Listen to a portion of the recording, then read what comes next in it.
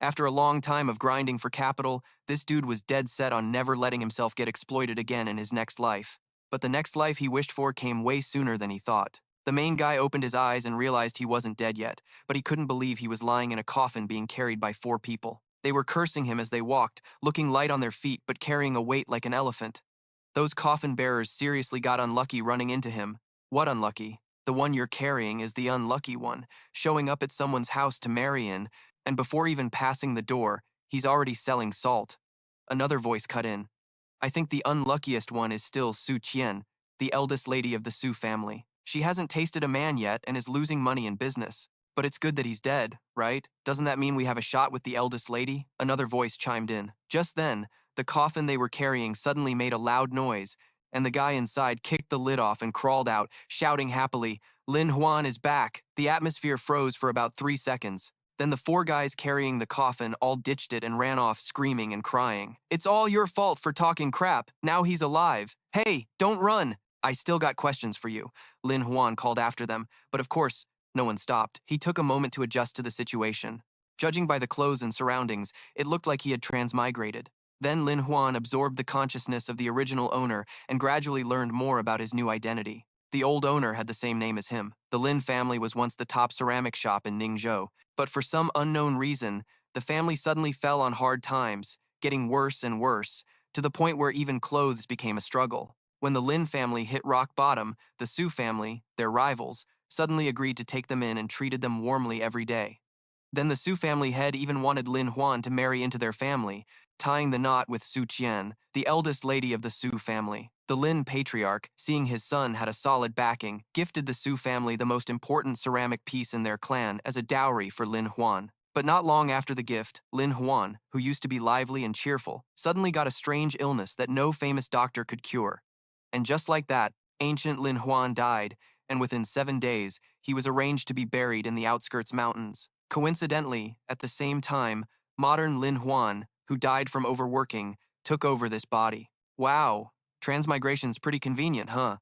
Clear memories and even an explanation, he muttered. Then Lin Huan checked his reflection in a big puddle. This face was nothing like the zombie-like, dark-circled eyes from his past life's overtime grind. Lin Huan sighed. Don't tell me the Su family was cruel enough to mess with a guy as handsome as this. All right, after I shower, Lin Huan's gonna make a dazzling comeback and then deal with the Su family. So he stripped off his shirt and dashed toward the nearby stream. But when he pushed aside the bushes by the stream, he saw a neatly folded outfit with a sword placed on top. Then Lin Huan looked into the water and spotted a girl soaking in it. When their eyes met, Lin Huan was the first to scream. He grabbed his chest with both hands, blushing hard, and kept babbling, "You're a damn thief," daring to spy on me. The girl quickly climbed out, still not fully dressed, pointing her sword at Lin Huan's face. Seeing that, he cried even louder, threatening her with violence. "If you want to steal my looks, just say so. Don't take my life." The girl's face turned as red as a tomato. Lin Huan came in late but was acting like the victim. Classic, getting kicked and screaming. Her eyes reddened, trembling as she shouted, "I've never seen anyone as shameless as you. I'm Ning Zilan. You can be reborn under my sword, and you won't die in vain." "Ha ha, Ning Zilan, right? I remember now. Lin Huan played dumb, shameless bastard not wearing your clothes. So what if I remember you?" Ning Zilan got even more pissed. Then Lin Huan kept a straight face and made up a story. "Actually, when I came from there to the human world, I was dressed properly. You just got scared and imagined things." While talking, he pointed at the outer garment he'd tossed beside the bushes. "Since then, don't try to fool me." Ning Zilan obviously found his words ridiculous, but instinctively looked at Lin Huan's hand. The moment she looked away, Lin Huan bolted like a squirrel. When Ning Zilan snapped back, Lin Huan was just a tiny speck far away, totally out of reach. She screamed in anger, "You shameless bastard! If you're smart, don't let me catch you." Meanwhile, at the Su family home, the Su family head and his daughter were sipping tea on the porch when a servant came in to report that the 4 coffin carriers had returned. Most importantly, they said Lin Huan had popped the coffin lid and come back to life.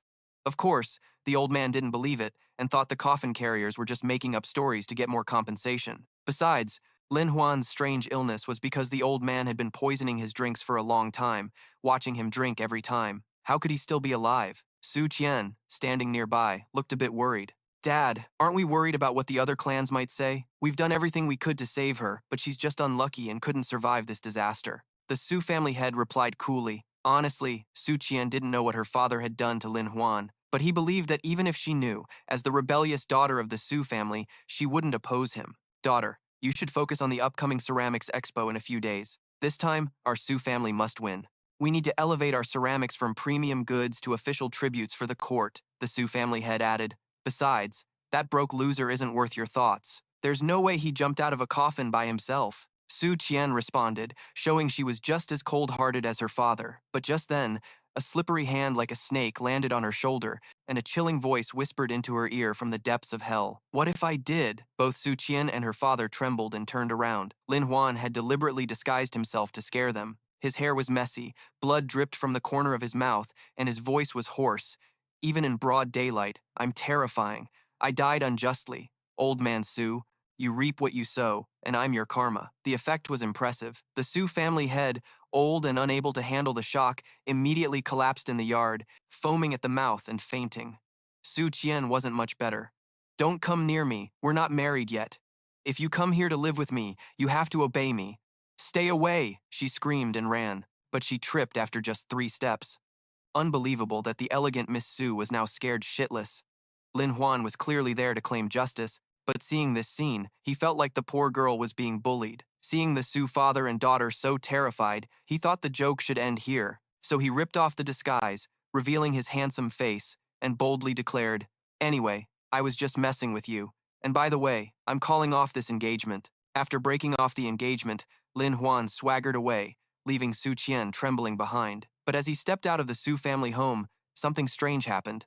Lin Huan heard a sound like fireworks exploding. Then a system window appeared before him, congratulating him on completing his first mission and awarding him 10 influence points, along with a chance to draw a prize from the shop. Lin Huan didn't expect to transmigrate and get a system, plus a free lucky draw right at the start. The system clearly showed the reward chances: 40% common, 10% rare, 3% zombie, 1% legendary, and the remaining 46% were junk. He had to admit this system was pretty thoughtful. After Lin Huan spun the wheel, he got a high-level ceramics crafting skill scroll. For most people, that'd be great, but he was annoyed. Why would a system gift a ceramics guy a ceramics crafting manual? Just then, he noticed a poster on the street about a ceramics contest. Earlier, he'd overheard the Su family talking about it. Since it was such a coincidence, Qi Bang should join. He couldn't let that snake-like bastard take all the benefits. But before Lin Huan could figure out how to sign up, a group of burly, scary-looking guys approached him. They seemed polite, inviting Lin Huan to come with them. He didn't recognize them, so he followed, but they ended up dragging him to a mountain outside the city, planning to bury him alive.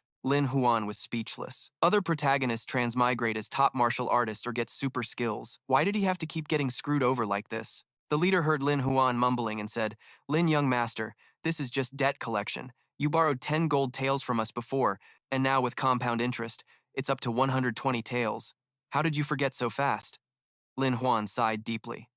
The original owner of this body must have done something before dying to rack up so much debt, and now he had to bear the burden. Such bad luck. Seeing Lin Huan silent, the man continued, "Enough talk, get ready to leave. My sword is fast, you won't feel a thing." Then he drew his sword. Lin Huan freaked out and shouted, "Wait, I'll pay, I swear I will."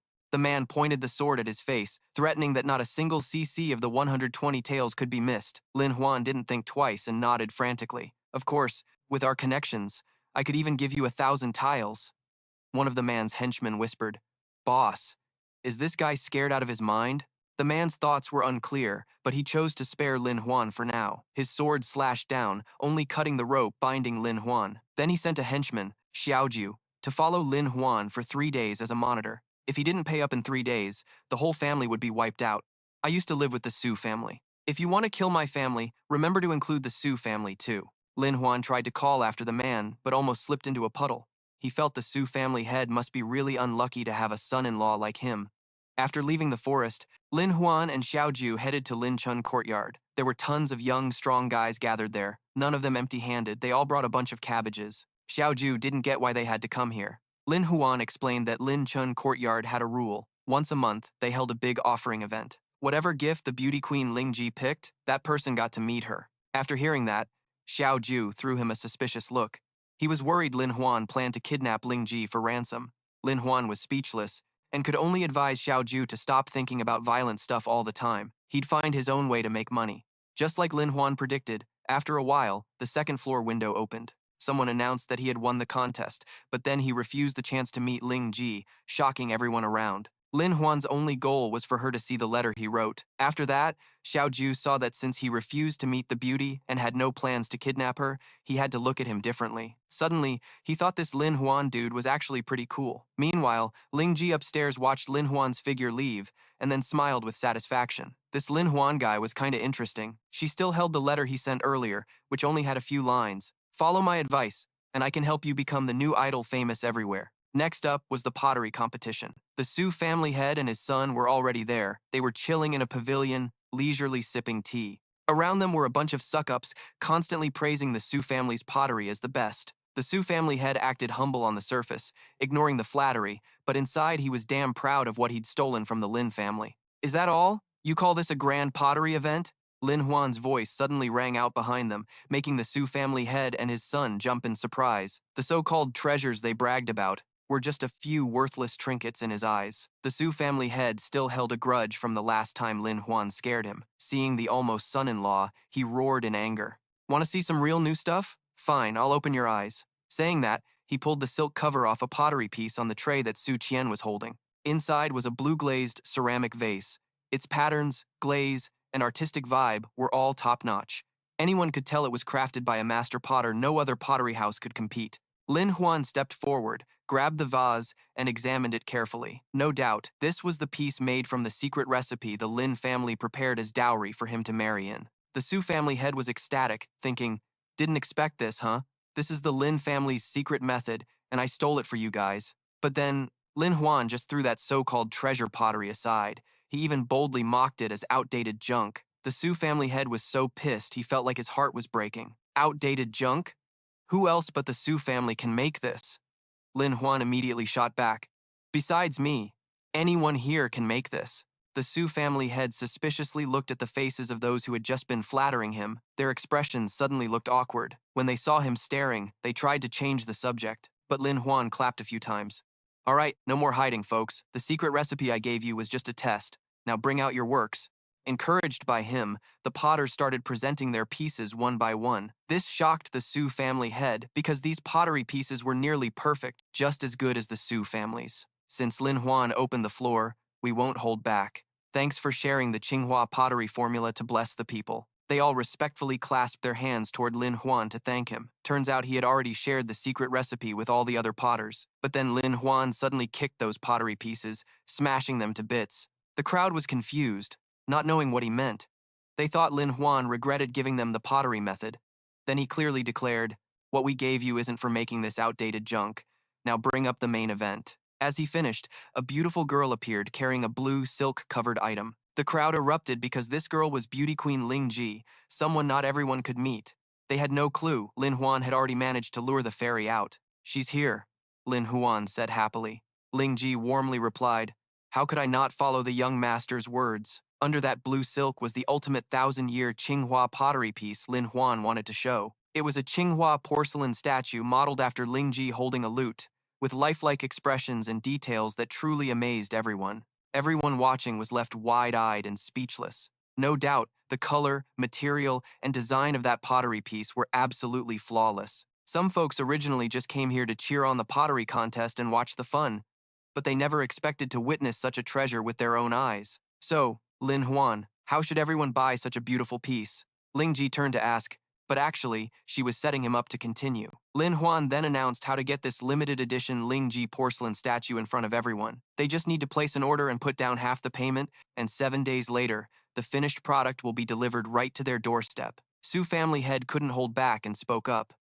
Lin Huan sure knows how to scheme. He's broke himself. So he's using this to make some deposit money to start capital? What if he runs off with the cash? Wouldn't we lose everything? His words snapped a lot of people back to reality. Yeah, the Lin family was already bankrupt. Even with the secret technique, they didn't have the funds to produce it. That statue was really good, but paying up front and getting the goods later wasn't very reassuring. Seeing people's minds start to waver, Su family head continued to openly attack Lin Huan. Are you guys seriously just gonna watch him ruin the reputation of the pottery world? Hearing his fierce threats, the small merchants who were just grateful for the method Lin Huan shared suddenly turned against him. Lin Huan, we'll definitely remember your kindness, but this way isn't really fair. Yeah, we should still play it straight, only sell after the product is ready. That's more reasonable. Su family head chuckled to himself.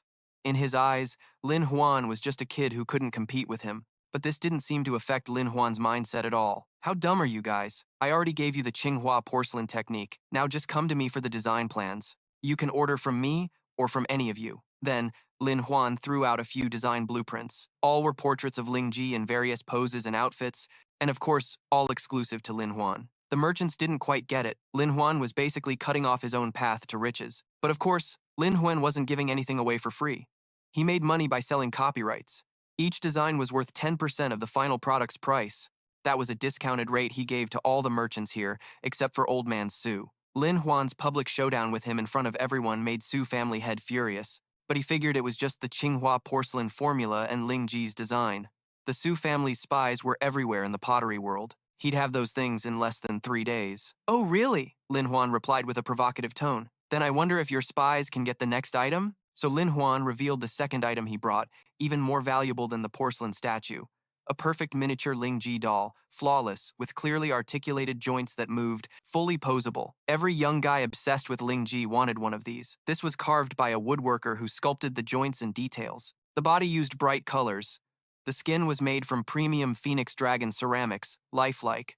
Lin Huan enthusiastically introduced it, and you could even change the doll's clothes, anything at all. He really knew how to hit people right in the feels. Ling Ji was the goddess in every guy's eyes in the city. Who wouldn't want a piece like this? So while everyone was fired up, Lin Huan announced the price. 290 silver coins for one Ling Ji doll, and right now he only had 10 left. First come, first served. The guy's reaction was way more intense than Lin Huan expected. They started throwing money at him like crazy. Then Lin Huan also declared he was franchising the rights to make this doll, but the fee would be higher than for the porcelain statue. Specifically, they had to pay 500 silver coins for the formula. The revenue would then be partially shared with him. Seeing the merchants hesitate again, Su family head immediately shouted, "Let me see who dares to join. This brat is clearly trying to split our pottery alliance." But by then, his words no longer worked. Even a blind man could see everyone wanted the Ling Ji doll. If you don't grab the cash in front of you, you're just dumb. Su family head got trampled by them in unprecedented humiliation. He didn't understand how he ended up like this. Boss Su, you think you can still control everything alone? Times have changed, Lin Huan said arrogantly. Want to fight a top-notch modern employee like me? Dream on. And so, the undisputed winner of this pottery contest was none other than the creator of the ceramic doll. A new concept that shook the porcelain world, that was Lin Huan. Thanks to this success, he earned an extra 50 influence points from the system. Talented people are hard to bury, no matter the era.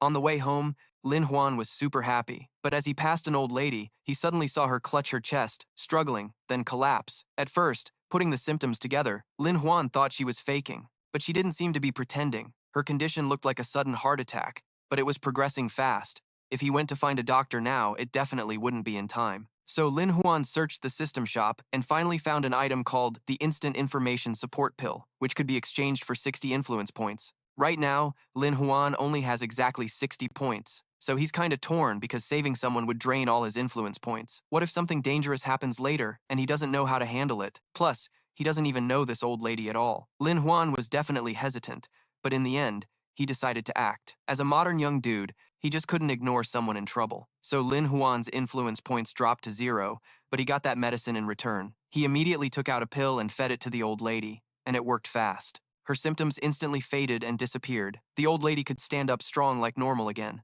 "Grandma, you feeling better now?" Lin Huan picked up her cane and asked with genuine concern. "Young man, I'm so lucky it was you. Otherwise, this old body would have been done for today." The old lady was super grateful. Seeing she was okay, Lin Huan let out a sigh of relief. Then he handed her the emergency support medicine bottle. He only used one pill, so the rest wouldn't do much if he kept them. Better to give it to someone who really needs it. Remember to carry this with you. If something like today happens again, just take a pill and you'll feel better, he warned carefully. She took the bottle, but said she had nothing to give him in return. She'd just gotten 2 peace talismans from the temple, one for her son and one she gave Lin Huan as a thank you gift. Lin Huan took the item and left. The old lady watched his back, moved to tears. There really are still good people in this world. The reason Lin Huan hurried off like that was because he had a date today with that thug who tried to bury him alive. Lin Huan had earned enough to pay him off, but when the thug saw the stack of cash in his hand, expressionless, he said, "Gotta say, you surprised me.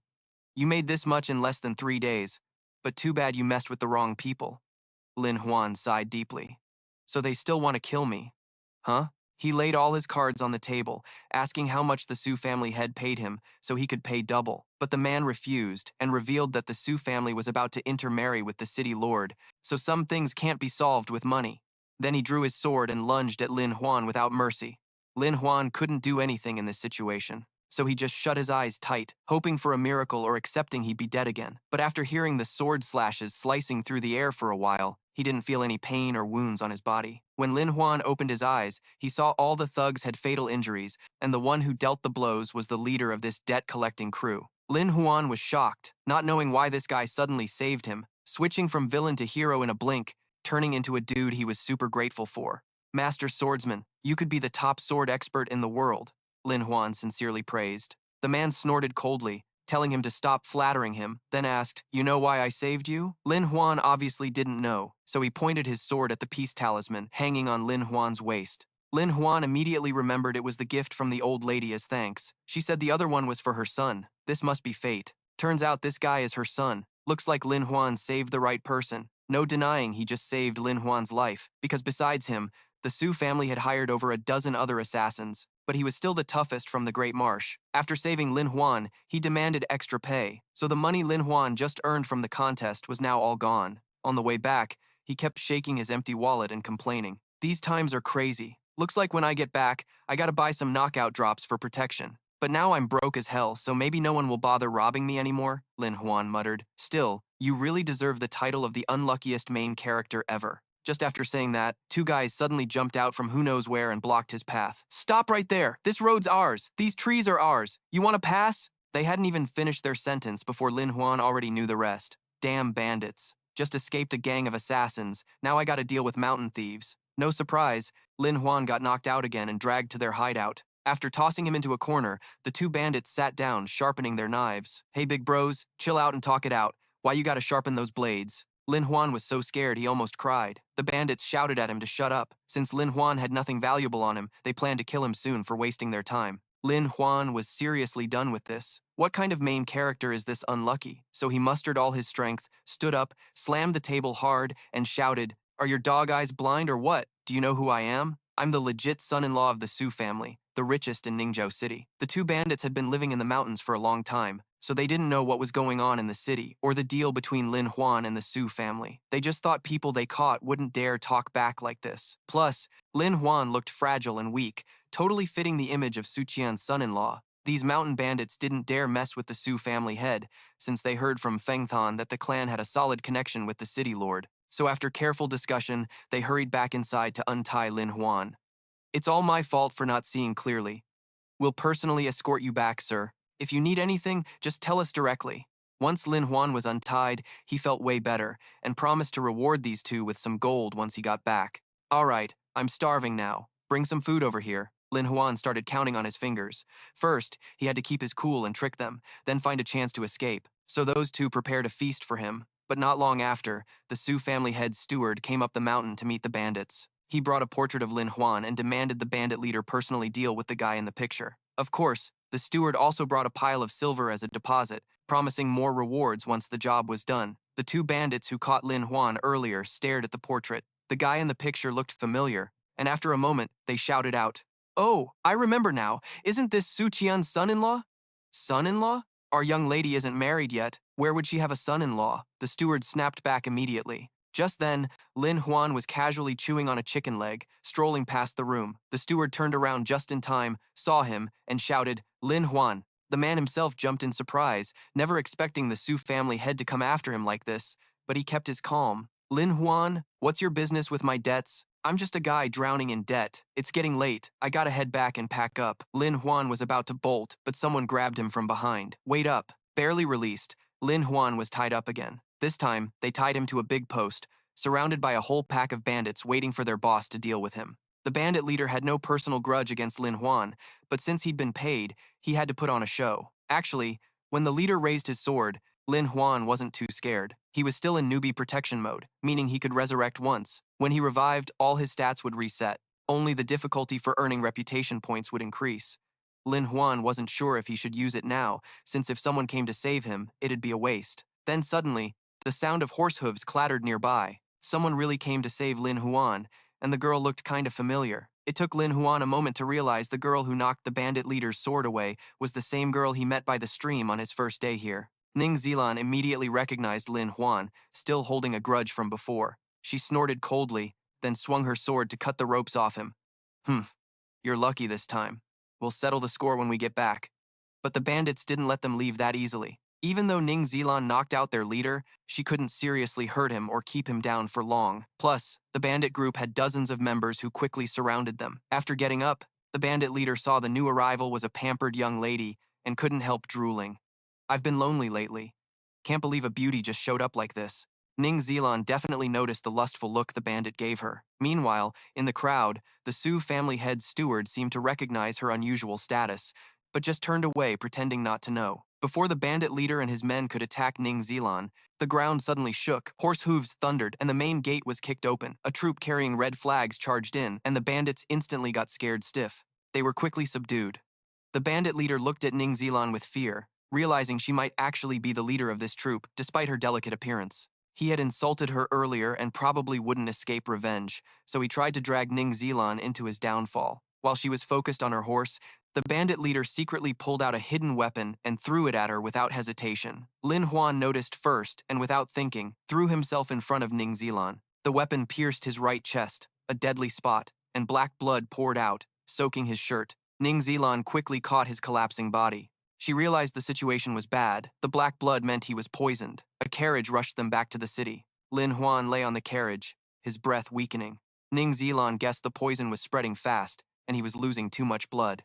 She was extremely anxious, knowing that if the poison wasn't expelled soon, Lin Huan's life would be in danger. But to do that, they'd have to get physically close, which was unavoidable. Ning Zilan, after all, was still a lady of the old times. They preach this whole men and women shouldn't touch philosophy, but after a fierce mental battle with herself, she feels like she can't just leave Lin Huan behind. After all, he ended up like this because he was trying to save her, thinking that Ning Zilan took off Lin Huan's shirt, but then she noticed something weird. What she thought was a black bruise from poison on Lin Huan's chest was actually just dye. Lin Huan opened his eyes and hurriedly explained, "Ahem, I just bought some dye and was planning to develop a new product." "So you're not hurt at all?" Ning Zilan asked, dumbfounded. Even though Lin Huan wasn't injured, his reckless rescue was genuine. Then he flopped down, shouting that he was hurt. But honestly, this dude's acting skills were so bad, it made Ning Zilan's face darken with anger. She took Lin Huan back to the Su family head's estate and immediately called a doctor. After a thorough checkup, the doctor said Lin Huan's injuries weren't serious. He was just unconscious from shock. Right after the doctor left, a servant came to tell Ning Zilan that Lord Su had something important to discuss. She left the room but couldn't help turning back to remind, "Stop pretending. You really did save me." Hearing that, Lin Huan immediately sat up. "You should have said that sooner. I was lying there with a sore back. Now let me learn a bit. I want to see what life's like in the Su estate." Lin Huan opened the door and stepped outside. There were plenty of soldiers guarding the place, no surprise. This was the biggest power base in the city. Just now, he heard the servant call Ning Zilan Miss, so she must be the heiress of the Su estate. Lin Huan strolled around and overheard some maids gossiping. Being nosy, he stopped to listen.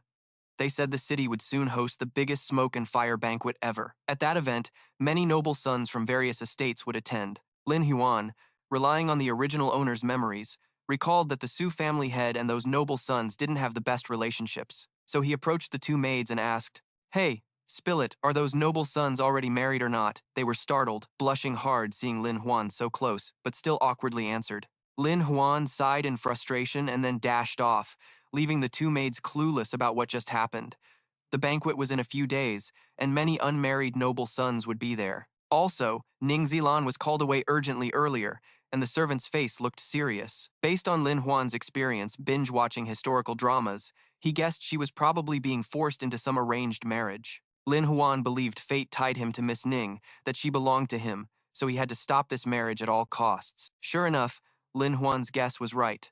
When Ning Zilan met her father, he told her that among the noble sons coming to the banquet, one had arrived very early. Though they claimed to be here for the party, their real goal was to arrange a marriage alliance with the Su estate. Ning Zilan knew most of these suitors were fake in their feelings, wanting to control the Ning family and drag them into a new military alliance. The Su family head knew this too, but feared refusing would make those noble sons gang up and attack them with fire and smoke. This was a tough problem to solve. Just as father and daughter were discussing this, a servant reported that the son of the Anyue Marquis wanted to meet. Before they could agree, the young man barged in like he owned the place. His name was Guo Na Yang, a big, rude guy who clearly wasn't a match for Miss Ning at all. As soon as he arrived, he ordered his servant to lug in several chests full of solid gold bars. The Su family head frowned and said, "You came from afar, and I haven't welcomed you properly. That's rude. But what's the meaning of this?" Guanayang didn't hide his intentions. He said he'd admired Ning Zilan for a long time and came to ask for her hand in marriage, hoping the Su family head would agree. Haha, you think this can be decided so easily? The Su family head tried to stay calm but was boiling inside. Ning Zilan was his beloved daughter. Guona Yang treated marrying her like buying something at the market, yet he kept pushing hard. By the way, this marriage was also his father's idea. Guona Yang's attitude made Ning Zilan furious. She slammed the table and shouted, "So, you're here to force me into marriage, huh?" Guona Yang waved his hand and laughed loudly, clearly admitting it, but said Ning Zilan misunderstood him. Then he added that lately, all social classes seemed to be criticizing the Su family head. The easiest way to stop these rumors was for his daughter to marry him.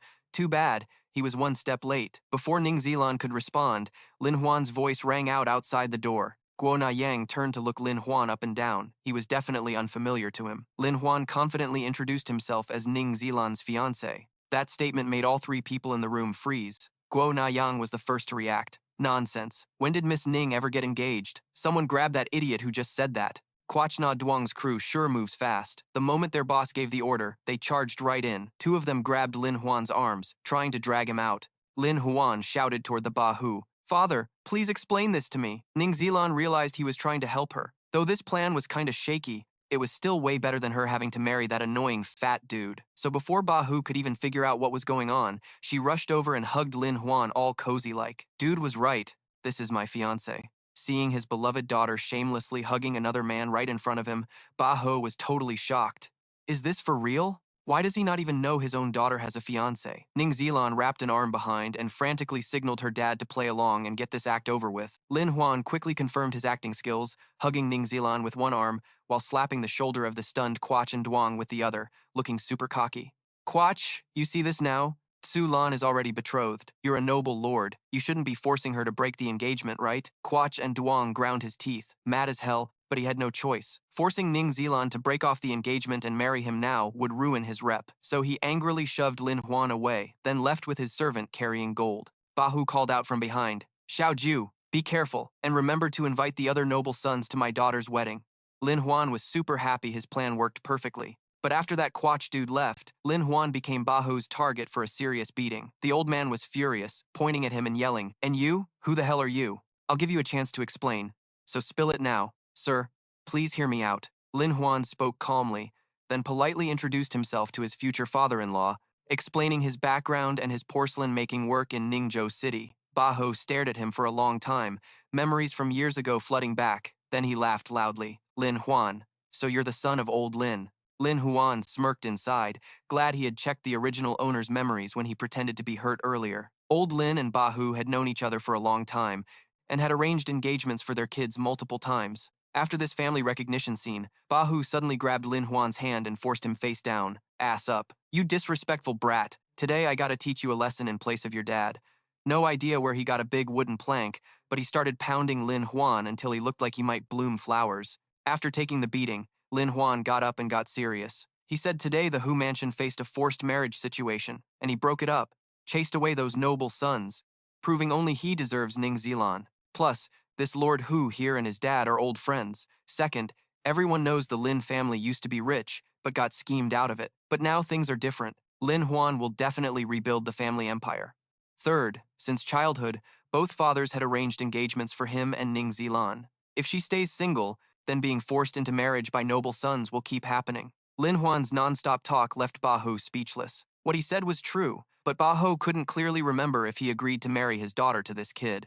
Also, whether the Lin family can be restored is still uncertain. As a father, Bahu worried about his daughter's future. But Ning Zilan, who had been silent all this time, suddenly spoke up. "Father, I've decided to marry him." Bahu panicked.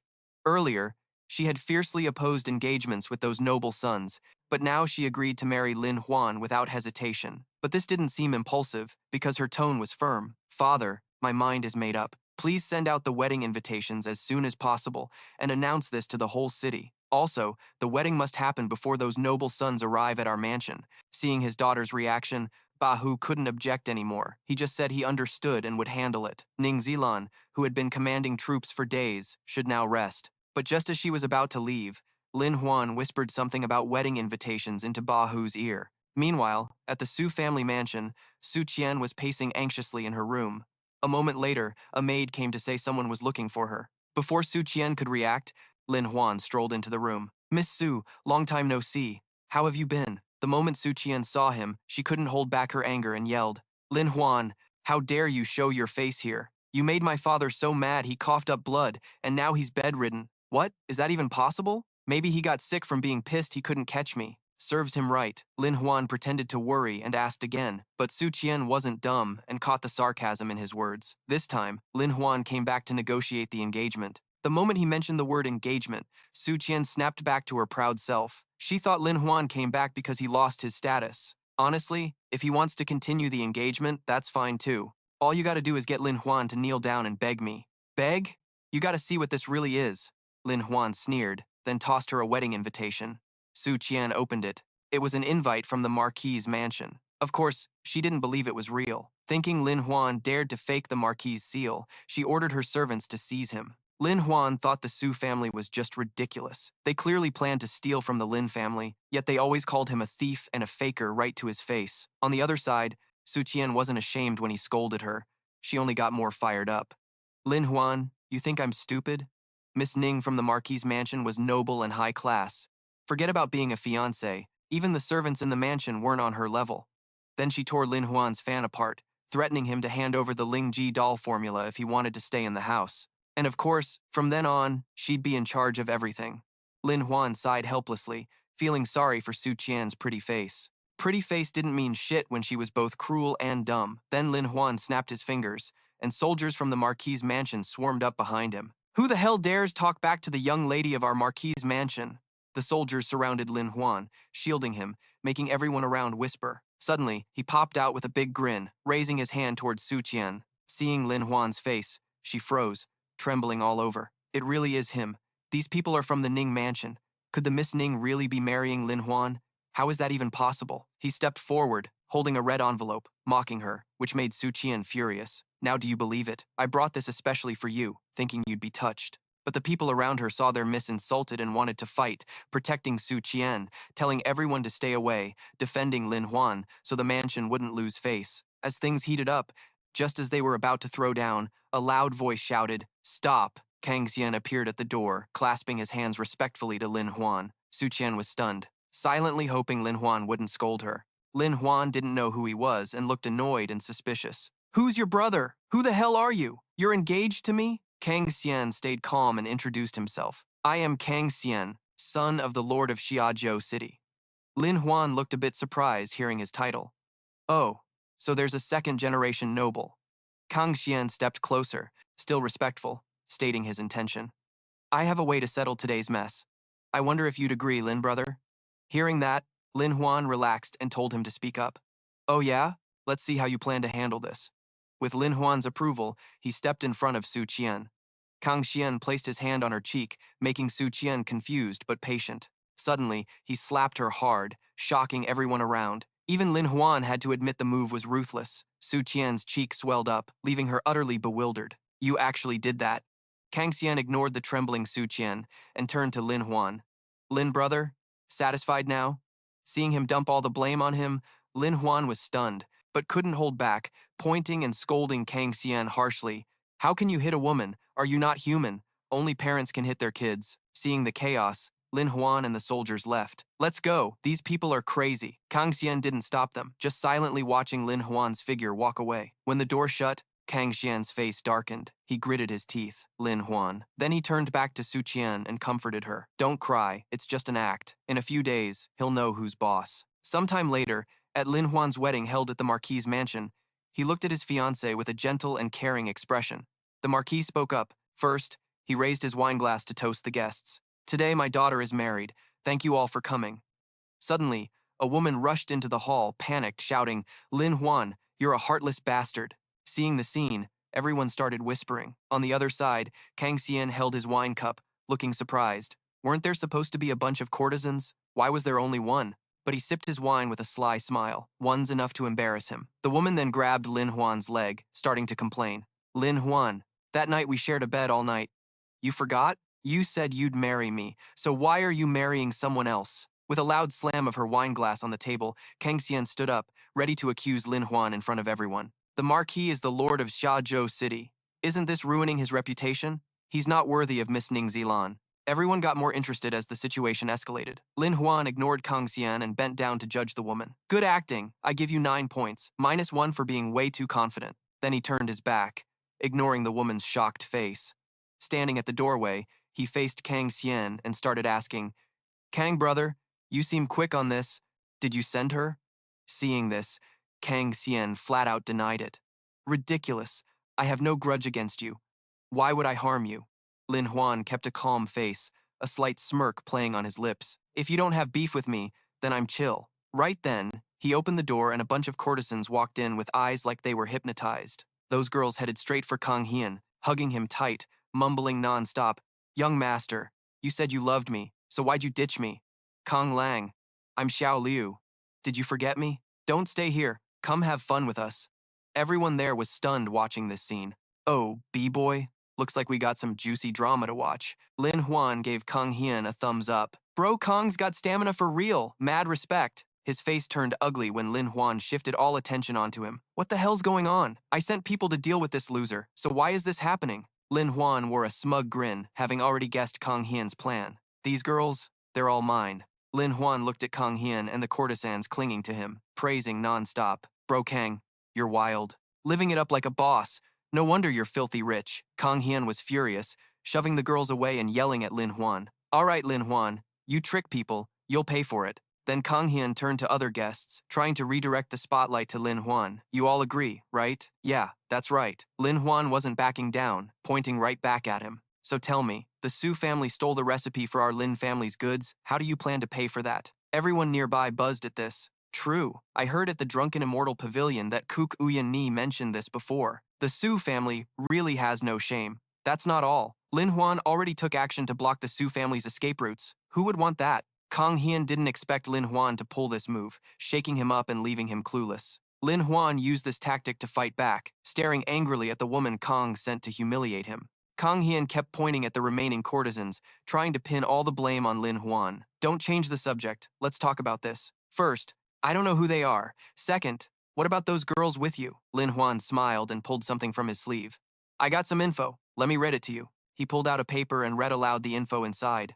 Wang Hook made some shady deals with the third son of the Wang family. Last month, in the western city, deep in the forest, there was a gathering, and they agreed on some promises. A guest mentioned his name and wanted to stop the matter. Hold up, Lin Huan, bro. We're drinking here. Don't care about that. Keep reading. Next, Li Lu Gu claimed to be the top scholar in the city, with highly praised works, but actually the author was someone else. Hearing this, another guest slammed the table, stood up, and cursed at Kang Hian. Kang Hian, how could you falsely accuse little bro Lin Huan? No way. Lin Huan bro would never do that. You're the one framing him. He got shut down hard, not knowing how to respond. Meanwhile, Ning Zilan, hiding her face, was shocked by Lin Huan's move. Lin Huan, how do you know their weaknesses? Another person appeared beside Ning Zilan and spoke up. You don't know? This guy's been hustling at the Goods Expo, giving us info and people from the trade guild for days, saying he wants to negotiate building some organization. Maybe that's how I learned this stuff back then. Lin Huan handed him another document. Check this out. Anyone who stands up for you here will get exposed. Lin Huan looked satisfied, having Ning Zilan's help. Can you help me with this? Fine. I spent all my cash trying to get info on Ling Ji. Su Qian couldn't take it anymore and stood up to scold him. Lin Huan, even if you're framing him, you still can't explain who that woman is. Without hesitation, Lin Huan slapped Kang Hian hard. Manage your women better. Kang Hian was shocked, holding his cheek, then turned to ask Lin Huan. You slapped me? You tricked my little sister for so long. I'm right to hit you. The courtesan nearby was stunned. Lin Huan knew her identity. What did you call me? How do you know my name? Lin Huan stepped closer, grabbed Niani's hand, and kept bringing up their past. Ni, did you forget me? When I was a kid at Iron Altar, the big village near Iron Altar, it's really you, right? But aren't you from the Li family? He wiped a few tears, acting all hurt with a long story he made up. During those 2 years, I was taken to Big Village to hide from enemies. I can only tell you this, even though I'm Lin Huan now, I'm still the Iron Altar kid from back then, your childhood friend. Iron Altar? Nini looked at Lin Huan in disbelief, still not convinced. Then he pointed out a birthmark on her. I remember you had a heart-shaped birthmark on your shoulder. Hearing that, she fully trusted Lin Huan, calling him Iron Altar with deep emotion. Lin Huan played along, eyes sparkling as he looked at Nini. They hugged like long-lost best friends. She didn't realize she'd been played. The drunken pavilion really is quick with info, and Ling Ji even set me up with a fake identity. At this point, Niaini pointed at Kang Hian and spilled what he made her do. It's him who told me to frame you. He's no good. The guests were spinning from the chaos. Didn't expect this outcome at all. On the flip side, I heard Lin Huan ain't exactly a good guy.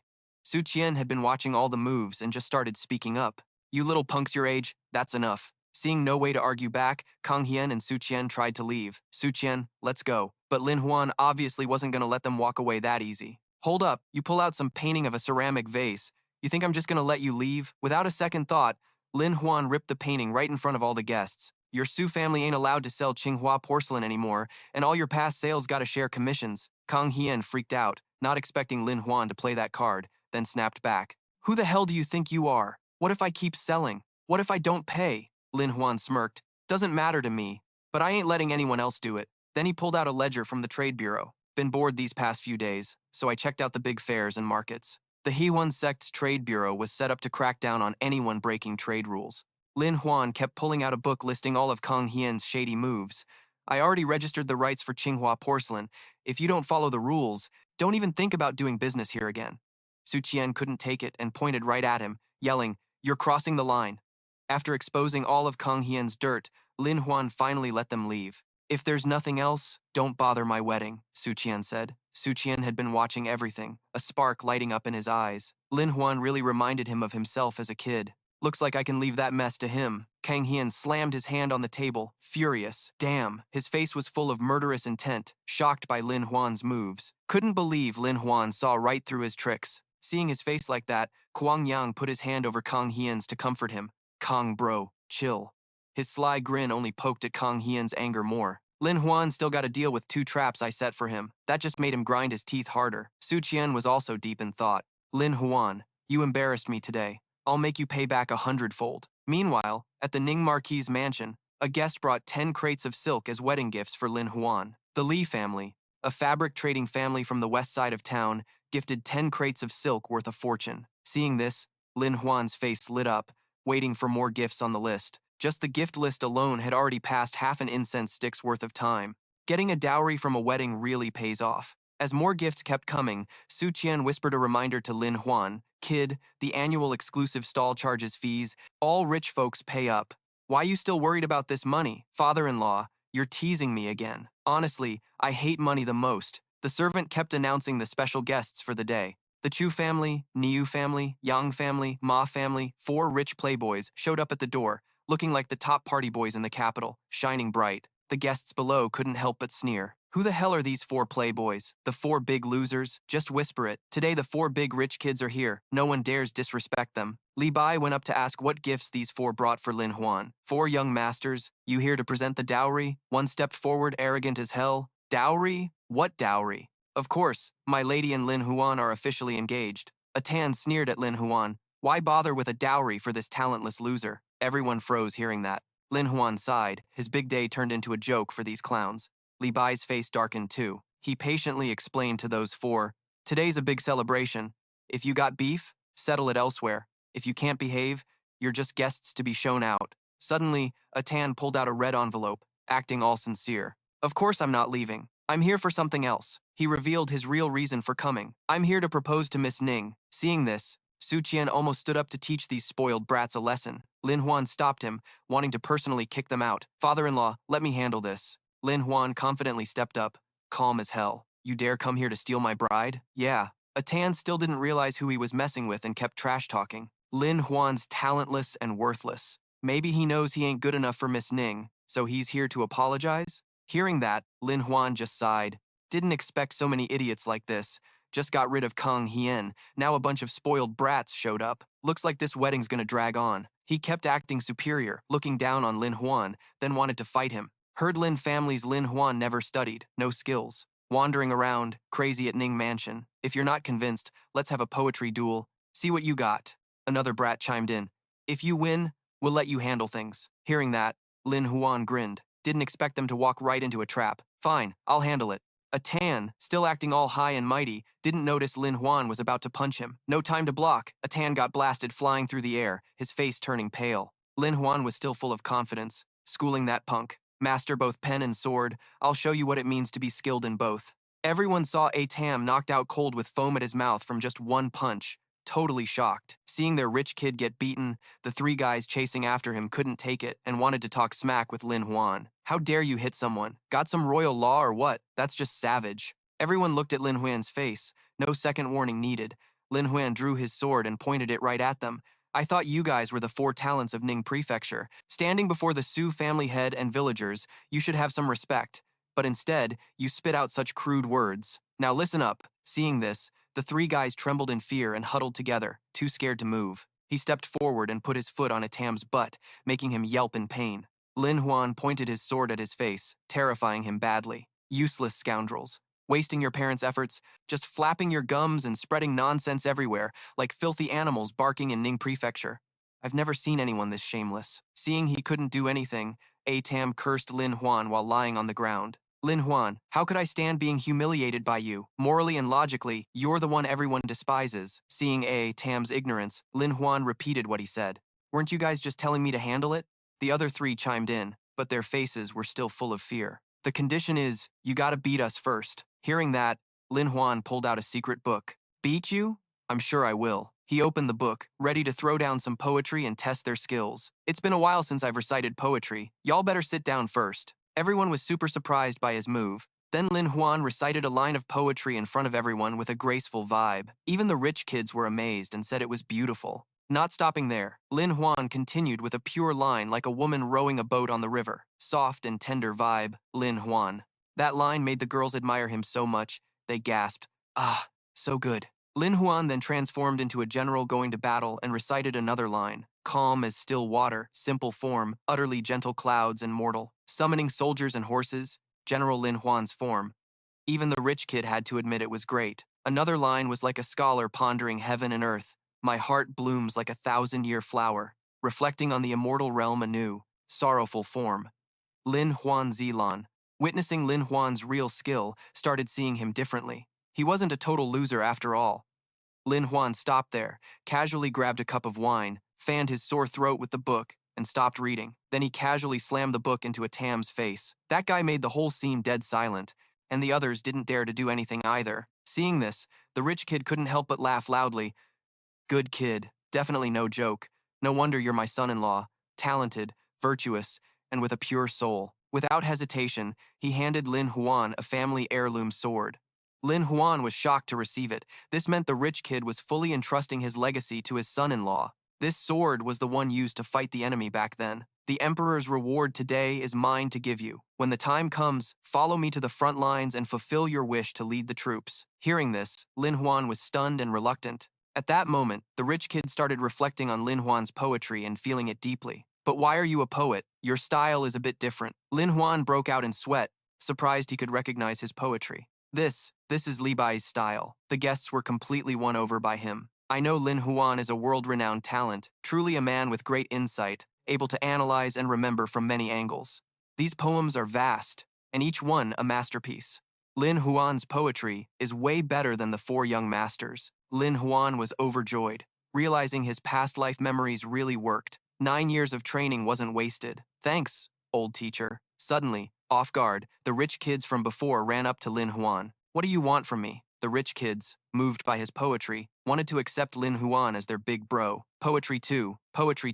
I, Xiao Zhou, was blind not to see Mount Tai. Today, hearing Lin Big Bro's poetry, I realize there's someone better than us. There's always someone above us. We four young masters, no, four little brothers, swear to accept you as Big Bro. My bad. I thought only we had good poetry. After that, the wedding went on smoothly, with no more interruptions. Both sides bowed to each other, making the fathers-in-law super happy, and the couple exchanged vows. When it came to the bridal chamber, Lin Huan couldn't hold back and carried Zilan away, ignoring Li Bai's words. Entering the chamber, Lin Huan, slow down, don't rush. She lay on the bed with a super seductive look. Lin Huan was like a starving beast ready to feast. Wifey, I'm here. Zilan blushed and angrily sat up, just playing a little, don't get any funny ideas. Lin Huan went back to his normal face and swore in front of her. Lin Huan, if I ever act like a lustful dog with you, may the thunder god strike me dead. Suddenly, a loud thunderclap echoed through the gray sky. It freaked Lin Huan out a bit. Zilan looked at him suspiciously. Just kidding. Don't joke around. Don't joke around. Go to sleep. Suddenly, a hidden weapon flew in through the window, heading straight for Lin Huan. Zilan quickly pulled him down to dodge. Careful. The weapon missed and stabbed right into the painting on the wall behind them. Lin Huan got super pissed off, not even caring about Ning Zilan's dark expression. Who the hell just snuck up and hit me? Right now, his hands were up in the air, making the whole scene hella awkward. Take your hands down first. Outside, the assassin was sneaking a peek at what was going down inside. Seeing that, the assassin cracked a wicked smile, treating it like a minor slip-up. Then, he vanished, leaving behind a blurry afterimage. All the intel was in that arrow, rumors flying around, but I don't give a damn if I live or die. Ning Zilan and Lin Huan stepped out, pulling hidden weapons to check things out. He wanted to warn us that there'd be an assassination attempt an hour after the Ox Hour, heading toward the Ning Estate's garden Kim But Huan, the deadliest assassin. The Su family head had been hunting him year-round, never losing track. Inside, footsteps of a masked figure made both of them super suspicious. This dude looked pretty familiar, and surprisingly, this little punk had some serious loyalty. Lin Huan immediately thought of a familiar silhouette he'd met before. This guy was pretty well known, and surprisingly, this little punk had some serious loyalty. Then Lin Huan turned and walked away. Screw it. Even if today's a big day, where you going? It's dangerous out there. Sitting around ain't my style. I'm gonna catch him. Ning Zilan looked confused and shot him a questioning glance. But tons of top dogs in the underworld can't catch Kim But Huan. You think I can? Lin Huan just smirked, calming her down. Who said catching him's easy? I'm setting a trap for him to fall into. He turned around, his face gentle and handsome, soothing Ning Zilan. Ning Zilan, trust your man. Seeing Lin Huan's good looks, she couldn't help but blush. This dude really dared to steal my spotlight. Outside, the estate was dead silent, surrounded by tons of guards. Spotting one guy dozing off, a kind soldier nearby whispered, "Hey, Iron Pillar, stop nodding off." Suddenly, that soldier laughed creepily, holding a bunch of hidden weapons. In a blink, all the guards got taken down, and the assassin slipped inside. He kept sneaking past the patrolling guards, but Huan found it tough because security was seriously tight. Such tight protection must be because the name Kim But Huan was legendary. Yeah, suddenly, inside the estate, a lady's scream echoed, grabbing the guard's attention. "Hubby, what's wrong? Hubby." Ning Zilan's face was full of pain, yelling loud enough for everyone to hear. "Is there anyone? Assassin, hubby's been attacked." The servants freaked out and rushed to break down the door. Outside, a huge crowd gathered. But Huan blended in as a soldier, trying to eavesdrop. Could there be another assassin? Later, the guards dragged a suspicious guy to kneel before the two. Seeing the fake act about to start, Lin Huan gave Ning Zilan a stunned look to signal her. Catching his eye, she acted even more dramatic. "This isn't even my idea to watch." Then Ning Zilan pinched Lin Huan's arm to make him look pained, while she acted heartbroken. "Hubby, are you okay? Don't scare me." Lin Huan's face went pale, but he forced himself up, pointing ahead. "I'm fine. It's him. He's the one who hurt me." Suddenly, Lin Huan named someone no one expected, shocking everyone there. Kim But Huan. Another soldier grabbed the prisoner's hair, pulling him up for everyone to see. "Look up, everyone. This is Kim But Huan." Turns out, he was just some dude who looked like But Huan but uglier. Who'd have thought the infamous assassin looked like that? Everyone instinctively stepped back, faces full of disgust. No wonder he kills without a trace. His looks alone are terrifying. But Huan finally breathed a sigh of relief, chuckling quietly. "Trying to insult me and force me out? Rookie move." Taking advantage of the chaos, he threw hidden weapons at Lin Huan. Tons of weapons flew toward them, but neither noticed the danger. Suddenly, Lin Huan pretended to get hit, yelling, "Not good." Seeing the mission succeed, But Huan sneered and turned to leave. Pathetic. Only fools would fall for such a dumb trap. While the crowd was in chaos, the assassin calmly walked away. Suddenly, a pair of feet appeared in front of him, with a shadowy figure emerging from the smoke. "What's going on? Poison?" An assassination trick. The smoke cleared, making But Huan cough violently. He even talked first. "Want to learn? I'll teach you." Lin Huan suddenly appeared before him, looking confident like he hadn't been hit. Taking advantage of But Huan's shock, Lin Huan sealed his pressure points, stopping him from moving and preventing the poison from spreading. His face calm, Lin Huan even introduced some tonic herbs. If you're still not good, I'll add taro, carrots, and pumpkin to help digestion. But Huan gritted his teeth, furious and frustrated that his plan was foiled. But Huan kept playing innocent. Fine, I was wrong. Let me go, and I'll help you kill the old boss. Seeing this, Lin Huan played along, pretending he'd got the wrong guy. Come on, get up. Taking the chance, But Huan tried to attack him. He threw hidden weapons again, hitting Lin Huan with a few needles, but Lin Huan stayed completely calm. You can't hurt me. But Huan finally lost his cool, shocked. No way, why isn't he poisoned? The toxin must be faulty. I'll come back another day to take his life. Seeing he couldn't fight anymore, But Huan immediately turned to run. But before he could take a second step, his foot slammed hard into the ground, cracking it wide open. Suddenly, a massive surge of power burst out, catching But Huan off guard. He got hit, his head spinning as he crashed to the ground. What the hell was that? Ning Zilan stepped forward and praised Lin Huan's tool. Didn't expect your creation to be that useful. So what's actually underground? He just casually pointed up and named the move he just used. Earth Thunder. Huh. Lin Huan then explained how it worked and the materials used. The outer layer of the poisonous smoke is pig intestines with crazy elasticity. It's filled with poison powder and quicklime. Then another pig intestine segment is used to hold water. Hearing that, Ning Zilan's face lit up with understanding and asked more. So if you just poke 2 holes in the intestines with a broken shard, the water and lime mix to create poisonous smoke. The 2 soldiers nearby listened but still didn't get what just happened. But Huan's poison didn't work. Lin Huan then pulled out a sleeve guard that protected him from the hidden poison. I told you, you can't beat me. Lin Huan tossed all the guards onto the unconscious But Huan. But Huan, learn some knowledge. Watch the news more if you want to get smarter. The next day, at Su Qian's office, after hearing the report, he calmly sipped his tea. It's settled, sir. The assassin was taken care of by Ma. Li Bai chimed in, hyping up the situation. Hearing that, Su Qian couldn't hide his joy for his son-in-law, so Lin Huan pretended to act up to catch But Huan's attention, then took the chance to plant Earth Thunder to block the assassin's escape. Su Qian clapped and laughed loudly. Very good, brave, and strategic. Then he sighed, a bit uneasy inside. Just a little uneasy. If you know how, you wouldn't have to do so much. Too bad the Ma family has centuries of training. Otherwise, the noble house could learn some street fighting moves. Lin Huan sneezed as if someone just talked trash about him but didn't care much and opened his system board to check the situation. Who's thinking about me?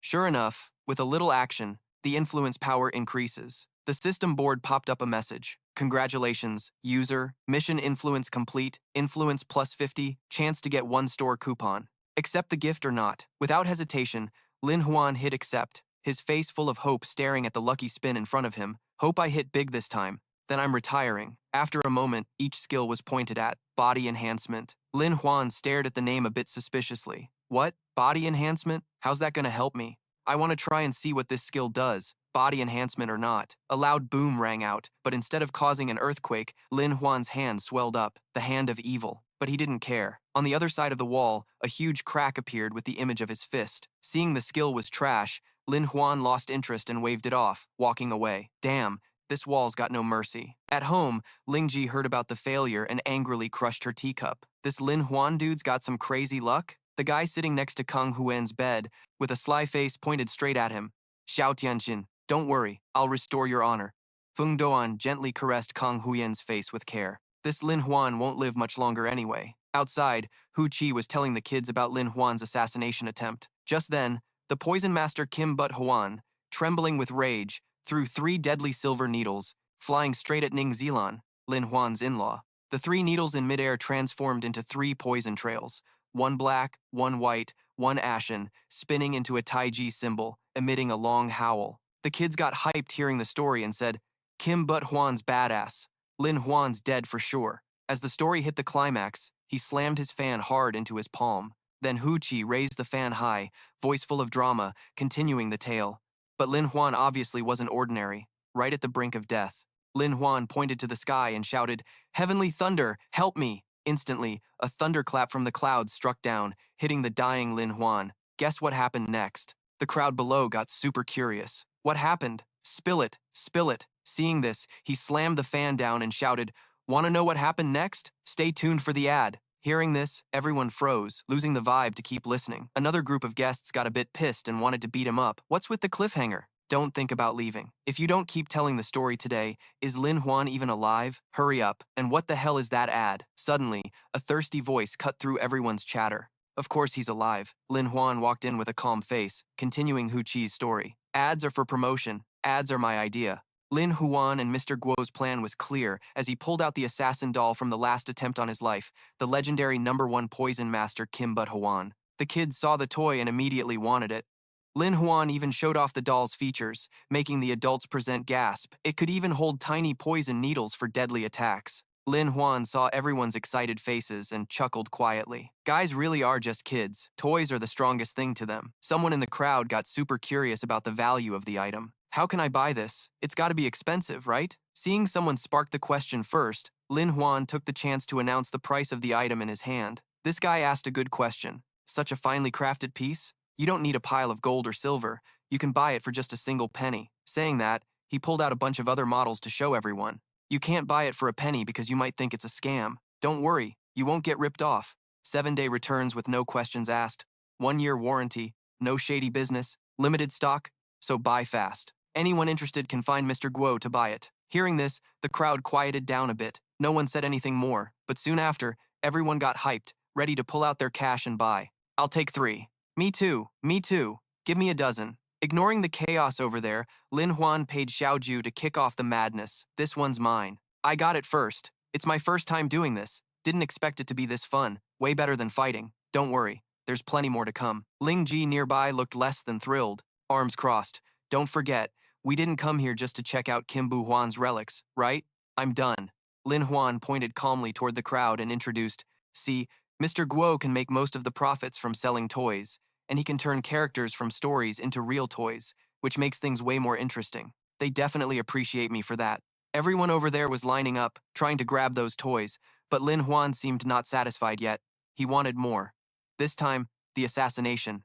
I realized our eyes alone aren't enough. The storytellers who blend into the underworld all year round are the best news carriers. We can analyze something from what they say. Saying that, Lin Huan pulled out a small piece of paper. For example, this is info about Kim Bu Huan, but the content on the paper confused him a bit. Hong Zi, Dongfang Han Gong. The situation uses ancient knowledge. These are basically sacred texts. Ling Ji couldn't help but peek inside and sighed. The government's biggest surveillance hall and one of the 4 major consulates is Dongfang Han Gong, meaning they make sure people don't realize what's going on at the time and easily use assassins. Hearing this, Lin Huan thought deeply and began analyzing. If that's the case, Kim Bu Huan was caught early on, but instead of execution, he quietly became an assassin under Dongfang Han Gong's faction, taking orders from the government to do illegal missions. Suddenly, Lin Huan realized something, his face turning very serious. He quickly walked over to Xiaoju, who looked surprised. He grabbed Xiaoju's hand tightly, feeling this was really serious. Lin Huan pulled him along, tense, explaining to Xiaoju,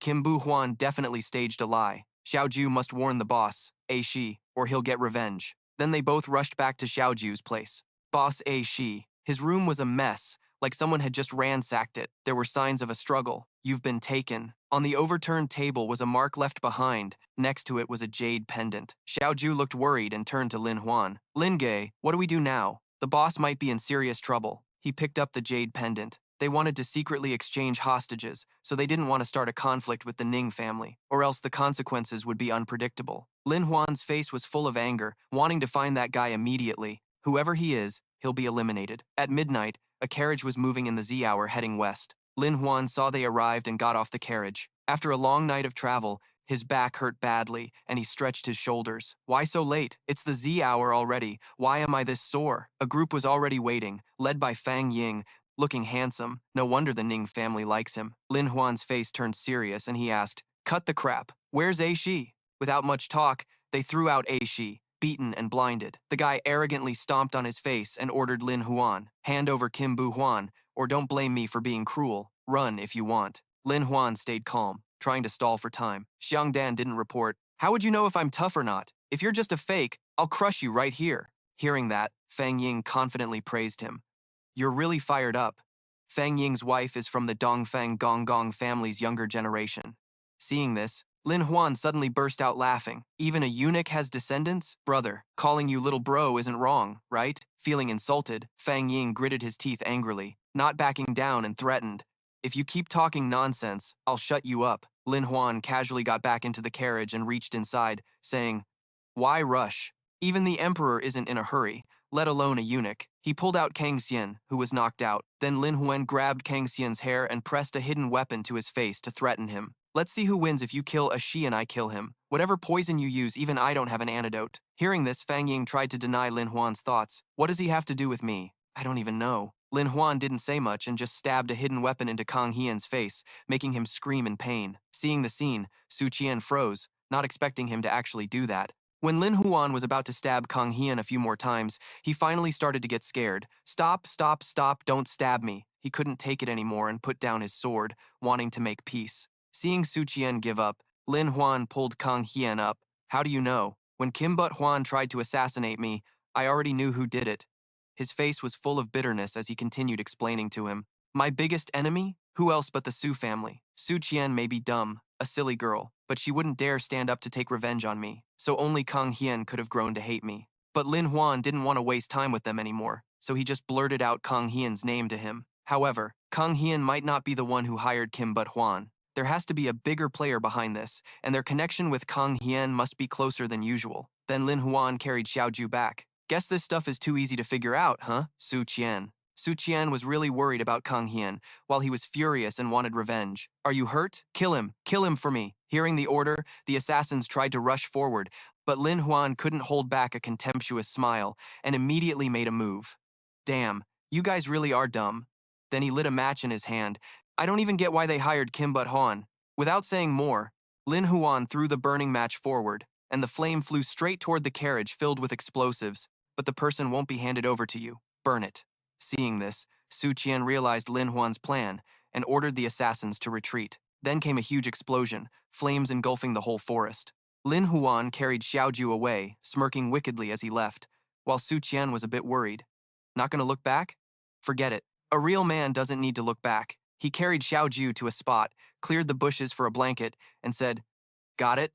Now you know what he's really like." Inside were Ning Zilan and Su Qian, who was squinting from the light and tearing up. Seeing everything settled, Lin Huan sighed heavily.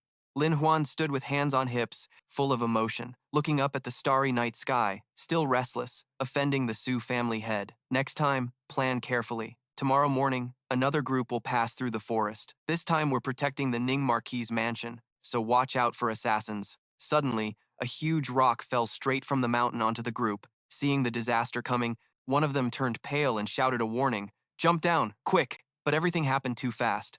The rock smashed into the carriage behind, scattering the group everywhere.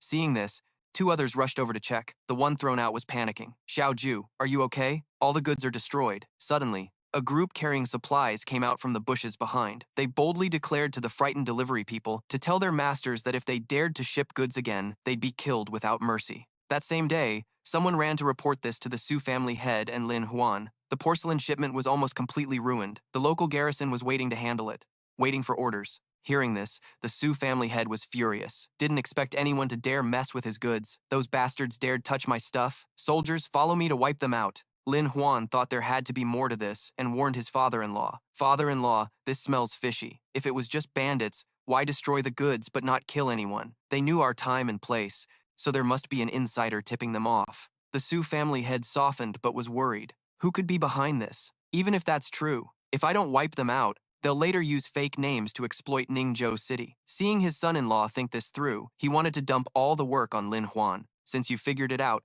gather the best troops and head out." That afternoon, Lin Huan, Ning Zilan, and many soldiers set out to investigate. She had heard about the incident, but was still worried. According to the scouts, this enemy might have some status. "What's your plan?" "A real man doesn't back down. No matter what, I still have a few landmine ceramics in hand." After a moment, Ning Zilan voiced her biggest worry, but Lin Huan kept smiling. "The key isn't hitting hard, but hitting precisely, so it's hard to find." "Where do you plan to start?" The mountain man had his wine and chair. Thinking it over, Lin Huan took a deep breath and shouted loud enough for the whole area to hear. "Where are you, weeds? Old man, you're here, so come out already. You got the guts to rob the road but not to show yourself? Weeds, stop hiding. I know you're here." The soldiers watching Lin Huan act like this started doubting his skills. Does the Ma family really think they can trick them with words? That's naive. Look at him, growing up all handsome and shit, probably just gonna say a couple words and report back to the Ning Marquis. When they didn't respond, Lin Huan brought a megaphone and cursed louder. You motherfuckers better come out and greet me, or just wait and see. If they don't come out, just wait. The rest is just crap. The soldiers didn't expect someone educated to talk like that, talking trash like crazy. Suddenly, a foot stomped down, ruining all the grass, but it seemed like those curses actually worked because as soon as they heard them, they got pissed and charged with their swords. Lin Huan says, "We're just a bunch of losers? I've never felt so humiliated in my life." Lin Huan thought these guys had zero patience and couldn't help but laugh. Finally, they came out, forcing me to say some uncivilized stuff. He raised his hand, ready to order the soldiers to finish them off for good. The whole squad moved forward on command. They were caught off guard and quickly surrounded by his soldiers in a tight group. Suddenly, one of them threw down his sword, signaling surrender. They all knelt, raised their hands, and started explaining their situation. "We messed up. We've been hustling in the underworld just to make a living. We don't want to kill anyone. We actually want to surrender and join the army to protect the city." Lin Huan wasn't planning to mess around with these bandits and wanted to wipe them out. Wrong is wrong. No excuses. Zilan couldn't stand it and rushed forward to stop him. "Wait, you want to recruit them?" She felt some sympathy for the bandits and wanted to bring them in to help themselves. Quite a few soldiers had fallen into bad hands. Once recruited, they were loyal and didn't make serious mistakes. If today's battle ended without losses, recruiting more soldiers would be a good move. Lin Huan didn't care much and handed the task directly to Zilan and the soldiers. "All right, you guys take charge of them." Then he turned back to ask Zilan if she was sure about her decision, while she was deep in thought. "Don't you see the problem?" They openly shouted my name. How would outsiders even know about me? It was kinda weird, and they surrendered way too easily. Lin Huan felt a bit suspicious since everything was happening too smoothly. There had to be some hidden agenda. I'm curious to see what they're up to. The next day, Ningzhou City was bustling, with tons of people on the streets. After handling the situation, the soldiers went out drinking together. "I'm a soldier now. The boss is smart. Let's roam the inner city." One of them, Long Jiu, a bit drunk, arrogantly slammed his sword onto the table. He called the waiter over. "Bring the most expensive booze here. Pour it all." The waiter was terrified and begged for mercy. "Sir, please spare me. I'm really out of wine." Seeing this, Long Jiu went berserk and kicked the waiter hard, knocking him down. "Damn it, if it weren't for Ningba's orders, I'd have smashed your shop already. Boss, don't do anything stupid." After a while of drinking, the soldiers left, leaving a mess for the waiter to clean. The waiter cursed them while cleaning. "Damn, they come here every day and never pay." Suddenly, he called the shop owner to check the note the soldiers left after eating. "Boss, come see what they wrote." They saw a paper with accusations and a strange red seal on it. "The wicked ruler, listening to slander, making the people suffer. Ningba refuses to wear the traitor's hat and has entered the outskirts of the imperial capital." The waiter couldn't read, but the owner's face turned serious. "Boss, is this a secret map?" "This is even more important than a secret map." After saying that, the owner ran out fast and told the waiter, "I'm off to handle business. Don't open the shop for a few days." Meanwhile, the Chu family trio was having lunch together, chatting happily. Suddenly, some reckless guy kicked the door open. Seeing this, Chuba and Zilan grabbed their swords, ready to fight. "Who's there?" A group of soldiers ignoring the world appeared, and one of them ordered, "Han officials, unrelated people get out." The tension was high. A conflict could break out any time.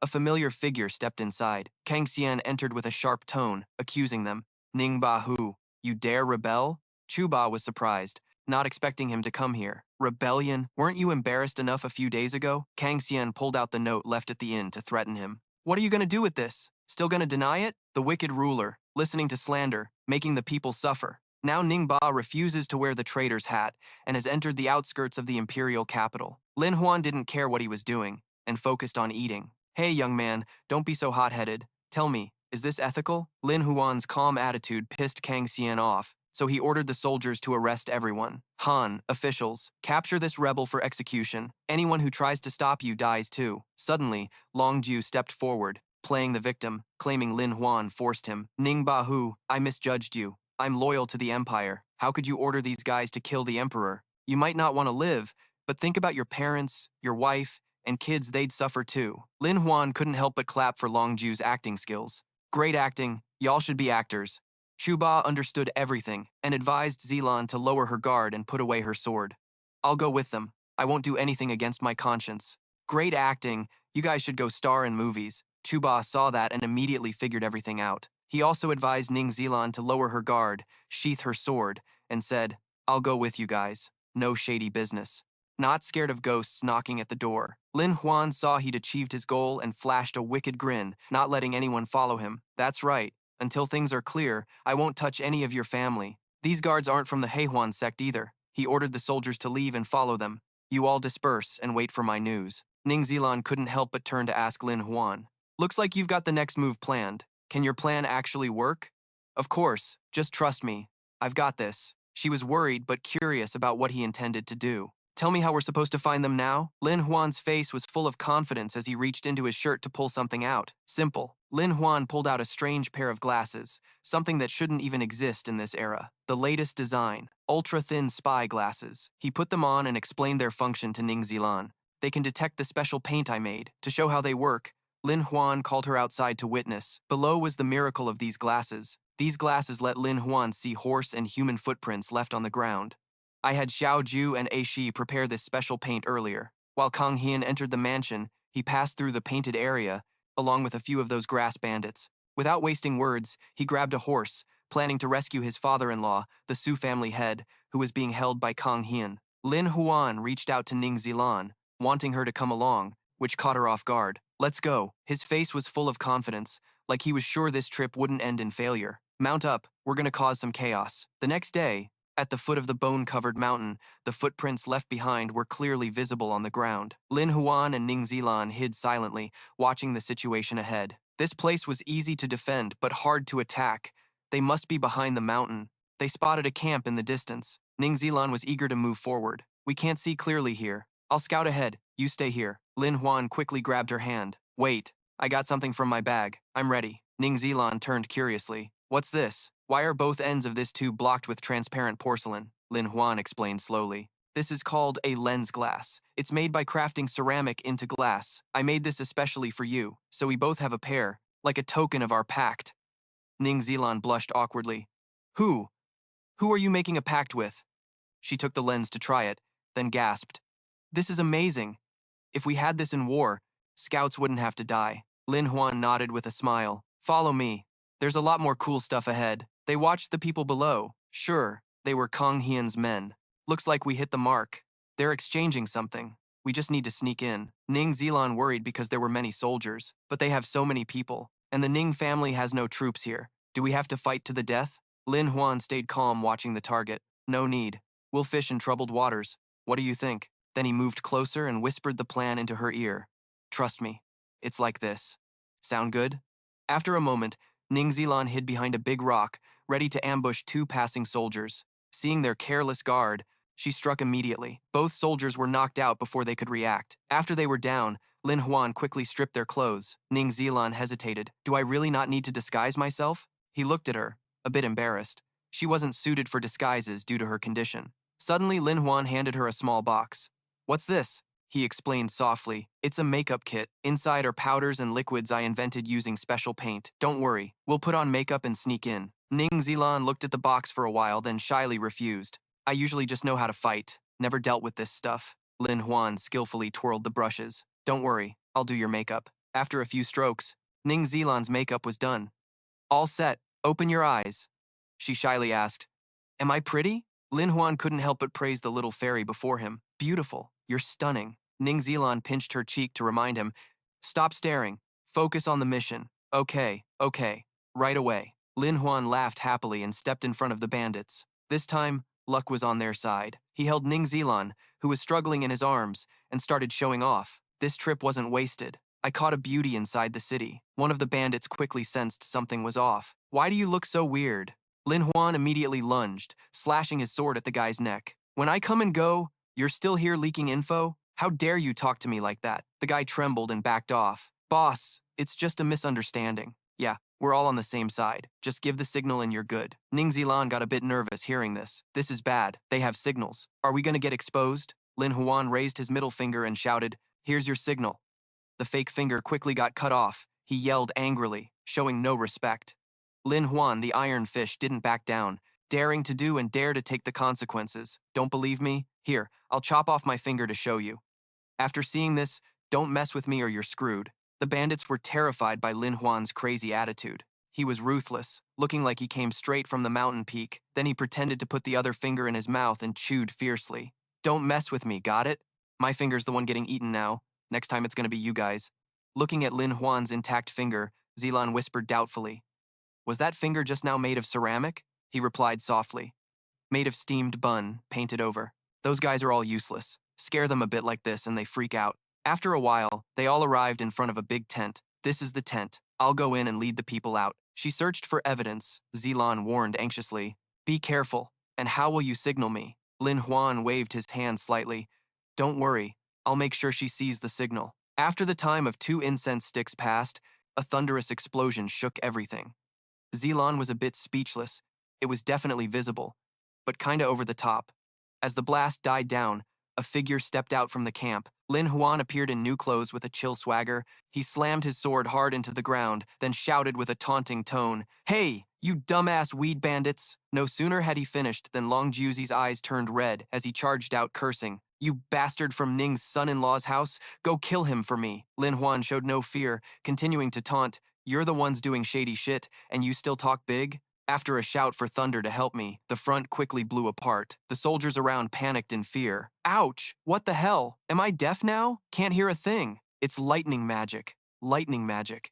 Long Jiuzi went mad, grabbing his blade to advance. Lin Huan, you're pretty bold. He grabbed Lin Huan's collar like lightning, eyes full of murderous intent. You're dead meat. Lin Huan smirked coldly. Without fear, he opened his shirt to reveal a bunch of weapons strapped around him. Who dares? If you act recklessly, you'll blow up into pieces right away. Long Jiuzi froze, his glare shifting from anger to confusion. He stepped back a few paces, then spun around to order the soldiers. Scatter! Everyone scatter fast! Lin Huan nodded approvingly. See? The boss is pretty damn good, huh? Then he quickly followed Long Jiuzi. Don't run. I just want to talk. His face went pale with fear. I'm not crazy. Then Long Jiuzi got caught by Lin Huan, who quickly tied explosives to him. What's the rush? I just want you to cooperate a bit. Lin Huan gritted his teeth threateningly. If you dare disobey, I'll blow you up too. Long Jiuzi felt so pissed off. Every injustice has a head. Every debt has a debtor. You're gonna settle with Kang Xian, right? Lin Huan stepped closer, slinging an arm over his shoulder and whispering. Of course I know, but you also gotta understand someone has to sacrifice first. Anyway, there are plenty watching you. That's when Long Jiuzi sensed something off. You're saying Kang Xian sent someone to watch me? Quickly, his eyes locked onto the watcher trying to escape. Long Jiuzi immediately ordered the soldiers to catch the guy. Lin Huan calmly analyzed beside him. No need for me to find the traitor myself. You and Kang Xian pulled this rebellion. Once it's done, he'll wipe his hands clean and want to kill you. His face darkened instantly. He can't even beat my soldiers. I've got that letter in my hand. Who the hell gave him the guts? Lin Huan quickly pulled out the official seal. Don't believe me? Check out this seal. Long Jiuzi's eyes widened in shock. The Han administrator. Lin Huan nodded softly.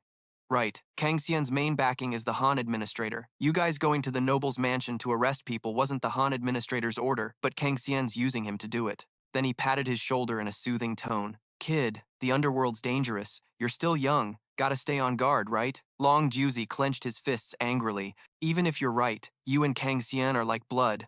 Why should I trust you? Lin Huan's eyes flashed dangerously. Don't trust me? I still got plenty of landmines. If I die, you die too. Now you gotta listen to me only. Long Jiuzi was dumbstruck, unable to say a word. Just then, another soldier ran over to report. Report. Official soldiers are here. Lin Huan turned to Long Jiuzi with a smug look. See? I told you. I planned this long ago. Then he snapped his fingers. Explosions rang out at the foot of the mountain. So I helped you out a bit. In no time, the soldiers sent over were wiped out by Lin Huan. He clenched his hand, pretending to be hurt. This time, a lot of landmines got lost too. Long Jiuzi eyed Lin Huan warily. Why do you want to help us? He answered honestly. Right now, Ning Mansion has no soldiers. Of course I want you guys to help. Because I want you to be my soldiers. That's all. Long Jiuzi shyly turned his head away. Debts must be paid. That's the underworld rule. I can only agree this once. Plus the letter Kang Xian gave me. I'll go get it for you. At that moment, Zilan came out of the camp holding the secret letter. No need, I already got it. Long Jiuzi didn't know how to deal with Lin Huan. You want me as your mercenary soldier? Why still want to find evidence yourself? He replied calmly. You just said it, gotta stay on guard. Then he excitedly went ahead. Lin family troops set out to raid the prison. Long Jiuzi wailed, reminding, Can you take it off me first? Night fell. 2 soldiers patrolled around the prison.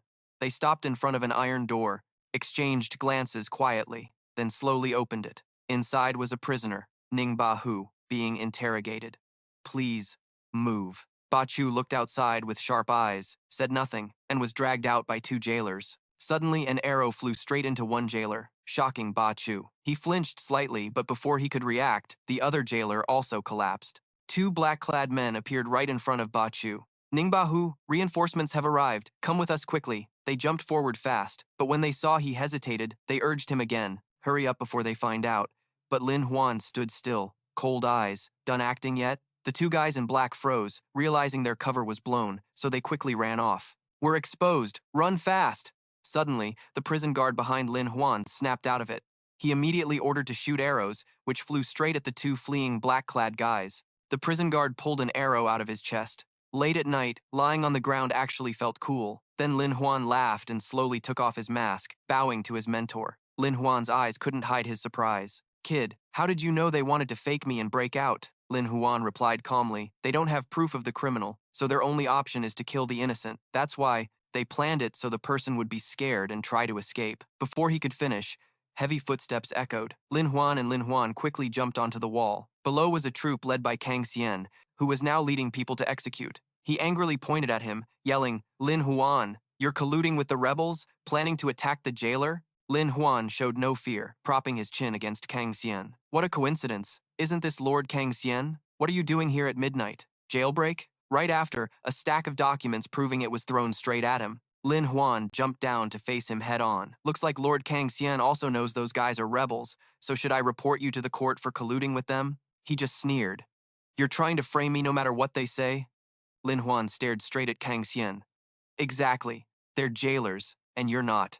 Lin Huan clasped his hands respectfully toward the jailers behind. Brothers, as you see, this is complicated. Everyone's got to earn a living, and there shouldn't be any murders. The matter between Kang Xian and me, we'll settle it ourselves. It's none of your business. Kang Xian brushed off his sleeve and said confidently, Don't joke. You think they'll listen to your nonsense? Lin Huan didn't reply but stepped closer, making Kang Xian sweat cold. Brothers, when I arrived, I found a relay station 3 miles west at Fat Kim Yuan Bao. Tell me, with so much money at Kim Yuan Bao, how could it be given away for free? Only jailers who serve the country get that, not regular folks. The jailers exchanged looks, clearly shaken. Kang Xian angrily turned and scolded them. This is bribery. You work for the court, not like mercenaries. The jailers just smirked and walked away. Right, we're not mercenaries. Logically, without official rank, he can't command us. Yeah, we do work that benefits the city but don't get any perks. True, we're not connected to anyone. Doing some work for the boss is already a favor. Lin Huan chuckled teasingly. Kang Xian sighed. This place is out of people. He held the confession paper, voice cold and threatening. If you're guilty, why not repent? Kang Xian angrily turned, ready to draw his sword. Fine, good. If something happens, don't expect this city to stay peaceful. But before he could act, Lin Huan hit him once. Peaceful? You even think about peace? Kang Xian was quickly cornered. Peaceful? You framed my mentor for colluding with rebels and still talk about peace. Lin Huan didn't hesitate, stabbing his sword right in front of him. Peaceful? You mess with me and still talk peace? Seeing Lin Huan's fierce stance, Kang Xian's body trembled uncontrollably. You. Lin Huan threw the confession paper back and turned to leave. You can run, but what's in that letter will be made public. Then Lin Huan looked back at Kang Xian with murderous eyes. Turn yourself in, or I'll send you to a very peaceful place. The next day, at the Ming Mansion, fresh air. Lin Huan raised his glass, eyes full of satisfaction. Didn't expect you to be so bold in front of me. Lin Huan shrugged and smiled lightly. Mentors got heaven's help. I just went with the flow. While they were enjoying themselves, a servant came in to report. The daughter of the Su family, Su Qian, requests an audience. Lin Huan hadn't finished hearing and already looked annoyed. Su Qian, what's she doing here? Begging for Kang Xian? No audience. Kick her out. The servant trembled, trying to say more. It's not her. Suddenly, a hand gently rested on his shoulder. Let me speak. Su Qian knelt down, voice choked with pleading. Little Miss Su Qian came to request something. Lin Huan didn't bother looking up, just sipped his wine. You and Kang Xian have nothing to do with each other. Su Qian immediately bowed her head. It really was related to him. Lin Huan tilted his head slightly, eyes flashing suspicion. Not asking for mercy? Su Qian's eyes turned cold. Please kill him. Father and son Zhang Ba looked at her in shock. Lin Huan immediately stood and approached Su Qian. He gently sat before her. What happened? Flashback. Half a day ago at the Su mansion, Kang Xian handed Su family head a letter. Mentor. Take a look. After reading, the old man was shocked, hands trembling unconsciously. This. Su family head angrily slammed the table and questioned. Kang Xian, how dare you? Kang Xian now showed his true cruel face, If you hadn't provoked Lin Huan, I wouldn't be in this mess. So, you better behave, or I can't guarantee your daughter will get into Luo Qing Lu. Saying that, he turned and left, leaving Su family head sitting on the ground, eyes full of despair. Blame Lin Huan if you want. If it wasn't for him, none of this would have happened. A little later, Su Qian happily knocked on the Su family head's door. Dad, I've just negotiated well with a porcelain maker. From now on, we can sell handmade stuff. Knocking for a while with no answer, she pushed the door open. Dad! Seeing the Su family head, Su Qian couldn't hold back her tears.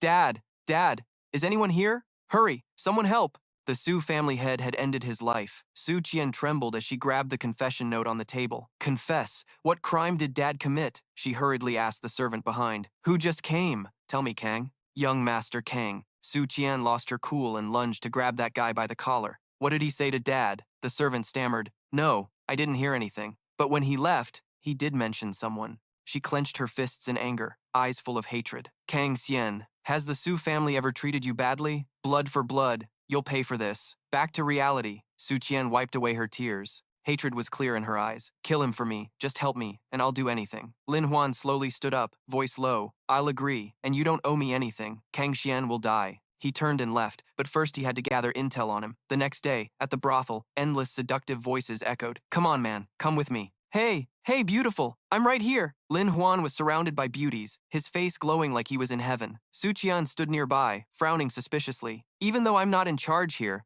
why'd you say you could help me get revenge and gather intel by coming here? Lin Huan smirked coldly. You hold the best info right here. From upstairs, a gentle female voice called out. Where's that person? Bring Lin Huan up here. Ling Ji sat cross-legged on a chair, relaxed. What breeze blew young Master Lin here? You make dolls for me. I make good money selling them. I thank you. Lin Huan lightly brushed off his coat and sat down. Save the pleasantries. I'm here for something else today. Ling Ji gracefully approached, gently lifting Lin Huan's chin. You want info on Kang Xian? I got it. He reached out to take it, but Ling Ji quickly pulled back. A proud, seductive smile spread on her lips. If you want intel, you gotta show sincerity. They stared at each other with hostile eyes. Isn't a bribe enough? Ling Ji snapped. You used my image and haven't even paid yet. Seeing she refused, Lin Huan switched tactics. No money? What about more fame?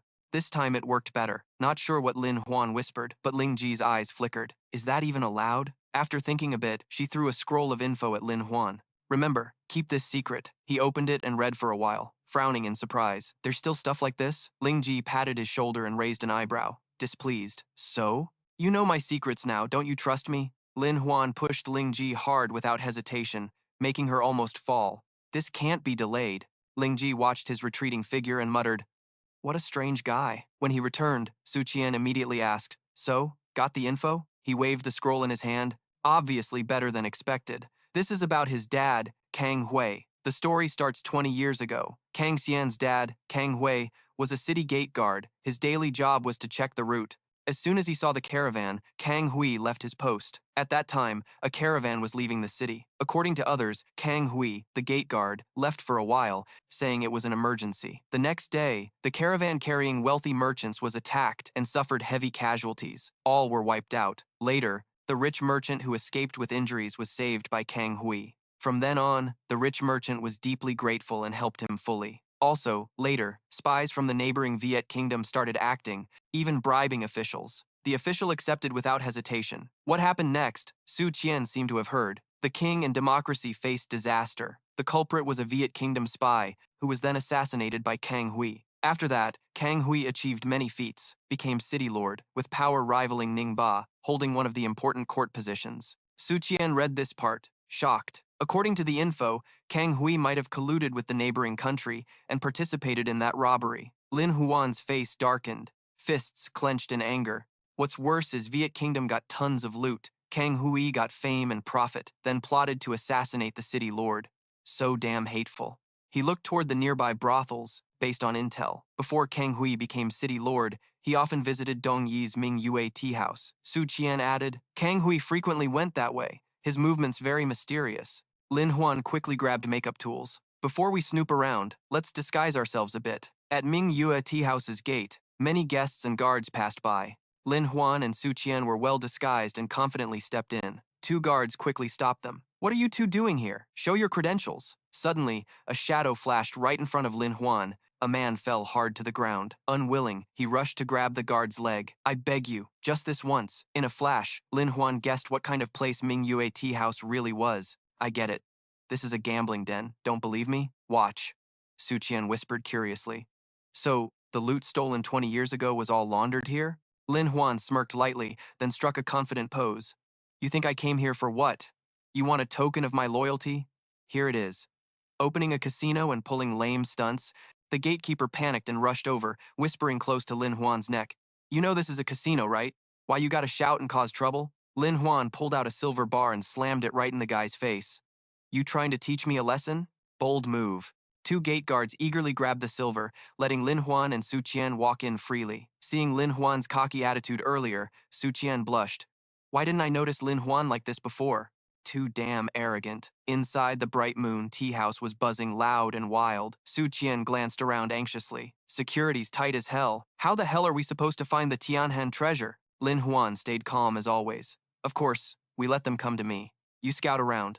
I'll play a few rounds first. Su Qian got scared right away. You know how to bet? Yeah. Lin Huan turned to Su Qian with a confident grin. Back then, Chen Xiaodao turned 20 bucks into 37 million, and Lin Hu used 2 million to win 5 million.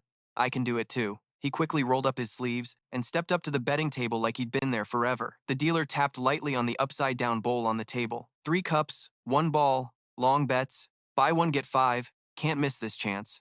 Then he swiftly swapped the bowl's positions, his moves so slick no one could follow. The crowd went wild, shouting bets. Jia bet 10 silver bars, Zuo Bing Liu 15 silver bars each. The dealer sneered at the mention of a single bar. You gotta bet at least 10 silver bars at this table. Suddenly, a gold bar appeared in front of him, along with a commanding voice. 1 gold bar. Lin Huan looked at the dealer with a cocky glare. Open the cup and let's see. The dealer slowly lifted the bowl, revealing the ball. Jia! First cup! A guest cheered happily while everyone else looked disappointed. Sweet! I won! I won! Lin Huan grabbed the dealer's hand tightly. Hold up, I'm a little suspicious. He showed no sign of shaking. Sir, you can't accuse others of cheating. If I cheat, I'll lose an arm. Lin Huan watched carefully, then frowned thoughtfully. Maybe my luck's just bad today. He handed the item back to the dealer, determined to keep playing. A few more rounds and I'll win. The dealer was secretly pleased, thinking this rich idiot would soon be broke. The dealer quickly swapped the bowl again, bets placed, then lifted it. Lin Huan didn't hesitate and threw gold bars in front of him. This time, I'm betting 10 gold bars. The dealer's eyes gleamed greedily. Got a fat fish now. Soon you'll be left with nothing but your belt. Lin Huan put on his glasses and said, I call Jia. The dealer felt uneasy. Jia just came up. No way it appears twice. But Lin Huan stayed unfazed. Jia is Jia. Open it. Seeing his stubbornness, the dealer's heart trembled. What now? Did he guess right? Lin Huan took off his glasses, chuckling inside. Too easy. I just painted invisible ink on the ball, so I know exactly where it's going. It's gotta be Jia. The dealer quickly thought up a way to flip the odds. Open it, catch the third one first. He wasn't willing to let Lin Huan win and prepared a different ball to cheat. Winning's not that easy. Dream on. Lin Huan watched his hands closely and quickly caught the odd move. He grabbed the dealer's hand and shouted loud enough for everyone nearby. You're cheating! The dealer pointed at the bowl and laughed loudly. Don't talk crap. There's nothing in my hand. Look, the ball's in the third cup. Seeing everyone silent, he suddenly got nervous. What's going on? Why so quiet? The dealer looked down, clearly seeing the blue ball in the cup. Lin Huan immediately exposed him, swapping the red ball for a blue one and claiming no cheating. Actually, Lin Huan had acted fast, one hand grabbing the dealer's wrist, the other secretly placing the ball in the cup. The dealer stepped back in panic. You want to ruin me? Lin Huan pressed his foot down hard on the dealer's arm. He coldly pointed his sword tip down. Who said cheating means losing an arm? I'm the one who'll chop off your arm. Just as he raised the sword to strike, a voice interrupted. Hold up. Ho Yuan appeared respectfully. Let's talk calmly. Don't lose your honor over some small money. Lin Huan jumped down and approached him.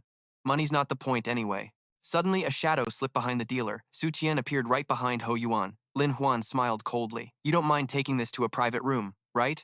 Su Qian gripped the knife tightly and smiled coldly. Yeah. Ho Yuan also smiled, a twisted, mocking grin. Trying hard, huh? Lin Huan quickly sensed something off. This is bad. An arrow whizzed past, grazing Su Qian's head. Luckily, Lin Huan pulled her back just in time to avoid a fatal hit. In a flash, they were surrounded by soldiers inside the place. Lin Huan shielded Su Qian from behind. With such tight security, there's definitely something they don't want outsiders to know. Her face showed clear worry. No way to use the bow. Do we have to kill to get the proof? Lin Huan raised his hand in fake surrender. Don't rush, Oscar-winning actor here. Yu Bai slowly stepped forward, threatening. Looks like you two are rich folks. Dying would be a real shame. Lin Huan stared back fearlessly, warning in his eyes. Yeah, real shame. I'm here to show you a way to make money. If you don't want it, then just forget it. Yu Bai frowned for a moment, then sneered. Show off. I've seen plenty like you. You're full of crap. Lin Huan remained calm and replied, I've got connections down south, looking to recruit you guys to gain experience in forming an alliance to open casinos. Hu Qi behind him laughed, her tone dripping with sarcasm. Alliance? What's that supposed to mean? This isn't some martial arts school. We don't need a leader. Lin Huan ignored her and kept painting a picture of the future. Just imagine if we allied casinos from the outskirts to the city center, how powerful that'd be. Not just raking in cash from the city's rich kids, but from the suburbs too. The network of casinos was clear in his mind. So, if casinos want to boost their influence and compete, they gotta open more branches spreading out. But tell me, what's the biggest problem when opening a casino somewhere else? Hu Qi was a bit suspicious. You haven't paid the protection fee yet, right? Wanna die? One is honor, two is strength. Without reputation, no one comes, and you can't make money. Seeing the trap near and far, Lin Huan decided to drop his final move to join the alliance, which was to solve this problem. Casinos are everywhere, but what matters is the vibe. If all casinos share the same name, wouldn't that solve the reputation issue? Lin Huan looked at him confidently. Instead of opening casinos solo, you hire help, don't you all benefit? And you get a legendary rep too. He painted a bright future to lure them in. Then, all casinos worldwide treat you like family, backed by many supporters. No worries about funding. Yu Bai still hesitated. Why should I trust you? Can you control them? Lin Huan stared at him with deadly intent. If I can't control them, I, young Master Lin, who owes debts to street vendors and the Su family head's north wind, what's there to fear? Yu Bai pressed his sword to Lin Huan's neck, blood dripping. But Lin Huan didn't flinch. He sheathed his sword, sighing, You really are a big shot.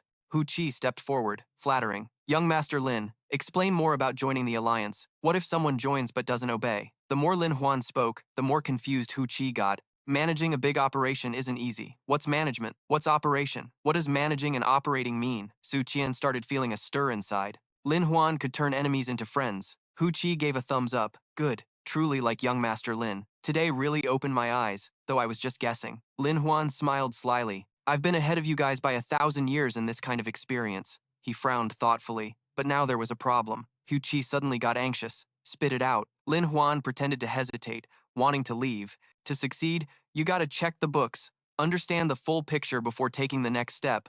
Looks like the big boss isn't here. Gotta hit another casino. Hu Qi immediately grabbed him. Wait, negotiate, negotiate. He hurriedly turned to his men. Anyone here? Go get the books. The trembling servant whispered, No, the big boss has to approve. Hu Qi angrily smacked the servant's ass. What the hell are you scared of? Hurry up. Got it. Lin Huan achieved his goal and winked at Su Qian. He flipped through the books, then nodded softly. Good, good. It's all clear. Revenue's not bad. Suddenly, Lin Huan slammed the table and stood up. All right, I'm joining the alliance. The joining fee, training fee, management fee. I'll list them and send them to you later. Hu Qi nodded happily. Great, great. Hu Qi personally saw them out, bowing as he leisurely sent them off. Su Qian whispered, You good, boss? Lin Huan nodded slightly. All good. Lin Huan started recalling and analyzing. Every month, Song Silver paid part of the money to a place called Linglung Ward. He looked back at Su Qian with certainty. That place was the key to overthrow Kang. But Lin Huan had no idea he was being watched. And someone had gotten hold of the books, reporting to the higher-ups, preparing to shut down the network. At night in Linglung Ward, two shadows lurked outside a room. Lin Huan leaned slightly, peeking through a small crack in the door, then immediately crouched down, face flushed with surprise. This is Linglung Ward. I thought it was a warehouse or something, but I didn't expect it to be. Su Qian also sneaked her head in, shocked by the scene inside. Inside, a scantily clad woman was playing a flute, and several other barely dressed beauties danced to the rhythm. Suddenly, a girl stepped forward and sat on the floor, then knelt down. Someone behind swung a stick hard at her, paying close attention to her, not good at dancing, music, or painting. Who's gonna buy you out of the brothel later? Su Qian and Lin Huan were stunned. So that's it. This is training for brothel girls. Lin Huan frowned thoughtfully. This is tricky. Before marrying Ning Zilan, I even hired brothel girls to tease him, and news about his whole family came from Ling Ji. Now he noticed something was off. Damn, we walked into a trap. Lin Huan quickly pushed Su Qian forward just before a volley of arrows flew at them. He started calculating. No wonder Ling Ji was so powerful. She had not only spies and resources, but more. Lin Huan swiftly took off his outer jacket and used it as a shield. She must be a spy for Viet Kingdom. No time to hesitate. He pulled Su Qian and they ran. Together they reached a door. Lin Huan quickly took off her outer jacket and used it as a shield. She must be a spy from Viet Nation. No time to hesitate. He grabbed Su Qian and ran. The two of them rushed to a nearby room. Lin Huan didn't hesitate, kicking the door wide open. The girls inside screamed in terror. The wolfish guy held Su Qian in his arms, while his other hand flipped everything on the table and shouted orders. "Shut up, all of you." Lin Huan shook his body slightly. Su Qian kept mumbling. "Su Qian, get up." The poison on her neck was spreading fast, making him panic. "It's poison darts. Gotta save her quick." Lin Huan didn't hesitate, ripping open Su Qian's shirt. No second thoughts. Saving her was priority. He silently ordered the system to settle all completed missions and exchange the rewards for an antidote. The system started processing, then an antidote was delivered to Lin Huan. He gently lifted Su Qian and injected the antidote into her. Watching the poison fade away, Lin Huan let out a relieved breath. Damn, the toxin's retreating. He started recalling past missions with Ling Ji, thinking they were partners who shared info. So why did she turn on me? Did I see something I shouldn't have? Or know something I shouldn't? His eyes flashed with anger. Daring to betray me, you're dead for sure. Reaching the door, he suddenly turned around. Hey, take good care of her, or even as a ghost, I won't forgive you. Then, he threw an item to the ground. A white smoke rose, blocking the girl's view inside. When the smoke cleared, no one was left outside. Running, Lin Huan shouted provocatively, "If you want to kill me, come get me." The bodyguards quickly appeared, his face full of confidence. The plan was underway. Lin Huan dashed ahead of the assassins, who hurriedly chased after him. Ahead was a towering city wall blocking escape. The assassins charged to catch him, swift and fierce. They wildly swung their blades, but the figure in front vanished. They looked around confused. Where'd he go? Suddenly, one pointed up the wall and shouted, "Look up there!" He climbed up. Lin Huan smirked and slowly walked along the wall toward them. "Come on, ride your horses over here." The assassins froze, unaware that behind him was a whole squad balancing on ropes. "You guys never seen steel ropes before, huh?" Seeing the guys below shooting ropes up, Lin Huan nodded in approval. This gear's legit, but when the assassins still refused to quit, he felt a bit helpless. Damn, this is a real pain. He quickly jumped down and ordered the soldiers behind. "You two, these guys are tough, better run." The assassins jumped down too, and only upon landing did they realize they'd been tricked. Before leaving, Lin Huan looked back at them with a mocking glare. "Leaving you a little grape to chew on, no need to thank me." The assassins trembled with rage. I've never seen such shameless scum. Lin Huan shot them a glare. "You guys are spies and still got no shame." Then he and the two soldiers started banging drums and shouting through a megaphone. "Come see, come hear this." Vietnamese spies with mad skills chased a guy over a wall but couldn't catch him. The assassins felt embarrassed and turned tail. "Retreat, retreat." The two soldiers followed, pumped. Lin the Great is so badass. Just hearing about the Vietnamese spies scared them off immediately. Lin the Great, where to next? Back to Ning Mansion to ask for troops? Lin Huan shot that down. Back to Ning Mansion for what? To suffer injustice? Hell no. We're going to find the city lord and demand justice.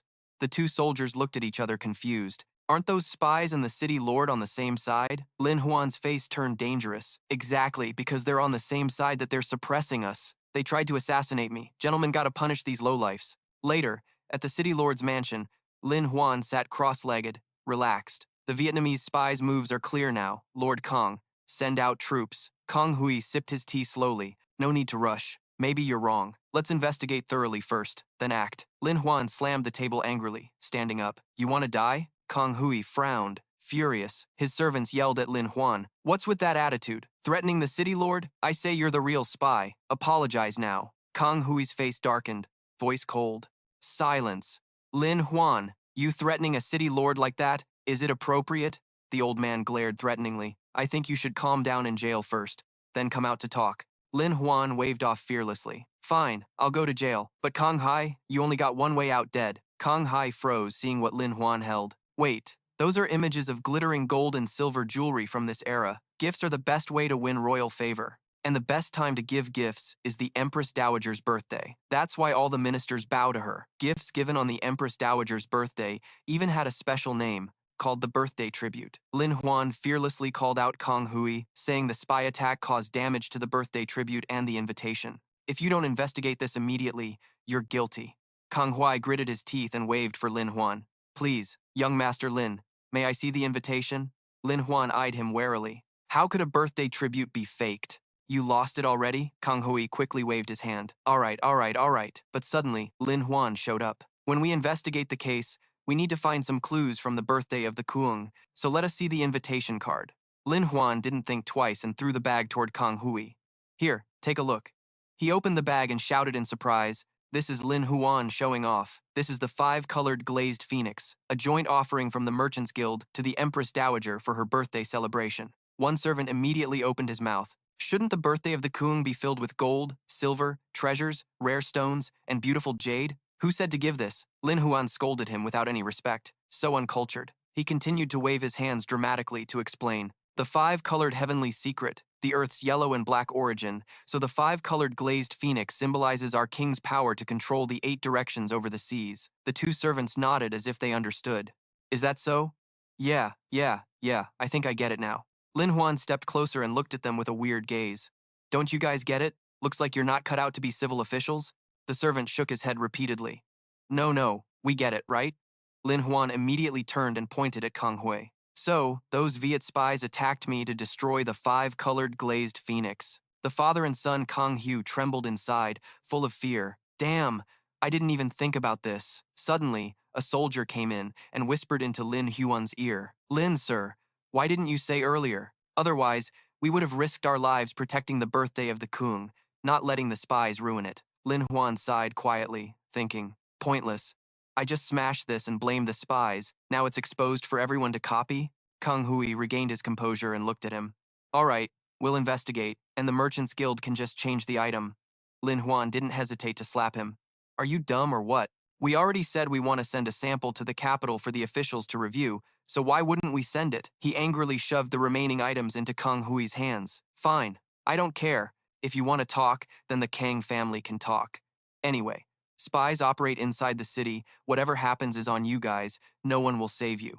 Just wait to be executed. The old man immediately wanted to rush to stop him. Wait, who said we're not investigating? With no other choice, he ordered his son to follow Lin Huan's request. Kang Hui led a group of soldiers to investigate inside the city, obeying his father's orders. Later, in front of the city lord's mansion, a group of soldiers gathered. Kang Hui solemnly ordered, "Start searching from the east gate." Outwardly it looked official, but inside he was planning something else. He couldn't let them find any connection to the spies. He had to lead them in a different direction. Lin Huan suddenly came and patted Kang Hui's shoulder, startling him. Where are you going? I know exactly where they are. He glanced at the 2 soldiers behind and they immediately chimed in. Yeah, we saw it clearly. What are you doing over there? Scamming us? Saying that, he quickly grabbed Kang Hu by the collar and dragged him. Move faster or else, when we submit the report, I'll file a complaint with the Empress Dowager. Even the afterlife can't save you. He gritted his teeth angrily. You. All right then, Lin Huan. One day I'm gonna kill you. Suddenly the soldier next to Lin Huan stepped forward and whispered, Lin, sir, where are we going?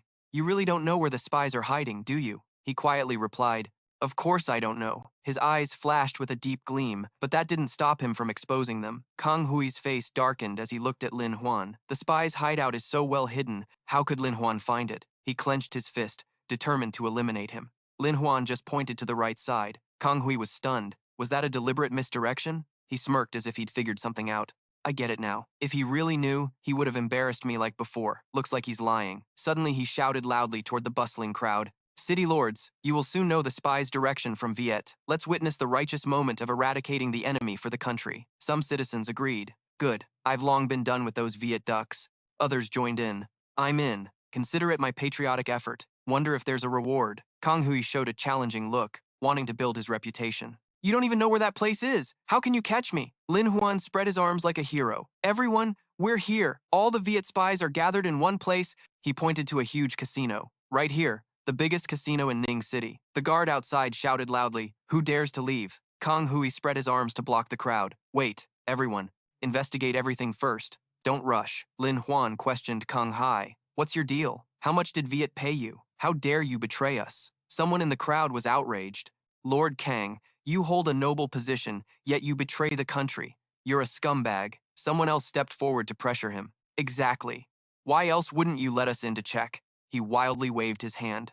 Lin Huan, you deliberately insult me.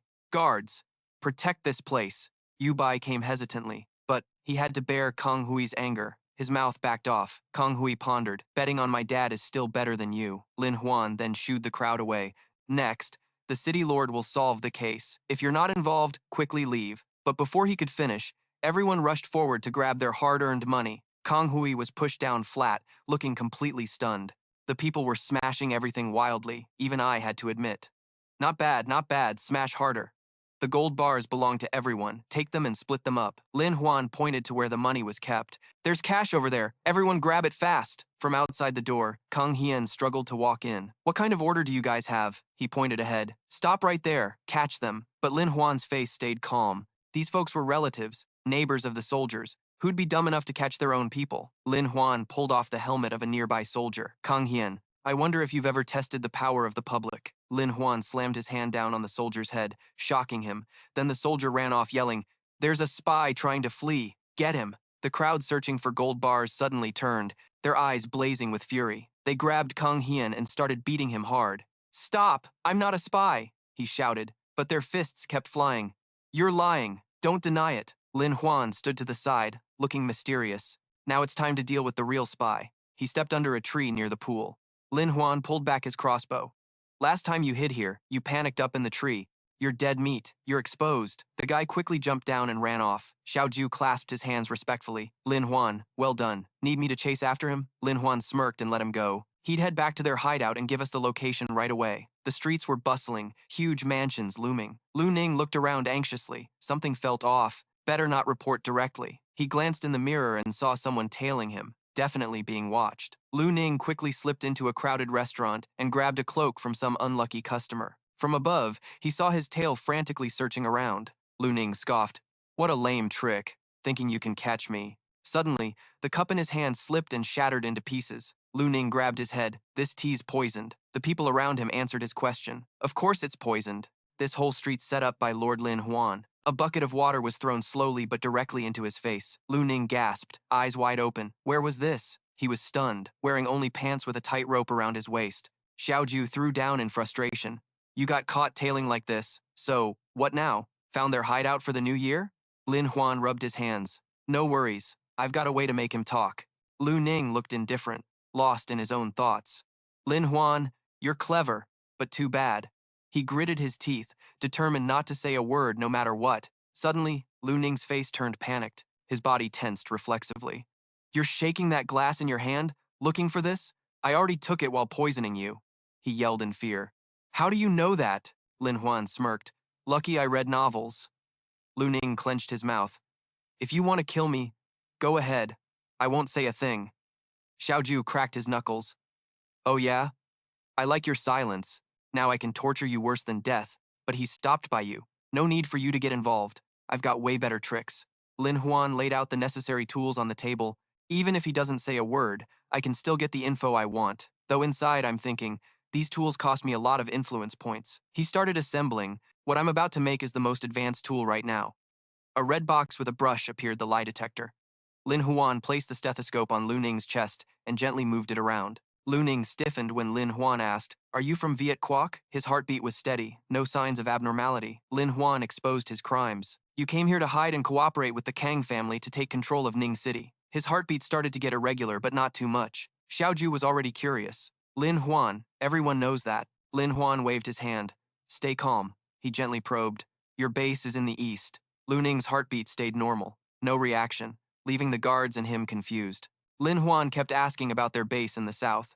His heartbeat remained steady. No extra signs.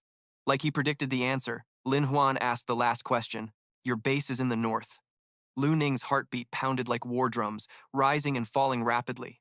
Seeing this, Lin Huan said, Done. Head north and you'll find it. Lin Huan smirked. I told you. Even if you don't talk, I'll still find out. You impressed? Xiao Ju's eyes went wide, totally confused. Lin Huan decisively ordered to arrest him. The guard scratched his chin. Lin Huan, what kind of god are you? Knowing this weird magic? The other guard chimed in. I think it's some kind of sorcery. Lin Huan smacked him on the head. Believe in science. It's just a lie detector and heartbeat monitor. When it hits the dark spot in the heartbeat races. That's all. The guard held his head but still had tons of questions. Lin Huan acted like a teacher. All right, listen up. First, ask him normal questions. Note any changes in heartbeat. In his mind, he pictured Lu Ning panicking. When he freaks out, his blood flow shifts, and the lie detector turns that into a wave signal. The lie detector alerts when it senses heartbeat changes. The guards... So that's how it works. Top tier, top tier. But Xiaoju was still puzzled. No way. How did you get him to confess so easily? Lin Huan pointed at Lu Ning. He already knows, so he's using martial arts to boost his blood flow. That just means it loses its effect. Ning Zilan still kept his mouth shut. Lin Huan, you know where I stay up north, right? It's huge. Think you can find it? He looked up, his aura boiling, the lie detector's pulse going haywire, making everyone freak out. Not good. He channeled his energy. He suggested, I'll seal his acupoints, but Lin Huan denied it, saying no need. I dared to speak up. Why fear that slippery bastard? He stepped closer, tossed the lie detector aside, then Ling Ji jumped onto the table. Up north, there are 3 main roads: west, center, and east. Ning Zilan sneered. You're underestimating me? Think I'd just spill the beans for you? He snapped his fingers. I know. It's the east side. Lin Huan pulled out a map, pointing to this exact route. From top to bottom, he suddenly pointed in one direction. This has to be the spot. Ning Zilan was stunned. No, no way, he shouted. You damn Lin Huan. You clearly knew already, yet you still toyed with me. Lin Huan smirked. I asked you all those questions, not just to detect lies, but also for the charts. Plus, it gave me data to use my secret skills. His face lit up with red circles. You're lying. Detecting expressions. Every glance, every frown caught by me. Even Ning Zilan biting his lip couldn't fool me. Ling Ji curled her lips, the corners of her mouth, eyes, eyebrows, and other expressions on her face. No matter how you hide it, you'll end up betraying yourself. Next to the enthusiastic cheering soldiers, Lin Huan is seriously too cool. Xiao Ju was also impressed. Turns out all that massive data was part of this micro-expression analysis. This gadget might even rival the world's top experts. He blushed. Just bought it from the system store, that's all. Lin Huan clenched his fists, before he only lightly enhanced his body. Recently, he realized he was missing some senses, so he had to boost them right away. He dreamed of a supermodel body. If he enhanced himself, maybe he'd become the next Bruce Lee. But then he snapped back. No more daydreaming. Lin Huan smiled brightly, raised his hand, found their hideout, ready to wipe them out any time. His hand just happened to point at the 2 girls upstairs. Su Qian admired. Damn, that's impressive. I was wrong about you before, Ning Zilan agreed. Yeah, really want to use it. She replayed the lie detector usage. Even though they're married, saying it still feels kinda awkward. In Su Qian's mind popped up the image of Ning Zilan posing intimately, leaning close to that strange guy. She stood beside, wondering, am I not allowed to use the lie detector? What's she shy about? Su Qian realized her dirty thoughts and covered her mouth. You said lie detector? Ning Zilan asked back. What else did you think? She quickly denied.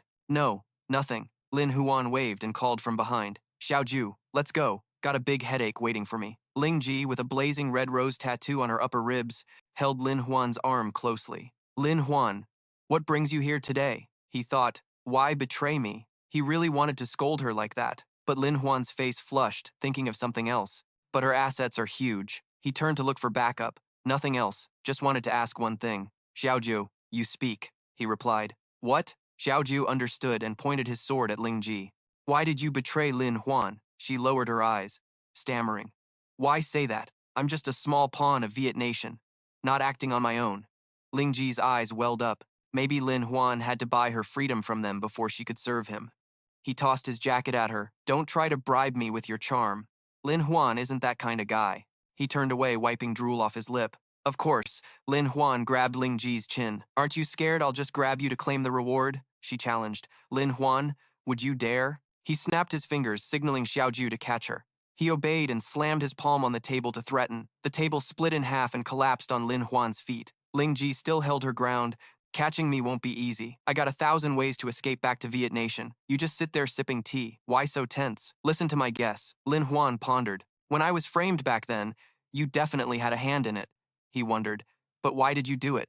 I thought it through. Only one conclusion. Lin Huan suddenly pointed at her. You're a key spy. He pieced together the events. Ling Ji had handlers, selling info, spreading it fast. Even many investigated this case, like businessmen, like officials. Lin Huan laid out the benefits Ling Ji got. If you followed your plan, you'd be a somewhat famous courtesan. But now, in everyone's eyes, you're loyal to your country. Your soldiers don't have time to follow your plan. They got caught in a bigger scheme. You controlled Chu Ba and Kang Xian like puppets. That means if you're stuck between two countries, they just protect you and take info. Lin Huan slowly exposed Ling Ji's plan. She chose me as a pawn to attack. Dirty scheme indeed. An info network formed in his mind. The brothel you're in is the info bridge between two countries. Brothel Intelligence Network, Viet Nation Intelligence Network. Lin Huan looked confident. Just a little order, you won't have anywhere to hide. Ling Ji gritted her teeth. So? This is just your guess. He remained calm. No doubt, it's just a guess, but it doesn't change what I'm about to do. You smirk. I want to threaten you. Hearing that, she froze. Threaten me. Xiaoju stood helplessly on the side. Fine, so now it's all above board and righteous? Lin Huan slowly sipped his tea, 'cause you don't dare to gamble. Suddenly, Ling Ji deliberately dropped her cloak. She coquettishly lifted the hem of her long dress. Threatening me means you want my body. You spit out your drink when you saw that. Why you always say the opposite? Lin Huan calmly draped the cloak back over her shoulders. I need you to give me info on Kang Hui's treason. Whether it succeeds or not, I'll let you go, he gently instructed. You gotta do it like this. In the huge mansion, Su Qian was pacing anxiously. So what do we do now? Lin Huan stepped in from outside. What's up? You pissed about something? She sighed. Even though we handled the Viet Kingdom spy, we still can't touch the Kang family. Ning Zilan beside her agreed. Totally right. The city lord's forces are strong. We had no way to attack those guys just now. He waved his hand. Got it. I've already arranged everything. You'll know in a few days. She stood up and hurried off. Great. I'll head to the camp to check how they're set up. The spy's hideout will be sealed soon. Scene change. Su Qian sat alone by a window in some eatery. At the next table, Dong Yi was chatting. Hey, have you heard about that? The other hesitated. You mean about the Kang family? She gasped, hearing that. Is Lin Huan's fighting power effective? The guy in green spoke up. Turns out the former city lord was just a gatekeeper, relying on guarding, stealing to collude with Viet Kingdom. The guy in brown quickly confirmed, this is treason, and others brought proof. Plus, the old city lord's death was suspicious. My dad secretly told me. It's exactly like on the list. The guy in green added, the files are so detailed it doesn't seem like they were just compiled. The guy next to him wondered where this leak came from. Someone placed a paper with a red dot on the table, stamped with Lin Huan's seal. He's from Ning Mansion, so no lies here. Su Qian couldn't help but get curious and cut in. Excuse me, where's this flyer distributed? Someone pointed toward the window. She went right outside to check. She got close to the window. The busy street was filled with people and scattered flyers flying around. Latest news here, if you can read, listen up. Some soldiers with arrogant looks push people aside. Move or you'll be in deep trouble for gossiping. Kang Hian's face darkened. Lin Huan, you're way too arrogant. He shouted angrily. The city lord ordered. Lin Huan spread false rumors with evil intent. The whole city is hunting him down. Even if we have to dig 3 feet under, find him for me. The soldier looked confused. This is kinda tough. The soldier recalled Lin Huan's mission and handed him something.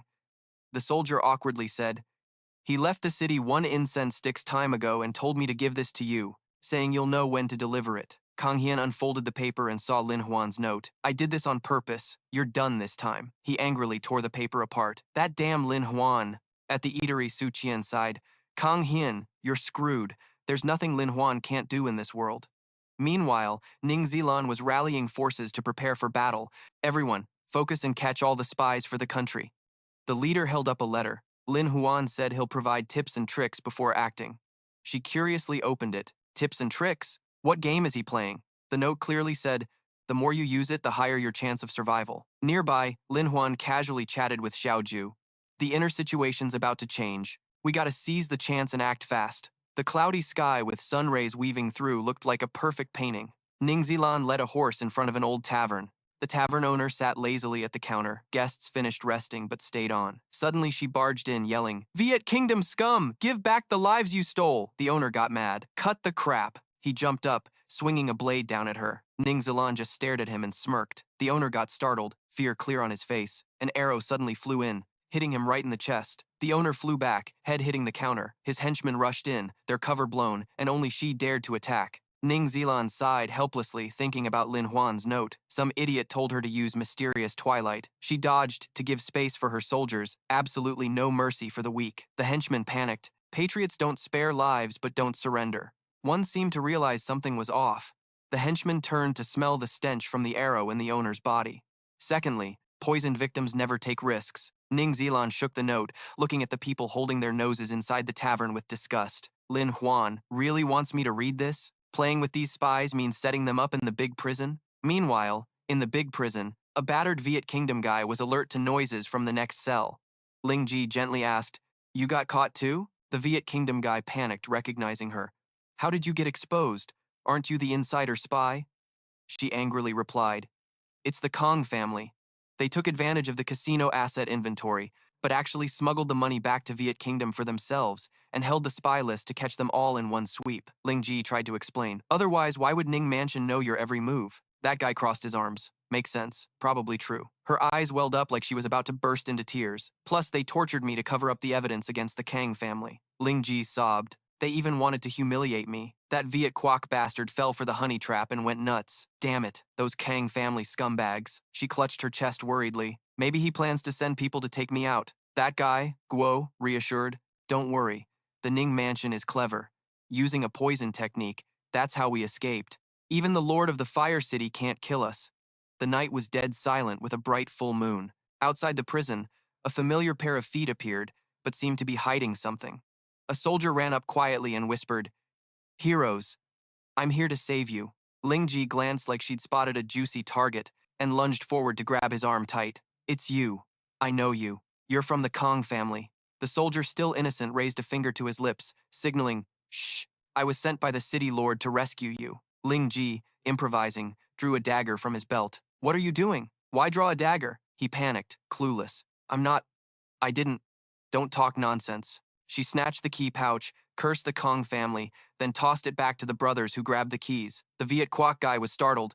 "What's going on?" Ling Ji acted out a self-sacrifice scene and collapsed dramatically. "Today I gotta serve the country hard. Next life I'll still be Viet Quoc." Tears streamed down her face. "Brothers, help me get revenge." The soldier was still dazed, not fully back to himself. "What the hell?" The Viet Quoc guy ran over crazed. "Those Kong family bastards gotta pay." One slash of the knife sprayed blood everywhere. All prisoners were unlocked. Someone turned back with a grateful look. "Ling Ji, we'll remember your sacrifice for Viet Quoc." As the prisoners disappeared, a shadow sneaked in. That shadow approached Ling Ji. The acting was so good, they were completely fooled. Then she finally dropped the mask and sat up. Ling Ji scratched her head awkwardly. "Thanks for the tip." The shadow slowly took off the hood and coat, revealing Lin Huan's face. He smirked slyly. The plan behind was way more interesting than now. Ling Ji acted weak. "My legs are numb, can't get up." Lin Huan kindly reached out. "Still hurts? Grab my hand." She held her head, complaining. "If it weren't for you, I'd have died here." Whether by accident or on purpose, her foot hit a rock at the same time. Ling Ji lost balance and fell into his arms. The awkward position made Lin Huan blush hard. She teased, "Following you is way more fun than staying there." Ling Ji leaned in. "Should we try something more fun?" Then she kissed his cheek without asking. Lin Huan held his face, red as hell. Ling Ji tilted her head and smiled. "What? Got a wife and still shy? Let's go. I want to see how screwed the Kang family gets." At the same time, the silent night wrapped around the Kong family mansion. The mansion lord somehow pulled out 2 ropes and lowered them down to the Kong family guards. The ropes choked the guards until they couldn't breathe. The Viet Quoc group, dressed in black, burst in. They moved like ghosts, no sound at all. A maid carrying water got gagged and knocked out. The staff screamed, "Assassins! Assassins!" A Viet Quoc guy showed obvious annoyance. "I don't see Kang He or Kang Hien. They must have escaped. What do we do now?" Another guy was helpless. "No choice. Hurry to the ancestral hall for the funds and banknotes. The internal spy network is busted. We'll get the Kong heads next time." The Liu clan searched everywhere and luckily found a box under some tiles. One guy opened it and pulled out a paper. "It's all here. Banknotes and records of wandering officials." Suddenly, the sound of pounding hooves like war drums came from outside. Zilan and her group stormed into the courtyard. She raised her sword and shouted, "Ning Family Army, assigned to rescue the city lord's mansion. Viet Quoc thieves, surrender now." The Viet Quoc gang panicked. Someone ran off protecting the box. They ran fast toward the mountain behind. The guy holding the box got pierced through the heart by someone in the group. He turned around, disbelief on his face. "Why? You?" The other guy held his sword calmly. "Why? I'm not Viet Quoc." He smoothly snatched the box from the Viet Quoc guy's hands. Shi yanked off his face mask. "I'm just bored and got some friends to help." The people behind rushed forward. "Who the hell are you? Drop the box now." From the bushes, Lin Huan's men suddenly jumped up, alert. On the other side of the rock, soldiers stood ready to fight. Lin Huan stepped forward. "Lin family army's here. Who dares cause trouble?" He slapped Shi on the shoulder. "You want to kill my men? Did you ask me first?" Lin Huan ordered his troops. Follow my orders, no matter life or death. His soldiers charged, taking down each Viet Quoc guy. A Shi stood aside, amazed. Didn't expect being a spy to be this easy. He was smug. Of course, the spy network is tight because most spies only know a few people. Otherwise, the intel would be chaotic and identities easily exposed. A dense network formed in Lin Huan's mind. As long as you impersonate a subordinate or a dead spy, you can still get by.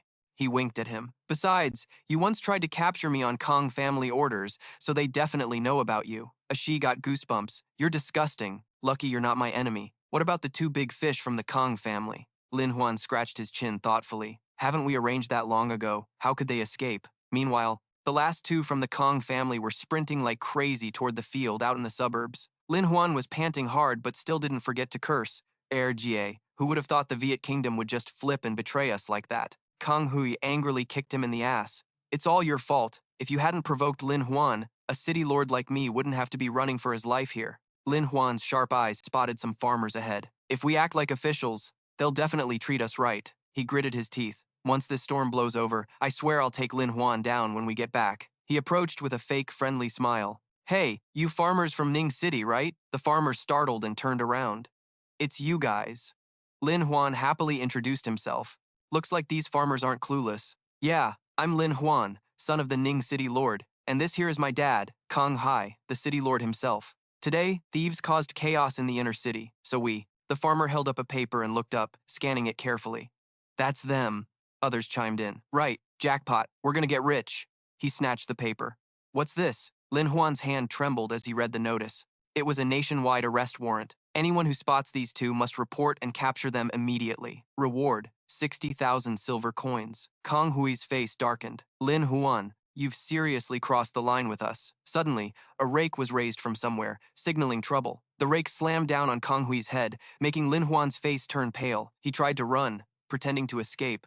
Can't stay here long. But the farmers blocked his way. They pinned Lin Huan down as he screamed miserably. Help! Help! I'm the city lord's son! The city lord's son! One farmer sighed. This dude's gotta be seriously crazy. Scene shifts to a huge mansion filled with loud laughter. Su Qian patted Lin Huan's shoulder. Kid, the city's been buzzing with that arrest warrant these past few days. Let's see who wins the bet. Lin Huan joined in. All right, Ningba said wisely. He turned and offered, I can teach you some tricks. People like you are just the right type to use. Lin Huan clasped his hands. All right. Ningba looked mysterious and shut the door. He warned, Kid, you're imagining things. Once you start, there's no turning back. Then he handed Lin Huan a scroll. This is intel I've gathered over the past 2 years through my spies. Take a look. Lin Huan hesitated, feeling awkward. This is serious stuff. I don't think I can trade my life for it. Ningba closed his eyes slightly.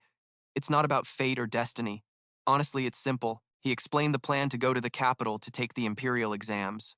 The scene showed an ancient ancestral shrine and fierce battles.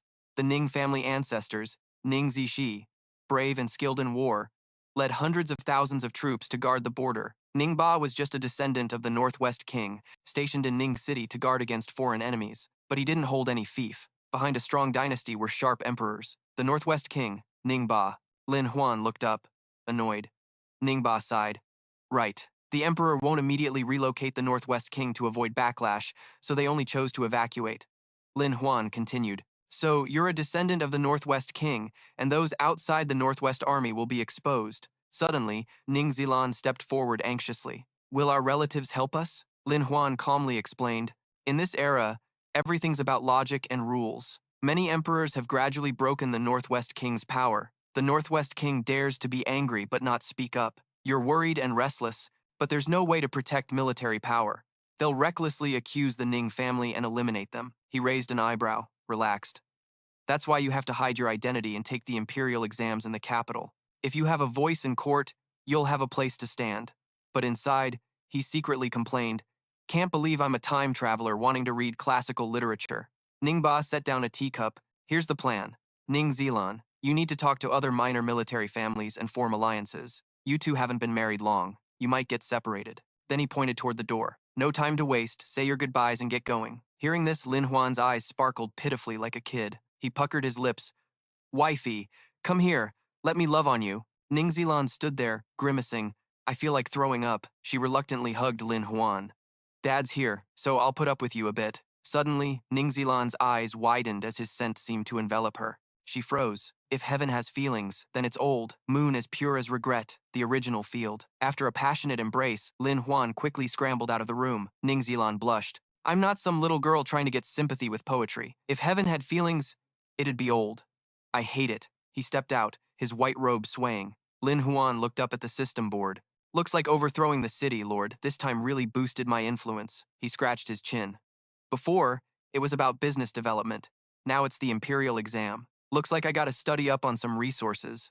Lin Huan suddenly seemed to discover something new. He curiously tapped the system. This is cool, let's check it out. Scene shifts to a procession carrying a palanquin along a cliff. Lin Huan sat inside, eyes sparkling.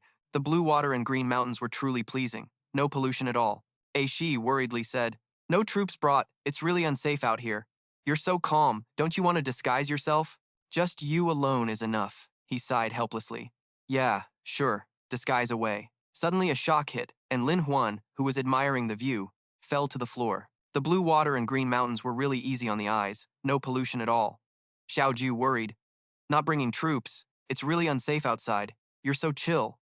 Don't you want to disguise yourself? Just you alone is enough, he sighed helplessly. Yeah, sure, disguise like that. Just when a real robbery happened, a sudden shock made Lin Huan, who was sitting admiring the view, fall to the floor. He grumpily pulled back the curtain. What the hell? Then, out of nowhere, a sharp sword was pressed right against the necks of the two. The scar-faced bandits shouted loudly, Step down quickly!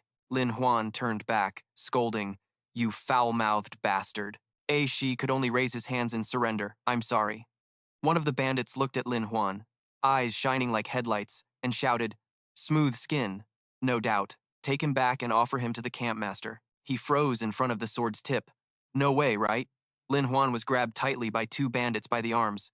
Big bro, let's talk this out slowly. He looked at the bandits and could only cry silently. It's over, my precious body. Lin Huan was tied tightly to the saddle by the bandits. Brothers, let's talk this through slowly. I'm not some perv, he screamed inside his head. Shi, you just standing there watching? The two bandits exchanged confused looks. Pervert much?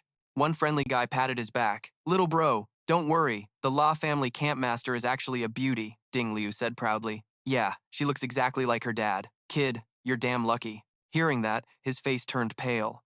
Hey hubby, let's wrestle, yeah? He accidentally blurted his thoughts. She looks exactly like her dad. The brown shirt bandit sneered. A strong man? If the boss didn't think you were a scholar, you wouldn't even dare to compare. His face turned a bit pale. Listen up. If you dare betray the campmaster, we'll gut you alive. Lin Huan shouted toward Shi. I don't want to marry into a tiger's den. The guy kept imagining Lin Huan's situation. Come on, let me kiss you first. Then he put on a loving face. Lin bro, you're a real man. You'll handle it. Don't worry, I'll find a chance to save you. A red ribbon appeared along with a shabby village sign. The sign was decorated with red ribbons, but now covered in cobwebs. Kids, you out there in the village, pay attention to the shout. Ding Liu spread his arms. Our village never had a scholar before. Today I caught one. Lin Huan was tied up tightly. Is this place too poor? The bandits took him to a house that looked fancy. Campmaster, you've brought him here. Lin Huan gritted his teeth, sweat pouring down. Why blindfold me? She must be so ugly she's scared I'll die from seeing her. A hand from inside the room pulled him in hard. The strength was definitely strong. That hand gently removed his blindfold. Damn these rough guys, always doing unnecessary stuff. When did I say I wanted to marry? Lin Huan tried to probe. If the campmaster doesn't want to marry, then I will. But when he saw the person in front of him, his face froze. Zhuge La sat on the chair. Then I'd be so embarrassed. Lin Huan looked pathetic, standing before the First Lady. Don't worry, I've decided to marry in. She turned away, showing disgust. I don't care about scholars. I just want to discuss poetry and songs with him every day. Ideal life.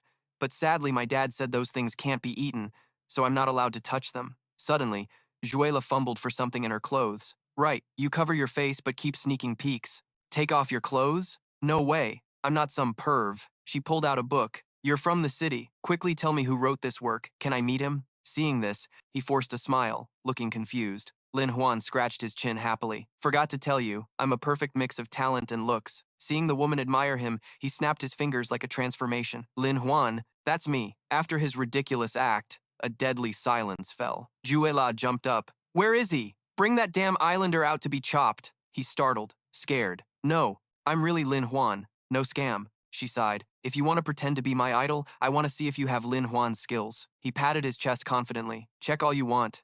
If I can't answer, do whatever you want. Proud face. Lately I've been studying a lot.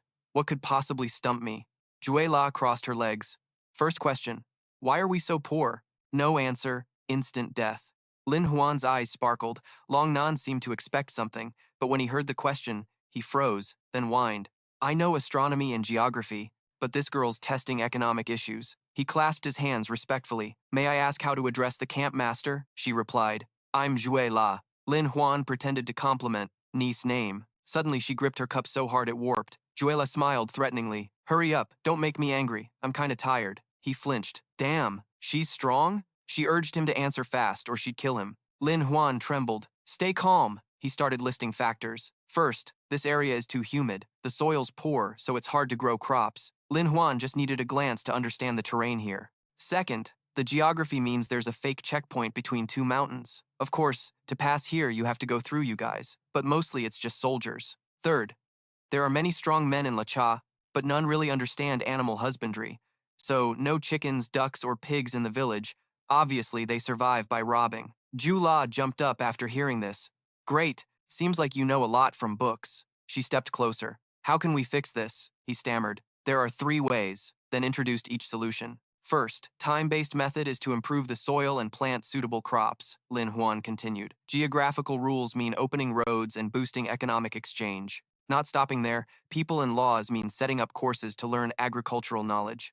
Her eyes sparkled like 2 drops of water, her long lashes fluttered. Jue La happily grabbed his hand. Come on, let's get started.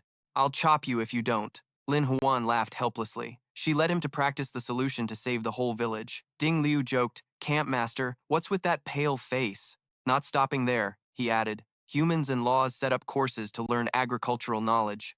Her eyes sparkled like 2 drops of water. Her long lashes fluttered slightly. Xiao Ju happily grabbed his hand. Come on, let's get started right now, or I'll chop you if you don't. Lin Huan laughed helplessly. She led him to practice solutions to save the whole village. Ding Liu joked, Boss, why's your face so pale? He got out so fast, is he okay? His mouth got him in trouble. He got a serious beating from Su Qian. She grabbed him by the ear. I'm gonna chop you up right now. Ding Liu panicked. My bad, I swear I won't do it again. Su Qian ran over and slapped Lin Huan on the back. Hurry up, you fake. Prove the method you said for reconstruction. If you can't pull it off, I'll chop you up. He was seriously startled. The villagers mocked the reconstruction plan. Decades have passed. We haven't done jack. Others just go along. How could he do it? He's probably just like that guy. All talk. Hearing that, Lin Huan rolled up his sleeves and got to work. All right, I'm starting right now. Let's build the road first. He introduced the most important material. This is my secret formula, cement. He cursed silently inside. Damn it took a ton of reputation points to get this stuff. The villagers buzzed again. No way? That gooey water mix crap as a road? I'll smash it with one kick. They laughed.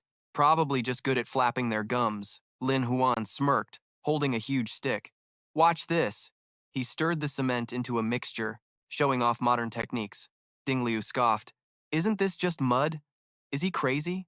So handsome yet crazy. How does he deserve our camp leader? Su Qian shouted angrily. Shut up, watch quietly or I'll chop you all up. Lin Huan finished and proudly showed off the strong and durable cement, simply the strongest and most practical material of this era. He casually tossed the useless board aside. Lin Huan grinned. Who said cement is soft and gooey? Go test it out over there. Ding Liu stepped forward. Don't scare people. Do you think I'd believe your BS? He charged with fiery spirit. Watch me break it. Then he collapsed right away. Lin Huan teased. Is that all you got? She pulled out a blade twice her size. I'm coming. Cement. Su Qian stepped forward and slammed her palm hard into the stone-hard wall. Her strike shattered the once solid wall into chunks. Lin Huan turned around, stunned. What kind of power is that? The villagers cheered loudly. Camp leader is so strong. Camp leader. Camp leader. Su Qian waved her hand. It's nothing, just an itch to scratch. Lin Huan just stared, wide-eyed, holding the brick with trembling hands. He bit his lip and swallowed hard, like he was staring at a monster. Lin Huan looked at Su Qian holding that huge blade twice his size. She really could break cement. Seems like this era has some mysterious inner strength. She caressed the blade. You can borrow 80% of my power. Sure enough, this cement is deadly. Su Qian pointed at him and shouted, The whole village will obey orders. From now on, follow the guidance of this island rocket. Make cement, change farmland, and open schools. Lin Huan was shocked. That fast? She jabbed the blade hard, making a big hole. Su Qian threatened, You better not be slow. He just nodded like crazy. Okay, I'll do it right now, right now. The whole village got to work. Lin Huan kindly wiped the dirt off Su Qian's face, making her happy and boosting productivity. He thought about how he used to lecture until his throat dried out, while Su Qian just dozed off. Lin Huan's eyes went blank, thinking at least he could be useful to society before running away. Meanwhile, sunlight poured over the carefully tended gardens. Su Qian crossed her arms. After a few weeks of checks, I decide to fake a wedding. He was curious. I thought you said you didn't like Lin Huan, called me a fake. She answered seriously. You still have some value inside. If we keep you, our village can dominate the mountains someday. Lin Huan is real. I'll tame him later. She grabbed his hand sincerely. I'm serious. Now we'll consummate. After Su Qian's words, there was a deadly silence. Then her face turned bright red, and the air got thick between them. Suddenly, a whirlwind appeared out of nowhere. Lin bro, we're here! Shi stood blocking Lin Huan. I went through hell to find this place. Behind him, someone was grumbling, furious, like about to explode. Couldn't you be a little later? You did this on purpose, huh? He's still naive enough to hide it. I brought the Lin family's frustration. Can we finally kick him out of the camp? Outside the village gate, chaos broke out between royal soldiers and villagers. Who wants to fight? Come on in. Shi held up a badge in front of Su Qian. He was arrogant. This guy is Lin Huan, son-in-law of Ning Mansion, Ningzhou City. A bold bandit. Still won't surrender. She was stunned. Then he blushed red. You really are Lin Huan. No fooling me before. Then he covered his face and ran away, leaving Shi with a huge question mark on his face. He put the badge back inside his coat. What's going on? Are you teasing someone's daughter again? Lin Huan scratched his head helplessly. I'm innocent. This place is exploiting my labor. He blamed. Why were you late? No need to bring Lin family troops, right? Shi recounted the story. When I was looking for someone, I found out this mountain village was about to do something mysterious. So I went back to Ning City to get orders to bring Lin's troops out. Lin Huan ran to stop the fight between villagers and soldiers. You're all family here. The general fake is coming soon. Remember to cooperate. From outside the village gate, the sound of horses galloping came fast. The rider shouted, Black Bear, the general camp leader orders. La Ji camp leader come here orders. He slowly stepped forward. Camp leader is unwell. My wife and I will take orders for him. Lin Huan looked up, calm. Not knowing what the village chief ordered, he threw down a scroll. Read it yourself. 1 week later, Black Bear Mountain gathered to discuss big matters. Those who don't come get killed on the spot. Then spun his horse around and rode off without giving him any more explanation. Lin Huan unfolded the paper. Big news. Xiaoju was curious. What's this? He pointed to a spot on the map. This is the route. Lin Huan froze. I get it now. He looked up at the villagers gathering around. This place was packed with other camp leaders, the so-called divine stronghold of the younger generation. Someone in the village worried.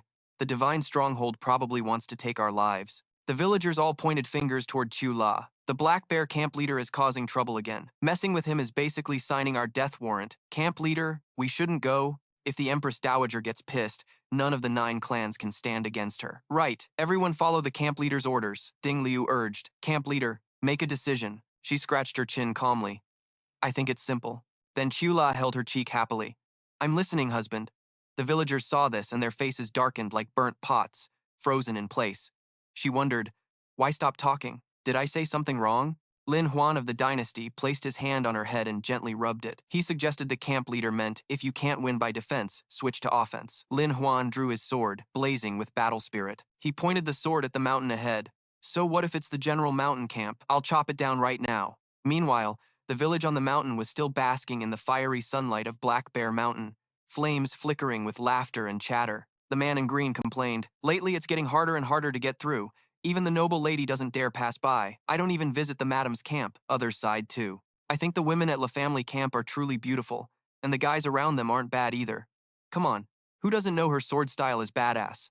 I'm scared I'll get chopped to death after marrying her. The other teased, then I'm ready to be her ghost. Suddenly, drums sounded from outside the village gate. La Family rushed over. A group leading horse carriages entered. Camp leader Chula had invited them. Chula, with delicate hands wearing a gold bracelet, lifted the curtain. She stepped down, her legs swaying with the rhythm. Chula appeared in a bright red cheongsam, her figure perfectly balanced. The villagers stared, all struck by love at first sight. She shouted coldly, What are you staring at? I'll chop you all down right now. They covered their mouths, laughing. This woman's interesting. I'm smitten. One even took the chance to propose. Wife, don't you think it's time to accept my proposal? Chula held Lin Huan's hand.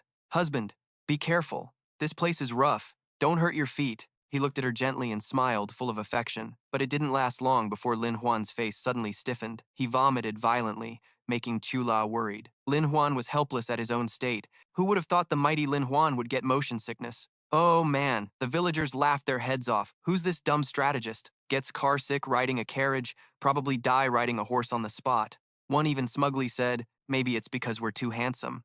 The one who proposed got furious. What's your deal? Why does she call you husband? Chula's eyes flashed with deadly intent. Dare touch my husband. The villagers closed in around them. How dare they challenge the mighty camp leader? Lin Huan calmly rubbed her head. Wife, it's okay. To that arrogant suitor, I advise you to get lost. Let me be the husband of the La family. He challenged the alley. What if I say no? He rushed in with a godly punch to show you how tough I am. The wind howled around, but Lin Huan didn't bother dodging. He sneered with contempt. Fine, lose, and don't come crying to your mom. Lin Huan looked down disdainfully at the guy flailing in front of him. The villagers mocked. What a joke. He thinks he's so good. Just fight already. Scared and shaking. The suitor cracked his knuckles. Don't rush. I'll let you die quick and painless. Lin Huan not only wasn't scared, he clasped his hands sincerely to thank him, freezing the guy for a few seconds. Huh? Lin Huan casually kicked him. Fight already. This is taking too long. The suitor's precious pearls shattered. The laughing villagers fell silent, hugging their brother. Lin Huan smirked, looking down. Fighting wasn't that hard after all. The suitor trembled in pain. This life's over for him. Chula cheered beside him. What a badass man. Love him. Love him. The villagers regained their senses. Some shouted, that guy's dirty, knows nothing about martial arts. Others got annoyed. Who'd want to fight if you play like that? They were furious. Trash. Fighting dirty. Someone stepped up. Let me fight. He stood before Lin Huan's calm, cocky look, unable to hold back his anger. He raised his knee to strike Lin Huan. I'll heal your body. Lin Huan just raised an eyebrow. Really? I don't buy it. He grabbed the raised ankle of the attacker and yanked hard, shocking him. One more hit, please. The twin treasures tore apart. He screamed loudly, eyes rolling back. The villagers got even more cautious. Someone instinctively grabbed the precious pearls. Done for. These two lost it. One guy turned pale. Does the court still recruit eunuchs? This is urgent. One by one, everyone who stepped up got a strike to their precious pearls from Lin Huan. Some even had their pearls crushed by Lin Huan's own hands. Everyone who came up got a fatal blow to their treasured stones. They writhed in pain on the ground while Lin Huan kept smiling. Anyone else? I'm in a good mood today. Want to have some fun? The remaining villagers shook their heads nervously. Bing clapped. Awesome. I've trained martial arts for 30 years and never seen anyone like you. He introduced himself. You can tell who I am by looking. The fierce fifth elder with 5 scars. Lin Huan politely responded, I'm the owner of La Family's Mufa farm. Ah no, Lin Huan. Chu Bing made a proposal that seemed reasonable. Even if you're cunning, you're still alone. If you don't want to confront them, form a team. Let's try it together. For contributions, everyone will get 12 silver coins. Some villagers joined in to fight as a group. I'm good at this. Some are greedy for material stuff. With money, let's see what happens. Lin Huan raised his fan and shouted loudly, All right, La Farm, assemble. Under the blazing sun, he and the other guy faced off, neither backing down. Lin Huan shouted, La Family, gather up. The villagers on his side fought along. Damn, the enemy team looks down on us, thinking they can win with their magic tricks. He exhaled. Don't judge people by their looks. Lin Huan spread his arms. How do I usually teach you? Stand straight for me. The La Family villagers lined up, each one reporting numbers from left to right. The leader seriously raised his hand to report to the commander. La Family's security team has 21 members, all present here. Please give orders. The enemy villagers still sneered. What's this? Counting people weirdly? Someone provoked, each one standing tall, shelves aligned perfectly. They really trained like soldiers. Xiaoju stepped forward, slammed his blade into the ground, dust swirling up. She angrily pointed at the mocking crowd. You dare act tough, I'll chop you to death. Except for the swirling stone shield, if it weren't for your dad holding power to keep La Family safe from attacks, you'd have been wiped out long ago. Lin Huan put his arm around her shoulder and replied, Good. Let me see how you plan to beat La Family's army. The enemy team drew their swords. Soon we'll send you off one by one. He gently waved his fan. Squad, advance. La Family team shouted slogans, activated defensive formations, and prepared for a quick battle. He jumped toward the villagers. No matter what, I can slice them all in half. A La Family villager quickly raised a cement-made shield to block. Chu Bing's sword snapped in one strike, but the shield remained intact. His face went blank. This can't be. How is there a shield like this in the world? The La Family villager calmly explained. We improved it with cement. Even the boss has to use energy to break it. Xiao Ju was puzzled. Right. I remember last time one strike shattered it. Now it's reinforced? Lin Huan waved his fan. Because I saw a problem with cement. It's hard enough but lacks some flexibility, so I imagined the structure and texture of cement. Lin Huan looked knowledgeable. I deliberately used a method of mixing cement and cotton fabric multiple times to increase the shield's flexibility while keeping hardness. This also reduces the amount of cement used, making it lighter and more stable, plus fire resistant. The enemy team kept charging like they didn't fear death. No matter how good the shield is, if we all stab it together, it'll break. A villager shouted to start working together. 2-person teams, 10 teams using a 4-4-2 formation, all defensive. The enemy froze seeing the flawless formation. They fumbled, confused like headless chickens. The enemy glared. Damn it, if you've got guts, fight head on. Why use shields to block us? Xiao Ju cheered enthusiastically. Awesome. I've never seen a formation this strong before. Lin Huan smiled watching the scene. Even without military tactics knowledge, I get soccer, still useful to borrow some random soccer teams. A La Family villager rushed in. Good chance, everyone get out of the way. A black bag flew fast through the enemy team, making his side cautious. The enemy didn't know how to react. Damn, drop your weapons fast. Someone couldn't put away their sword in time and it sliced right into the black bag. A green slime spilled out, stinking horribly. The slime splashed on the villagers, making them smell sour and rotten. They covered their noses. Damn. Who's the bastard that nasty? The air around seemed to freeze for a few seconds because of the stinky scene ahead. They vomited uncontrollably, while Lin Huan just forced a smile and turned away. This ain't my problem. High damage, definitely a powerful weapon. In the middle of Hung Family Village, Lin Huan was explaining to his team. See, at the perfect moment, everyone makes a path, you shoot the arrow directly. This move is called counterattack defense. Got it? The archer said he understood, but I still have a question. Nihan suggested, bows wear out too easily and arrows can't be recycled. Such a waste. You asked about using poison? He denied it right away, said it's way too expensive. Lin Huan scratched his chin, deep in thought. Someone did shoot the mountain camp with arrows, so this time we definitely gotta use other stuff too, he whispered. Why don't we use fertilizer to grow vegetables? You hesitated. That's not it. But then both their faces darkened strangely. Thinking back, it's actually a pretty good idea. The La Family folks couldn't stand the stinky war, so they had to retreat. The smell's disgusting. La Family camp, you guys don't have me. I'm leaving first. Qiaola looked really nauseous. Why didn't you tell me earlier? This really ruins my image. Lin Huan was helpless, just enduring it. Hang in there a bit. It's so gross. Suddenly a shout rang out. Enough. Everyone shut up. Chu Bing yanked his shirt hard. Lin Huan, you're a man. Don't just defend. We duel one-on-one. Winner's king.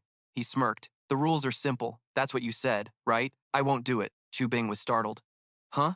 What did you say? Lin Huan stayed calm. I said I'm not a man, and I don't need to duel. He cupped his cheek, acting cute, thinking he's still an innocent kid, not a real man yet. He clenched his fists in anger. Don't you have any dignity or honor? Lin Huan sneered. I'm living as a son-in-law now. What dignity do I even have? Bing still tried to squeeze out a few words. But you frown and still act all high and mighty. I said no fighting. No fighting. You guys keep obsessing over dignity all day. Don't you get tired? Can that stuff fill your stomach? Can it make money? Can it get you a wife? Then Lin Huan just spun around and walked off. Way too boring. La ran off, retreating. He stubbornly rushed up to Lin Huan like he had to settle this for sure. But Bing Jiang blocked the whole group. You can't go. The Su family had ordered everyone to report in. Lin Huan pointed at him, then turned to ask the villagers. I've been here a while. Still no sign of him. On the contrary, he should be shutting the door on visitors. Folks, does that make sense? The villagers agreed. Yeah, we've been here a long time, and the guy's nowhere to be found. Someone suggested. Maybe the village chief hasn't been elected yet, and they're just trying to trap us all in one place, right? Bing gritted his teeth. Lin Huan, if you keep spouting nonsense here, you gotta step over my dead body first. Lin Huan calmly raised his hand. Really? Then quick as hell, he smashed a brick straight into his face. The brick shattered, along with hot blood spurting from Bing's nose and his eyes wide open. Lin Huan dusted off his hands, talking nonsense that just confused me, then casually walked off. Later, folks. The villagers were kinda impressed. He actually threw down on the scarred guy. They muttered, what a savage. Straight up hitting someone. Jiao La grabbed Lin Huan's arm tight. Lin Huan, you're too handsome. Lin Huan blinked. Oh yeah, almost forgot the main point. He pulled a shiny, super tough brick from his pocket, then explained, this is a new type of brick exclusively developed by LeComp, a must-have formula for killing and looting. Lin Huan sold it like it was cash money anywhere. People can also build houses, set up kitchens, and use it with cement. Right now, bricks and cement are on sale at Le Camp. Everyone quickly contacted to buy before it sold out. He stepped out of the village. Hurry up, let's see how the main camp collapsed, the villagers cheered. Starting today, we leave the main competition camp and live independently. Warm sunlight shone on the village gate. He barely crawled out. His mouth was wrecked by those guys. But halfway out, Jiaola stopped him. Where you think you're going? She held an empty wine bottle, eyes glazed over. He barely crawled out. His mouth was wrecked by those guys. But halfway out, Jiaola stopped him. Where you think you're going? She held an empty wine bottle, eyes glazed over. The villagers were chatting loudly. Hearing that, they turned back to eavesdrop. Someone whispered, "Isn't that thing broken already?" Another smirked. "Look, Lin Huan's sharp as hell, but his body ain't right, and that other guy's restless too. We all make profits trading, but only the camp leader's losing. That's awesome." He stood right behind them and landed a thunderous punch. Lin Huan grabbed two of them by the collars and dragged them off. "Daring to talk like that about your master? Finished your homework yet?" Someone called after him, "Brother Huan, how's the soil improvement going?" He stood right behind them and landed a thunderous punch. Lin Huan grabbed two of them by the collars and dragged them off. "Daring to talk like that about your master? Finished your homework yet?" Someone called after him, "Brother Huan, how's the soil improvement going?" He scratched his chin thoughtfully. "This is a big deal. The soil quality here seems okay, but hard to develop." Suddenly a villager shouted, "It's bad. The old man is sick again." Dingli was worried. This keeps happening over and over. Lin Huan looked puzzled. "What kind of sickness is it?" Old Man Du lay on the bed, his face pale with purple rash spots all over. "You come here. How is he?" The doctor shook his head. "It's really a cursed disease. Before coming to the village, I never saw this old man sick once. Though he can survive a while after the attack, the patient suffers a lot." The villagers were restless. "This is one of the curses of our La family. At this age, basically everyone gets this disease. They look so gloomy. Yeah, this place definitely has some dark magic." The La family seemed doomed. Lin Huan's eyes flashed with a spark. "Wait, you said everyone is like this? Are all of them sick at this age?" The doctor explained. "Looks like except for two big clans, the Liu family and the Zhang family. But those two only recently joined." Lin Huan probed. "They started as middle-aged people, then joined the mountain camp, right?" The doctor nodded. "Right," Lin Huan pondered. "I have a theory. Need to verify it a bit." He tapped on the system board, previously harvested fame value at the main camp, just enough to test a chemical set. Lin Huan's mind flooded with countless chemical formulas and ionic bonds. Covalent bonds and chemical symbols confused him. How the hell do you make this? Lin Huan took a risk. "Whatever, let's try it." Old Man Du's uneven heartbeat popped into his head. Lin Huan gently took his pulse, activated the 5-point enhancement of Vong, Wen Ti, then nodded and said, "Good. Roughly got it." He cracked his knuckles. Next, the doctor was curious. "You can cure it?" The villagers started cheering. Sure, he has a solution. Lin Huan stood before the garden the whole village had worked hard to build, bent down to pick up some soil, then explained to the villagers that it wasn't a curse, but heavy metals here exceeded safe limits. Lin Huan explained, "Heavy metal elements accumulating in the body over time without being metabolized lead to organ dysfunction and diseases later on." Lin Huan explained, "Heavy metal elements accumulating in the body for a long time without metabolizing will lead to organ dysfunction and diseases later on. This is also why middle-aged people start getting sick. It just messes up your kidneys and nervous system. Aluminum causes miscarriages and neurological disorders. Copper deforms bones and poisons the blood system. Mercury damages your liver and nervous system. Iron causes anemia, nephritis, and neuritis." He pointed at the soil as an example. "The soil we use to grow food is the culprit. Clearly, the heavy metal content in the soil exceeds the standard, so we can't grow much food and it tastes bad." The villagers looked clueless, not understanding a thing. Lin Huan, like a patient teacher, explained, "In other words, there's a special kind of iron in the soil. You've been eating iron. If you eat too much, you'll get poisoned." The villagers nodded. "So that's how it is," Xiaola grumbled. "This place sucks. It's poisoning me from the inside." Her steps faltered. She stumbled over a nearby rock. Xiao Lang fell into his arms. For others, this would be bad. But for me, it's a good thing. Lin Huan kept focusing on farming. In this era, if heavy metals exceed the standard, it means there's a mine nearby.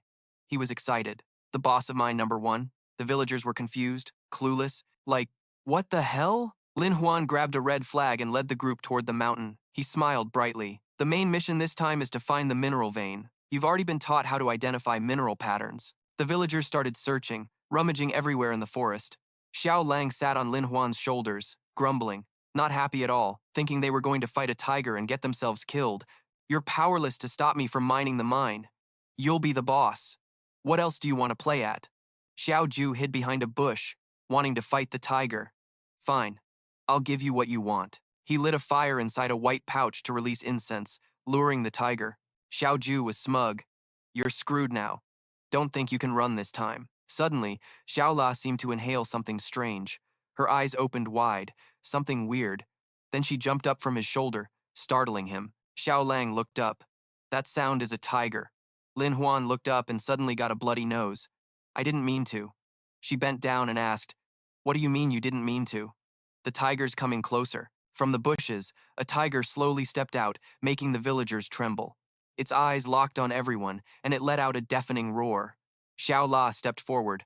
I'll stop it. But Lin Huan stopped her. Don't worry, I've got this ready. He gently clapped his hands as a signal to set up a formation. Lin Huan shouted the Huyan Vu formation ready, and the villagers quickly arranged themselves. They used cement shields to form a quick line. The powerful tiger charged like it wanted to tear everything apart with its jaws. It lunged at a villager to claw, but the shield's impact made it hesitate. The tiger saw the situation was hopeless and slunk back, but a villager ran up and threw a big plastic bag at it. Reflexively, it raised its paw with sharp claws to block. The tiger's claws tore the bag, releasing dust. It was blinded. The powder swirled thickly like a dense fog wrapping around the tiger and the group. Xiao Ju panicked. Damn, I can't see a thing. And he also brought lime powder. These people are so careful. Hope the tiger's okay. From behind, Lin Huan and Xiao La's threatening voices echoed. You better hope you're okay. Let's see how you run now. Xiao Ju quickly threw a dart at him, but Lin Huan easily caught it. If you want a sneak attack, you gotta call me Grandpa. She grabbed his arm. I'd chop you to death right now. Lin Huan stood calmly beside them. I don't know anything. Xiao Ju's cornered. You forced me into this. He anxiously stood in front. Xiao La, be careful. Feeling pressured, he unleashed a poison skill. You won't escape. This is the southern steel heart snake. It grows by drinking blood. Xiao Ju used the blood left on his sword, flicking it toward Lin Huan and Xiao La. They got blood on them, but didn't understand what was happening yet. In a flash, two snakes lunged at him. Too fast, she panicked. Their movements were strange. The white snake bit Lin Huan's leg, and the black one wasn't any less fierce, biting Xiao La's thigh. She collapsed into his arms. I'm dead, Lin Huan shouted at the fleeing Xiao Ju. Damn, where are you? He chased after him, holding her body and whispering, even though he was poisoned too. Xiao La tried to endure. In the warm sunlight, Lin Huan held her close, and then collapsed, unable to resist. The two lay side by side, looking peaceful as if they weren't poisoned at all. The villagers anxiously searched around. Found anything yet? But they were helpless, finding nothing. They examined every footprint. There was a fight here. The camp leader should have been here. You're the leader. Order a search of this place. Don't care if you find anyone or not. Come back by nightfall to the manor for a meeting. They all agreed loudly. The dense forest echoed with cicadas buzzing everywhere. In a remote cliff somewhere, Lin Huan and Xiao La had their eyes tightly shut, his eyelids twitching, his face darkened as if poisoned by a huge amount. Lin Huan's eyes suddenly snapped open, pupils constricted, panic on his face. He raised his hand to check and saw his body was blurry. He remembered just now he and Xiao La were bitten by snakes. Then Lin Huan suddenly glanced down. What he saw was his own body and Xiao La's lying still below. Lin Huan's soul panicked and rushed down, leaving his body. I'm not dead, right? At the same time, the system's notification sounded repeatedly, enhanced body operating, guiding to activate emergency mode. B, automatic. He scratched his chin and looked up. This helps nourish the body, a reward from before. No wonder the previous physical enhancement was useless. It turns out the emergency mode can only be manually controlled. His mind flashed through every organ and nerve. The blood vessels and meridians have appeared, so now we can track the movement and infiltration path of the venom. Lin Huan's soul suddenly noticed the snakebite on the calf. Seeing it, the system panel popped up detailing every component. Now the location and wound from the venom are known. He quickly pressed on the calf bite as if wanting to heal it immediately. Lin Huan's soul tapped rapidly on the system panel. Next, he needed to control the acupuncture points and blood vessels to expel the poison. The system then started restoring his body. Manual mode to boost the body. Treatment at 60 out of 100. Treatment at 85 out of 100. Treatment at 99 out of 100. Treatment complete at 100 out of 100. Lin Huan's soul re-entered the body perfectly. He looked at the girl lying beside him. All right, time to save Xiao Ju. Lin Huan took a bit of blood from his fingertip. First, his own blood, which contains some anti-venom properties. He searched for the snakebite wound on her body, then sucked out the poison. Had to find the wound. According to earlier, It was somewhere around the thigh. Lin Huan gently removed the socks from her delicate feet, slow and tender movements. But he couldn't find what he was looking for. Not here. His hand slowly moved up the edge of her skirt.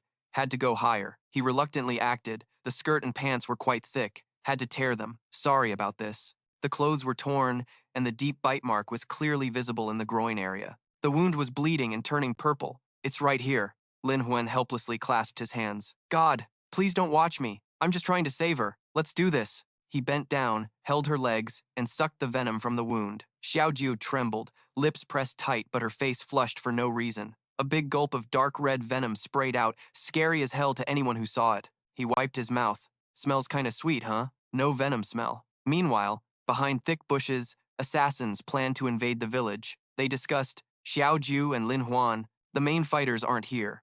The one beside her looks determined. Let's move! Today we wipe them out! Then a shout. Villagers panicked, yelling, Enemy! Enemy! Xiaoju's delicate feet touched the ground. She slowly opened her eyes, face dreamy like she just woke from a long sleep. Xiaoju tilted her head slightly, her gaze unfocused. The first thing she saw was Lin Huan holding her legs, sucking out the poison, her face blushing hard. Then Xiaoju suddenly remembered the black snake. She was bitten back then. She closed her eyes tightly, quietly chanting, This is detox, this is detox. Don't overthink it, don't overthink it. But Lin Huan's face popped up in her mind. Could this be? He wondered strangely. The venom should have been fully sucked out by now. Lin Huan suddenly jolted, thinking she might have multiple wounds. Should he keep checking? He had to tear the skirt higher. Sorry, gotta tear more. Xiaoju's clothes were gradually torn higher and higher. She hesitated. What now? Should she wake up or keep pretending to be unconscious? It's not embarrassing, but at least he won't look down on her. Xiaoju turned away, confusing Lin Huan. What's going on? She moved on her own. He shook her. Xiaoju, are you awake? Weird. Maybe muscle spasms from the poison. Lin Huan pressed harder. No, gotta find the wound fast. Suddenly, fireworks exploded in the sky as a signal from the villagers for help. He was startled and turned around. That was the signal he left at La Family Village. La Family Village was in danger. Xiaoju anxiously sat up. We gotta act fast on the plan. He agreed. Right. Immediately forming a rescue team. But when Lin Huan realized her act was exposed, the atmosphere froze. Xiaoju's face turned tomato red as she faced the cave wall, while he just stood scratching his head, suddenly worried about the villagers. Lin Huan jumped up to the wall, ready to help. He urged her, La Family Village is in danger. We gotta move. But she called back. Wait, wait. Xiaoju held the torn fabric to cover herself. Can you find me some clothes first? Meanwhile, Aishi led the villagers face to face against the assassins. The enemy mocked. Didn't expect you to be so alert, but no worries. Your fighting power is totally inferior to ours. Yi pulled down his face mask. No need to pretend. The boss values La Family Village, but the guy behind added, if you come back to help quickly, you'll save your life. Otherwise, he'll just fold his arms. Your attack methods are outdated. Lin Huan taught me way better stuff. A flash shot up like this. The fireworks were ready to explode loudly. Shi urged the villagers to retreat. They followed the flow inside. Quick, fireworks shot into the deep blue sky like the most modern signal at that time. The guy and his henchmen shielded their eyes. What signal is that? Before they turned back, we'd already killed all of you. Yi was furious. How do you think you can run? Before they turn back, you're all dead. Suddenly, the ground collapsed instantly, revealing a row of stakes like the Battle of Bakdang River by Ngo Quian. The villagers behind Shi smirked, looking down on the others. The henchmen were stunned, totally clueless what to do next. He stood at the other end taunting. Come on, come here. Yi's henchmen gritted their teeth, veins bulging on their faces. Meanwhile, the villagers casually cooked hot pot. Suddenly hungry, let's make some hot pot. They went crazy, damn it. Watching them eat pisses me off. One couldn't hold back and yelled, Damn it, I'll tell you. I eat a lot of good food at headquarters. You don't have to bring stuff to tease me.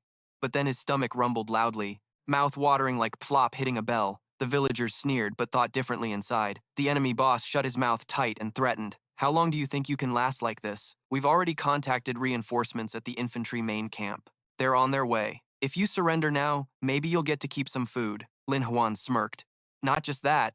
Our guys have already circled behind the mountain, and soon we'll surround this place. Xiaoju was surprised. They arrived that fast? He pointed to the green flag flickering on the mountain ridge. Of course, that's our army. He held up a stick used for lighting the fire. I'm feeling good about this. Xiaoju shouted the slogan, lit the fire, and everyone retreated inside. The villagers coordinated, carrying their stuff and rushing into the village like it was all planned. All along the mountainside, lonely yellow flags were raised, but they formed a devil's triangle. The team standing on the south side shouted loudly, "Loud and clear. The northern guy's courage is boiling too. Loud and clear." Lin Huan showed a contemptuous look. What are they trying to do?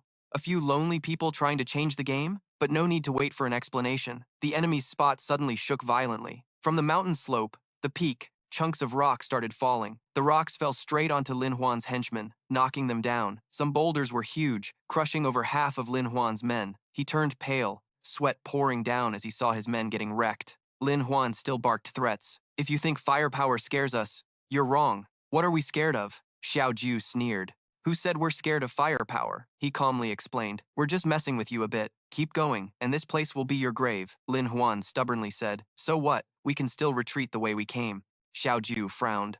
"Oh yeah? What if I block your path? Let's see if you can still get through here." Lin Huan hesitated, but he raised the torch high. "The birthday pass won't let you through. What are you planning to do?" His lips barely managed to say a few words. Xiao Ju pointed the torch at Lin Huan. "Retreat now. You still have time to escape. If not, I'll blow up this mountain again. Think about it. Oppressing us is like blocking your own death path." Lin Huan trembled with anger but didn't have the guts to move forward. The villagers behind him were annoyed at his hesitation. Lin Huan was totally powerless. His mouth played dirty tricks. "We gotta go to birthday pass. That's more important. Screw these crazy people." The villagers laughed loudly when he left. This move was seriously ruthless. Some even sighed. "I don't know who came up with this plan. Must be Ling Ji's family since she's smart." But Xiao Ju stood aside, feeling restless. "Lin Huan, everything's going according to your plan. How about your side?" The sky was clear and high with lush green trees shading coolly. The villagers assigned to the mountain stood by a rock waiting for Lin Huan. He slowly walked over, lighting up their eyes. "Miss, you're back?" someone asked. "Where's the camp leader?" Juela peeked out from his oversized coat. "I'm here," she shyly ordered. "Quick, get me a change of clothes," the villagers teased. "Where are your clothes?" Or is Lin Huan blushing and coughing quietly, not saying anything else? The time for Xiao Ju to blow up the mountain was near. "We should act now." He mentioned the slogan like to warn the village. "What's our slogan?" everyone shouted together. "The mountain camp is ours. Peace belongs to us." Lin Huan raised his hand to the sky with determination. "We'll launch a surprise attack on the small mountain camp, giving them a big risk." At the mountain village, the guards patrolled steadily with no gaps. Juela hid, disguised as a bush, curious. "Lin Huan, why do you want to ambush now?" He kept his eyes glued to a soldier. "Today's mainly about finding the traitor, but also hitting the small mountain camps. Those small camps must be connected to the La family camp. Isn't this our chance?" She still doubted. "How do you know they're gathering troops to attack our La family camp? So if he knows we're out, won't he see through the trick?" Lin Huan teased. "Oh, my cute camp leader. Don't you know there's a spy planted inside the La family camp?" Juela got angry hearing that. Right, if there's a spy, he'd definitely alert to attack our La family camp. Suddenly, two guards walked by, forcing him to pay attention. Lin Huan picked up a small rock from somewhere, quickly followed and threw it straight at the unlucky guard's head. The guy got stunned and went ballistic. "Who threw that?" The black guard ran to the bush searching. "Huh? Where's the person?" Lin Huan ambushed from behind. "Sorry, brother." Lin Huan swapped clothes with him. "I'm dressed now. Drag him in." He blended in with the guards at the gate and sneaked straight into the village. Lin Huan approached a house guarded by two more guards. He was cautious about the strict security here. The La family camp leader's place was here. They were very strict. "I'll wait for Xiao Ju's signal." Inside the room, a palace maid danced gracefully in her flowing dress. Guang Lai sat below, constantly murmuring praises. "Nice, nice. The dance is great." His chubby body moved closer to hug the maid. "Come on, let's get to business." Suddenly, an explosion sounded like a signal Xiao Ju wanted to send to Lin Huan outside. The fat Guang Lai jumped, pushed the maid away by reflex. He angrily kicked the door. "What's going on?" Lin Huan ran out from hiding, shouting. "It's bad, camp leader, it's bad. Secret report, main camp secret report." He darkened his face and warned, "Shut up. Are you crazy?" "Secret info shouted out loud like that?" Guang Lai let his guard down, led Lin Huan into the room, and slammed the door. He ordered, "Go, what's the secret report?" Lin Huan's performance is pretty solid. The camp commander said they sent everyone to attack the La family camp, especially dispatching a team to steal the royal ritual items. He whispered mysteriously. "I heard this pill can boost vitality and improve blood circulation, especially for guys. It has some magical effects, basically making the saliva flow more. Sounds good? I gotta try it." He raised the pill to his mouth, his lip curling up with pleasure. But the saliva guy realized something was off. "No, what you said doesn't add up." Then he pointed at Lin Huan and laughed loudly. Trying to trick me? Who said I sent you here? He casually slapped his hand, making the pill fly straight into his mouth. Now your face is all dark. What kind of drug is this? He clutched his stomach in pain. My stomach hurts so bad. Poison, poison. The saliva guy hurriedly grabbed a cup of water and drank it down. Lin Huan warned, I advise you not to drink water. This drug gets worse the more you drink. His eyes bulged wide, pupils shrinking, breathing getting tough. The saliva guy rolled on the floor, screaming in pain. Help! Help! Lin Huan mercifully spared his life, giving him an antidote pill that works for 1 day. Tears and snot streaming everywhere, he quickly opened his mouth and swallowed the antidote pill. The saliva guy collapsed on the ground, asking, Who are you? I'm just a small nobody. Why poison me? Lin Huan calmly pushed back his chair. He rested his chin, looking all high and mighty. I'm the poison master, top rank. Lin Huan patted his shoulder. If you want the antidote, hand over the Tran family camp's treasure, then we can talk about betrayal. The saliva guy trembled. Betrayal? Lin Huan flicked the fan in his hand. Yeah, about betrayal. We can negotiate a bit. After all, I'm not a bad guy. The silent night covered the small village, guards chatting noisily. The saliva guy teared up. You want to take all my money? Lin Huan's eyes darted slyly. Take it all. It's to buy the antidote. What's more important, your life or money? Hearing that, he reluctantly sent his men to carry the heavy gold boxes. Lin Huan achieved his goal and tossed him the antidote bottle. This is the antidote you need. Remember to take 1 pill daily for 2 courses. The saliva guy clutched the bottle like it was fragile, fearing if it broke, his lifeline would shatter. He miserably grabbed Lin Huan's sleeve. What if I run out of the antidote? No money to buy more, Lin Huan threatened. If you finish it all, basically you'll get better, but if you don't follow orders, well, I can take your life any time. He trembled. But you want me to betray the camp? Lin Huan covered his mouth and laughed. Don't worry. I just want you to back off and find an excuse to stop supporting the camp. The saliva guy clasped his hands. All right. Lin Huan left the room to handle the gold, telling him to find a safe place to hide the treasure and use it as the La family camp's next operating fund. Chao La's eyes sparkled. Lin Huan, your magical poison? I should borrow some too. Lin Huan looked sly. There's no magic poison. It's just noodles mixed with ginseng and bean powder. That's why drinking water hurts. He turned his back and walked off. Come on, gotta deal with Ba Shan camp tonight. She was helpless. Wasn't he just a scammer and a punk? The villagers sighed. Lucky he's not our enemy. Suddenly, Lin Huan froze, eyes wide open. He used binoculars to look far away. I hear something. At the foot of the hill, a weak woman's crying kept echoing non-stop. The kidnappers laughed mockingly. Ha ha, the Li family camp leader is such a punk, making us escort a woman back. The guy behind agrees. Just one woman, no need to eat. Suddenly, a horse's hoof hit something hard, making it scream. The horse startled, kicking wildly, throwing the kidnappers and the poor woman off.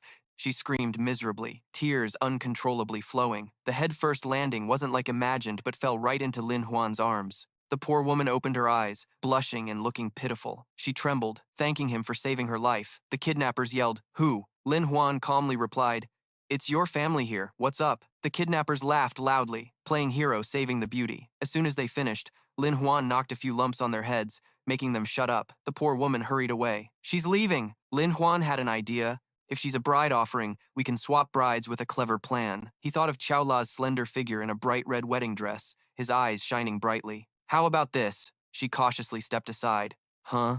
I don't want to do it, he replied coolly. If you don't do it, who else will?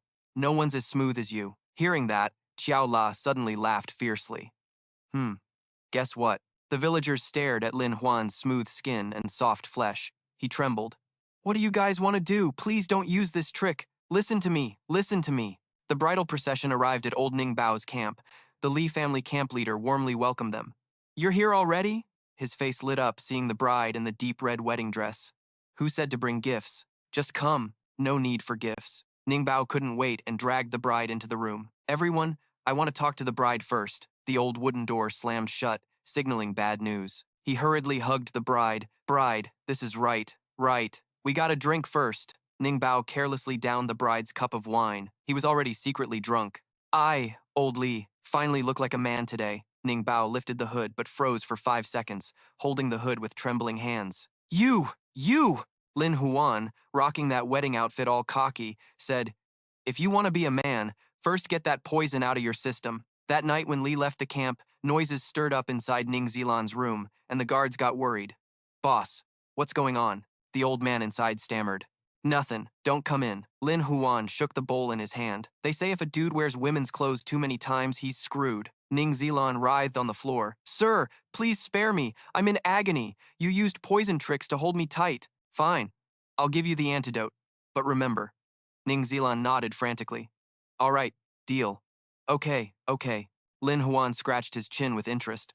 Wait, your clothes look all right. He stepped out slowly, making the guards outside turn their heads, wary. Who are you? When did you get in here? The guy pointing a weapon at him must be an assassin.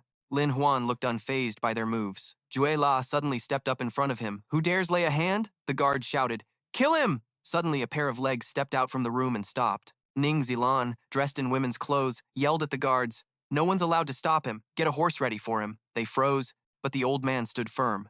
But what? Lin Huan grabbed the horse and tossed the antidote to him. Good. This is the last antidote. The guards whispered among themselves. Can't believe that's his kind of taste. Lin Huan and Jue La rode horses through several mountains. They finally reached the mountain near her village. The sunlight poured everywhere. Lin Huan's eyes were heavy from sleeplessness. Worked all night, totally wiped out. Jue La trailed behind, grumbling, not letting up. They spent the whole night dealing with Nam Sun camp and still didn't stop. The rescue group from Aishi Market was moving forward. Sweet, our territory's now 3 times bigger than before. A guy at the back spotted Lin Huan and asked, Why do you look familiar? You here for backup too? Lin Huan replied bluntly. Of course. You here for backup too? Lin Huan just casually followed the group to the camp. The leader seemed to realize something. Hey, that guy's on a horse. Lin Huan quickly shoved a poison pill into the guy at the back's mouth. Yeah, if you're backup, here's something for you. The guy swallowed reflexively, trembling violently. The black-clad leader grabbed his stomach and collapsed to the ground. It hurts, Lin Huan teased. Why the over-the-top reaction? The black leader pointed his sword at Lin Huan. Lin Huan slowly pulled out 4 jade necklace strings from inside his coat and held them up to the enemies. Tran Camp, Li Camp, Little Li Camp, Hong Camp, the main camp. I met all your leaders last night, talked peace and unity for the land, and finally reached an agreement. From now on, Wuxia Mountain Camp won't interfere with the main camp or La Camp's business to avoid messing with other villages' internal affairs. Lin Huan pointed to the signed agreement. The La Camp Treaty has been signed by Wuxia Mountain Camp, with official tags attached. The rescue group looked dumbfounded, clueless about what was happening. Even the Aishi market folks and villagers had question marks on their faces. Huh? What do you mean? Lin Huan waved his hand. Stop here. You guys should leave. Go wash up and rest. That's what your camp boss said. The enemy started wavering. This really is our camp boss's jade necklace. They went to double check. And it's true. Only our tiny Li camp boss's fingerprint could be this ugly. Then they turned and left together. All right, bros. Let's bounce. Tonight, we drink, Lin Huan sneered. Why's no one here now? What's your plan? The leader was angry but helpless. Damn it, just wait. Our great king will be back soon. Lin Huan casually kicked away the 2 stubborn leftovers. Get lost! Cut to the shrine where the God King roared furiously. Nikiep, your face is black as a pot bottom. Drag him out for sacrifice, the henchman begged desperately. Great King, spare me, please. He tried to explain, but that brat Lin Huan was too sly. The God King swiftly swung his sword through the henchman's neck, blood splattering everywhere, his eyes blazing. The La Camp had nowhere to run. The next morning, Lin Huan and the crew entered the forest. He held his pickaxe, super hyped, ready to dig up the whole mountain. According to the preliminary survey, this mountain's pretty barren, soil similar to the camp's, high chance there's a mine. Lin Huan gently probed the ground and found a spot marked earlier for everyone to see. See? I found a metal chunk in this cave before. Then Lin Huan grabbed his pickaxe and sneaked into a cave, looking excited and eager to dig. Everyone else went inside and dug hard, while he just sat back whistling. Why don't you help, you lazy bum? Jue La saw this and scolded Lin Huan for being lazy. Smart, not some exploited labor. Suddenly, his face turned serious like he sensed something. Wait, something's off. Lin Huan looked toward the forest ahead and remembered something. I recall a tree got broken before. He walked to the mark he found earlier and waved Jue La over. Jue La, check if this mark looked like this before. She looked at the mark he pointed to and commented, This looks different from my cut, definitely smoother. Suddenly, Lin Huan's face went purple. He realized what it meant and shouted for everyone to hear. Shit, it's a trap. Suddenly, the ground shook all around. Huge boulders started falling from the mountain toward everyone. Lin Huan looked toward the forest ahead and suddenly remembered something. I recall a tree was broken before. He walked over to the mark he had found earlier and waved Xiaola over to check it out. Xiaola, look at this mark. Was it like this before? She looked at the mark he pointed to and commented, This seems different from my cut. It's definitely smoother. Suddenly, Lin Huan's face turned purple. He realized what this meant and shouted for everyone to hear. Damn, it's a trap. Immediately, the surroundings started shaking. Suddenly, huge boulders fell from the mountain onto everyone's spot. Seeing the danger, Lin Huan immediately jumped forward, pulling Xiao La and warning everyone inside the cave. Watch out. Huge hailstones kept pelting down non-stop, causing a small earthquake. That hailstorm sealed the cave entrance, and it was all set up by someone. Two guys standing on the high mountain laughed loudly, happy their mission was done. Haha, the camp's strategy is pretty slick, even though they didn't know what was being searched for. Being trapped there meant certain death. Haha, in a place like that, who could possibly save them? After a terrifying landslide, Lin Huan and the others were stuck inside the cave, and if they weren't careful, they'd be ambushed right away. Xiaola, you okay? Xiaola beside him collapsed onto the ground, looking super embarrassed. I'm fine, but can you please take your hand off me first? The scene was awkward as his hand was on her chest, making it hard for her to breathe. Realizing he'd messed up, Lin Huan quickly pulled his hand back, his face turning red with embarrassment. I'm sorry. The people inside were terrified, not knowing what to do. Miss Su Qian, what should we do now? You gotta get us out. Our wives and kids are waiting. But Lin Huan stayed calm, gently lighting a torch and reassuring everyone. Don't worry, there's gotta be another way out. Lin Huan raised the torch, following the flame's direction to find a path guided by the cave's wind. Look, the wind's blowing the flame that way. The whole group followed the torchlight, hoping to find an exit.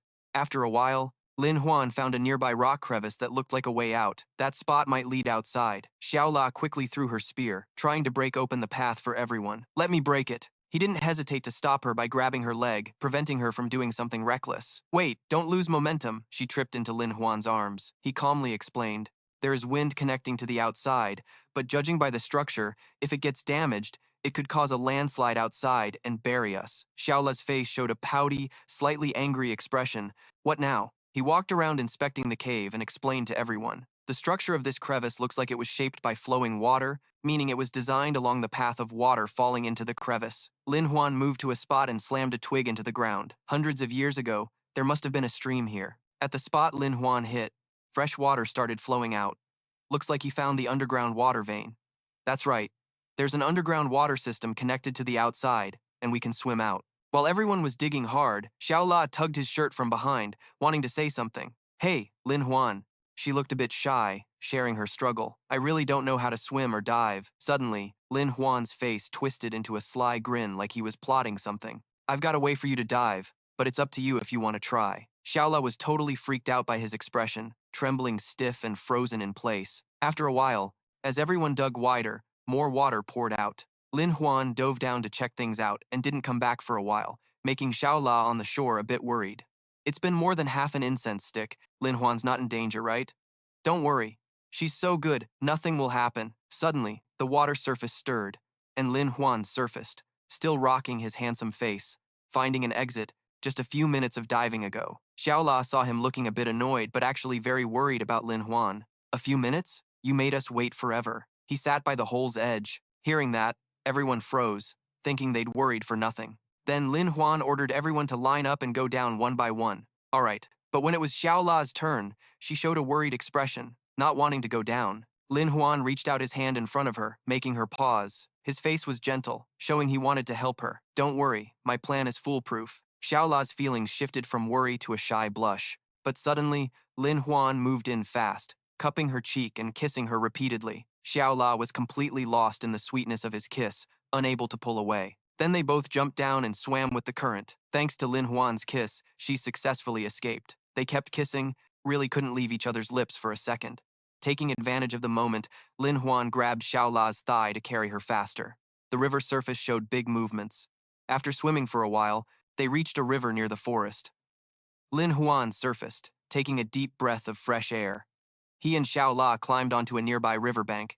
She was soaking wet, and he was fiddling with something in the bushes. After a moment, Lin Huan brought out a shirt made of leaves. He'd prepared it earlier, worried she'd catch a cold. Yeah, I had some free time earlier and made you clothes from leaves. Just didn't want you to get sick. Xiao La was totally moved by his care, her cheeks flushed red. Thanks, Lin Huan. You're really good to me. Suddenly, someone from their expedition group stepped forward, holding Lin Huan's snorkel happily.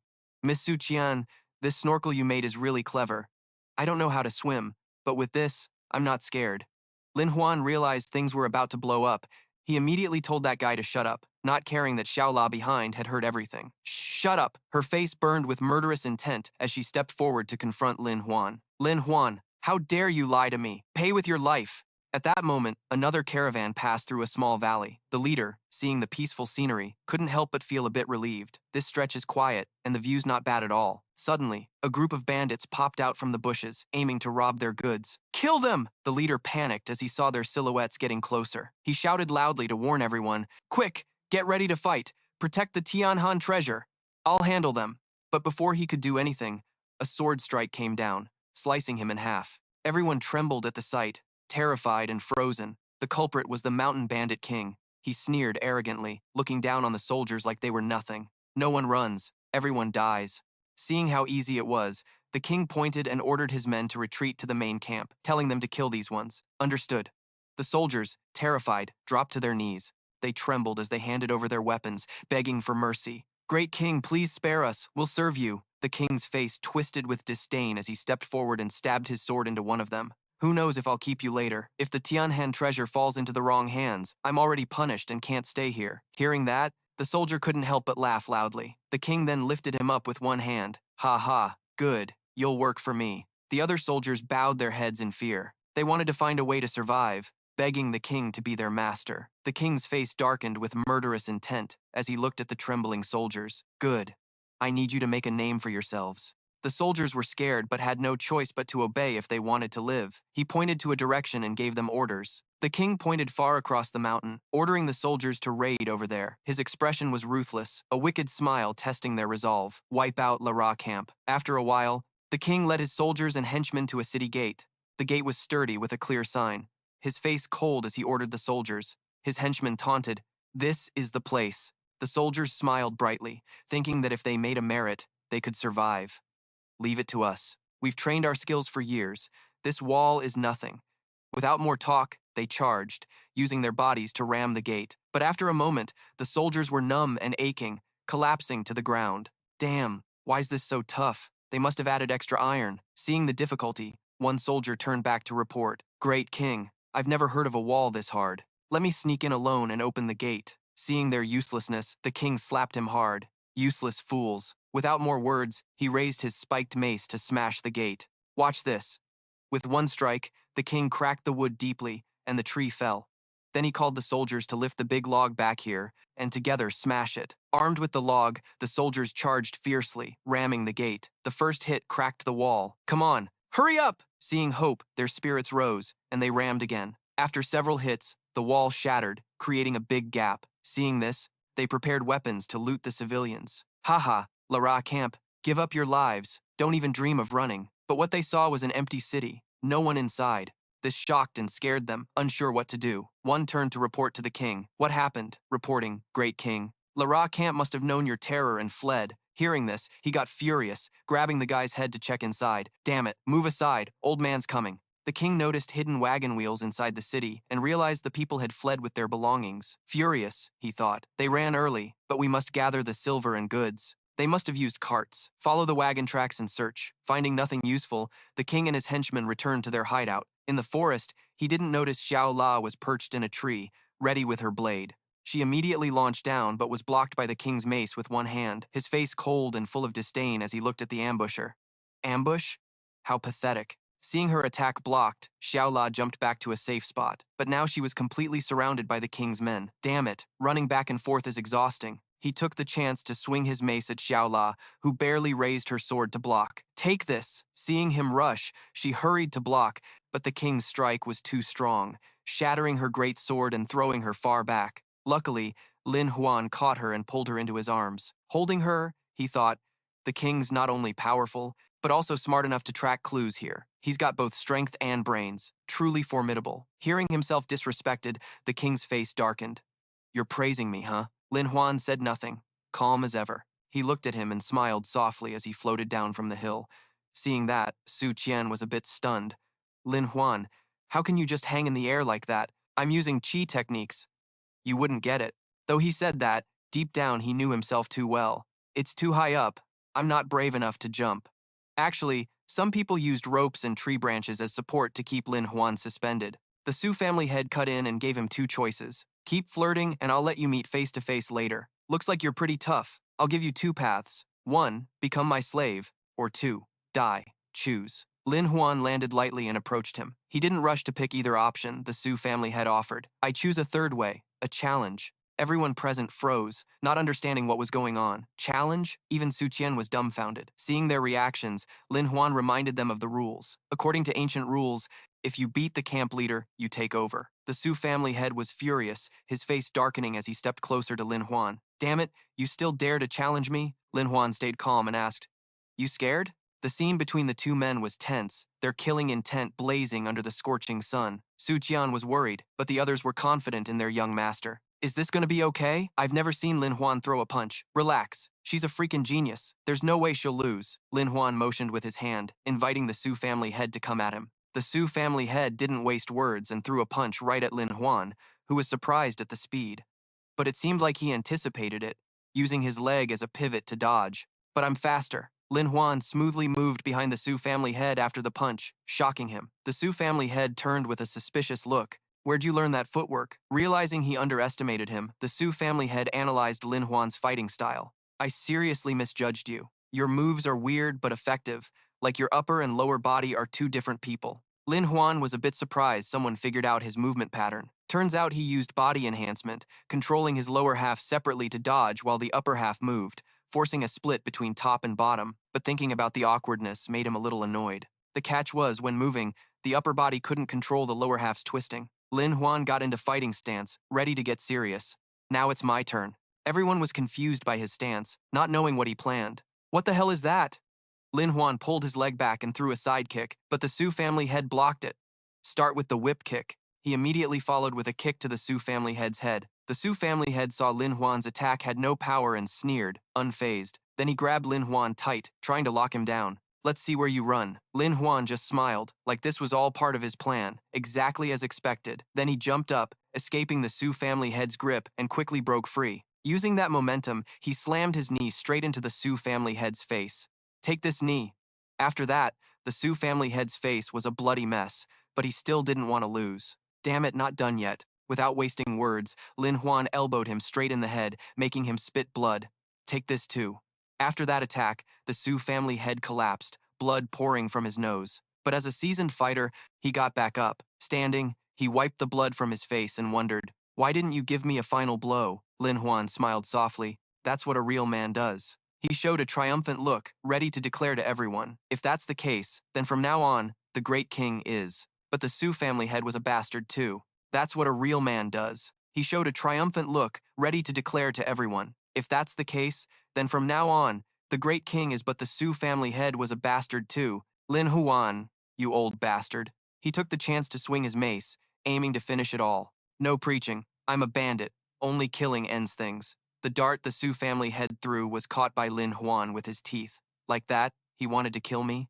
He spat the dart out, smirking with contempt. That's on you. No idea where he pulled out a treasure. Suddenly, Lin Huan slung a huge cannon over his shoulder. Where's the ammo? Light it up. The hot cannon pointed straight at the Su family head, catching him off guard. He didn't know what it was, but after a moment, a beam of light shot out, completely blinding the Su family head. Everyone watching that terrifying scene fell silent. Lin Huan rested the cannon on his shoulder, looking super smug. They said fight with fists, but no weapons? That's just itching my hands. After dealing with the Su family head, Lin Huan ordered his men to clean up the bodies. What goes around comes around. He looked at the cannon in his hand, sighed with some regret. The cement barrel only lasts 2 or 3 shots, then it's crushed and hard to find again. Then he looked at the Su family head's followers. But for you guys, that's enough. So from now on, the great king's spot goes to... Suddenly, one of them stepped up, wanting the position. I'll take it. Then Bing pulled out a badge, grinning slyly. Long time no see, Lin Huan. Here's the card to lead the 100 camps. Follow my orders. Kill him. Lin Huan gently rubbed the cannon in his hand, warning him, Aren't you afraid you'll turn into the ruined king? But he also had something in his hand that stopped me from attacking. Of course I'm scared, but if the villagers of La Family Farm die with me, it's not unjust. Innocent people struggling helplessly. Xiaola couldn't hold back his anger, but luckily Lin Huan stopped him. You dare. Calm down. Seeing that, he laughed loudly like he was sure he'd won. Ha ha. I bet you don't have the guts to shoot. Talking nonsense, Lin Huan didn't waste words and was about to give him a taste of lead. Someone light the fire. But despite everyone's calm, the fire was lit. Xiaola was terrified because his loved ones were inside. Lin Huan, that's my family. Don't worry. Trust me. Chu Bing wasn't scared. He brought all the villagers to the front to see what Lin Huan planned to do. He sneered with contempt, wanting to watch Lin Huan's little stunt. With so many people packed like that, I bet after the fire blazes up, all that's left will be ashes. The gun barrel started to flash. Ignoring his taunts, Lin Huan fired, creating a huge flash of light. The bullet grazed Chu Bing's face, making him panic a bit. Missed the shot? Understanding Lin Huan's plan, he laughed with utter disdain. Ha ha, almost scared me there. Finally you changed direction. Probably didn't dare to kill them. Lin Huan calmly laughed at Chu Bing's innocence. I already killed you. His face was full of confusion, not knowing what Lin Huan meant. What do you mean? Trying to fool me? I'm not stupid. Suddenly, Chu Bing noticed something below, couldn't believe there was a lot of water flowing underground. That's when Lin Huan used a rope to fly up and explain to Chu Bing.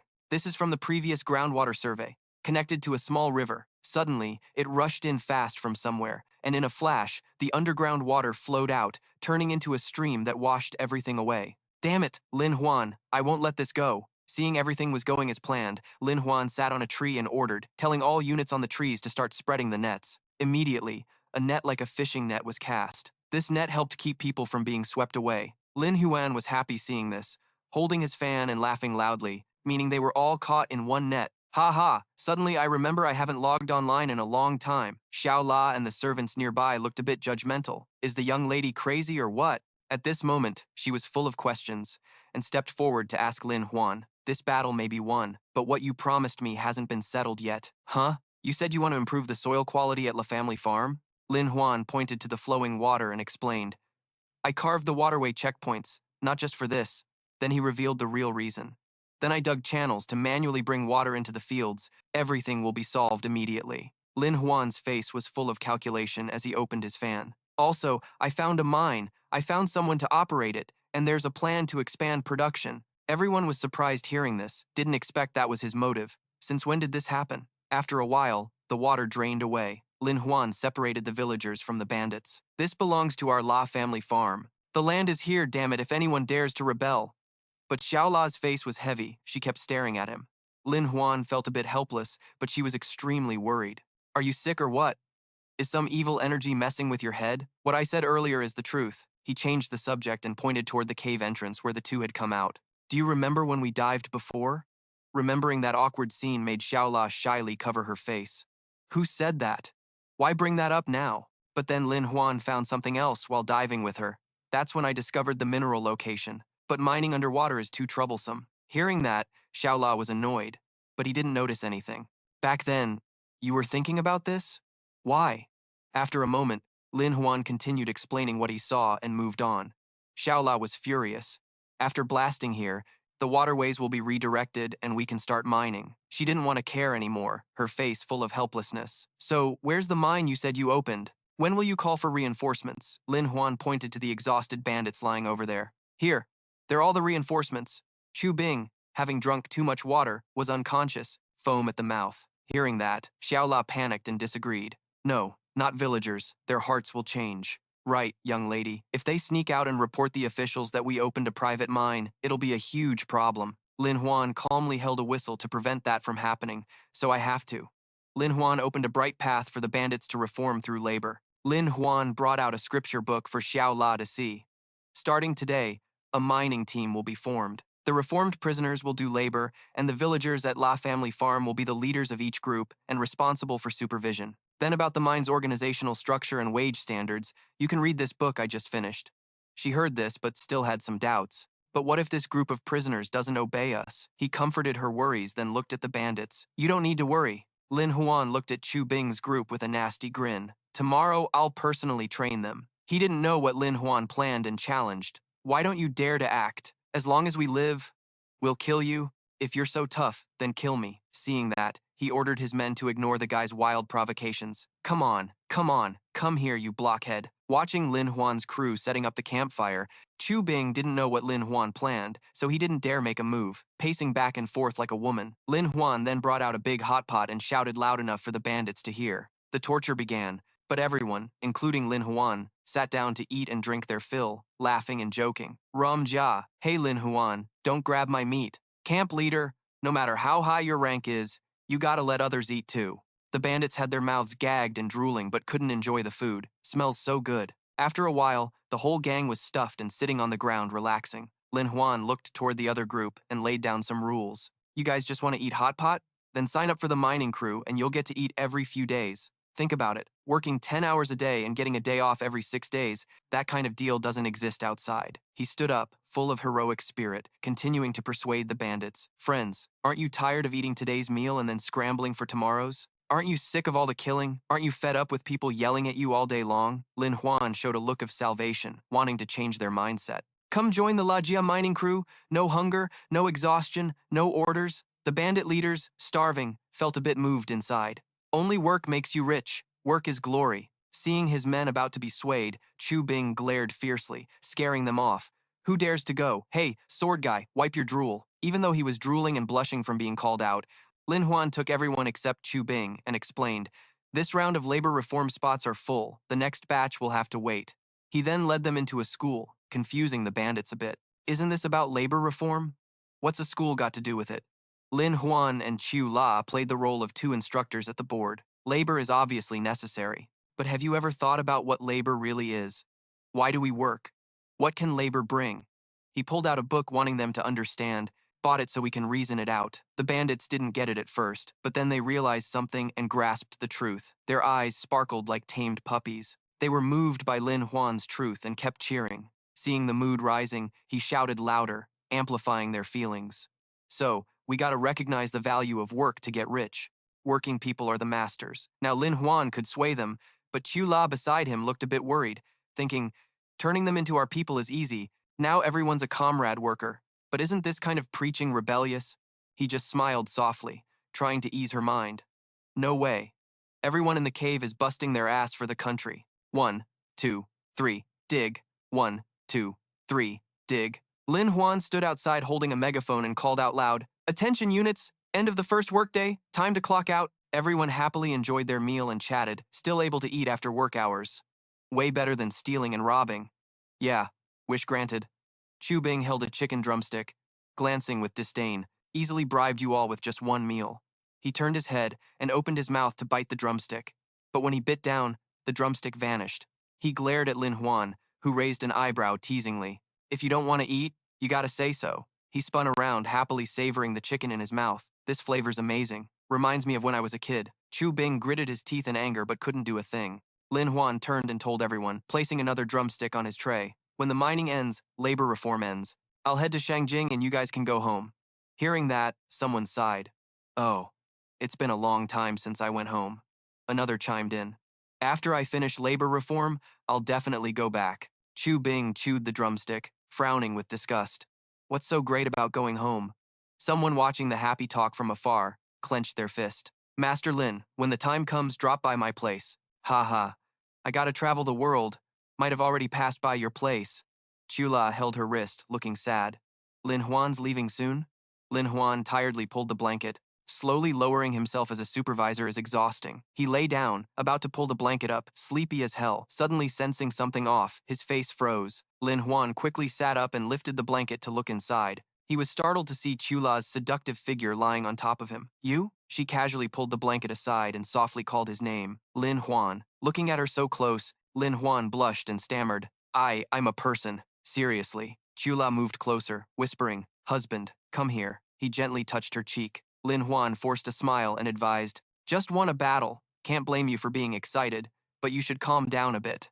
Suddenly, Lin Huan noticed a few drops of water on his face. Chula sobbed, looking pitiful.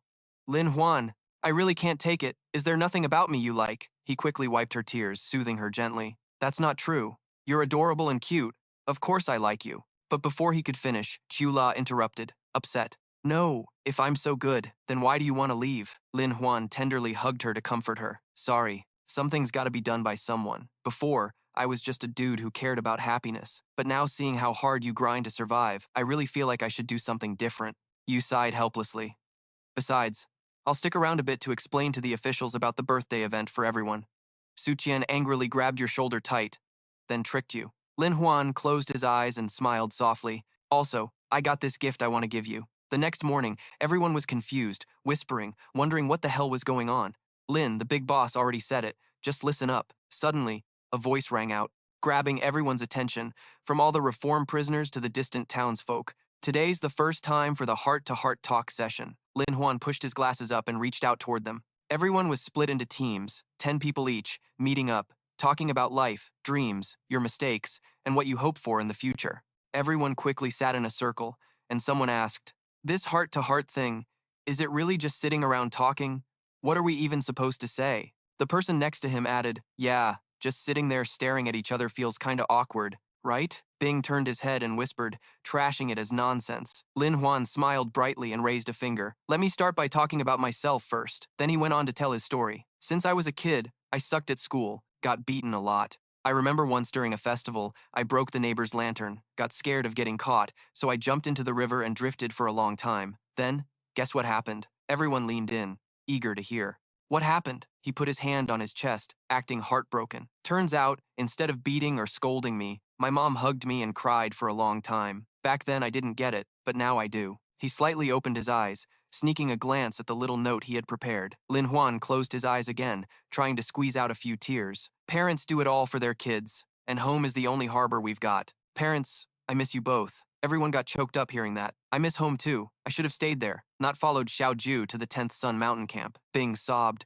clutching the person next to him. "Boo-hoo, Mom, I miss you." The other guy got hugged so hard he freaked out, pushed the hand away. "Gross." Lin Huan smiled and gently patted his shoulder to comfort him. "It's okay. Work hard here, make amends. After reform labor, you'll stand on your own 2 feet." Hearing that, he wiped his tears with a determined look. Lin Huan slowly walked toward someone. He hugged Su Qian's shoulder and pointed, "Look, these people are the gift I'm leaving for you." At that moment, everyone was hugging each other, sniffing back tears, a flower of hope blooming on a little mountain. On the way, a group was escorting a horse carriage. Someone outside whispered into the carriage, "Boss, we're almost there." A hand pulled back the curtain. Yan Shu was reading a book and spoke up. No doubt this was the place that stole the Empress Dowager's birthday. He ordered the person beside him to scout ahead, and the rest to prepare well. "Today's gonna be a do-or-die fight." The other bowed respectfully, accepting the order. Quickly, the whole group shouted in unison. Elsewhere, a big sign read, "Niu Family Hideout." At the camp, an old lady was calmly rocking on a chair when suddenly a sharp blade appeared from afar. The old lady, eyes closed, sensed something approaching. She startled, looking at the figure raising a sword to strike, but suddenly Su Qian appeared, blocking the blow. "Why attack?" Her strike cut the blade in half, the old lady still trembling. The attacker cursed angrily. "Who dares get violent?" Lin Huan appeared beside Su Qian, smiling lightly. "Sir, don't be so aggressive. What's your name and rank?" he sneered, signaling the men behind to charge. "Sir, my house serves as a 4th-rank infantry officer of the Imperial Court, Wu Yanshu. I'm here to take down your criminals. Men, arrest him." "Yes, Captain." Lin Huan waved calmly, voice steady. "Why rush? Can't we just sit down and chat?" The guy charged arrogantly. "I'm here to talk with your grandpa." Lin Huan leaned back, smoothly dodging the slash. "Fine then, I won't be polite." Without hesitation, he shouted orders. All the guards launched multiple attacks, and Lin's men suddenly appeared from behind them. They didn't even realize what was happening. Turning around, stunned, Lin Huan yelled, "Lin Clan, 1,000 years / covering his eyes with one hand, exclaiming, "Ouch, just watching hurts." They clutched their bodies, writhing in pain, faces darkening. He turned around, grinning as the guys got hit in their weak spots and collapsed, savoring the moment, picking chrysanthemums by the fence, leisurely admiring the southern mountains. Poetry, poetry. The group was still trembling from the pain, but the guy stubbornly threatened, "Let me go now. There are plenty of soldiers here. You won't get away." Lin Huan waved helplessly. "You're weird, coming to surrender yourself, then telling me to let you go." Lin Huan silently watched the group clutching their butts as they ran off. Su Qian looked up at him, wondering why he let them go. Wouldn't it be better to have hostages? He calmly pointed and explained, "It's fine dealing with regular officials, but not with commanders. He's clearly a corrupt official. He doesn't care about the lives of these people." She asked again, confused, "Why's that?" Lin Huan continued, "Normally, bandits leave the innocent behind, but they recklessly use knives to kill people. That was clearly an order from an official. Normal folks wouldn't dare swing a blade like that." Jiao Long looked up admiringly at Lin Huan. How could someone come up with such a shameless trick? He snapped back, startled. I had no choice. This is called cleverness, not shamelessness. She blinked expectantly. So what's next? Lin Huan turned his head to watch the direction the crowd had run off, betting everything, risking it all on my reputation. Over here, a guy hurried up to report to the Lord. Yan Shu was sitting on a subordinate's back, sipping tea and reading, but when he heard that, he got pissed and started cursing. Damn it, couldn't even scout properly, and got hurt too. He reached out to grab the subordinate's sword, raising it high to strike down. What a useless piece of trash. On the other side, the scared guy quickly came up with an excuse to save face. Reporting to the Lord, there's cheating, this is cheating. He trembled, kneeling low on the ground. The camp leader, that's Lin Huan, wants me to inform the Lord. Yanshu stopped his action at that. Who's Lin Huan? The subordinate respectfully held out the token in his hand to him. This was his sign of authority. He rubbed his chin, observing, Lin Huan, this jade token looks kind of familiar. Maybe it belongs to Ning Zilan. Yanshu grabbed the letter quickly and opened it, reading every word inside. Magic white wind. This flower head is not easy to place. The matter involves the military, Ning Zilan's mansion, revealing a look of interest. Oh, pretty clever, Lin Huan Ning Zilan. He waved his hand, ordering his subordinate. I remember now. Quickly bring me my poetry collection from the other day. The guy ran over fast and respectfully handed over a 3-volume book. Yan Shu held the book, running his hand over the silk thread. Ning Zilan, proper and elegant, along with Ling Ji. Lin Tian has intentions. No matter why he's here, sending me poems must mean he wants something from me. He spun around, waving his hand excitedly. Then, let's go meet him and see. Outside, a few soldiers were guarding, and from inside the mansion came hearty laughter. Lin Huan and Yan Shu sat side by side in the room, clinking their glasses lightly. Yan Shu laughed out loud. True masters don't show their faces. Little fairy Lin Huan, yet here I am meeting you. He waved his hand, smiling modestly. No way, no way. I'm still far behind Lord Wu. He pointed at the pile of rare jewels. But what's going on with the birthday event? You know I can't disobey orders. If you can't give me a reasonable explanation, I won't be merciful, Lin Huan replied confidently. I'll tell you about that. He looked at the system and pressed the agree button. 830 trade points to improve the skill. 7 treasures Spirit Dragon Heart, enhancing expression, persuasion, and inspiration. Duration 2 hours, consumption 100 points, confirm exchange. Lin Huan was secretly thrilled. I've been craving this for a long time. Seeing Spirit Dragon Heart really is an acting skill. Quickly, his whole body felt like it was bathed in sparkling lights, the 7 treasures Spirit Dragon Heart unlocking. Lin Huan leaned in close, whispering, Lord Wu, aren't you curious about me? A proper little fairy? Why appear here? Yan Shu perked up, eager for gossip. Is there a secret? He held his head shyly. In others' eyes, I really am a talented and handsome little scholar. Then he immediately switched to a pitiful, sparkling-eyed look. But at home, I'm just the youngest miss of the Ning family. No money, no power, left cold and alone, having to endure women's sly glances every day. Yan Shu startled, stepping back slightly. I get it, but what does this have to do with the mountain camp? Lin Huan rushed forward, grabbing his hand, looking sincere. I came here because of you. He gestured toward the pile of goods in the distance. Maybe you don't know. My family always trades in rare goods, and this birthday event also has some of our stuff inside. So I have a plan. Lin Huan seriously explained, bribing the escort team, personally becoming an escort, using this connection to get to the capital, becoming your support. Not forgetting to add some salt and spice, not knowing where those people suddenly attacked from, only showing real strength by fighting them for 300 rounds. Yan Shu's sharp eyes glanced at him. Bribery and wanting to be my support? Do you know? That's enough to get your head chopped off. Lin Huan pushed a box toward him. You don't mind checking this out? Before he could finish, Yan Shu raised his hand to stop him. Enough. I'm not that kind of guy. But with the other hand, he gently opened the box. He was surprised to see the neatly arranged, sparkling items inside. What's this? Pretty nice. Lin Huan smiled and explained, this isn't a bribe for you, just a small gift. Lin Huan happily pointed. I heard the current emperor loves exquisite rare toys and often rewards his subordinates. This little badge was specially made for the emperor. Yan Shu closed the box with one hand and stroked his beard with the other. What do you mean? He smirked and proposed. We make these badges for the emperor, report their use, and you'll have the right to make these in the future. If others do it first, won't we lose out? He covered his mouth, laughing with delight. Oh, this sounds interesting. Consider it your deliberate life-saving work. Lin Huan's plan was ready. This was simple. Lord Wu bravely fought the bandits, leading the charge, personally clearing out all the disputes, surely the only one with great merit in the past. I witnessed it all. Yanshu sighed deeply. Fine. You're wise, but we all belong to Lord Yidong's faction. Don't stand on the wrong side. He tilted his head, clapping his hands. You can rest assured.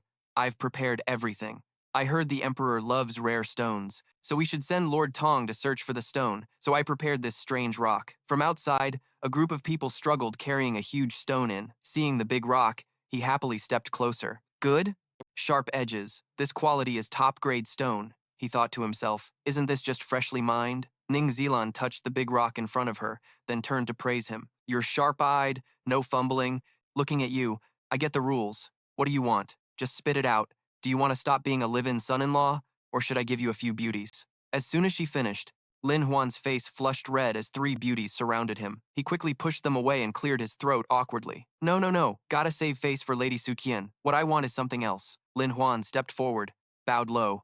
I hope Lord Wu can help me get into the capital quickly for the exam. He gently placed a hand on Lin Huan's shoulder, assuring him, that's easy. Just follow me from now on. Very quickly, he left and the door was shut. Xiao Jiu walked beside Lin Huan, frowning in disbelief. Could he really believe such a reason? He just pointed and smiled. After all, gotta build connections. Emperor, Lord Tong, Inspector, Lin Huan. Lin Huan slowly explained. Chiang's birthday was no big deal, but if he could seize benefits from Ning Zilan and sneak into the credit, plus that old eunuch causing a ruckus, conveniently recruiting a little brother like me wouldn't be a loss. At this moment, even if you said aliens did it, he'd believe it. Xiao Jiu clenched his hand in confusion. But why do you want to collude and cheat? We can stand firm and pass the exam honestly. He grabbed his own collar, turning his face to show pain. At first, I thought the same, but I saw many in the village couldn't afford food, had no warm clothes, were bullied and oppressed, and I couldn't stand it anymore. Lin Huan clenched his fists, eyes blazing with determination. I want to help people as fast as possible, so when I leave, I won't have regrets. Lin Huan and Ning Zilan stood aside watching the group tilling the soil. Ning Zilan waved a fan in her hand, sighing in complaint. What's good to plant on this ruined land? Wouldn't it be better to just raise pigs? Lin Huan stood silently behind, but the corner of his mouth twitched a few times. You're the inspector. You don't think about the food needed for livestock? If there's none, what will the animals eat? This guy might be dumb. He frowned and waved his hand, ordering to kill those people and report back. The subordinate took the order, immediately drawing his sword to attack the group. Wait. Lin Huan was startled, quickly shouting, Why? Seeing his reaction, Ning Zilan looked at him suspiciously. He scratched his head awkwardly. I mean, it's not worth it. Lin Huan awkwardly came up with an excuse. Please reconsider. What if sparing them brings endless wealth later? He listened with interest and said, Let me hear it. Lin Huan closed his eyes and softly explained, This place is the only short route connecting north and south.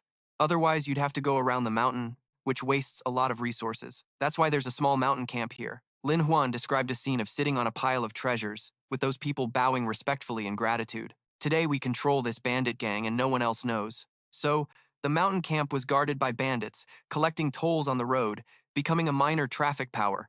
Lin Huan happily talked about the benefits. This means this business is totally ours. Ning Zilan smiled approvingly. Very good. This is like bringing big businesses around under Lord Tong's influence. He stepped forward and lightly pushed the sword at the subordinate's neck. For a bandit group this smart, they'll resist under pressure, but they'll take double revenge. Hearing Lin Huan's words, he imagined the beauties before him. Then they'd collect tolls and offer beauties to you? Isn't that great? Thinking of being surrounded by beauties flattering him, he folded his fan, face full of excitement. Nice. Ning Zilan angrily pointed and ordered, Go get some food to distribute here. 2 subordinates looked at each other confused. Huh? He rubbed his chin, acting like he cared. Ning Zilan turned happily. Lin Huan, come with me to Wanghu Road. Lord Tong is there. Make sure you behave well. He quickly responded and followed. All right, don't forget to hurry and prepare. Later somewhere else. Xiaoju sat on a chair and spoke. I know our perspectives are totally different. She bowed her head, avoiding Lin Huan's gaze. This small mountain camp can't stop you from leaving.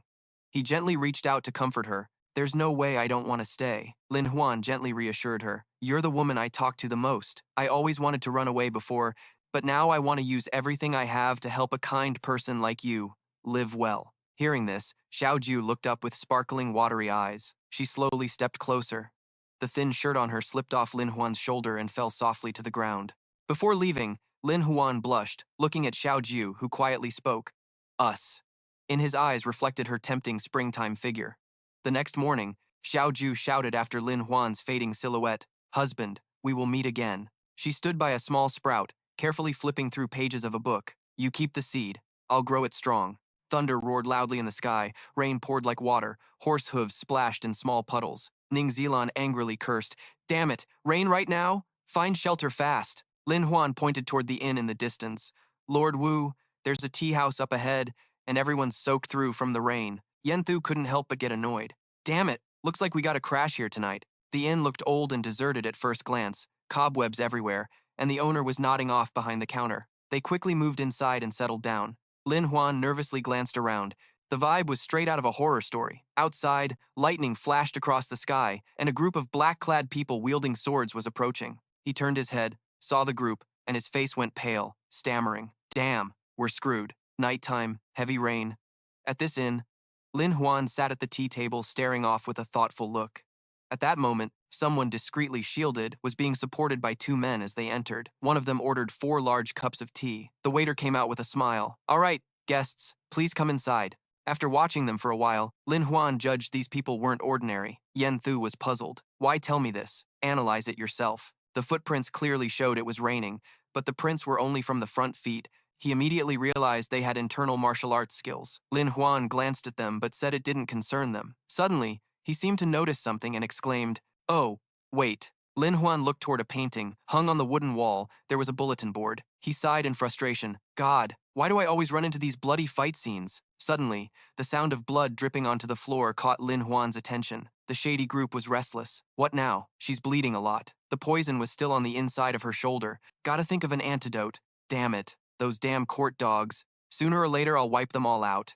He grumbled silently and took a sip of tea, feeling that sharpening his hearing wasn't helping, hearing all this crap. Suddenly, a hand slapped Lin Huan's shoulder from behind. "Hey, guest," Dream Sword asked friendly. "Can I borrow some drink? I want to warm up." Yen Thu didn't wait for an answer and waved him off sharply. "Get lost. Do you even know who I am?" He turned hostile immediately. "I guess you all know who I am, so don't force me to act. It's just a few sips of booze." Lin Huan prayed silently on the side. "Oh no, this greedy bastard doesn't know shit." Without hesitation, he pointed and ordered, "People, teach him a lesson he won't forget." Dreamsword looked at the rushing men and snorted coldly, full of contempt. "Don't know what's good for you." He quickly grabbed the sword hilt at his waist. Dreamsword swung the blade at them. In an instant, deep cuts appeared on the necks of each guard.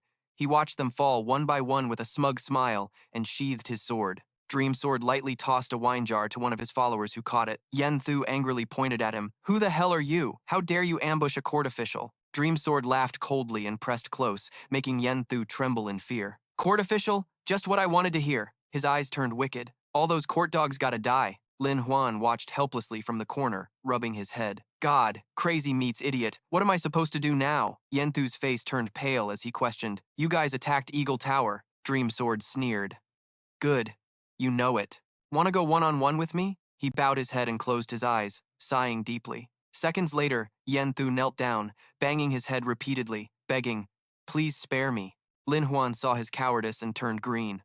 Oh man, back then it was all nuts. On a small street 20 years ago, martial arts thrived in the market, not peaceful like now. People on the street gathered amazed. The influence of officials couldn't even compare to martial arts sects. A thug was abusing his power, beating and yelling. "You mess with the Golden Martial Sect, you're asking for death." The official was terrified, begging for mercy. "Stop hitting! Stop hitting!" Some people bowed their heads, handing over money, even the influence of gangs and noble families weakened by many rising factions. At that time, a strong change quietly took place. Fierce battles broke out continuously in the arena. Arrows flew like storms. The court used various incentives as bait to recruit some of the world's biggest clans and launched a surprise attack at the martial arts gathering. One by one, they fell. All dissenters in the arena were slaughtered that day. Since then, rivers and lakes were tightly controlled by the court. These noble families became royal eagle dogs, calling themselves the Moon Harmony Society. A group of survivors escaped, nursing grudges, hiding in a shabby house. After this battle, the remaining gangs who survived the disaster went underground and united, killing the court's eagle dogs and joining rebellious activities. Each of them had the same tattoo on their arms. They were the ones spreading rumors about Eagle Tower. Back to the present. Dreamsword raised his sword, engraved with the 3 words, Eagle Tower. "Don't worry, we've got time tonight." He stabbed straight down, making Yen Thu scream in pain. "Dying by Eagle Tower's hand, you won't die unjustly." Lin Huan silently watched and sighed heavily. He suddenly spoke up. "Wait, I got something to say." Yenthu hurriedly hugged his wound and sat up. Little Lin, if you'd said that earlier, would I have dodged his strike? Lin Huan stared intently into Mong Kiem's eyes. In a flash, he closed the gap, forcing him to step back. Fast moves, you're trained in martial arts. Taking advantage of Mong Kiem's distraction, Lin Huan snatched the sword from his hand. Mong Kiem panicked, seeing his insane speed. Damn, he just took my sword right out. Lin Huan's eyes gleamed brightly as he smirked. I wanted to say, Lin Huan slipped past him and stabbed the sword into the wounded arm of Yan Shu, whose face turned pale and speechless. You. He turned back to Mong Kiem. Yeah, I'm an undercover from the secret Lin Ying Tower. Lin Huan whispered, I'm not gonna die, trust me. This is just acting. Yan Shu jumped. Then don't stab for real, man. You gotta commit to the act. Lin Huan pulled the sword out and stood up. I got this problem. You guys say I'm from Lin Ying Tower. Then where's the signal? Mong Kiem was confused. Signal? What the hell signal? Lin Huan casually tossed the sword back to Mong Kiem. Right, no signal at all. You passed the test. Mong Kiem's face darkened, his eyes flashing dangerously. Damn, you trying to fool me? This won't work on me. Lin Huan stayed calm despite the suspicion and shot back. Huh? Fool you? I'm hiding under this dumb official's name, and you come to mess things up. Then I took your sword and stabbed him to vent some anger. You still doubt me? Then why give your sword back? I'm not stupid. Mong Kiem angrily pointed his sword at him. This makes no damn sense. I've never heard Lin Ying Tower has undercover agents. Lin Huan remained unfazed. Saying that won't help. What's most important now? You forget? He gently pushed the sword away with 2 fingers. Saving lives is the priority. We can't lose a top fighter from Lin Ying Tower. Otherwise, who do we have to fight the court? He pointed at the person sitting in the corner. I don't trust you, but I'll give you a chance. Heal him, and I'll spare your life. Otherwise, die. Lin Huan stepped toward that person. I know my own body's meridians well, and this one's no different. A female body appeared as he pulled off the cloak. Lin Huan froze, his face instantly flushed red, and a nosebleed trickled out without him realizing. How is this possible? Seeing this, the 2 behind him looked deadly serious. We've temporarily blocked her acupuncture meridians, but the wound is a special reverse hook for the Moonlight Society, and we can't save her. The wound's too close to the heart, no sudden moves. 2 swords simultaneously pressed against Lin Huan's neck with urging sounds. Come on, hurry up and save her. Lin Huan kept smiling calmly, but inside he was freaking out. How the hell do you save someone now? A hidden weapon shaped like a hooked poison needle advanced. The Moonlight Society. This weapon was made by an old man and handed to assassins. The inventor was the hidden weapon master Kim Bat Hua, the shadow son Kim Quan Truong. Lin Huan looked at the woman's condition. This hidden weapon will activate once inside the body, hooking into flesh and blood like a fish hook that can't be pulled out. Mong Kiem leaned by the window, leisurely sipping tea. She's the one poisoned by this weapon. You save her, but if you mess up, he threw the cup in his hand. The tea smashed against the wall behind Yanshu, who screamed in terror. You guys do your job. Why care about me? Lin Huan frowned and pushed the sword away. You treat doctors like this? What's that long thing on her neck? How can you save her? Lin Huan pointed at the annoyed crowd behind and stressed. Now I'm the doctor. You all gotta follow my orders. He seriously commanded, bring me warm water, and towels too. Hurry up, stop spacing out. Mong Kiem folded his arms and praised, pouring hot water to loosen the blockage, definitely professional. Lin Huan took the stuff, wiping his face with one hand, holding the water bottle with the other. It's freezing, gotta warm up a bit. Seeing this, Mong Kiem was so pissed he was speechless. Yanshu sighed. Is Lin Huan crazy or what? Mong Kiem gritted his teeth, ready to draw his sword. Damn it, you messing with me? But then he widened his eyes in shock. Lin Huan's fingers skillfully pressed acupuncture points on the poisoned woman, her face pale, softly crying out in pain. Vuong Qian angrily rushed at the bastard, but Mong Kiem stopped him. Wait. Vuong Qian looked upset. This technique's too exposed. It might hurt her. Mong Kiem rubbed his chin expectantly. Relax. I think he can fix her. Lin Huan held the woman's shoulder with one hand, the other palm open. Hand me the knife. Vuong Qian got annoyed. You knocked her out? Now you want a knife? Mong Kiem calmly said. Give it to him. Vuong Qian argued immediately. Are you nuts? If he gets the knife, won't he turn on me? Mong Kiem lost patience, repeating, give it to him. Vuong Qian still refused.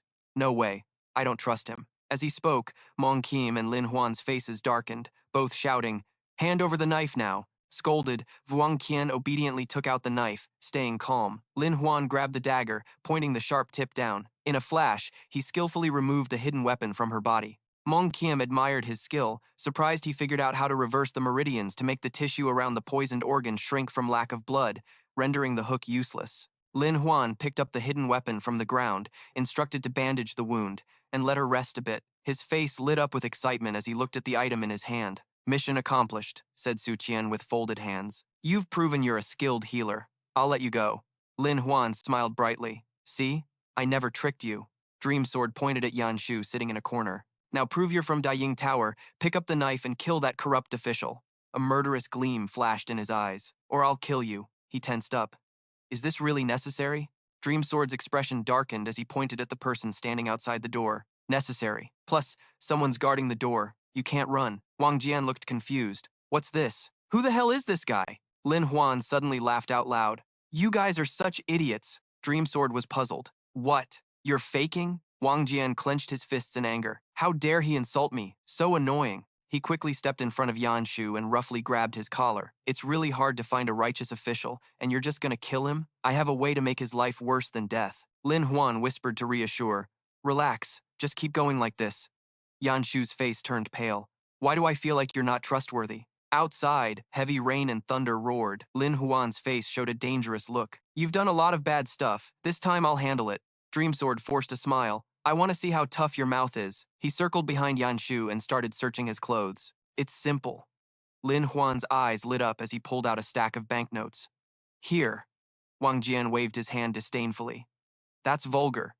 We're about justice, not money. What good is cash when roaming the martial world? Enough to eat and wear is fine. Hearing that, Lin Huan's expression changed instantly. He decisively pushed Yan Shu away and patted his chest. Whose justice is this? Justice? Lin Huan smiled slyly and got close to Wang Jian. Is that the reason you exist? Or is it the justice of the poor who only know oppression without martial skills? Wang Jian, out of arguments, stepped back. Huet Ku and Dream Sword stood behind. You. Help me out. I can't handle him. He took the chance to keep preaching. Why Daying Tower exists. Hatred, cruelty, or self-deception. Your pathetic little self. Dream Sword hurried to explain. Don't get it wrong. We're not that noble. We just act righteously. Gotta help when there's injustice. Lin Huan leaned in. Right? He nodded, repeating, no mistake, righteous. Before he could finish, Lin Huan interrupted. Even if tens of thousands become righteous, self-harm proves the benefits caused are also righteous. Today, let's see who's really righteous. Sacrificing themselves for the country's disaster, dying and coming back is also righteous. Great righteousness for the nation and people. Lin Huan looked full of chivalry. Forget it. You guys wouldn't get it anyway. Simply put, fighting for people's happiness and prosperity, rising against the dynasty, that's what Daying Tower should do. He raised a question that confused everyone. But where does people's happiness and prosperity come from? What do you rebel against? Cam Tang, who had been unconscious, suddenly stood up. Hey, you're right. It's money. Those people were overjoyed seeing she was okay. Lord, you're finally awake. Still in pain? Need anything to eat? Want some water? Being awake is good. She ignored their questions and walked straight to Lin Huan. Diane expressed endless gratitude. Keep talking. We really need money. Then what? He wasn't shy and got close to Cam Tang. What's most important to corrupt officials? Her face showed a hint of embarrassment. It's also money. Lin Huan pointed at Yan Shu. Isn't this right? Look at him. Doesn't he look like a private bank? Cam Tang replied. That means you're close. She patted his shoulder. Don't worry. You guys don't believe he could find and kill his whole family. His name's Wu Yanshu. You can go to the capital anytime to find him. That means you're tight. Patting his shoulder, reassuring. You guys don't believe he could find and kill his whole family. His name's Wu Yanshu. You can go to the capital anytime to find him, see if he's willing or not. Yanshu stammered. Yeah, willing. The next day, she asked curiously, aren't you from the Heihuan sect? Lin Huan replied, but I don't mind helping you guys. Kum Tang suggested, you could also join the Heihuan sect now, but he straight up refused. No way, I want to be a sycophant. She was stunned hearing that. Who just says that so bluntly? Lin Huan casually waved his hand. A gentleman in my clan is super ambitious. Kum Tang blushed when he praised her. Of course, you're ambitious too. Lin Huan shook hands and briefly introduced himself again. I'm Lin Huan, she smiled. I'm Yip Kum Tang. Her eyes were firm. We have different stances. Anyone who blocks the Heihuan sect must die. No more formalities when we meet later. He waved goodbye to them. Don't worry, good people live peaceful lives.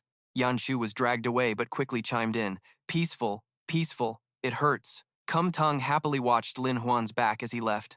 Such a righteous dude, fighting for the country and the people, He's definitely interesting. After saying that, she waved and gave the order. It's time to finish this mission, everyone shouted loudly together. Soon after, Lin Huan and Yanshu arrived at Moon Whisper Tower. He carefully reminded him, I told you, when you first meet General Dong, don't be scared by his aura. Lin Huan laughed it off. Relax, relax.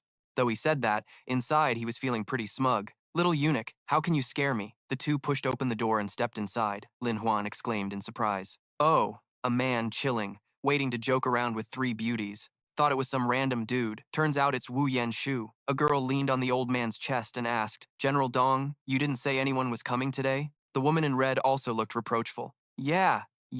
Didn't you say it was just you? Dong Yi suddenly raised his hand and slapped the girl's butt hard. Then she blushed and acted coy. Damn. General, why you gotta fight me? Didn't you say you loved me? The old man laughed heartily. Haha, even though I love you all, this is important state business, so buzz off and let the country run. Those courtesans obediently dragged themselves out of the room under Lin Huan's awkward gaze. Dong Yi stood up and asked, Wu Yanshu, what stranger did you bring here this time? Yanshu bowed her head and reported, Lord Dong, this arrogant dude is Lin Huan, son-in-law of Ning Zilan. He put on a flattering face and whispered that he also wanted to join forces with the Lord. Hearing this, the old man patted him on the back with satisfaction.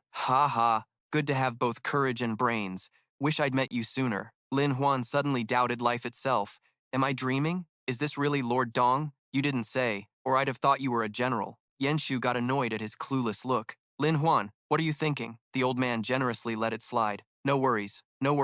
First time meeting me. Everyone's like that. He awkwardly raised his cup. Honestly, this lowlife had never seen such an aura before. Getting close to the general was intimidating because of his radiant glow. Lin Huan's reaction earned Dong Yi's praise. You're on my level too. He looked out the window with nostalgic eyes, talking about killing Wu Yuan, who was once a small army leader who committed crimes to survive, then later became a eunuch, a huge difference from those who entered the palace as kids. Lin Huan showed admiration and praise, thinking with such determination and persistence, the man deserved to be a general. Someone who looked so majestic couldn't possibly be a eunuch, right? Lin Huan realized, no wonder he's better than me, probably because eunuchs are only half castrated. Dong Yi asked. Xiao Wu said, you want to join the gang? What's that about? Lin Huan politely replied, no disrespect. I just heard the Lord wants to recruit great warriors, and I have important business to handle. So I'm following the general to get it done. Hearing this, the old man glanced meaningfully at Yanshu. Important, he got the hint, and smiled brightly. Yeah. Lin Huan stood aside watching the two, smiling slyly. Oh. He seized the moment and pulled out a yellow book, placing it on the table. I'm still young, so I want to negotiate a bit. Dong Yi immediately refused. I can't handle stuff like Western Italy. Leave that to someone else. Get that guy out of here. But as soon as he finished, Dong Yi picked up the book and read it without blinking. Lin Huan glared at him angrily, but the old man stayed focused on the content inside. Your little eunuch thought I wouldn't give enough? I don't even know what that rock looks like. So suddenly you shouted, I can't take it anymore. Yanshu got worried. What are you doing here? Lin Huan dipped 2 fingers into his water glass. Today, finally seeing his idol, losing composure was inevitable. He wiped his face, making 2 streams of tears, but I can't take it anymore. I want to recite a poem. Lin Huan started the poem. The east wind blows cold at night. The brush bones chill. The scene scatters stars like salt. The night sounds like a grave being broken. Peace here is gone, leaves thick and countless. The fake laughter fades away, the confidence in people's hearts. He imagined Dong Yi turning back like a lonely light in the dark. Poems done. The old man held his face, endlessly praising. 2 good poems really move the soul. Dong Yi pointed at himself. This poem's about me? Lin Huan answered. Yeah. My admiration for you is like endless rivers, like the yellow river overflowing its banks. He started praising the old general, hoping to bring him more fame. A general who worked hard for the country's society, letting his good name spread across Wuxia. To achieve this, I've made a plan. Dong Yi excitedly asked, tell me about it. Lin Huan looked at him. General, I know you're gearing up for future battlefields. Dong Yi asked. Right. Do you have a way to build momentum? He gestured outside the door. Look here. Lin Huan enthusiastically proposed the plan to break through the 6 electric gates. He carefully shut the room door, then said to Dong Yi, this plan is made just for you, General. Lin Huan thought, this eunuch just wants to be a general to show off his masculinity, but turns out he's got psychological issues. He smiled brightly and asked, General, what's the most important thing to be a good general? The old man dreamed of himself majestic on horseback. Of course, talent and virtue, plus some class. Lin Huan immediately shot down Dong Yi's thought. No! The old man looked at him with contempt. Wrong. What do you know? You're still green. Lin Huan smiled confidently. The most important thing is the enemy. Dong Yi guessed. The enemy means the enemy has to be strong to prove the general's strength. Lin Huan calmly explained. To be a general, nothing's more important than fighting. What's needed most to fight? You gotta have an enemy first. Without an enemy, who does the general fight? After saying this, Lin Huan looked at Yenshu, who was silent. For example, this guy, he pointed at his own face, confused. Me? The old man stroked his chin thoughtfully. You're right. First, we find two groups of bandits, then lead troops to crush them, boosting our reputation. Great plan. Dong Yi's face darkened. But if the bandits are too strong and we lose, won't we lose even more? Lin Huan raised his index finger. This is the core of my plan. He pointed at his own face, confused. Me? The old man stroked his chin thoughtfully. You're right. First, we gotta find the two bandit groups, then lead troops to crush them, boosting our rep. Brilliant plan. Dong Yi's expression darkened. But if the bandits are too strong and we lose, won't we lose even more? He raised his index finger. This is the core of my plan. We gotta control those bandits. The old man stammered. You. What do you mean? Lin Huan stayed calm, arms crossed. The general's sharp, no doubt. Suddenly, Yanshu jumped into the convo. That, he awkwardly asked. What are you guys talking about? I don't get any of this. Dong Yi showed his disgust plainly. Lin Huan broke it down for the dumbass. He laid out the plan real simple. To control the bandits, you gotta let yourself be the bandit. Split 'em up. Half soldiers, half rebels. If they fight their own, no need to react, no consequences, since it's all just an act. Lin Huan threw out a scenario, setting up a fake alliance just to get officials to come check out the strange stones together. When the bandits freak out, the people scatter, but the general charges in, fights the enemy in 3 moves. He imagined the old man being worshipped by the people. In the end, General Dong led the army and civilians to fight the cruel bandits, bringing back sunny days to Yunzhou, earning tons of praise and gratitude, becoming the top dog in the world. Lin Huan looked at Dong Yi. General Dong, am I right? The old man grinned proudly. Heh, little Lin's not bad. Little Wu should learn from you. He pulled out some silver notes. Plus, besides the power, we can ask the court to set up a bandit fighting brigade funded by the National Treasury to feed soldiers, make money, and keep growing. Yanshu asked cautiously, rising up, leveling up to become a general after fighting. Isn't that too greedy? Dong Yi and Lin Huan shot him bullet-like glares. Yanshu panicked and quickly backtracked. You guys chill, I'm just joking. The old man's face showed clear approval. I thought little Lin was just some kid wanting to be an official, didn't expect so many sneaky tricks, and you're not even humble. Guess I read too many books. Dong Yi happily slapped Lin Huan's shoulder. Good job, you got potential. Follow me from now on, Lin Huan answered confidently.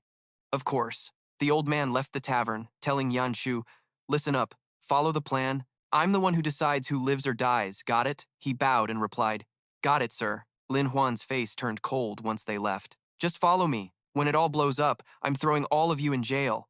A hand suddenly reached out from behind him. Master Lin, I'm here.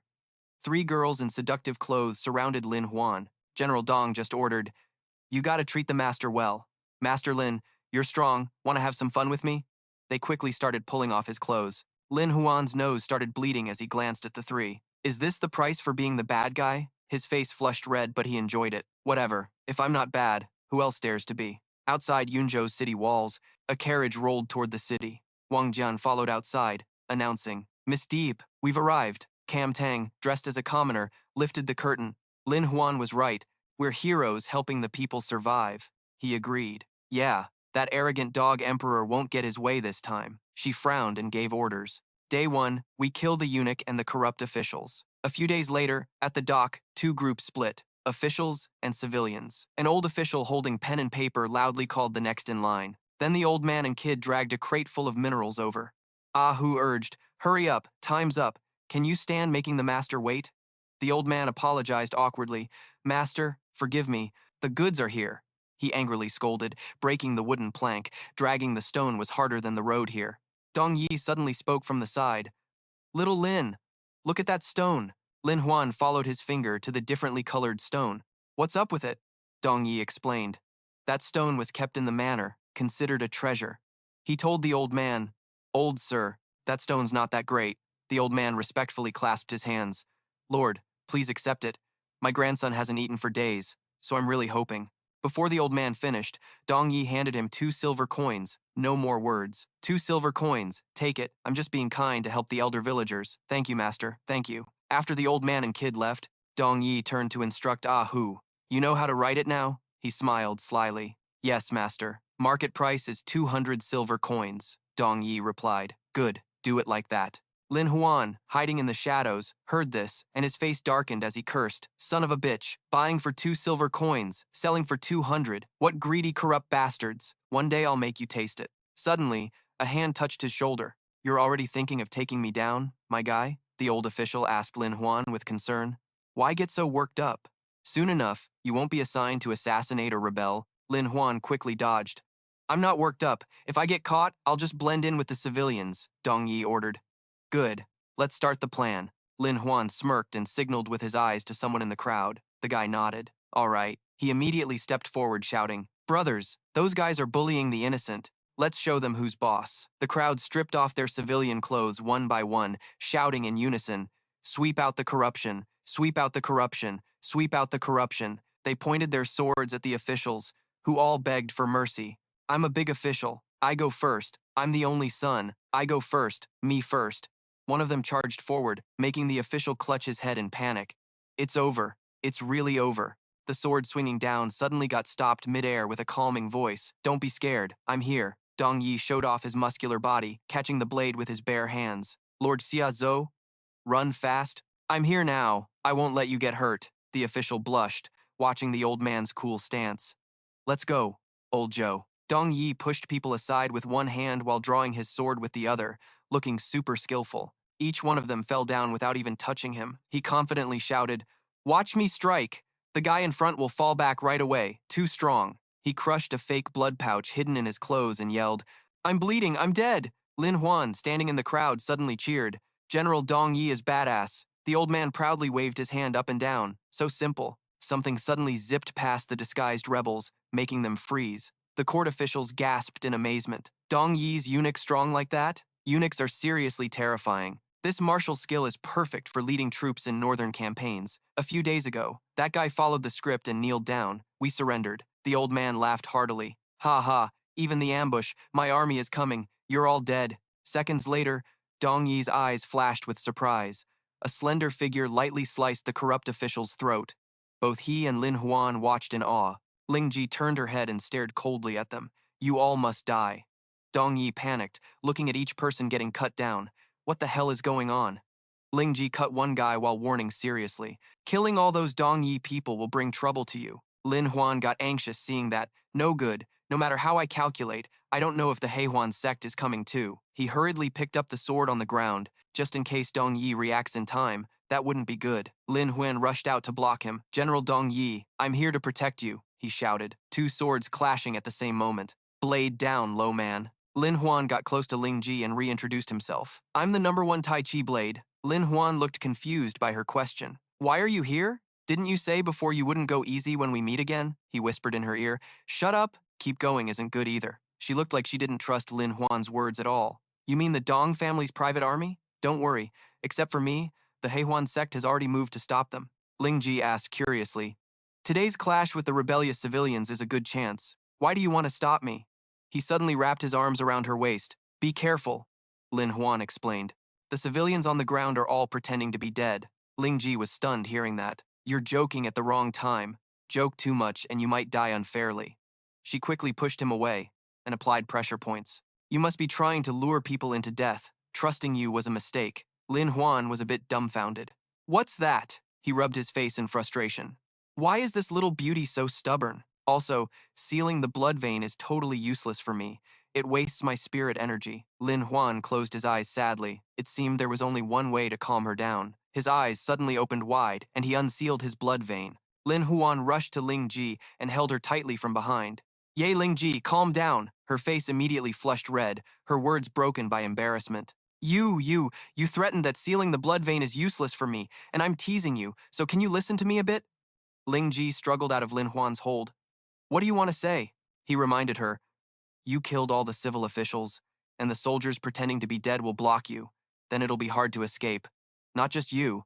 The Heihuan sect will be wiped out too, and the Dong family's private army isn't just the number here. She wasn't shaken by those words, her eyes full of determination. Danger? The Heihuan sect's main goal is to kill corrupt officials. Lin Huan suddenly stopped Ling Ji's mouth. No, No, it's not. He smiled darkly, his face filled with murderous intent toward the Huan sect. The target is to kill the emperor, she asked suspiciously. Kill the emperor? Lin Huan calmly replied. Yes.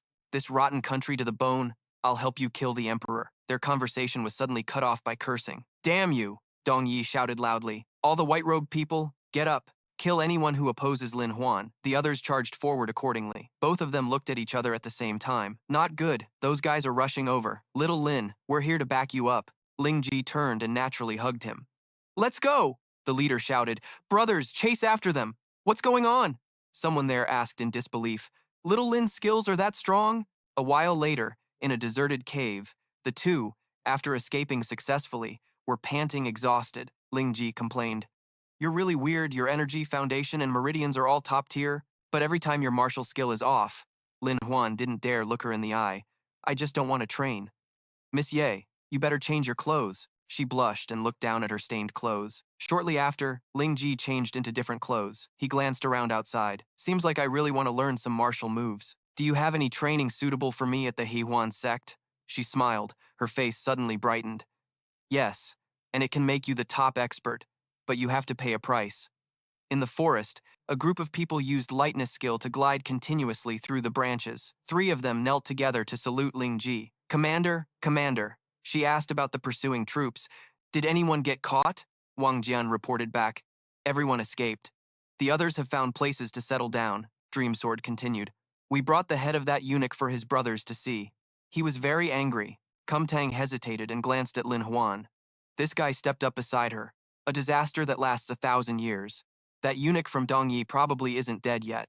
He saw Lin Huan appear and angrily shouted. Lin Huan was the one with the dream sword pointing at him, quickly warning to stay alert for ambushes. Wang Jian also prepared to draw his sword. He quickly accused Lin Huan, "You're trying to block our way and even trick our leader." Lin Huan acted innocent, waving his hand. "I'm innocent. I clearly saved you guys. Don't believe me? Ask Xiaoju." Dream Sword got even angrier hearing that. Xiaoju, you still dare to joke around? Kumtang pushed his sword away. Lin Huan was right. Although the assassination failed, Lin Huan saved us from running into disaster first. Dream Sword still doubted him, but I don't trust him either.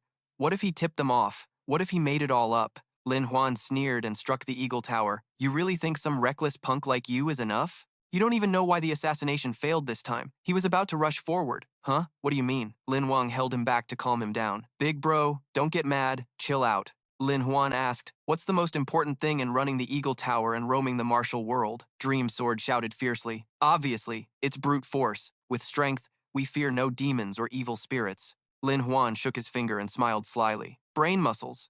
That's intelligence, he explained. Intelligence tells you how to analyze the scene and situation, how to efficiently set traps and suppress enemies, how to predict enemy moves, and even how to quickly hide and retreat safely.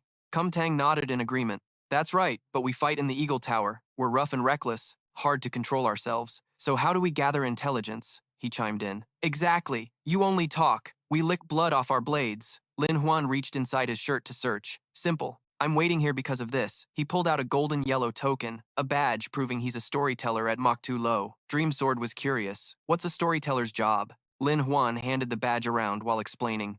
This is a job I arranged earlier. Mach 2 Lo spreads everywhere. Inside, storytellers actually act as intelligence gatherers. If you join this group, intelligence problems get solved. Of course, it's not official. I need you guys to distinguish comrades from storytellers and develop more professional intelligence agents. Kumtang looked puzzled at the item in his hand. Comrades, Lin Huan answered, are people who share our ideals, and because of those ideals, they'll be absolutely loyal. Dream Sword frowned. Assassinating imperial lackeys is our ideal. What ideals could ordinary people have? Lin Huan smirked. Like this? It's simple. His expression suddenly turned dark and deep. Overthrow the emperor, divide the throne, start a revolution so the people rule the country. The others were shocked, mouths agape. Lin Huan turned to leave. It's almost time. See you all in the capital. Kumtang suddenly spoke up. Wait. He looked at her and asked, what's up? She smiled and approached Lin Huan. Just leaving like that isn't sincere enough. So, a while later, he returned with a bruised face, crying, Commander, you gotta take care of me. Then Lin Huan collapsed backward. My fault. I couldn't beat the Eagle Tower's Yue, so she beat me up. Dong Yi hurriedly gave orders. Quick, save him. The old man rushed to the mansion to call a doctor. Minutes passed, and Lin Huan was settled on the sickbed. Dong Yi scolded him angrily. Good. Lin Huan came up with this idea, failed to make merit, and embarrassed me. He told the doctor, check his injuries carefully. Maybe he's faking the chase and injury to slack off. The doctor respectfully agreed. Understood. I'll check thoroughly. Lin Huan opened one eye to observe. This time it's not a big deal. But that guy probably has it out for me now. Dong Yi said coldly. If he's faking injuries to get rewards, he'll be locked up by Xian and Song. Lin Huan worried silently that Eunuch's brutal hands were ruthless. He thought, luckily I have an enhanced body, but using hand pressure to control the pulse, this acupoint is closed, this meridian temporarily sealed, and also this. After the doctor finished checking Lin Huan's pulse, he rubbed his chin thoughtfully, looking fierce with scissors behind him. So? Is he faking? The doctor was confused. Commander Dong Yi. Dong Yi started to get nervous. Spit it out quickly. The doctor looked at him skeptically. Checking this pulse? Lin Huan. What he said stunned the doctor. He's already dead. Suddenly, Lin Huan sat up. Commander. Lin Huan clasped his hands. This happened so suddenly. So, Commander, congratulations. The two looked at him, full of questions. The next day, officials gathered to gossip. Everyone, big and small, asked carefully. Yeah, old Li and I were schoolmates. Bai died under the blade. If they come to our door again, wouldn't we all be done for? Lin Huan and Dong Yi suddenly entered the room. Gentlemen, no rest? The others saw Dong Yi and angrily questioned. Commander Dong Yi, you owe us an explanation. You're a martial general. Why can't you protect us? Dong Yi pushed Lin Huan forward. My subordinate Lin Huan will explain everything from start to finish. Lin Huan cleared his throat. Everyone, don't get mad yet. I'll explain everything for the commander. He began recounting. A few days ago, one of General Dong's trusted men, Lord Wu Yanshu, with his sharp eyes and smarts, spotted the Eagle Nest gang in the neighboring province. Right away, they knew these guys came here to kill the royal court officials. Lin Huan imagined himself being chased and hunted down. On the way, he and Lord Wu Yanshu ran to O City to deliver the news. We also had a brutal fight with them, smashing their morale to bits. Lord Wu got hurt because of it. He kept spinning the story, then General Dong's soldiers split into two groups. Wu Yanshu led troops to guard outside the city, blocking the bad guys from attacking the Eagle Nest and killing innocent people. General Dong guarded the docks to protect everyone. As for me, since I don't really get military stuff, I could only survive as a liaison officer and secret agent. Lin Huan put on a miserable act. General Dong set up a deadly ambush at the docks, not only catching the villainous ones, but also scaring off the clueless fools. This plan was flawless, but who would have thought it was a woman behind it? She pretended to be harmless, but went around seducing dumb crowds. It's heartbreaking, seriously heartbreaking. Then he clapped his hands to signal someone. Where? He said, bringing Lord Wu in. Lin Huan pointed at the battered Wu Yanshu lying on a stretcher. Look, everyone. Lord Wu fell for those demon women's trap yesterday and got seriously injured. The officials whispered among themselves, saying this group is ruthless. Looks like he gave it his all. Lord Dong must be worried sick. After finishing the pitiful act, he gave a thumbs up to Dong Yi, signaling success. The old man looked satisfied. Good job, kid. Wu Yanshu thought to himself. Who am I? Where am I? Why am I here? Lin Huan cheerfully shouted. Though we took some losses, we crushed the Eagle Nest's conspiracy. This is the biggest win the court has had against them in years. And this victory belongs to our General Dong. The old man laughed happily. The Emperor will be thrilled too. When we get back this afternoon, I'll say some sweet words for you guys. The officials bowed and thanked General Dong after hearing the explanation. Later, if General Dong needed support, they promised to risk everything to help. Dong Yi rubbed his chin thoughtfully. There was one more thing. Not sure if he should say it. One of them spoke up. Please, General Dong, go ahead. The old man looked very troubled. This time, the direct cause was that my troops weren't enough. If we had more soldiers, the bad guys wouldn't have had a chance to attack. The others understood and reassured him. Don't worry, General Dong. This afternoon, we'll report to the Emperor, asking for more troops for you. Yeah, leave it to us. Lin Huan watched Dong Yi standing among the crowd, seizing the chance to grab military power. Taking control of the troops and increasing forces was really a smart move. The old man suddenly glanced at him. Lin Huan really is a good pawn, someone to rely on in the future, but Lin Huan just scowled. That damn eunuch. Using me to climb up the ranks, I'll make sure to throw him a perfect party, Dong Yi excitedly announced. Today, Lord Wu went to the Moon Tower to drink and celebrate Wu's great achievement. Everyone else followed the old man's and the general's orders. Lin Huan angrily slammed Wu Yanshu, boosting the mood.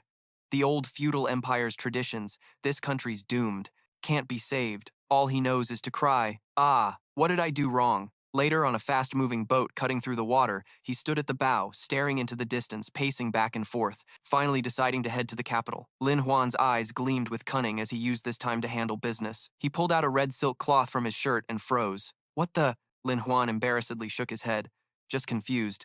Not this. This is Qiaola's corset. Then he pulled out a book titled Internal Energy Cultivation Techniques. Yeah, this is it. Lin Huan sat down, his whole body glowing golden. Time to train. Meanwhile, at Ning Mansion, Ba was asking if there was any news about that brat Lin Huan. Zilan snorted coldly, saying he apparently made friends with the female camp leader at the mountain camp. He smirked, jealous. Who wouldn't like a badass like Lin Huan? But he had chances and blew them. Now he just sits here craving food. She puffed her cheeks, denying anyone's jealousy. Zilan's eyes showed longing. She sadly asked, Dad's talking nonsense. Should I secretly go to the capital to see him? The scene at the capital's dock in the morning was bustling, full of merchants laughing and chatting. As Lin Huan stepped off the boat, he stretched lazily. Finally, he arrived at the capital. The boat looked just as tired. Young Master Wuxia looked around, clueless that he'd become prey to a bunch of thugs, and over there was a fat goat ready for slaughter. They started by grabbing the silver pouch in his hand, chatting happily. Hey, young master, you dropped this. This torn pouch is yours. Lin Huan took the silver pouch, surprised. Wow, the capital's got a lot of good people. The purple-clad thug chatted warmly. So, you're not from around here, don't know where you want to go? The green-clad punk joined in, tempting him. Why not eat and rest first? This place is pretty familiar to us, brothers. We can show you the way. This way, please. They exchanged sly grins. This country bumpkin totally fell for it. Let's lure him and see if he's carrying anything good. He smugly looked at this weak chicken act. Tonight's money at the brothel is guaranteed. He went ahead, smiling like he saw right through it. These two idiots' script was way too obvious. Just wanted to test how strong my basic inner power really is. Xiao Ju was standing at the dock, looking around cluelessly. Lin Huan said we'd meet here, so why isn't he around? He glanced toward the street corner and suddenly froze. This ain't good. Lin Huan got played. He's probably gonna feel some serious pain soon. Suddenly, a loud scream shattered the quiet street. Xiao Ju jumped, looking toward the scream. Damn, that scream came fast. Did they already start fighting? Suddenly, Lin Huan appeared, taking down two thugs, leaving them flat on the ground. He raised an eyebrow, smirking at him. Huh? Xiao Ju, you're here already? Xiao Ju stammered, confused. Since when did you learn martial arts? Lin Huan tossed him a pouch of silver and said, This isn't important. The exam's in 3 days. According to the plan, you'll be my assistant. Let's hit the library and prep a bit first. Xiao Ju grabbed the pouch, flustered. Huh? Assistant? Scene shifts to the quiet Van Lock library, sunlight streaming through the cracks. Van Lam stroked his beard calmly, saying, Lin Huan, this so-called little scholar isn't just talk. Lin Huan gratefully replied, Yeah, thanks for the guidance. I'll repay you someday. Suddenly, a clumsy girl ran up and bumped into him hard. Lin Huan turned, cheeks flushed, eyes wide with surprise.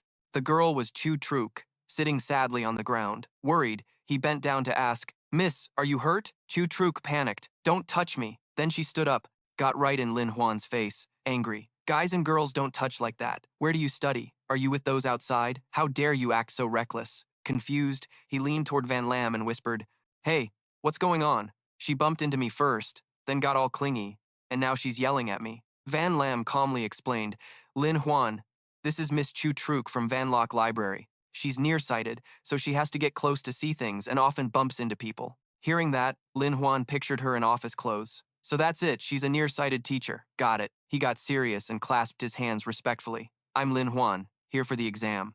I've heard of Van Lock Library for a long time and came specially to pay my respects. Chu Truk looked satisfied. Then those guys must be okay. Lin Huan blinked, curious. Those guys? Who? She frowned. Just a bunch of rude thugs who block the door every day, showing off their love. How could I ever accept them? He shrugged and sighed. So, the suitors are blocking the door. No wonder there's no way around it. Chu Truk looked distant and worried. These martial artists have been messing with me for days. I hope the supervisor in 3 days won't cause trouble. Lin Huan was startled. Huh? Supervisor? Isn't that you? He smiled warmly. I've got a way to handle those guys. Lin Huan kept his confident grin. I'll solve this headache for Miss Chu Truk, she quickly warned. No, we're book readers. Don't tell Li Gong, the martial arts supervisor, or he might get angry. Van Lam looked helpless and advised, Little scholar, don't act rashly. Lin Huan stood proudly before the group of soldiers. Assistant Xiao Ju gave me this pen. I'm gonna teach these rude thugs a lesson. Hearing that, the Dongthan soldiers burst out laughing mockingly. Ha, did I hear that right? This guy wants to teach us with a pen? Then Lin Huan picked up the pen and wrote a character on his hand.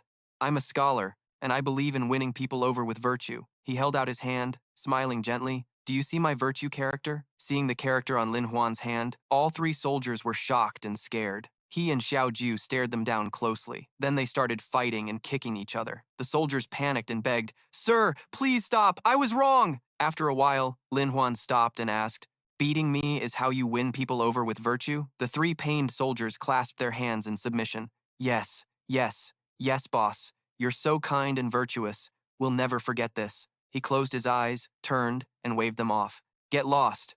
They watched Lin Huan's back, furious. Even the Capitol guards dare to mess with us? Let's report to the boss. Their faces were full of resentment. We gotta show these fools how dumb it is to piss off someone from the heart of the capital. Night fell, moonlight shining on the moonlight tower. Inside, courtesans danced gracefully, their robes flowing in the golden music. Two young girls sat on Dong Yi's lap, acting coy. "General, drink up." They smiled sweetly. "General, do you think I'm pretty?" Lin Huan looked at the old man with a sulky attitude. "Lustful and depraved, worse than beasts. I really shouldn't have come here. This place is hell." But he was happily holding another girl's waist, and Lin Huan was the bodhisattva here. "If I don't go to hell, then who will?" Just then, someone came up laughing loudly. Ha ha ha. Liu Xing's face was full of delight as he entered. "I'm late, but y'all still having fun?" Dong Yi laughed and introduced, "Just in time to introduce you guys. This is Lin Huan, the new right-hand man I just took on. This is Liu Xing, younger brother of the current empress, the little national jewel." Lin Huan stood and bowed politely. "I've admired you for a long time. Liu Guoju, Jade Tree Lin Feng, truly a talent, rare to see." He sat at the table, laughing excitedly. "You're pretty smooth with words. Just call me Little Liu." Lin Huan watched the two chatting happily, silently judging. This eunuch isn't just kissing the emperor's ass. He's got the empress and the national jewel wrapped around his finger, too. A true talent, this little national jewel is noble but not arrogant, unlike some spoiled rich kids. Suddenly, Liu Xing looked at him with curiosity. As a talent, this little Zhaoju is the same, noble status, but not arrogant, unlike spoiled rich kids. Suddenly, Liu Xing looked at him curiously. "I heard this Lin Huan dude is some kind of poetry genius. I don't get poetry, but I'm into old war stories. Got any good ones to share?" Lin Huan's eyes widened in surprise. "Oh, looks like he's a fan of warriors, too. No wonder he got played by that guy at Dong Tai Jiam." Right now, his gaze was fixed on the sword by Liu Yanyu's side. Then Lin Huan stood up, cleared his throat, and started a conversation. Liu Yanyu asked, "Ever heard of tunnel warfare?" He was excited and curious. "Tunnel warfare? Hurry up and tell me about it. Also, just call me Xiao Lu. Don't use those formal names, they sound weird." He smiled warmly and began telling a story about a huge battle against invading barbarians, where a small village was full of old, sick, and disabled people who couldn't escape, so they had to save themselves by inventing tunnel warfare. At that moment, Liu Yanyu's eyes lit up with interest, and he kept banging the table in praise. Cool, tunnel warfare is seriously awesome." Dong Yi stood up, resting his chin on his hand, analyzing. "This tunnel warfare actually sounds worth trying." Lin Huan hugged a courtesan's waist, looking excited. "There's also guerrilla warfare, sparrow warfare, sabotage warfare, and base warfare." He didn't care about the girl behind him and pushed her away. "All right, come on, Lin Ka, spill the details." He raised his cup of wine with a big grin. "Looks like Xiao Lu really cares about war and martial arts." Liu Yanyu eagerly chimed in. "Yeah, can you tell the Imperial City Guards? I'm the commander, and they're my soldiers." Outside the moonlight pavilion, Xiao Liu stood outside, looking in with curiosity. "For sure, that Lin Huan who's beating people up is here?" His subordinates were dead certain. "Boss, I swear I saw him go up to the top floor, so I rushed back to report." He was very pleased to hear that. "Good, let's go. Let him know what happens when he messes with us." The subordinates all flattered in unison. "Boss is mighty, boss is mighty." Xiao Liu led his crew, kicking the door open. "Which one of you is Lin Huan? Get out here for me." Hearing the door open, Liu Yanyu turned around with a cold face. He and the others were shocked and couldn't believe it. The Imperial City Guard said, "Xiao Liu, come find me." Xiao Liu knelt down in fear, clasping his hands in respect. "Of course, I came to apologize to Lord Lin. Yesterday, I offended you in many ways. I'm truly sorry, deserve to die 1,000 deaths." He grabbed his shoulder, laughed, and introduced, "My juniors still have a lot to learn. Please be generous and forgive them. Xiao Liu, this is my Lin Ka. Take good care of him from now on." He and his subordinates nodded awkwardly and repeatedly. Yeah, of course, Lin Ka. What's yours is ours. Liu Yanyu waved his hand and sighed. If there's nothing else, scram. Don't bother me while I'm listening to old stories. Then Xiao Liu stepped outside, his subordinates looking puzzled. Boss, so what? Did Lin Huan beg us to go easy on him? One laughed. Haha, our boss just laid the smackdown. No matter who he is, he's got to apologize. He got annoyed and smacked each of them on the head. Shut your mouth! How dare you say sorry? That's me and the devil too, shut your mouth. Almost got me demoted and sent home, maybe even beat up good. He looked up at the sky. This Lin Huan? No way. Lord Lin is not someone we can afford to offend. Inside the moonlight pavilion, Liu Yanyu smiled with eyes squinted in praise. Lin Ka, you really know your stuff. I've never heard of these things before. Respect, respect. Then he mischievously raised an eyebrow. So tomorrow come train shuttlecock with me. Lin Huan blinked, confused. Shuttlecock? Why shuttlecock? Liu Yanyu's face turned serious. This is a big deal related to the Empress Dowager's birthday celebration. Hearing that, Lin Huan broke out in sweat. Oh, one morning at some courtyard, a crowd gathered excitedly. Great kick, catch it. Wang Long kicked the ball amid cheers. Long live the Holy Emperor. The cheers grew louder as he scored. Long live the Holy Emperor, long live the Emperor. A girl in pink holding a cloth came over to praise. Your Majesty, let me wipe your sweat. But Wang Long didn't care and snatched the cloth from her hand. He scratched his head and walked off, leaving the girl stunned. My shuttlecock skills are the best in the world. No one can beat me. Her face showed disappointment. The Emperor sings and dances every day, plays tricks with his feet, and doesn't even glance at the beauties in the harem. It's hopeless. The quiet atmosphere of the palace was broken by shouting, Imperial city guards at work, unrelated people move aside, get out of the way. In the carriage, Liu Yanyu calmly discussed, so the Emperor loves shuttlecock so much. If we put on a special match for the Empress Dowager's birthday, wouldn't that win us the grand favor? This is a rare chance. Lin Huan listened carefully, realizing the plan. He glanced sideways, silently judging this emperor as a modern idol who raps and plays soccer. He also wondered how beautiful Xiao Liu's sister must be to get such favor, probably like a fairy descending to earth. Arriving, he got out of the carriage and stretched happily. We're here. Our Imperial City Guard shuttlecock team is training here. A group of soldiers rushed over to report. Lord Liu, you finally came. You gotta lead us. Hearing that, Liu Yanyu rubbed his head tiredly. Did you guys lose the training ground again because you couldn't learn? The soldiers looked a bit scared. You can't say it like that either. Sweat dotted his face. His skills didn't measure up to that guy's. They didn't even count as real players. Lin Huan chuckled, curious. I get it now. Xiao Liu brought me here. Could it be he wants me to train your shuttlecock team? Liu Xing turned his head with a forced smile, explaining, it's hard to say, but you see, it might be too late to train them properly. So all we need is for Lin Gay to come up with a plan, use tricks like electric tactics to help our team level the playing field, or at least not lose so badly. He rubbed his chin thoughtfully. The competition fierce. If we want to boost our skills fast. Lin Huan leaned in, a sly grin on his face. There's only one way then. Wait a sec. He stepped toward the bustling crowd. Everyone, hold up for a bit. The yellow-clad soldiers sneered mockingly. What? What's up? Still trying to ambush? You guys don't stand a chance against us. Wait till the Empress Dowager's birthday. You'll get crushed. The orange-clad squad on the other side shot back smugly. We were just letting you win earlier. You really think we can't beat you? Simple. Let's bet a match. 100 silver taels each. How's that sound? Zhuge turned around, laughing sarcastically. So it's just free silver, huh? Fine. An old man stepped forward. Then I'll be the referee. Start. Lin Huan smiled faintly, analyzing the shuttlecock match. Scoring was based on standing positions like volleyball. The footwork leaned toward soccer, a non-contact sport, and the only way to improve was to get into the game. The ball was tossed mid-air, catching every eye. An orange team player slammed the ball with his hand. Seeing that, the yellow team quickly reported to the ref. What? No way! That's a foul. He used his hand. The old man grabbed his magnifying glass to inspect. This round didn't count, once again. Then Zhuge angrily kicked the ball hard. Let me show you how to serve properly. Suddenly, the fierce tiger winced in pain, tears streaming down his face, collapsing, clutching his leg.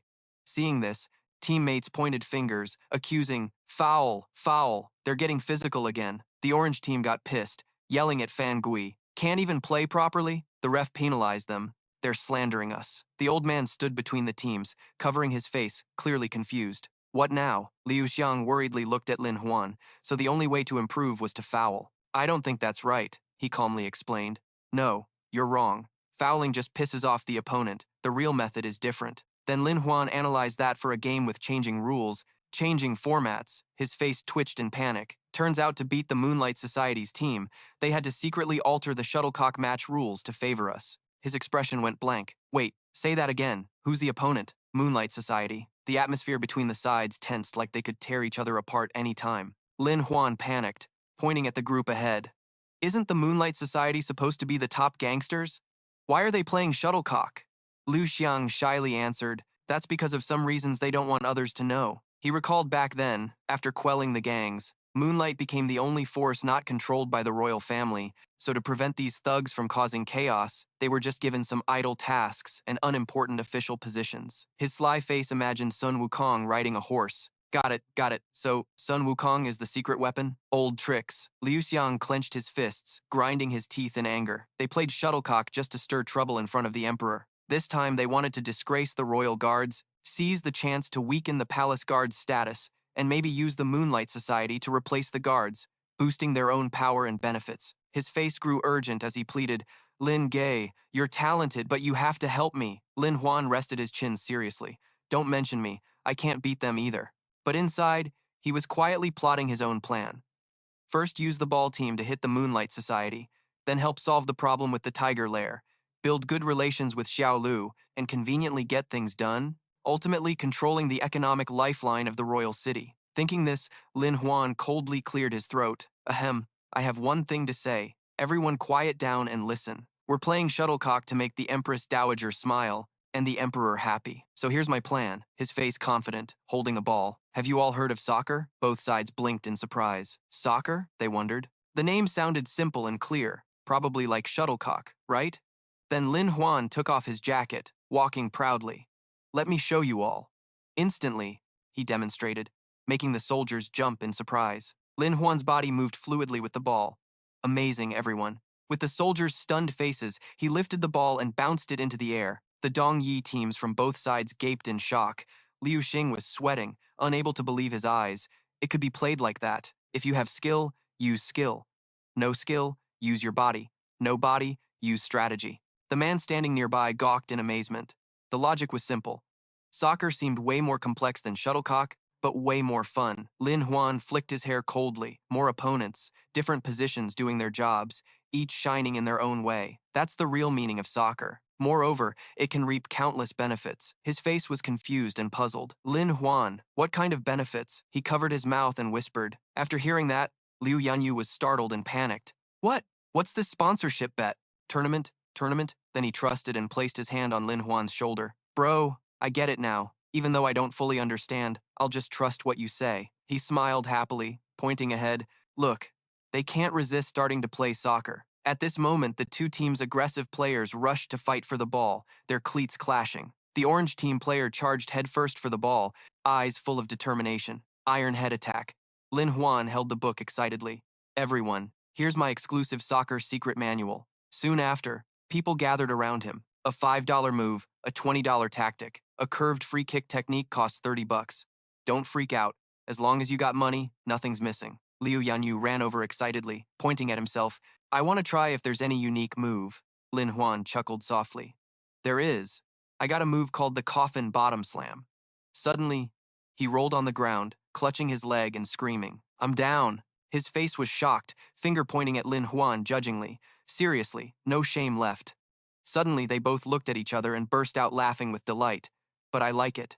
At that moment, a hand touched Lin Huan's shoulder. Hello, he turned around, confused. Huh? What's up? It was Zhu Ge with a serious expression. I'm from the Manhwa sect. Zhu Ge, I happen to overhear your brilliant ideas. Could you explain the sponsorship work of this soccer tournament to me? Hearing this, Lin Huan smiled brightly. Oh, Mingwei sect really knows the streets. Skilled in martial arts, sharp-eared and sharp-eyed, even quiet talks can be heard. You guys want to share a bowl of soup too? In an instant, the three huddled together, whispering. Zhu Ge and Liu Yanyu exchanged worried glances. Here. He clasped his hands, eyes serious. Teach me. If this works out, it'll be a legendary event in the martial world for the next 100 years. Lin Huan crossed his arms smugly. Trapping Mingyu sect was no hard feat. Liu Yanyu put all his strength into kicking the ball fiercely. The ball shot far away. Suddenly a shout echoed. Watch out! At that moment, someone raised a hand to block its speed. The ball landed safely in Lin Huan's hand. a satisfied smile on his lips. No big deal. Got goalkeeper gloves. What's the big deal? Liu Yanyu's eyes lit up with spirit as he stepped forward.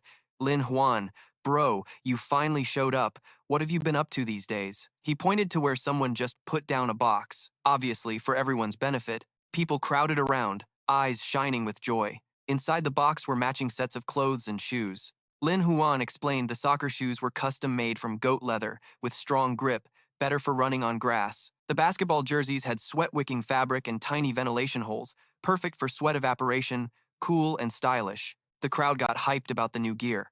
One guy shouted, "Give me a pair of soccer shoes," another said. "I want shin guards, not just for soccer protection, but also good for street fights." Liu Yanyu came over, putting his arm around Lin Huan's shoulder, smiling brightly. "Good job, Lin Huan. You're the boss here." Lin Huan's face lit up. "No way, no way. I just worried about Liu Bro's crew getting hurt, so I purposely spent time researching this." Suddenly, a voice from outside the gate shouted, "La Qi Sheng style. Who dares stop me? Take this, mountain-shattering strike." The two were joking but suddenly stopped, glancing over. At this moment, Aru exploded with anger, pushing the guards away. Fire blazed in her eyes, fists clenched tight. "Liu Yanyu, come out now." Hearing this, he couldn't help but wonder, "Liu Bro's your enemy, but when did he run off without you noticing?" Lin Huan helplessly realized. "Seems like that."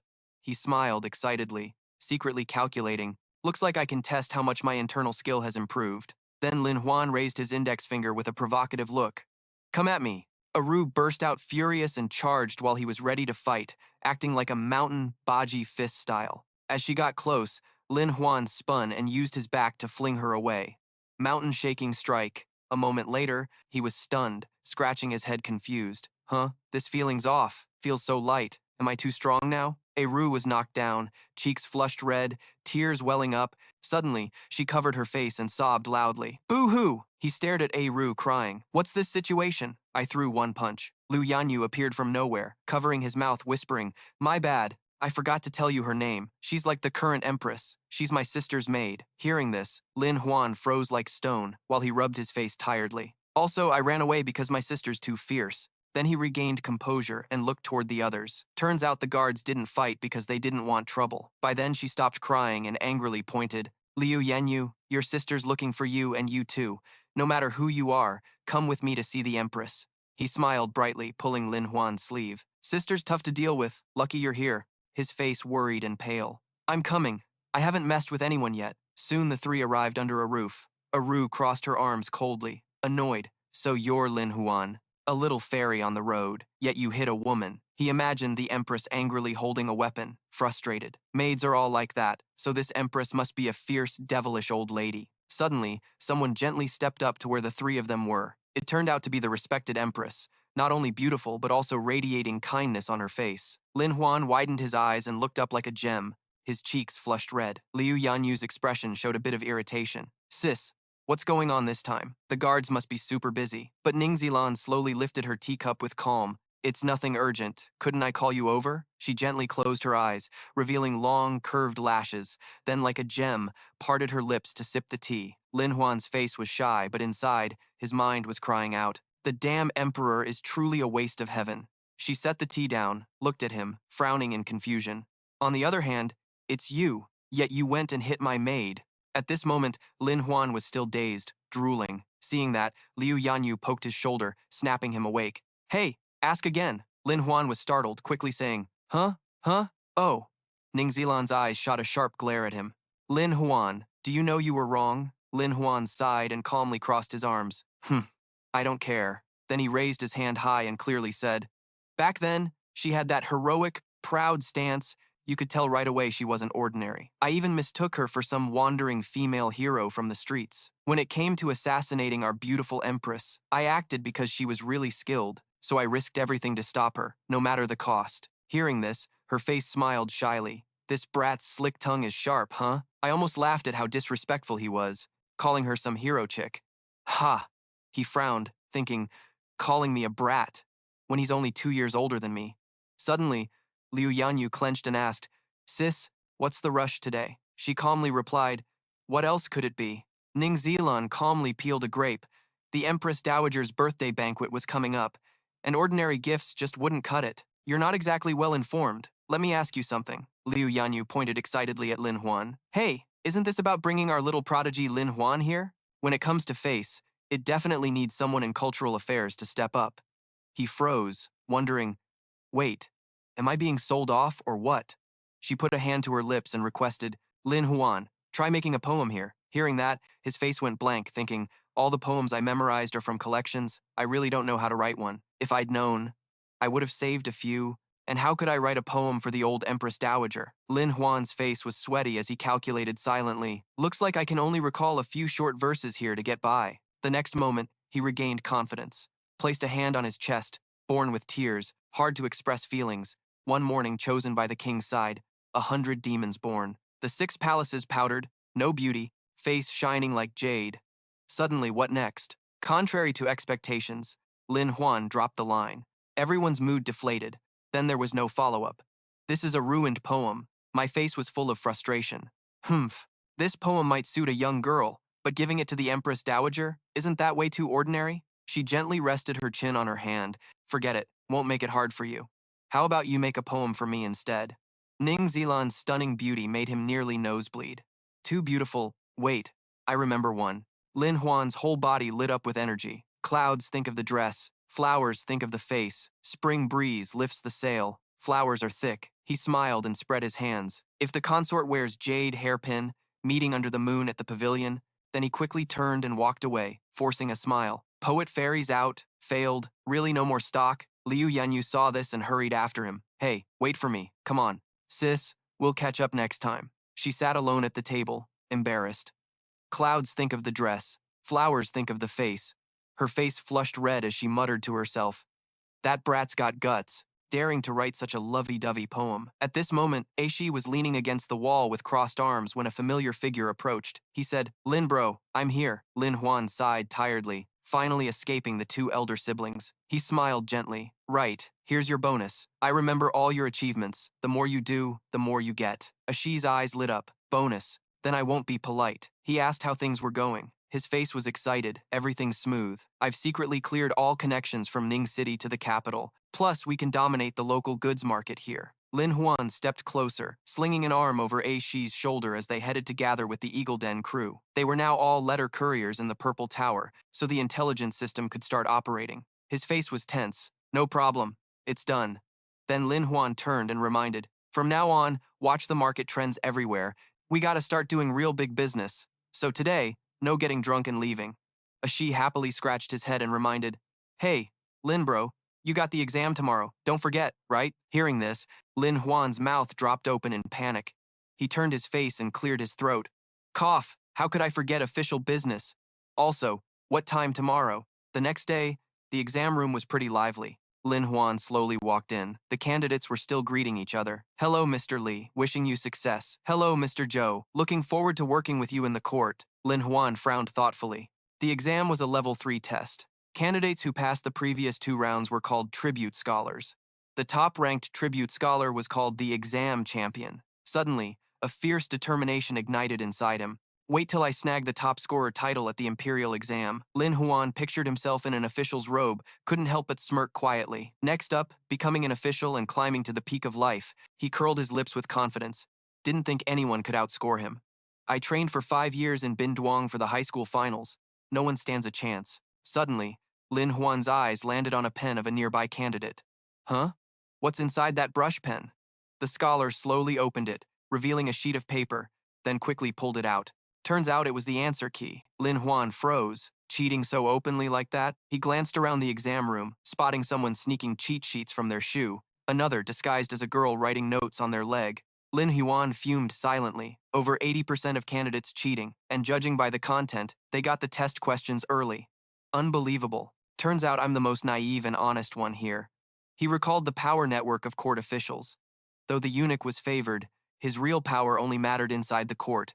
Outside the court, the eunuch's influence and resources paled compared to the real power holders. After some thought, Lin Huan quietly left the exam room. Looks like relying on the eunuch's connections to pass won't work. I gotta save myself. Near the city wall, he stealthily scanned the area. After making sure no one was watching, Lin Huan quickly jumped over the wall. He whispered, Yo, Xiaoju, over here. Xiaoju was surprised to see Lin Huan appear. Lin Huan hurried over and whispered something that shocked Xiaoju. What? He looked at Lin Huan suspiciously. So the eunuch didn't give you the answers? Didn't help you at all? Lin Huan reluctantly waved his hand. No. The eunuch's reach doesn't extend into the exam hall controlled by the civil officials. Xiaoju imagined some weird scenarios. How do we work this out? If not, I'll just send you answers from the sky. Lin Huan quickly interrupted. Maybe, if you're not afraid to die. He then quickly suggested another plan. How about stealing someone else's test and swapping the name? Lin Huan disagreed immediately. Cheaters like that always have backing, plus changing someone else's mark is easy to get caught. Lin Huan sighed deeply. This royal city is a deep sea. If you want to hustle, you can't offend people blatantly, can't be cocky like before. Suddenly, they spotted Ning Zilan holding a stack of papers. Xiaoju blinked. Huh? Isn't that a judge? Lin Huan immediately ran ahead. I got an idea. You just wait here for orders. Xiaoju was still confused. Huh? What's that for? Lin Huan approached Ning Zilan, his tone suddenly soft and flattering. Sir, there's cheating going on. Xiaoju looked a bit uneasy, thinking, reporting cheaters only gets you enemies, right?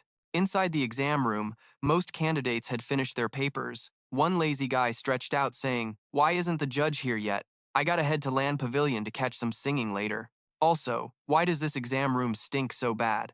Just then, footsteps grew louder. The person arrived holding a stack of papers. The candidates quickly straightened up. Serious now. Here they come, here they come. Watch me snag the top scorer title. Lin Huan was disguised as Ning Zilan now, his voice lowered. As long as everyone follows the exam rules, I won't make things difficult. He stroked his beard casually, acting natural. After all, he wasn't a bad guy. The exam room's tension returned. Lin Huan pretended to walk around, eyes constantly scanning. He came close to a candidate's paper and nodded silently. Oh, so that's how it is. The candidate got nervous seeing the judge staring at his paper nonstop. Why always mine? Suddenly, Lin Huan stepped closer and lifted the candidate's hand, then let go. Let me see. Seeing the judge's serious look, the candidate felt moved. What's going on? Is this a sign I don't need to worry? Can relax? The great official is looking out for me. Even sent a judge to help. He looked at Lin Huan gratefully. Truly touching. Thanks a lot. Lin Huan was having a blast, chuckling inside. Never thought copying answers could be this awesome. Suddenly, a beautiful girl quietly stepped in. Lin Huan flinched and muttered. Chu Truk just happened to come for the exam patrol. He quickly stood up to sneak away, heart pounding, scared stiff, like when the homeroom teacher appeared by the window before. Suddenly she spoke, making Lin Huan jump. Mr. Ning, I remember you're in charge of this exam room, right? He nervously turned around. Yeah, the chief judge is me. I'm Mr. Ning. Chu Truk stepped closer, eyes scrutinizing. Mr. Ning, why are you shaking? Your voice changed a lot too. Are you sick? Seeing her staring so close, Lin Huan suddenly remembered. Ah, forgot. Chu Truk is seriously nearsighted. He cleared his throat. Cough, cough, just a cold. Nothing serious. Chu Truk looked at an empty spot below and gently reminded, huh? One candidate hasn't arrived yet. Such an important exam and they're missing. Just then, a voice came from outside the door. This must be the room. Lin Huan recognized the voice and ducked behind a chair. No way. Another one who can't get exposed. I'm hiding. She frowned suspiciously. Who are you? The guy clasped his hands in greeting. I'm Liu Xing, captain of the Royal Guards. Chu Truk asked doubtfully. The Royal Guards only handle security around the exam hall. So why are you here? Liu Xiang honestly replied, I have a friend, Lin Huan, who's taking the exam today. So I came to visit. At that moment, both of them suddenly panicked. Your close friend Lin Huan didn't show up for the exam. Her eyes flared with anger. Could it be that someone from the Royal Guards came to sabotage Lin Huan so he couldn't participate? He frowned in suspicion. This is outright rebellion. The subordinates disobeyed orders and hurt my brothers. I have to go find them and get answers. Zhu Zhu hurriedly turned to leave. I'll contact the headmaster. You help Mr. Ning, who's sick, to supervise the exam a bit. Liu Xiang gestured. When I get back, I'll make sure to hang those bastards up and beat them. Suddenly, he appeared right behind him. Liu Xing panicked, looking around for the person. You guys? Ah, that. Lin Huan calmly looked at him. Yeah, Mr. Ning was born to be an invigilator. Liu Xiang immediately caught the hint, bowing respectfully. Mr. Lin Ning, I'm utterly impressed. You're definitely the top genius ever. Then a sly grin appeared on his face. Ha ha, I'll watch the door for you. After a while, the warning bell rang, signaling time's up. Lin Huan immediately stood up, his voice clear. Everyone, time's up. He held a stack of test papers. Liu Xing watched him bustling around. couldn't help but laugh teasingly. After collecting the papers, you're gonna go crazy copying, huh? Lin bro, you really are a genius. Lin Huan finished and placed his test paper in the middle of the stack. No big deal. Later, you help me take the papers back to the main hall. Then he caught the hint and happily added, after that, I'll take you to the most famous brothel here. We'll celebrate the win with music and girls. Thinking about the beauties constantly falling into his arms, Lin Huan couldn't hide his excitement. Life's looking up. I'm here. On the way, a carriage driver was waiting for someone inside. Liu Xing sat inside the carriage, excitedly raising a finger. I heard all the guys in the city are going crazy trying to get into this new brothel. Hearing that, Lin Huan blushed with interest. A brothel that's so popular it's like a battlefield? Could it be they have some insanely beautiful girls? He scratched his face shyly. Not sure. Honestly, I've never been inside. He helplessly covered his face. Suddenly, the carriage braked sharply. Lin Huan and Liu Xing both jumped in shock. He lifted the curtain and asked the driver, "What's going on?" The man looked worried. "Boss, you better see for yourself." Outside was a crowded mob. Too many people want in. The carriage can't get through, and there's definitely no room inside. Seeing this, Liu Xing got out, glanced at Lin Huan, and said, "Let's walk through and see what's so magical about this place." Lin Huan rubbed his chin, feeling a strange sense of familiarity. In the crowd, a guy was pushing forward. "Let me in. No place locks their doors for business." The guy in green followed behind. "Why won't you let me in? I've got money, lots of it." Lu Er stood at the door awkwardly, raising her hand to stop them. "Sorry, everyone. Really sorry. At Muyuet Brothel, we're members only. You need a referral from a member, or be a top contestant in the poetry and calligraphy contest to get in." Ding Feng stepped forward with a dignified air. "I'm a member from last year's contest. Is Ding Feng trying to prove his talent to you guys?" At that moment, and Chu rushed ahead and grabbed him. "Brother Ta, let's just go in. I don't think anyone can stop us. My Xiaoju is a big shot in the current government." As they hurried off, suddenly a muscular figure blocked their way. They looked up and were shocked to see two tall young men frowning and questioning them. Lu Er stood between the two, pointing up. "Our guards are from the Zhao Bureau Mingji, the strongest in the underworld. We hope you don't rush in recklessly. Getting hurt wouldn't be good." One of them lightly bounced his chest to the rhythm. And Chu's eyes widened in awe. "Wow, those are some huge boobs." Ding Feng behind him also gaped in amazement. "Those chests are massive, as big as my head, and they can bounce." Just then, Liu Xing arrived, puzzled. "What's going on? Is Muyuet Brothel really this hard to get into?" He turned around and saw Lin Huan behind him fixing his clothes. "Lin Huan, why don't you perform a poem for us to boost our chances?" Lin Huan walked up casually. "No need, just let us in." And Chu frowned and sneered. "Looks like this muscle guy's about to collect him." Ding Feng chuckled secretly. "Ha, no way you're getting in." Lu Er smiled brightly and gestured them inside. "Welcome, young master. I'll personally take you in." She led them into Muyuet Brothel. The door slammed shut, making the two young men frown angrily. Outside came shouts and curses from those denied entry. On what grounds? Are they really members? No way. Yeah, they just waltzed in without doing anything, while we have to wait outside. Not fair. Shortly after, Lu Er led them into a grand, luxurious room. Liu Xing put his hand on his chin, curious. "Lin bro, you secretly became a member?" She covered her mouth, giggling, and answered for him. "Of course not." Hearing that, Lin Huan crossed his arms proudly. "I'm the boss." Suddenly, he widened his eyes, amazed at what was in front of him, sitting on a chair with one leg crossed, giving orders. For the first time, inspecting and pulling something out from the bottom of a chest. Not long after, beautiful girls appeared, dancing to the music. Liu Xiang stared at them until his face turned red. Lin Huan glanced over smugly. "Let's open Xiao Liu's eyes." "Of course not." Hearing that, Lin Huan crossed his arms proudly. "I'm the boss." Suddenly, he widened his eyes, amazed at what was in front of him, sitting on the chair, crossing one leg and giving orders. First time inspecting, taking something from the bottom of the chest. Not long after, beautiful girls appeared, dancing to the music. Liu Heng stared at them until she blushed. Lin Huan glanced proudly. Letting little Liu and the crew broaden their horizons, let him see what real entertainment looks like. Inside the grand hall of Mokmiet Lao, many guests were seated, whispering among themselves. Liu Yanyu looked at them in panic.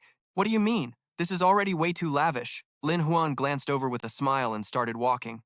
Lu Ni knelt down, smiling gently. "Yes." The yellow curtains on the stage slowly lifted. Someone there looked confused. "Huh? What's going on? Why pull the curtains?" The person sitting in the chair laughed heartily, as if darkness made work easier. Haha. Suddenly, the lights went out, and a single spotlight lit up the stage with soft, melodious music. On the other side, Someone holding a lantern sang while stepping onto the stage. Moments later, a girl stood center stage, becoming the focus of attention. Dear guests, I am Xiao Diem Diem for you all. Next up, get ready to watch our performance. An excited guest stared intently at Diem Diem. Ji Hoa, what kind of outfit is that? Clearly simple pants, but not ordinary at all. Liu Yanyu jumped up, showing interest. Is this the highlight today? Is this your flower troupe? Lin Huan winked silently. It's just getting started. Keep watching. Then, a series of beauties appeared, and the audience below clapped and cheered excitedly. The girl with bangs smiled brightly, spreading her hands. You love me. I love you. The Malkanwiat female troupe was stunning. Below, some young men blushed, unable to hide their feelings. Another girl winked gently. You love me. I love you. Dear guests, we love you. Hearing those words from beauties, even the strongest young men nearly fainted from heart attacks. The girls smiled brightly, happily introducing themselves. We are the Mok Nuiet female troupe. The girl in the green dress looked shy. Senior brother, don't you remember me? I'm your childhood junior sister, Aengok. The platinum-haired girl gently asked. Little brother, today Sister Dung Dung will teach you some grown-up knowledge, okay? Another girl playfully made a heart shape. Oh man, if your lady finds out about us like this, will she beat you up? Unlike me, I only feel heartbroken for brother. Over there, other girls smiled charmingly, showing off their beauty. Dear guests, there's us too. Below, the young men couldn't take their eyes off the beauties competing to show off. One guy clenched his hands excitedly. I'm the senior brother. I want a junior sister. The person next to him blushed deeply. Boo-hoo, I'd do anything for sister. Another guy slapped down a stack of cash. Clearly, I'll pay whatever it takes. I want to replace Anak as the main. The other laughed excitedly along. Sister Dung Dung, come beat me up quick. I'll give you all the money. Suddenly, a hidden figure stood above. Don't rush. The Mokmiat female troupe doesn't do those things. She stated the rules here. The Mokmiat female troupe, we don't sell ourselves to anyone nor entertain drunk customers. Liu Yanyu's eyes lit up as she looked at her, amazed. So beautiful. When will the capital have a beauty like this? Lin Huan, you really hide your treasures deep. Earlier, you got mad holding the money and refused to sell. So, what do you guys do? I just like Aengok. It's decided. This money is fake. He turned and held out his hand. Right, no sales means no money. This place is membership only. Without regular customers, how can it survive? The guy faced the beauty in the red dress, smiling gently. Ling Ji slowly lifted the curtain. Actually, supporting Anak and the Mokmwit female troupe is simple. Then she turned back with a soft smile, inviting them to look. Those were bottles of liquor stacked up. The others were surprised. All the bottles were liquor. Lin Huan smiled with delight. Only liquor is true love. At the tavern, sparkling lights reflected off the glamorous faces welcoming guests. Ling Ji held a jug of liquor. After buying liquor, each jug comes with a ticket to vote for your favorite female troupe member. Someone angrily shouted, what do I need this for? What's the point of voting? I just want Ainagok to love me. She smiled. That's not necessarily true. The spotlight from above shone down, highlighting each beauty below. There were 48 in total upstairs, all reserve members of the Moknuyet female troupe about to perform for the first time. Ling Ji continued explaining, every week, the Moknuyet female troupe holds a performance selection, ranking based on votes. Those ranked low get eliminated, and the top 9 with the highest votes appear together, becoming the first official members of the Moknuyet female troupe. Aengok bowed, tears welling up. Senior brother, Aengok has no votes. It'll be hard to meet again later. I'm about to say goodbye now. He was momentarily stunned hearing that. This is my Aengok, no hesitation. He pulled out a banknote. Come here, give me 5 jugs first. You 1 vote, me 1 vote. Hurry and get Aengok to perform now. The crowd below the club started to get noisy. My sister Dung Dung can't go. Give me 10 jugs. Does the host count as a troupe member? Give me 5 jugs. Someone generously offered 100 jugs for Thien Thien. Lin Huan's eyes immediately lit up. A man who truly likes someone wouldn't be stingy like that. 5 jugs. He felt uneasy and stammered, turning around. Stingy? I'm just warming up the mood. Then I'll buy 10. No, 20. Dung Dung quickly put on a fake sweet act. Looks like this sister has no hope to continue performing. Totally inferior to Thien Thien and Aengok. The crowd below panicked immediately. No, Sister Dung Dung, don't. It's just that, buying so much liquor, there's no way to drink it all. He crossed his arms calmly. Mok Nguyet Lo isn't just about buying liquor and leaving it here. Liu Yanyu immediately chimed in. Moreover, this wine is really not bad. So, before the astonished eyes of everyone, Lin Huan slowly approached her. Dung Dung, sis, how about I buy you 100 jars? Pick me as your support group leader. The crowd below widened their eyes in surprise. Support group leader? He nodded, slowly explaining. Each member of the girl troupe has their own support group. The leader can organize support activities and even get close contact with the beauties. Those words sparked the interest of that customer. This dude, don't laugh like that. Support group leader for Sis Dung Dung? I'm definitely adding another 150 jars, Lin Huan chuckled quietly inside. These rich brothel wanderers really are just big shot sycophants. He looked at him with admiration. Lin bro, what you're doing is pretty shady, but you really are a genius. Lin Huan waved his hand lightly. Just getting into the scene now. It's just a girl troupe audition theater. He recalled the image of fans chasing idols in modern times and sighed. If you saw real star-chasing knowledge, you'd probably run scared. In Liu Xing's eyes was clear astonishment. I wonder if Lin Bro can teach me, so I can hustle a bit too. Lin Huan didn't refuse at all. Of course I won't treat little Liu badly. I've decided to make you my general agent, in charge of contacting all kinds of big merchants. Later on, we won't just sell wine, but fabric and porcelain too. And of course every deal comes with a bonus. He patted his chest confidently. Isn't this just networking? In this capital, all the big merchants know me, Lin Huan silently praised. Xiao Liu's social network is definitely a crucial resource, killing two birds with one stone. Liu Xing also smiled quietly, thinking once I make money, Sis won't have a reason to scold me anymore. Remembering the cute look of Ru Yulin, Huan silently argued inside, Liu Empress is so adorable, how could she still scold people? A little later, at a small tea house, Boss, the reason Dixuan Courtyard isn't doing business has been found out. The voice was low and cold. Oh? Spill it. Han Wu held two fierce beauties in his arms, looking down at his trembling subordinate, saying they just opened a brothel called Muyuet Pavilion. The subordinate stammered before finishing. Our regular inspectors have all been there. Han Wu's eyes darkened, his voice cold. Muyuet Pavilion dares to steal my business. They deserve a lesson. At another mansion, cheerful chatter rang out. Ha, girl, bottoms up. Two people gently clinked their cups. Ba Lang scratched his head shyly. General Liu, what you just said, I still have doubts. Buying a wine ticket is fine, but I sell calligraphy brushes, which aren't as cheap as a ticket. How could I sell them in a brothel? Liu Xing hurriedly waved his hand. First, Muyuet Pavilion isn't a brothel, but a social platform. He was surprised and suddenly remembered Lin Huan's instructions. Remember, first, understand the concept of socializing. We mainly focus on the added value of the platform.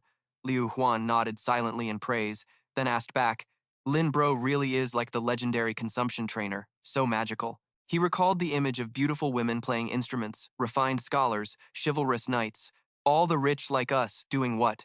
Of course, chatting, drinking, and listening to music. That's true class. Then the bustling image of customers appeared. Muyuet Pavilion provides a fun social place that's not harmful. Everyone can exchange here. Ba Lang stroked his beard thoughtfully. That sounds right, but what does socializing have to do with selling brushes? Isn't it about watching girl troupe performances? Liu Huan immediately answered, what makes a good friend?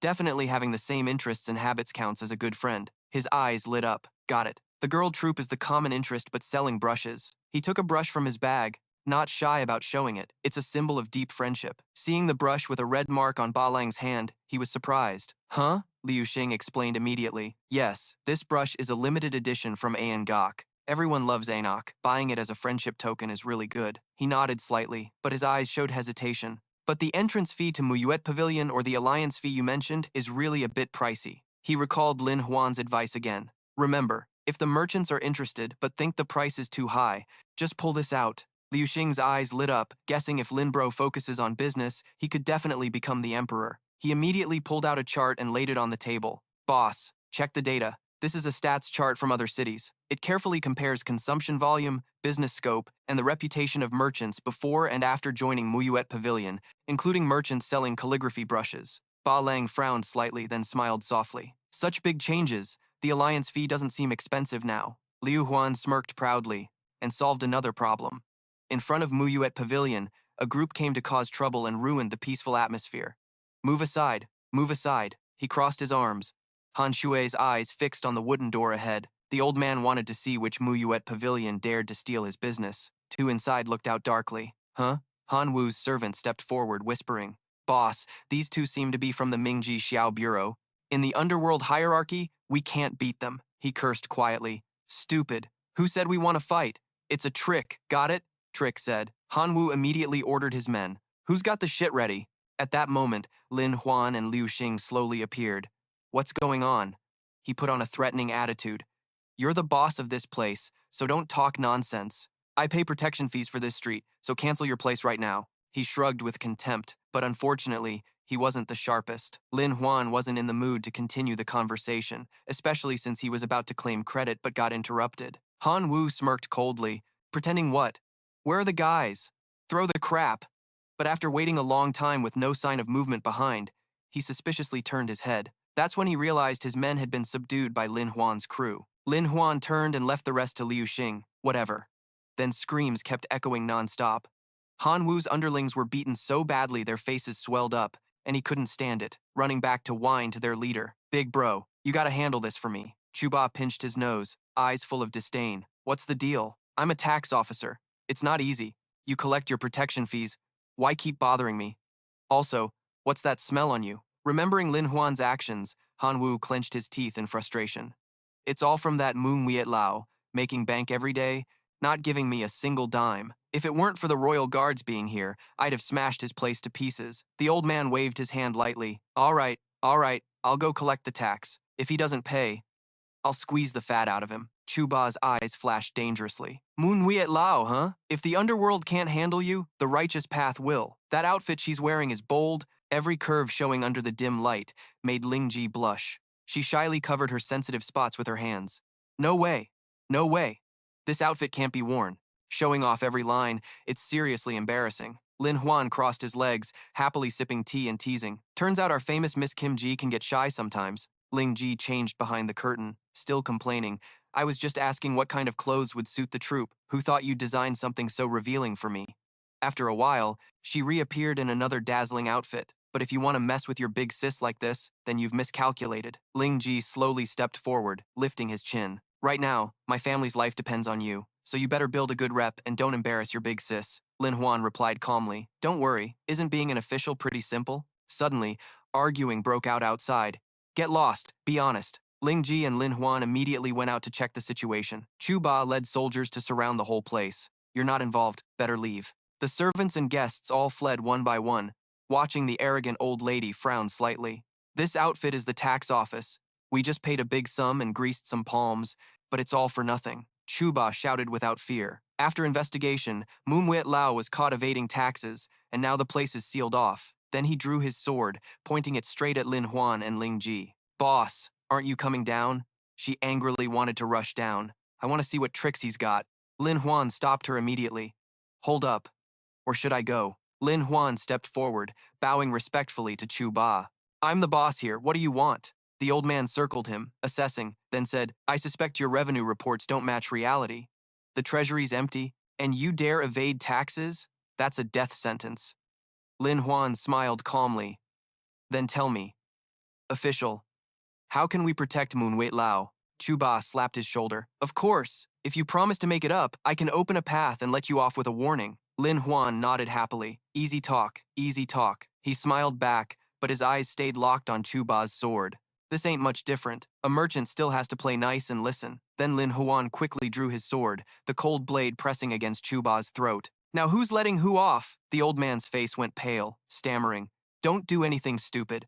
I'm a government official, and if someone backs me and I get hurt, that's a serious crime. Lin Huan showed no fear, lifting the bag in his hand. You got backing, do I? Open your dog eyes. I'm the right-hand man of General Dong in the current court. Moon Wiet Lao has his share too. Chu Ba's eyes widened, trembling. Didn't expect. This really was General Dong's secret stash. No ordinary person dares mess with this. What the hell is going on? Lin Huan coldly dropped the sword. You sure you want to mess with us? Try to bribe Lin Huan and General Dong? The old man was furious, but couldn't say a word, then spun and left, surprising a few soldiers. Let's go. Ling Ji stepped forward, whispering to rile them up. You okay? You just calmly brushed off those petty guys. Outside, Chu Ba kept cursing. Lin Huan's got solid connections, but still went to open a brothel? That's just crazy. Just then, Su Lu happened to walk by. Oh, damn. Bro, you just got back? Teaching a little merchant. Did it have to take that long? I just got word from the big boss. Thought you were sent out to drink. Chu Ba grabbed him by the shoulder, shaking him hard.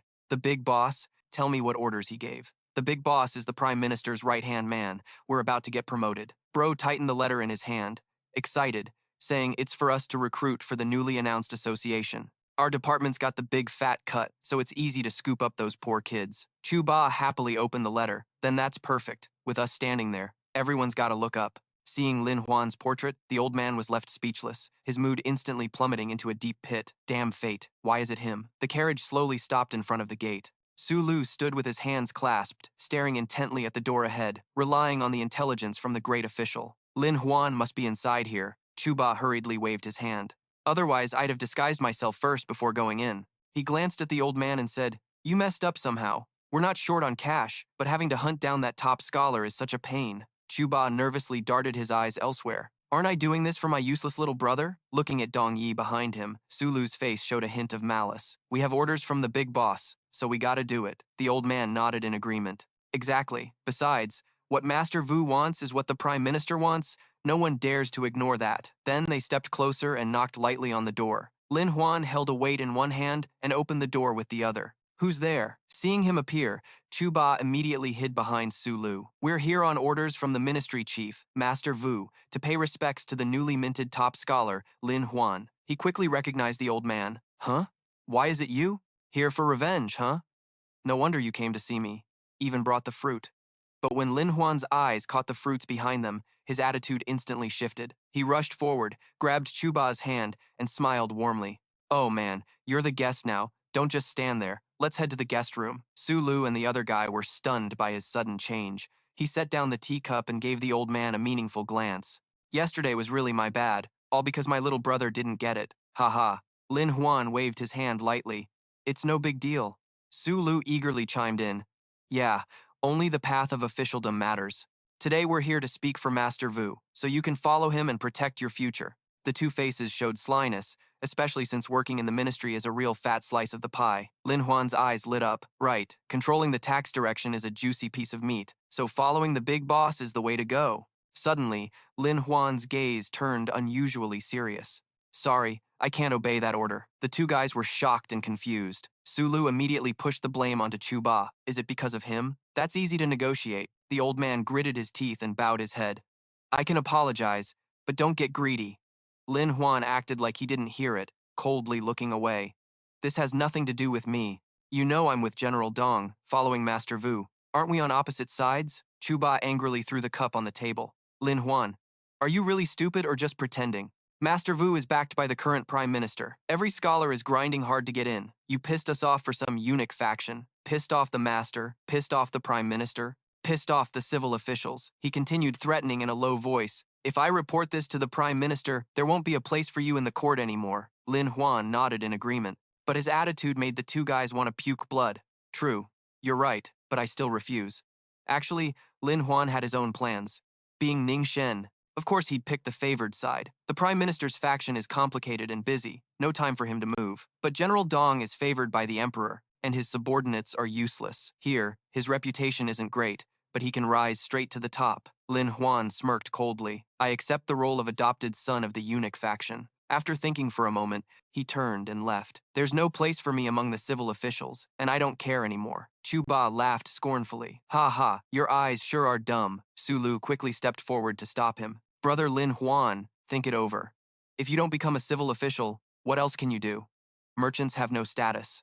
Lin Huan smirked coldly. "If not civil official, then I'll be a military officer." They both looked at each other dumbfounded, then burst out laughing. "Ha, a weak scholar like you wants to be a military officer?" Lin Huan slammed his hand on the table without a word. The table shattered into pieces. He glared at them dangerously. "Want to try me?" Chu Ba and Su Lu turned pale with fear and quickly ran away. Only then did he look down at his swollen hand and grimace. "Damn, it hurts like hell." Lin Huan quickly regained his composure, eyes full of hope. The upcoming martial arts test was vague but somehow exciting. During the day at the arena, many contestants gathered, and the officials began announcing the competition rules. There were 3 categories. First, paired combat skills. Second, strength stronger wins. Third, horseback archery, killing enemies on the battlefield. After explaining, the announcer roared with authority, "Get pumped, understood?" All the warriors below shouted back loudly, full of fighting spirit. Each contestant received a ticket. The announcer continued, "Based on the odd or even number, find your opponent yourself. After the fight, report the result to me." Suddenly,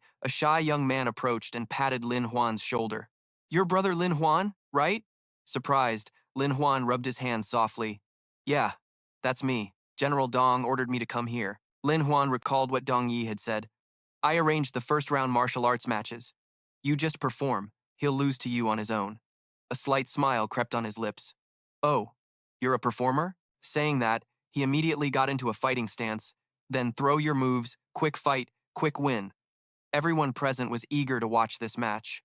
Only Juju blushed shyly. You're an actor? Then he immediately got into fighting stance. Then throw your moves, quick fight, quick win. Everyone present was eager to watch this match. Only Chu Zhu blushed shyly. The look in her eyes showed clear conflict. She couldn't help but remember Lin Huan's gentle demeanor. He specially made those eye-healing glasses for her, so she definitely hoped he would win. That hardworking training image kept popping into her head, but if he really won, wouldn't that be wasting a once-in-a-century talent? Letting our literary General Quan suffer a loss for nothing, Lin Huan should just focus on being a literary official. After thinking for a bit, Chu Truk clasped her hands and begged, Please, don't win, don't become a martial official, don't become a martial official. Elsewhere, there was a telescope on the window frame. You really think that Lin Huan, that bookish scholar, can win? But Ning Zilan still couldn't help but wonder, if you can make a gadget like a telescope, why still want to fight in the arena? Isn't this just the weak trying to beat the strong? Liu Yanyu shrugged lightly to reassure her.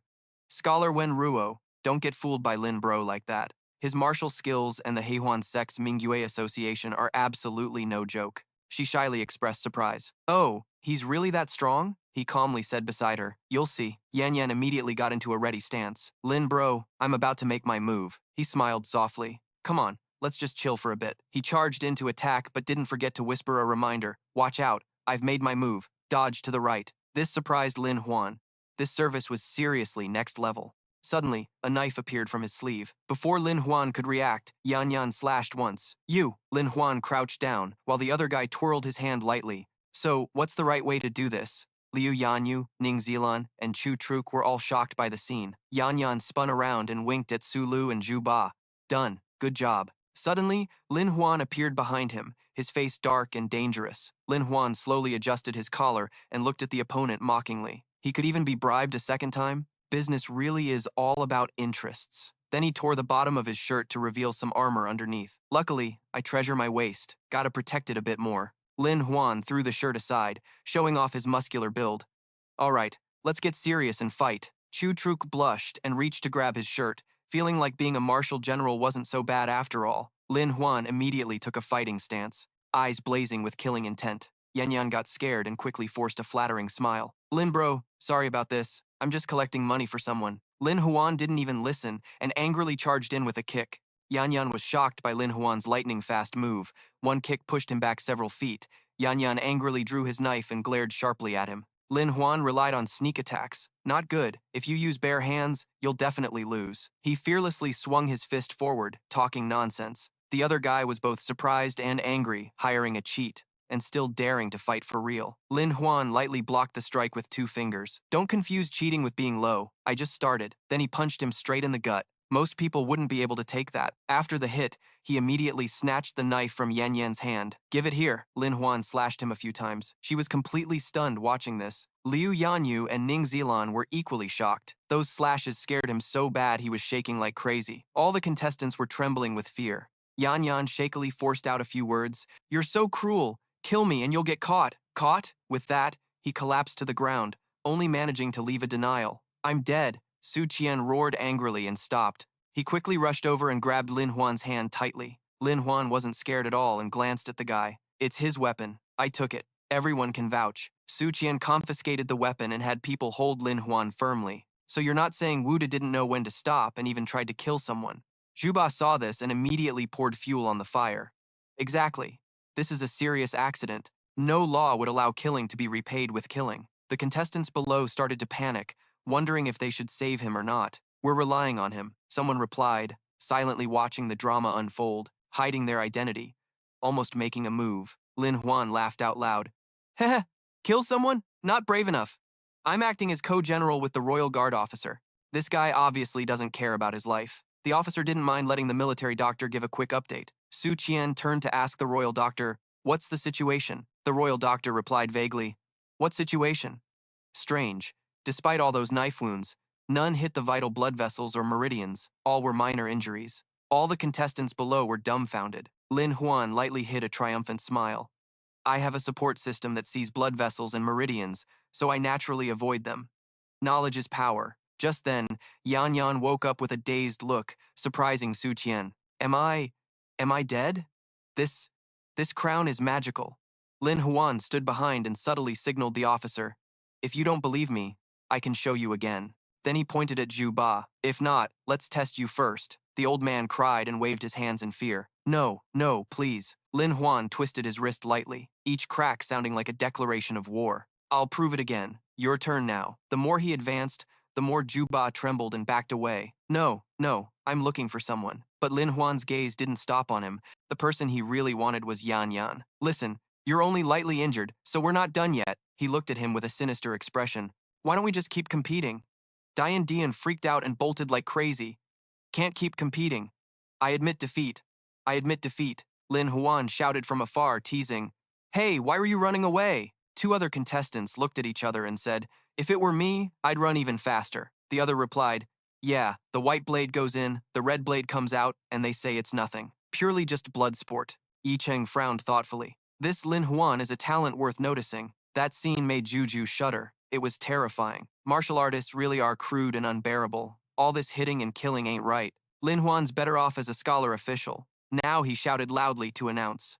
Lin Huan won and advanced to the next round. Strength contest over. Everyone disperse. After a while, a huge stone appeared in the arena. The martial artists weren't bluffing. The only test was stone pushing. Yi Cheng placed his hand on the stone and said, a true man will definitely overcome this. He looked at the contestants and started instructing, everyone rely on your own skill. Who's first? A big burly guy confidently stepped forward. I'll go first so you all can see how strong a real man is. He started flexing his hands, veins bulging slowly, then roared and pushed the stone with all his might. But after a while, the result was disappointing, just 2 centimeters. Yi Cheng didn't criticize, just gently encouraged. Not bad. Being a good pawn is fine. Next up was Ning Zilan. Lin Huan observed silently. This young guy looked even smaller than him. Seeing his tiny figure, the first guy sneered mockingly. This little runt pushing the stone a bit? He thought that counted as a win. But the point was just to participate. Ning Zilan didn't do much, just lightly placed one hand on the stone, then calmly pushed. In a flash, the stone slid away smoothly. Everyone's eyes popped in shock at Ning Zilan's strength. He marveled, this kid's a genius, with pure natural bloodline and energy, full of explosive power. This is definitely a once-in-a-century prodigy. A top contender for martial champion. Lin Huan got excited, rolling up his sleeves ready to try, not noticing Yi Cheng bending down to do something. He was the biggest obstacle on Lin Huan's path to becoming martial champion. Looks like he's got to show his true skill now. Lin Huan quietly summoned his stimulant system, setting it up. What's the athlete's spirit? Even if he didn't know how the drug worked, Lin Huan confidently used it. I don't know. Hurry up. He pushed hard, eyes burning with determination. But after a while, the stone didn't budge, freezing everyone. Lin Huan's lips twitched slightly. Huh? What's going on? Not even a shake. Yi Cheng looked at him with interest. Lin Huan's gutsy, smart, and skilled, definitely a martial champion candidate, so he wanted to test him. Yi Cheng glanced at the small stone wedged under the big one, thinking he'd purposely messed with it earlier. If Lin Huan passed this test, he'd definitely train him hard. He looked with interest. Lin Huan, show me what you're really made of. Lin Huan fidgeted but couldn't move the small stone. Not good. If he can't pass this stage, then all that earlier hype about Jiazhou was just hot air. He suspiciously looked at his hands. This isn't some fake drug, right? But he clearly felt his blood surging. It's working, Yi Cheng kindly reminded. Lin Huan, you only have one last chance. Act fast. But in his mind, he thought, whether it boosts him or not, his strength just now was enough to qualify. Lin Huan frowned, thinking, 1 bottle's not enough. Maybe 10 bottles can defy fate and become a martial official. Time to find out.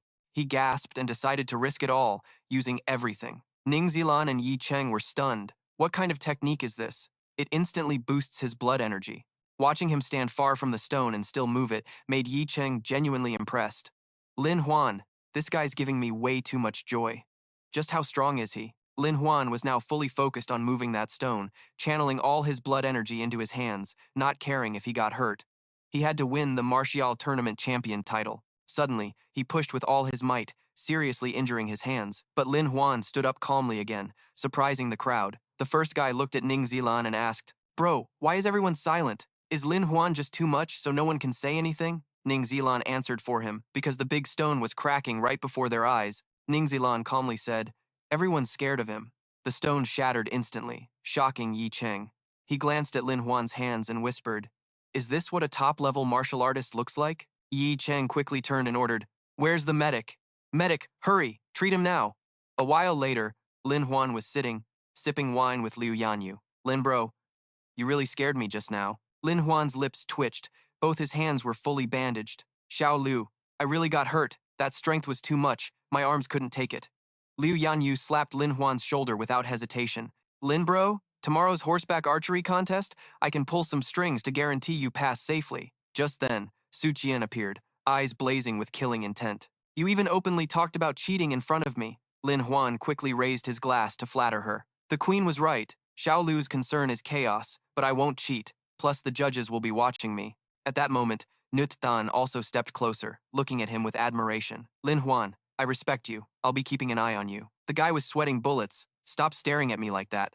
In Lin Huan's mind, an idea suddenly sparked. "No worries, I've already prepared a killer method. I guarantee I'll win the horseback archery contest tomorrow." Ning Zilan looked at him suspiciously, her lips twitching slightly. Then at the queen's chamber, seeing her lost in thought, Xiaoju asked, "Sister Nyanya, what are you thinking about?" Ning Zilan was still deep in her own thoughts. "Is this what a real man is like?" She puffed her cheeks angrily at Sister Nyanya. "What are you thinking? How can you just ignore Xiaoju like that?" Ning Zilan quickly turned her head, her face flushed. "No, nothing." Suddenly, she ordered, "Xiaoju, go find the royal doctor, bring the highest quality healing potions here." Xiaoju was surprised. "Huh? It's so late already. Why get medicine now? Is Sister Nyanya hurt?" Ning Zilan glared angrily. "What? You're starting to disobey Sister Nyanya now? If you want to get it, then go get it." She was unwilling but had no choice. "Fine, I'll go. What's the big deal?" Watching Xiaoju's figure slowly disappear, Ning Zilan's mind sparked with a thought. "I actually want to see how he manages the horseback archery contest without using his hands." The next day, at the riding arena, the horses in the stables seemed ready too. Nut Tan proudly rode his horse, his voice echoing across the arena. "Today is the final event of the martial arts competition, horseback archery. Are you ready?" Everyone answered in unison, "Ready." Ning Zilan and Liu Yanyu quietly sat in the observation stands. The scene today was quite flashy, but could Lin Huan really win? He squinted slightly, confident and calm. Lin Huan definitely has this in the bag. Nuthan's voice rang out powerfully. "Each person has 3 arrows. Bring your own bow. Number 1, get ready to mount your horse." Wang Xitong was called. He responded, "Yes." Xitong confidently showed off his bow. "This bow is made from century-old mountain wood with tendons from the western region's mighty beasts. This bow is my secret weapon." He immediately drew the string tight. "With this bow, I guarantee I'll take first place with one shot." Each arrow flew straight to the bullseye. Sai Tong excitedly said, "Right." The scores from the last round were 7, 8, 10, totaling 27 points. Next up, Ning Ba. He calmly appeared with his horse. Without much talk, Ning Ba shot 3 arrows in quick succession. The judges were quite stunned by his skill to shoot continuously. This requires a lot of strength and flexibility. Newton quietly admired, not afraid to check the scores first. All 3 of Ning Ba's arrows hit the bullseye, a triple star hit, max 30 points. Next, Lin Huan. Wu Nan clapped happily, praising, "No doubt, Ning Ba is a talent worth training. He's definitely the new martial arts champion." But he quickly interrupted, "Not so fast. I'm putting my money on Lin Huan." Wu Nan looked at him skeptically, his hand injured. How can he do horseback archery? Isn't this just a waste of time? But Nut Han still trusted Lin Huan, feeling he had some secret edge. But Ning Zilan couldn't hide her confusion either. "Huh? Why didn't Lin Huan bring a bow? Giving up because he knows he can't win?" He pulled out a square block and slowly transformed it. After a while, a brand new crossbow appeared. "What's that?" Lin Huan squinted, aiming. She seemed to hear a dumb question, then turned to scold Liu Yanyu. "Crossbow? Even a regular person like me knows that using a crossbow on horseback lacks power and stability. It's easy to miss the target." "Bro, what's going on here?" He nervously glanced away. "What is this?" "Honestly, I don't know either." Suddenly, the space grew unusually quiet. The other contestants stared wide-eyed, trembling at Lin Huan's creation. He calmly retracted the crossbow and said confidently, "Done. Ready to tally." On the target, only 1 arrow was visible, shocking everyone. Just 1 perfect 10-point shot, no total score. Ning Zilan slapped her forehead in disappointment. "This thing lacks both stability and power. Look, 2 shots missed the target." Liu Yanyu sighed in frustration. "You're doomed no matter what." Newt Han lost his cool, slammed the table and stood up. "No way. No way, of course not. Wu Nan glanced over and reminded, old man, Lin Huan wouldn't be that blatant, then started analyzing. Think carefully. How long is a crossbow arrow? How long is a longbow arrow? How different are they? Wu Nan calculated silently. A bow arrow is roughly 1/3 the length of a longbow arrow, about 1/3. The other contestants quickly noticed the oddity, making Nut Hun laugh out loud. Huh? Could it be true? They examined the arrows on the target carefully. One arrow hit the target, the other two arrows all stuck in the fletching. Lin Huan walked over to Liu Yanyu and Ning Zilan with a casual air. I told you. No problem at all. He raised his hand proudly, while she blushed, a strange feeling rising inside her. Nut Han laughed excitedly. Ha ha, 3 arrows hit the target, max points, and because they all hit the fletching in a row, Lin Huan gets an extra point. 31 points. Sitong gritted his teeth and objected, that's not right. Based on what?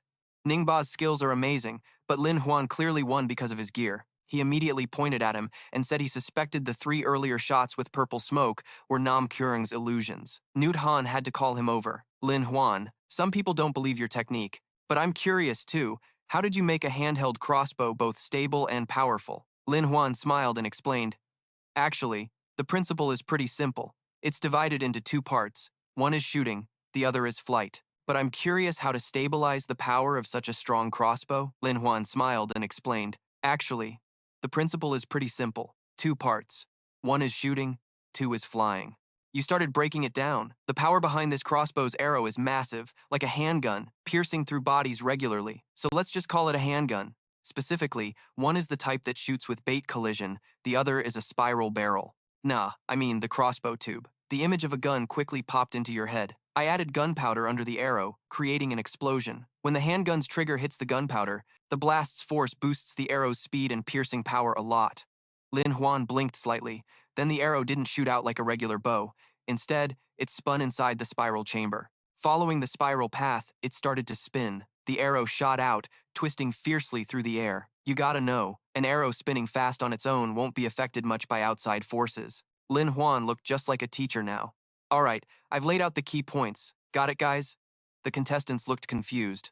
Not really getting it. Xiao Ju found it pretty interesting and patted him on the shoulder. Let me ask you one thing. Is this handgun any good? His eyes showed pure determination. If all our generals had handguns, what's there to fear from outsiders? Lin Huan's crafting method had to get some credit. Lin Huan quickly shoved the responsibility onto Liu Xing. I'm not counting this one.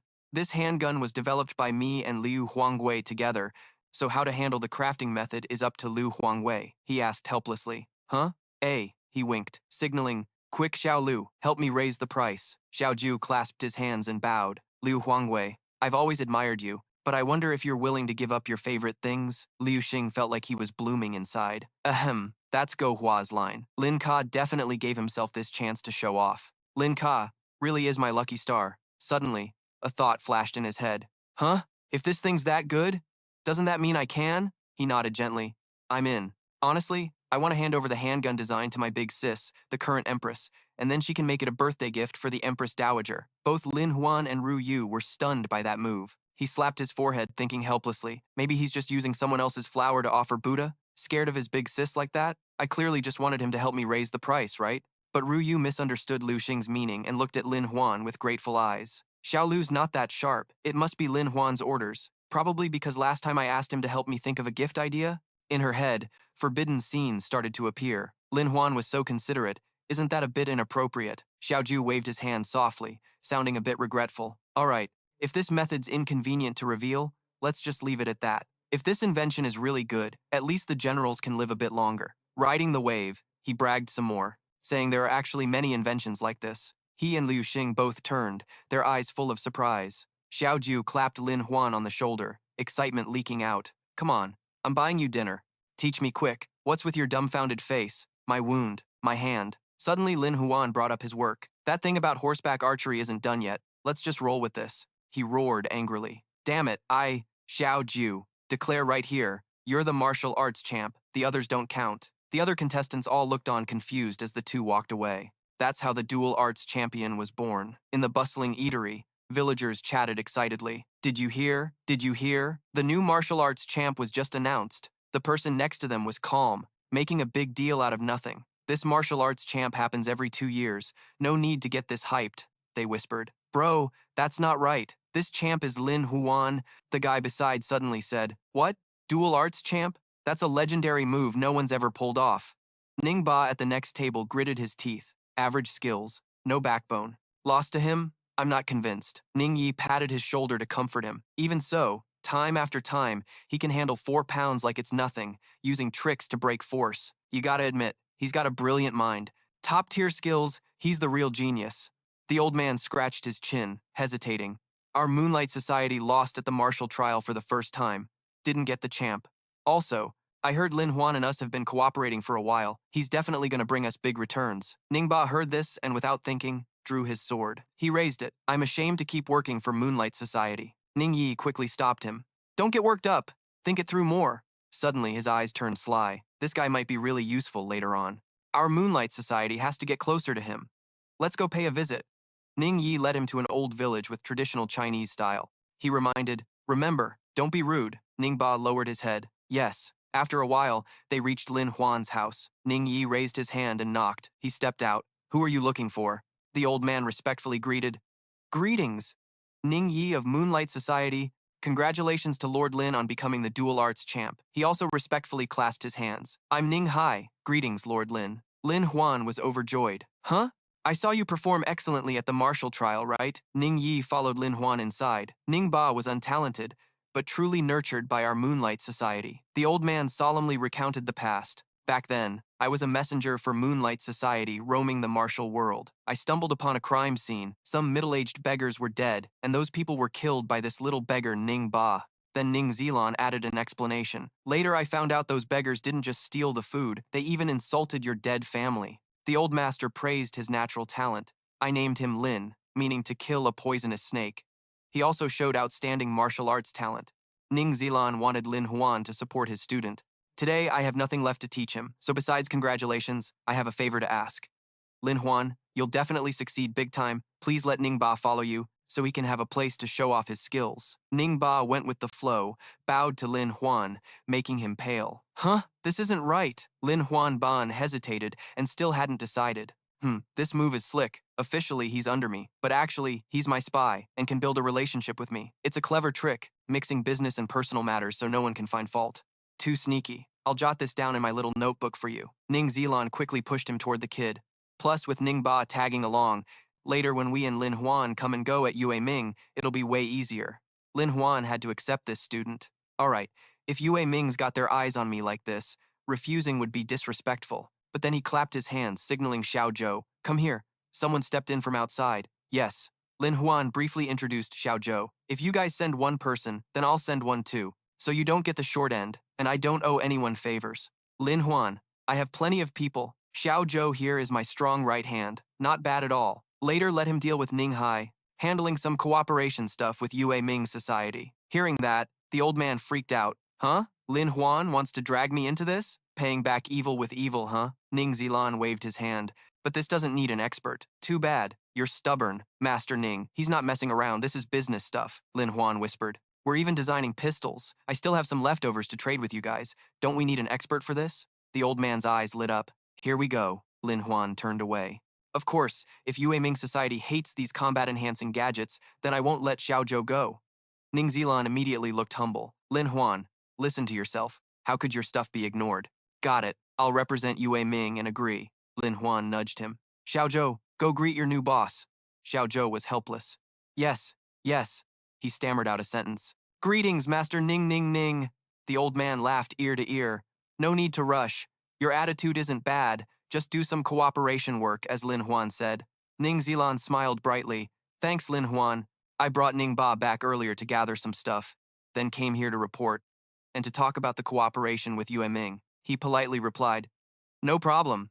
I told Xiao Zhou a few things, and now I'll come chat with you guys. Xiao Zhou whispered behind.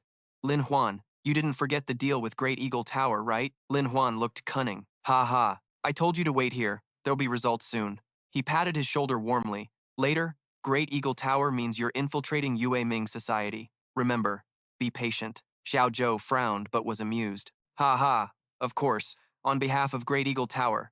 Thanks to you. Then he put on a shy face as a subordinate. Thanks, Lin Huan. This thanks is on behalf of my murdered parents. Lin Huan spread his arms, enjoying the gratitude. Yue Ming Society and Great Eagle Tower all thanked me. Iron Kid, I'm doing right, aren't I? The light of the Ming Yue Society shone bright, then someone banged on the door like trying to kick it down. Lin Huan sighed. Who's rushing over to thank me? I'm really starting to look like a deity. Chu came in panting. Lin Huan, cross your arms. Do you know you messed up? Chu angrily shoved Lin Huan. Lin Huan, do you get it? Are you back to normal? What do you mean? Cold sweat poured down his forehead like a waterfall. Could it be Wen Thi caught him cheating? Lin Huan tried to explain. You know, I just winged the literature exam, so it doesn't count. I want to be a martial official, she yelled. That's your mistake. He scratched his head, confused. Huh? What mistake? Chu teared up. Your mistake? You're clearly talented enough to be a civil official, so why insist on being a martial official? A brute's a brute. How can he compare to a scholar from the West scolding Fuang Dao? Lin Huan put his hand on his forehead helplessly. Sis Chu, after half a day, you came to tell me to quit martial and go civil, she sobbed. What's wrong with that? Being a civil official is the right path, so he had to be coaxed. Right. Civil official is the true love. Chu looked righteous. I came to seriously advise you to study hard for the next few days. For you, becoming an official isn't a problem. The villagers gossiped. Look, that guy's definitely a 5-cents player. They don't even check the facts. Tisk, the Feng Risha's shameless. Lin Huan gently advised, go inside first, or people will think I'm heartless to you. So you came to cause trouble, but you didn't listen. If you're not scared, just say it straight. He reluctantly agreed to her unreasonable request. All right, I'll do it. I'll perform well in the civil exam and put the martial exam aside first. Chuzu's eyes lit up. Kids are easy to teach. I'll wait for your good news. She waved goodbye. Good luck. Lin Huan was busy chasing away the nosy villagers, telling them to scram and stop spreading wild rumors. The Lin estate ain't some lawless zone. This place, with its ancient-style courtyard and mesmerizing patterns, is something else. The next day, Lin Huan stood atop the peak, taking in everything around him. Damn, this vibe is fire. So damn far out, the royal messenger shouted. The emperor has arrived. All the subjects bowed deeply. Long live the emperor. Long live the emperor. Long live the emperor. Wang Long sat knitting on the throne. Get up. Today's important. You gotta be at the square. Some high officials stepped forward. Your Majesty, today's the imperial civil exam. Naturally, you need to preside over it. Wang Long yawned.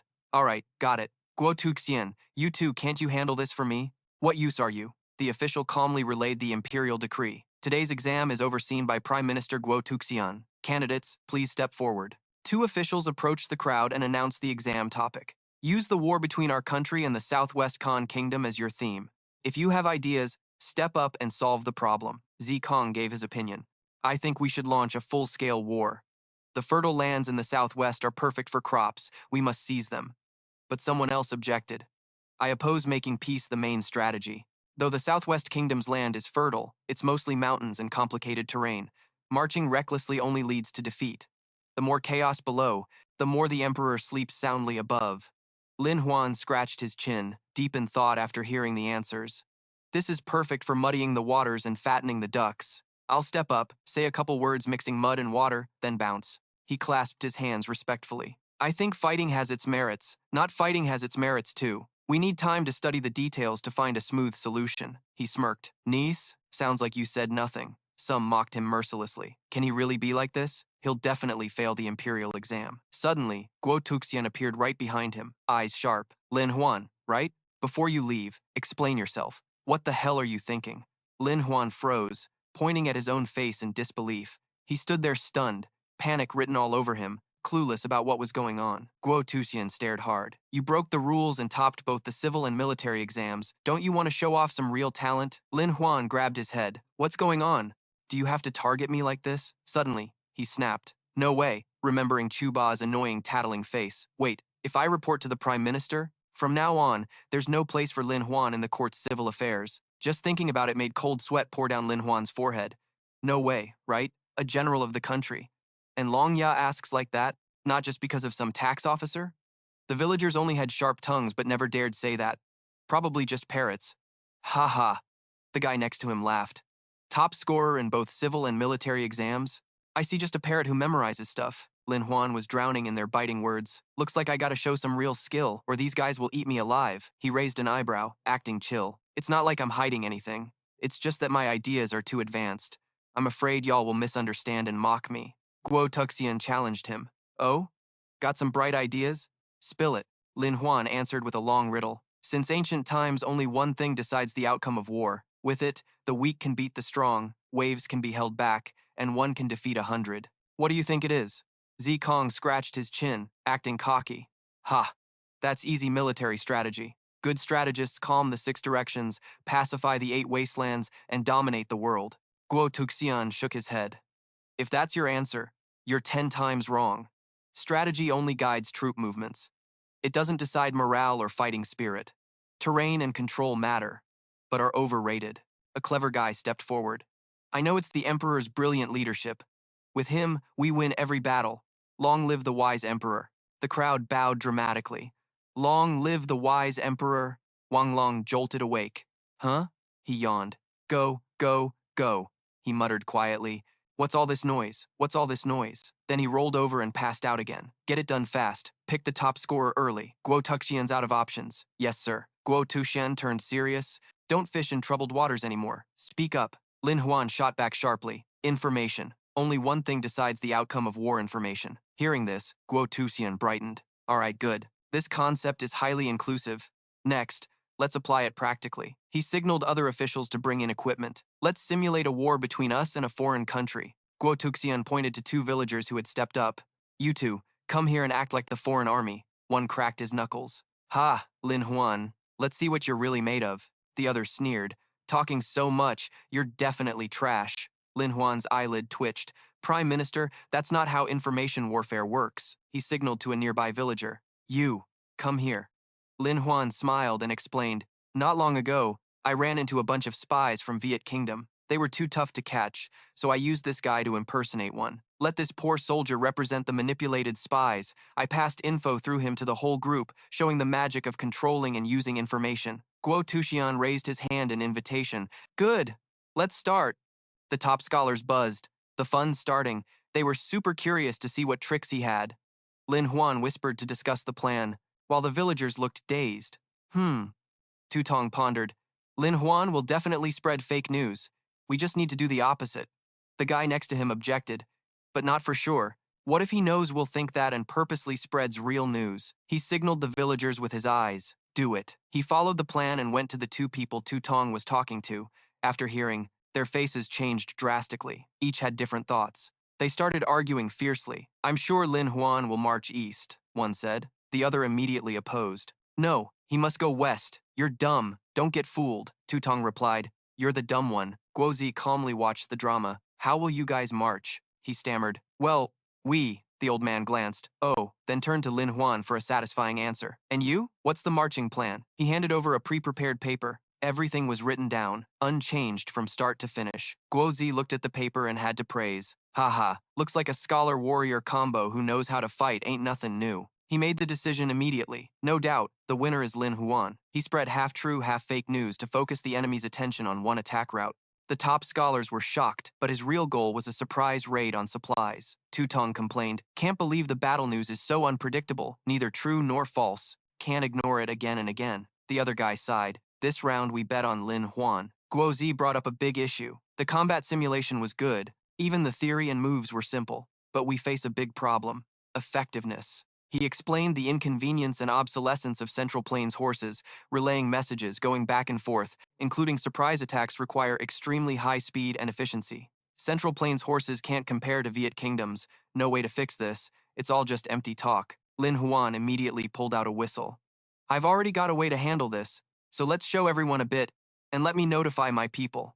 Quach Zi replied, Yo! A loud whistle blasted, snapping the Emperor awake from his drowsy state. He snapped angrily. What the hell? Didn't I tell you to keep it down a bit? The kid respectfully introduced the Emperor. Next, I want to show you an invention. A gift for a big celebration. Wang Long was curious, wondering if it was some kind of rare stone or a cool toy. Out the palace gate came a strange object zooming by so fast no one caught a good look. A Shi rolled up on a bike, making everyone super curious. What's that? Such a weird ride. The Emperor's eyes lit up with excitement. Damn, that's one cool ride. He stopped the bike with a slick sideways skid that shocked the villagers. What the hell? That speed's insane. The guards were impressed, like they were riding a roller coaster. With this, Marching speed and battle news could be lightning fast. Totally reliable. Lin Huan crossed his arms. This is a bicycle. Every part was crafted with insane precision. The wheel hub, the shock absorption system, the marching bag. The design was lightweight and delicate, fast, safe, and easy to hide. The Emperor didn't wait for the full intro and dashed forward, standing still. Let me try it first. Guozi rushed over to stop him. Your Majesty, this is a marching device, extremely dangerous. You can't just mess around with it. Emperor Long Tivian, the kid cheerfully reassured. Prime Minister, don't worry. I've prepared a special upgraded version just for the Emperor here. His words stunned everyone into silence. Lin Huan and Aishi raised their hands, showing a box on the bike. Wang Long's face lit up bright. He quickly hopped on the bike to try out this new thrill. Awesome. Awesome. The kid felt powerless. Having a weak-willed emperor like this, the country's basically doomed. The emperor sat on the modern bike, grinning wide. Ha ha, this is fun. Really fun. He zoomed off, leaving the crowd frozen. Keep talking, I'll be back soon. Guozi cleared his throat softly. What do you all think about this bike? Speak up. The scholar clasped his hands and said, At first glance, the bike's easy to operate, the structure's not complicated, and it doesn't feel tiring. The scholar admitted, One push and you're moving, turning smooth. I don't see any problems. Lin Huan ordered, You gotta try it to know. I've got a few more bikes. Everyone, don't hesitate to give it a shot. A she, go get them. A she respectfully replied. Yes. He stroked his brown beard, thinking he had to try it himself to believe these claims. Damn, he warned the crowd. Everyone get ready. Check the bikes yourself. A fleet of modern bikes appeared, with designs that were both exquisite and simple. The crowd's jaws dropped, eyes wide in shock. Lin Huan blew the whistle. You're the horses. You're the riders. Get on the bikes. The crowd had never ridden before, so some panicked, others adapted quickly. The official named Xuanji Quan was the most fired up. Watch me. But he fell flat on his face within 2 seconds, totally unprepared. The villagers who didn't know how to ride crashed into each other. Careful. Careful. Don't hit me. Chaos and yelling filled the air. Oh damn, that hurts. Oh, my fake bone grip. Lin Huan was totally helpless. How could they be this bad at coordinating? Can't bear to look straight at it, they yelled. My bike definitely has a problem. Lin Huan, did you switch gear or what? These dumb subjects just blame others. Mine just ain't right either. Proves the bike itself sucks, but the guards and big shots are flying like crazy. Yeah, quality stuff. Quality stuff for sure. You gotta admit, this martial officer is just too damn strong. The bike seat wasn't even warm before they started making a fuss. The big shot was panting, hard, agile, quickly calming down. This bike, our camp wants it, and they didn't forget to throw shade. No way. There's no one who can't even ride a bike, right?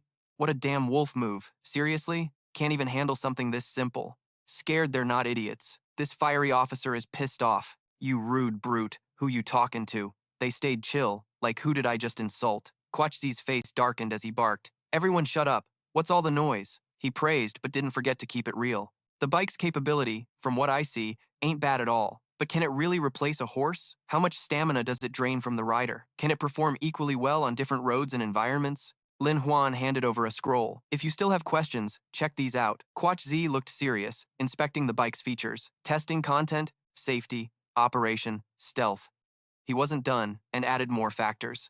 Looks like you really came prepared, but if it rains or storms, you won't just give up that easy. I got one more thing. Take a look. Quachzi read every line in the second scroll. The bike's improved design, upgrades like shock absorbers, rain tires, mud tires, sunshade cover, tail light. Meanwhile, Lin Huan used the time to introduce the bike to the senior officials. The bike's acceleration isn't fast enough, but on curves, mountains, it's especially perfect for combat in border areas, the Duck Kingdom. On real marches, the bike can be equipped with parts like mentioned, quiet, and swift. Plus, since it doesn't consume fodder like horses, it's ideal for simple expeditions. He had this super happy look, so the bike was definitely the top pick. A couple of dudes hesitated, but then Wang Long ran over yelling, What's there to think about? I want one! I want one! His face lit up like he'd never had this much fun before. Such a good thing. Every person in our country deserves one. Wang Long ran off to play again. Yeah, the top scholar was him. What else would he pick? And just like that, with a bike, Lin Huan became the legendary top scholar. The literary champion was born.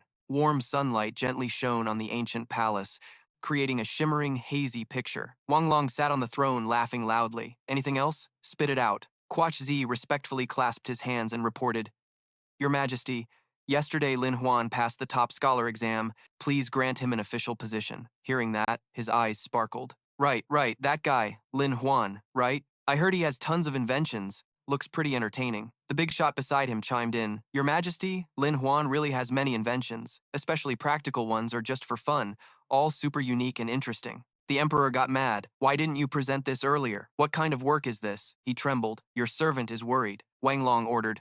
Go find the kid. Tell him to bring Lin Huan here in a few days. The big shot bowed. Yes. He dreamed about the special fun Lin Huan would bring. A talent like this. I must talk to him personally. Wang Long leisurely ran off to play. Maybe it's afternoon now. I haven't even ridden a bike today. Ignoring Quach Zi's helpless calls. Your Majesty, you still haven't granted Lin Huan his official position. The officials were in a fuss. Your Majesty favors Lin Huan so much, the position can't be too small. Maybe the Ministry of Public Works for us. The martial official rolled his eyes. You think you're smart? Based on what, don't you let us have the Ministry of Justice? Lin Huan knows inventions like that. Our ministry can innovate too. The top-rank official frowned. Based on what? I want to ask based on what too. Surely Lin Huan is a martial top scholar. He must join the army. The others shouted too. Right, now that he's got a position, no more messing around. The old man stroked his beard. Quiet. If that's the case, let Lin Huan come to my mansion to talk. See what he wants. Scene shifts to a big sign showing Quach Mansion. The staff warmly welcomed him. Top Scholar Lin, please wait in the guest room. Lord Quach will be here after handling official business. Lin Huan crossed his legs, eyes darting around. Could this invitation be Lord Quach's red carpet party? Maybe seeing his fame and favor made him jealous. Looks like the Prime Minister is way more petty than I thought. He frowned, thinking, knowing myself and the enemy means 100 battles won. I'll scout first to see if there's an ambush. Lin Huan jumped around the courtyard looking for clues, trying to know the enemy. Suddenly, a shadow rushed from afar, startling him. Someone's ambushing in the garden. Lin Huan panicked, realizing the shadow was insanely fast. What? That speed? Faster than a human? No one could dodge? The shadow lunged at him, making his head spin. Lin Huan fell flat on the ground. Assassin from where? Hong Shui covered her eyes, gritting her teeth, looking pissed as she sat up. She panicked. Who are you? Why are you in my house? He saw the girl's eyes light up. Daring to call this your house. Must be the Prime Minister's son. No, too young. Gotta be a girl, right? Watch me use the pretty boy trick to get some info. Lin Huan struck a cool pose. Could it be that you're the heiress of Lord Qian? I, Lin Huan, am being bold right now. And yet it makes Hong Shui all excited. Whoa, you're Lin Huan, the guy who's got both brains and brawn? I've read your poems. She grabbed his hand tight. That bike was Lin Huan's invention too, right? This is so freaking fun. Got anything else cool for me to try? He looked dumbfounded. Something felt off. This script's all wrong. I was supposed to use the pretty boy trick, but instead, I'm selling myself out. Hong Shui smiled brightly. You're here to see Lord Su, huh? Don't worry. He looks strict, but he's actually super gentle. Seeing her smile made Lin Huan's heart skip a beat. Totally caught in her gaze, the old man was healed. He searched for all kinds of stories just to see that smile again. After chatting for a while, Lin Huan's mouth got tired, and the evil aura was lurking nearby, so he had to say a reluctant goodbye to Hong Shui. It's not early anymore, bro. Gotta go meet Lord Su. Hong Shui looked puzzled. Wait, Lord Su is my dad, right? Why's Lin Huan calling him something else? The air between Guozi and Lin Huan grew heavy, sitting in silence for a while, so Lin Huan turned around and glanced around at him. Lin Huan was annoyed. You called me here, so say what you gotta say. We've been sipping tea for over 10 minutes. Seriously, you're just trying to annoy me with all this. Finally, Guozi spoke up, saying he wanted to talk about official appointments. Hearing that, Lin Huan's face lit up. No rush. I'm still waiting to get the martial champion title. Suddenly, Guozi smirked mysteriously. Guozi's next words crushed Lin Huan's hopes. You're confident, huh? But today, I don't want to talk about that stuff with you. You brow furrowed? Trying to flip the script? Come on, bring it on. I'm not scared of you. His voice suddenly grew serious. The nation's in danger. Lin Huan jumped in shock. Huh? Guozi suggested. So work for me, or do something for this country? Lin Huan hesitated. Thanks, Prime Minister, but I'm all ready. You know, Lin Huan's with Donggong, right? Guozi's words hit hard every time. My spies outnumber yours in that brothel by far.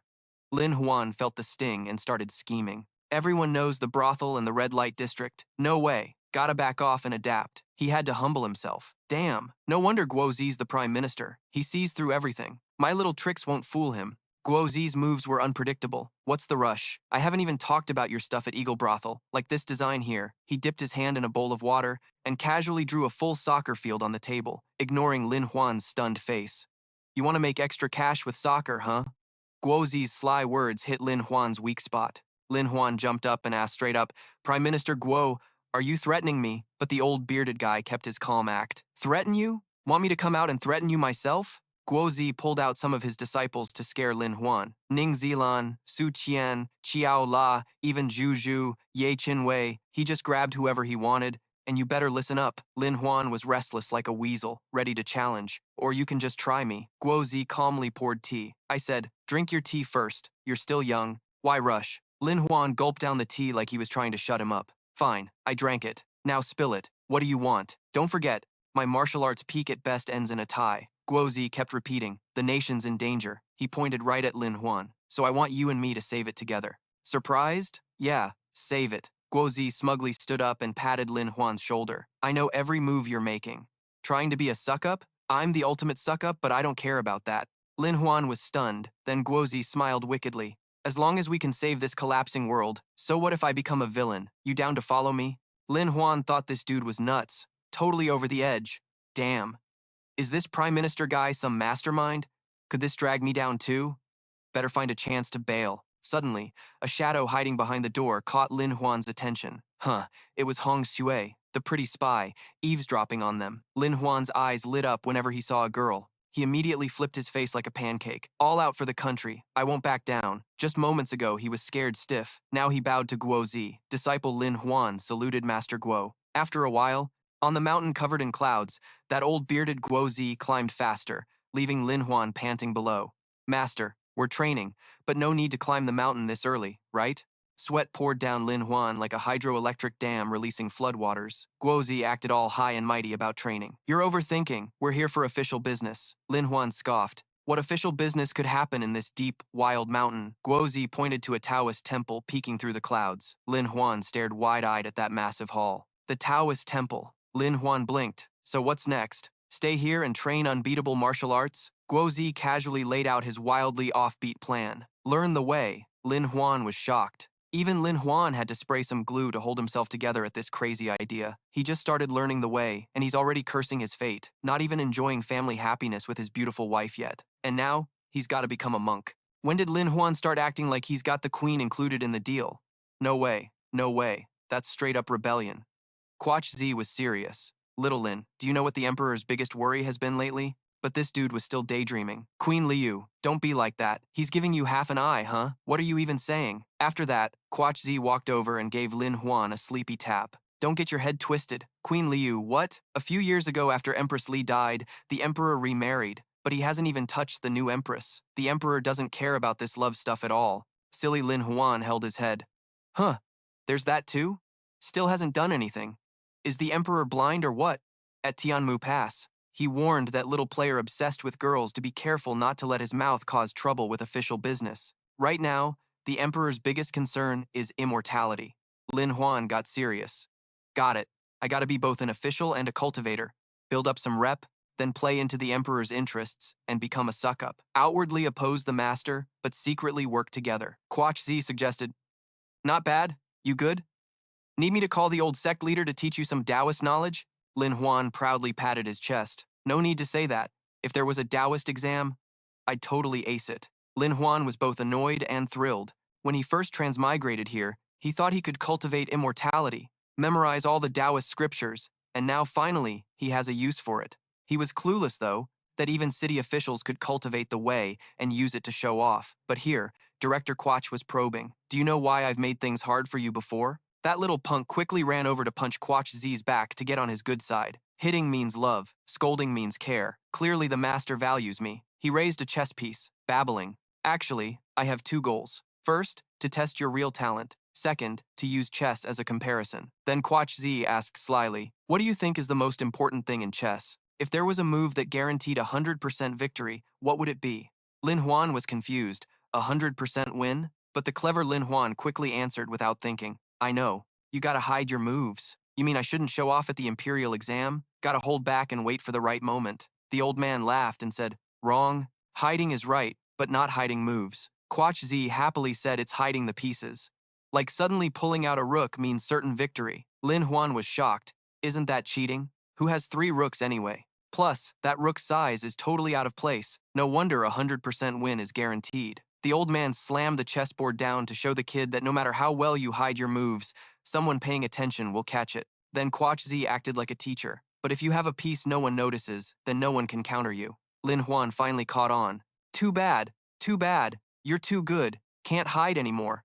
That line made the old man self-love. Dirty. Totally dirty. If I were the villain, I'd have charged in with a kick by now. Lin Huan gritted his teeth and watched the guy show off. Yesterday, I arranged everything for you. You're gonna apprentice under the Tianmu Taoist so you can dodge big official duties. A gentleman protects himself and avoids palace power struggles. Quach Z reminded him. I'm arranging things quietly. But later in front of everyone, we're arch enemies. Don't blow our cover. He left while reminding again. We're arch enemies. Don't blow our cover. Lin Huan bowed and smirked. Got it, master. He confidently stepped into the Taoist hall. Lin Huan grabbed the door handle to open it. Feeling proud, unlike that demon, Lin Huan would catch a whole net of little demons. Lin Huan knocked frantically, asking if the Tianmu Taoist was here. The idiot suddenly realized the door wasn't closed. Lin Huan opened the door and stepped in, his eyes wide open, unable to close. Lin Huan was stunned by the beautiful scene before him, then his face suddenly darkened. Looks like the Taoist world here is seriously oppressed. I still remember asking Ning Zilan a bit before. Silly Lin Huan just stood there puzzled, not sure if this world even allows immortal cultivation. He didn't notice behind the curtain Ning Zilan was frowning. Immortal cultivation? She lifted the curtain, stepping out shyly like a pure white light. You've got some lame, 3-legged cat kung fu, can't even beat a person. So don't even talk about immortal cultivation. She praised. You better seriously work on your inventions. I think your invention of that bath towel is pretty comfy. Then Zilan climbed onto the bed, gently asking her husband, come give me a massage. Use that massage set from before that made me feel so good. This made Lin Huan feel ecstatic all over. Madam, I'm here. He quickly went to give his wife a good rub-down. Zilan warned, you better not mess with those Taoist sect things. Lin Huan's eyes widened in surprise. Oh? Why say that? She recalled that bastard. Ah, Xiu. 100 years ago, the court had a demon friend messing up the government, always using weird magic and tricks. He manipulated the court, but didn't stop there. His ambitions grew bigger, scheming dirty plots to seize the throne, and he succeeded in ruling the court. He also smoothly replaced the emperor, setting himself up as the ruler. Lin Huan pondered deeply. Back then, the emperor brother was far away at the border. Now the founding emperor was worshipped by thousands, leading troops to reclaim the royal city. She thought for a long time. That cult obviously didn't know how to fight, so of course they couldn't beat the founding emperor who was slain in the royal city. Ning Zilan and her crew started developing at the border from then on. That chaotic court turmoil passed but left behind trouble. Since then, all the sects and cults got dragged into it, their energy severely damaged. Lin Huan felt heartbroken. Damn, 100 years have passed. And the cult only managed to revive to this extent. Pathetic. Suddenly, a voice from behind made him jump. Who the hell are you? He immediately turned around, cautious. Who's here? I didn't sense any presence? Lin Huan stood guessing. No sign of a person. No shadow, definitely a master. The figure probed. Are you a pilgrim? Then little Lin Ji's tiny foot stepped on his. Yet a big guy like Lin Huan frowned and yelped in pain. The little girl was still yawning sleepily. Who's there? Why won't you answer me? He sat down and gently rubbed the kid's head. Little one, I came here to find the Heavenly Wood Taoist to apprentice under him. Do you know where he is? Lin Ji puffed out her chest proudly. My master is exactly the Heavenly Wood Taoist. Lin Huan took the chance to ask further. So, where's your master? Lin Ji quickly replied, Master had to go far yesterday. Can't come back now. She excitedly pointed at his face. Oh, I remember now. I heard a new disciple is coming. That's you. Lin Ji slyly puffed up with pride. Today I'm taking over as master to recruit disciples. From now on, I'm your senior sister. You can call me Lin Ji. Starting now, you gotta listen to senior sister. I've got your back. Lin Huan reluctantly agreed to follow the little sis's lead, inviting her to give orders. The girl took it further, jumping on his shoulders and shouting, Yo, little bro, I'm taking you to get familiar with the Taoist hall first. Let's roll. Lin Huan has no choice but to comply. Yes, senior sister Lin Ji. Later, in his room, Lin Huan lay sprawled, snoring loud enough to shake the ground. Suddenly, Lin Ji came over and smacked his forehead hard. The girl squinted and ordered her new disciple, little bro, wake up and cook. Poor Lin Huan, barely rested, had to get up and brush his teeth. He had to let little Lin Ji mess with his hair. Then the two of them read books until they both crashed to sleep. Evening was starting to fall. Lin Huan hesitated. Senior sister Lin Ji, I gotta ask you something serious. Lin Ji's face turned serious too. Go ahead, little bro. He looked at the deserted Taoist hall and awkwardly asked, has anyone ever come here to light incense? The little girl answered, yeah. When I was still in padded clothes, 2 people came. Last time in short sleeves, a family of 4 showed up. Lin Huan shook his head, disappointed. All the pilgrims in a year don't even hit double digits. He worried. Looks like reviving this Taoist hall means dipping into my own pockets. My money, man. Guess I gotta sacrifice for the nation. Lin Ji ran over innocently, tugging Lin Huan's sleeve. Little bro, tell me a story. You promised me yesterday. Hearing story made him recall a terrifying trauma. Why don't I remember agreeing to this story thing? And I don't even know how to tell stories to little girls. If it was a rap battle, I'm good. But this? Still, Lin Huan tried to psych himself up. All right, let's give it a shot. He gently hugged little Lin Ji like a dad with his kid. Senior sister, what story do you want to hear? The epic battle of the shape-shifting gourds or 3,000 riddles about superheroes? The girl excitedly said, something about slaying demons and exorcising evil, especially snakes. I hate snakes the most. Lin Huan froze, waiting. Snakes reviving the Taoist hall? Senior sister, have you heard this story before? The legend of the White Lady. The next day, at the Taoist hall, Lin Ji ran over to her little bro, shouting happily, little bro, pilgrims have arrived. Liu Xiang stomped heavily into the hall, panting. Lin bro, this place is really hard to find. I almost got lost. Liu Xiang bragged. I brought everything you wanted, you owe me a feast. Lin Huan was pleased with what he did and promised without hesitation. Don't worry, today I'll let you try something unique. Suddenly, Lin Ji mischievously jumped out of his hands. She went to some baskets full of toys and food. The tempting stuff made her unable to keep quiet. She ran to grab the tasty goodies. Fabric dolls. Lin Ji whispered, little bro, do you think we've become immortal concubines ascending to the fairy realm? Ru Yu suddenly appeared behind them. Oh my god, she's so cute and adorable. Even Lin Ji was enchanted by Ru Yu's fairy beauty. She gently sat down and patted the girl's head. You're Lin Ji, right? You're so cute. Next time if you want something to eat, just tell your senior sister, I'll buy it for you. Hearing food, Lin Ji jumped up and hugged Ru Yu. Fairy. Senior sister is a fairy. Liu Xiang was curious. Why did you rush here to find me? Lin Huan answered without hesitation. Got a big deal.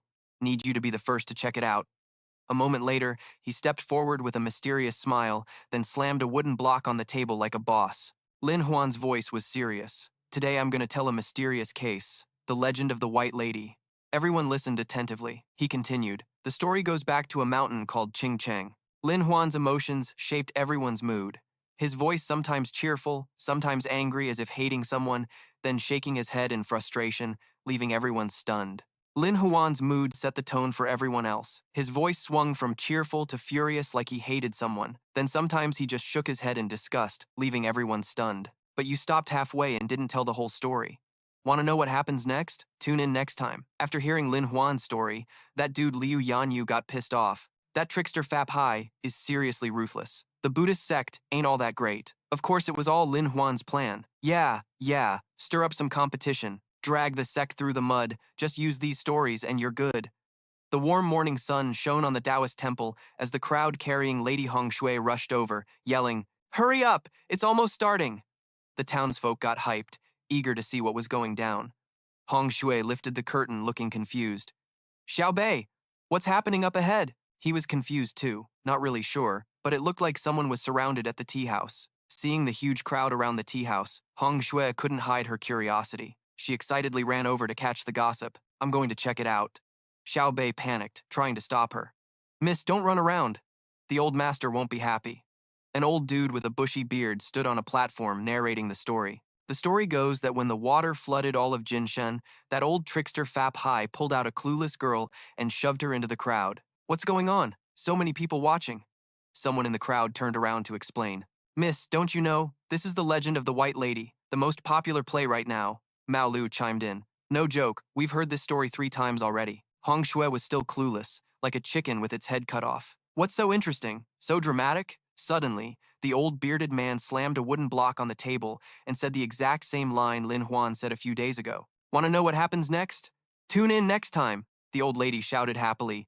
It's here. The best part's here. Time for the OS. Hong Shui stood there, eyes wide in surprise. OS. What's that? Isn't it over yet? A singer suddenly appeared on stage to hype up the crowd. 1,000 years waiting. Forever waiting. 1,000 years waiting. I have no regrets. Who's this girl who knows how to light up the stage? Whispering in ears, everyone sing along. This singer's got us vibing. The crowd below sang in unison, loving me forever unchanged. The old ladies down there were even more hyped than Hong Shui, West Lake water. My tears, I'm willing to turn into a burning flame with you. She hesitated. Yeah, it was good, but kinda over the top. Suddenly Hong Shui noticed something, looking up at the balcony in surprise. Oh, snap. Standing up there were Liu Huangwei and Lin Huan. Lin Huan was smiling, chatting with Liu Yanyu. Looks pretty effective. Keep it going. Just seeing him made Hong Shui feel way better, so that's how it is. Only Lin Huan could come up with a play like this. Little rascal A Lin popped her head out, and seeing this scene hit her like a lightning bolt. Wait, since when did Lin Huan have a kid? Hong Shui blushed redder than a tomato. Whether someone has kids or not is none of her business. She quickly left. Gotta get home. Tomorrow's another day. Hong Shui turned her back and walked off, ignoring the ongoing whispers. Tin Bok sneered.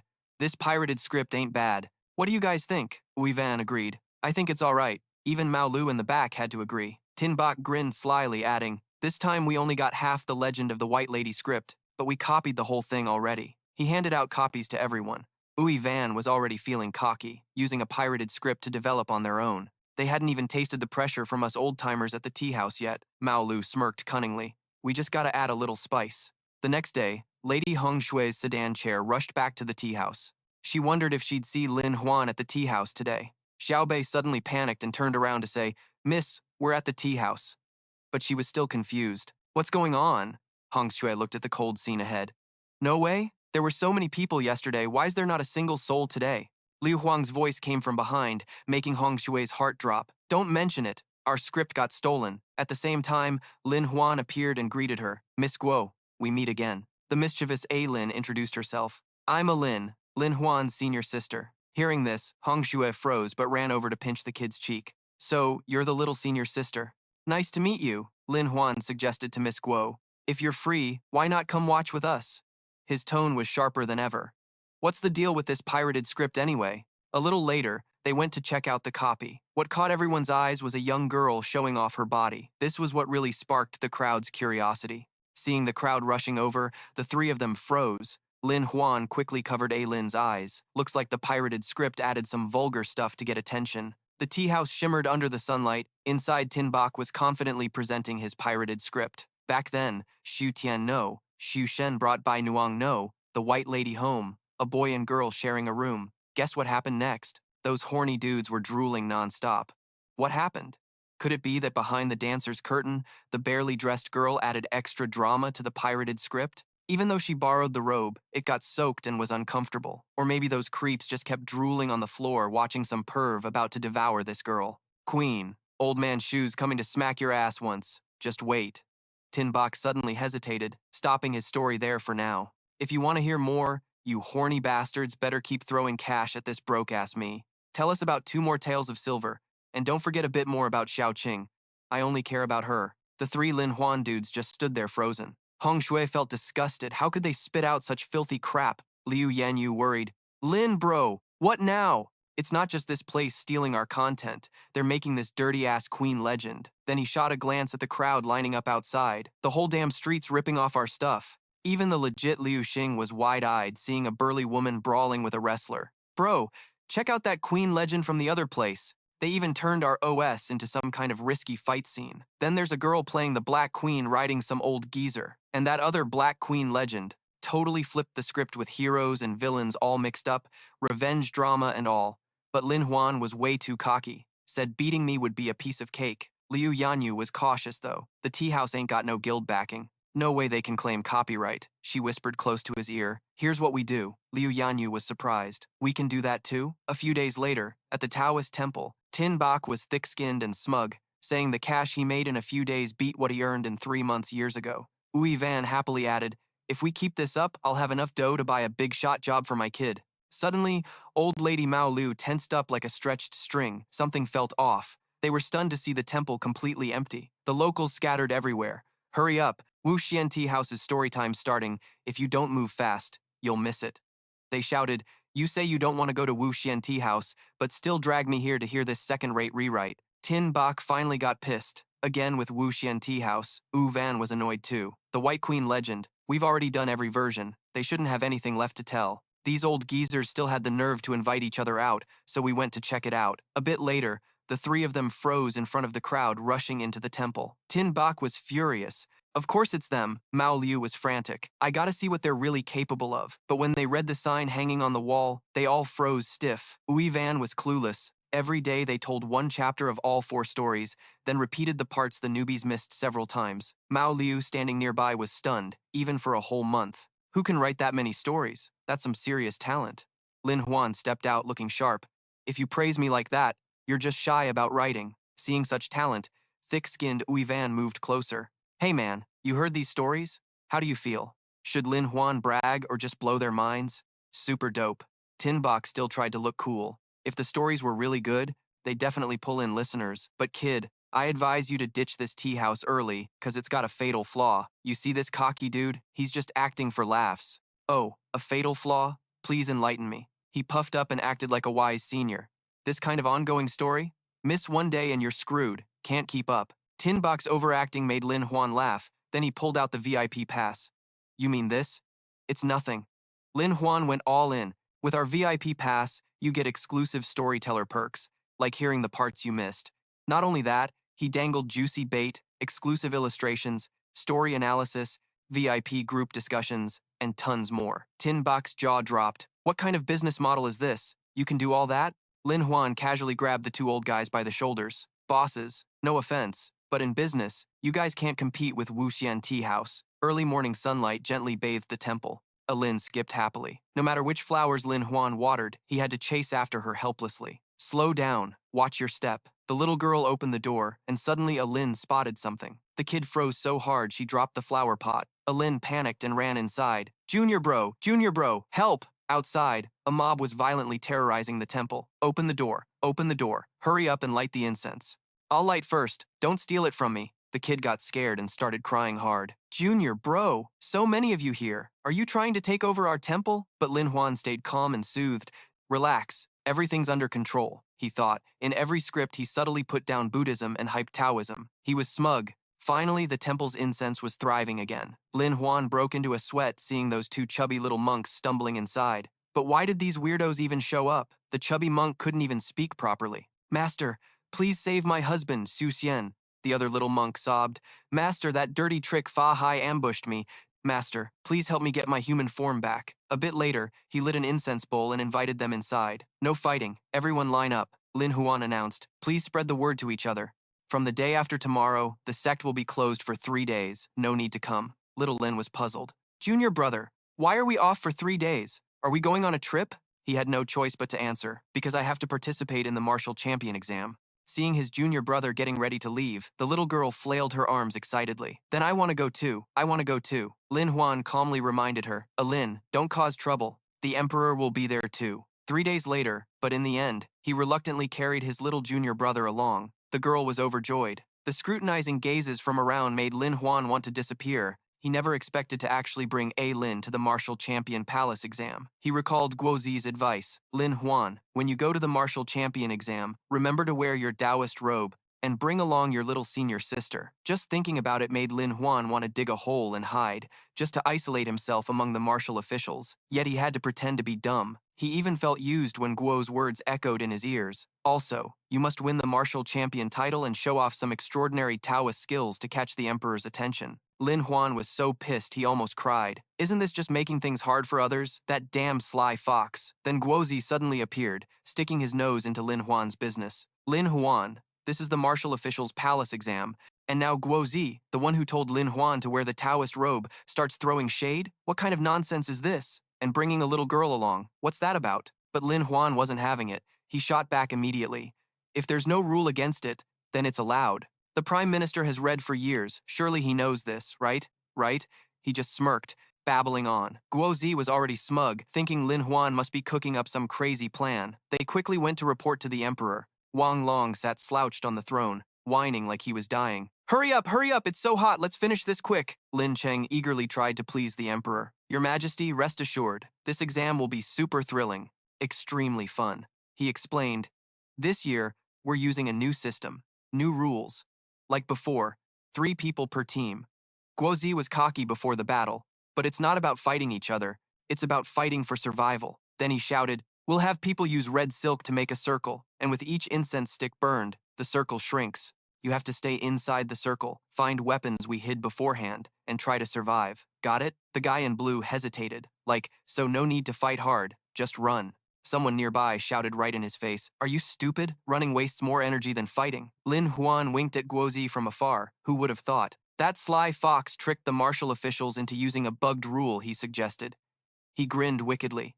The heavens are on my side. A few days ago, Lin Huan was fetching water by the river. Guozi suddenly pulled back the curtain and said, "This version of the trick talk isn't bad at all." His unannounced appearance surprised Lin Huan. "Master, why are you here?" Lin Huan asked. Guozi calmly replied, "The Martial Champion Palace exam is coming up.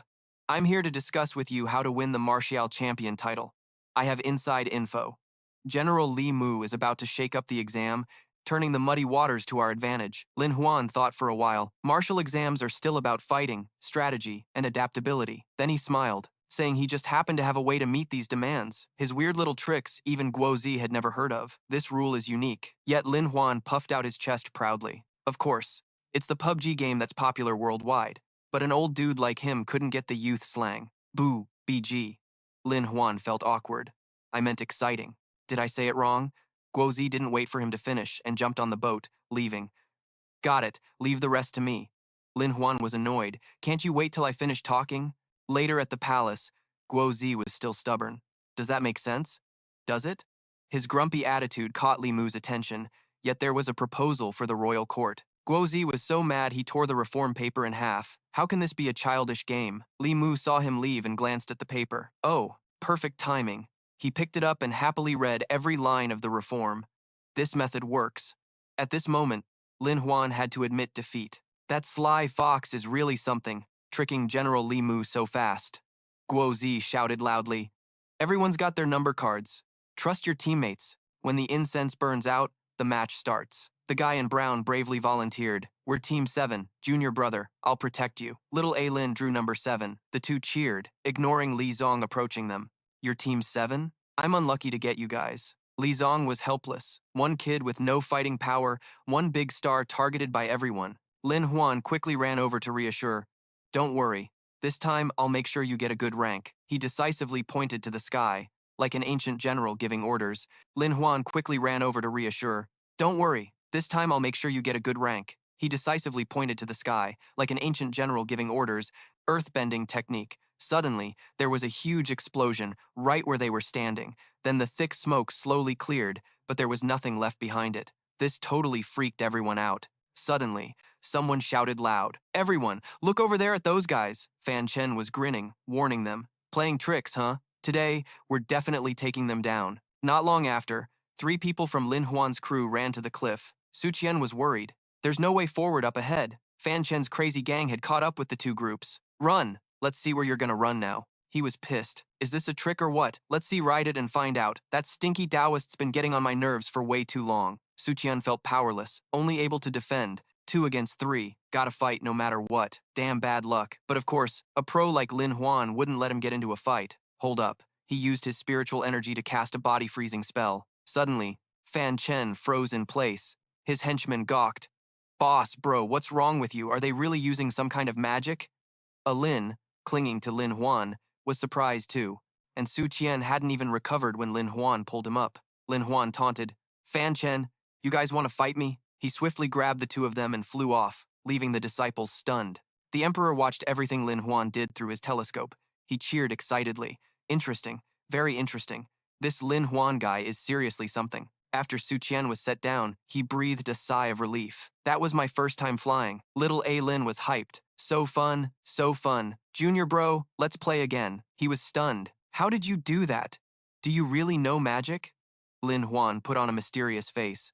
"Secrets can't be revealed." He just brushed off the question and hid his aching pain. "Wire flying is more exhausting than I thought. Luckily, this place isn't far." Suddenly, red fireworks lit up the sky, catching their attention. Yi Hang made a boss-like expression. Su Qian panicked. "Ah, it's starting to close in. Should we run faster?" But Lin Huan stayed calm. Don't worry. Let me read a fortune. He smirked inside. I've already seen the plan for the closing in. This destiny circle is made just for me. Calmly, he revealed the result that Mr. Guo had leaked earlier. I just cast a fortune. The final closing in is definitely nearby. Lin Huan left but reminded Su Qian, I'm going to gather weapons and gear. Gotta keep it light. You wait here. Don't go anywhere. I'll grab some gear.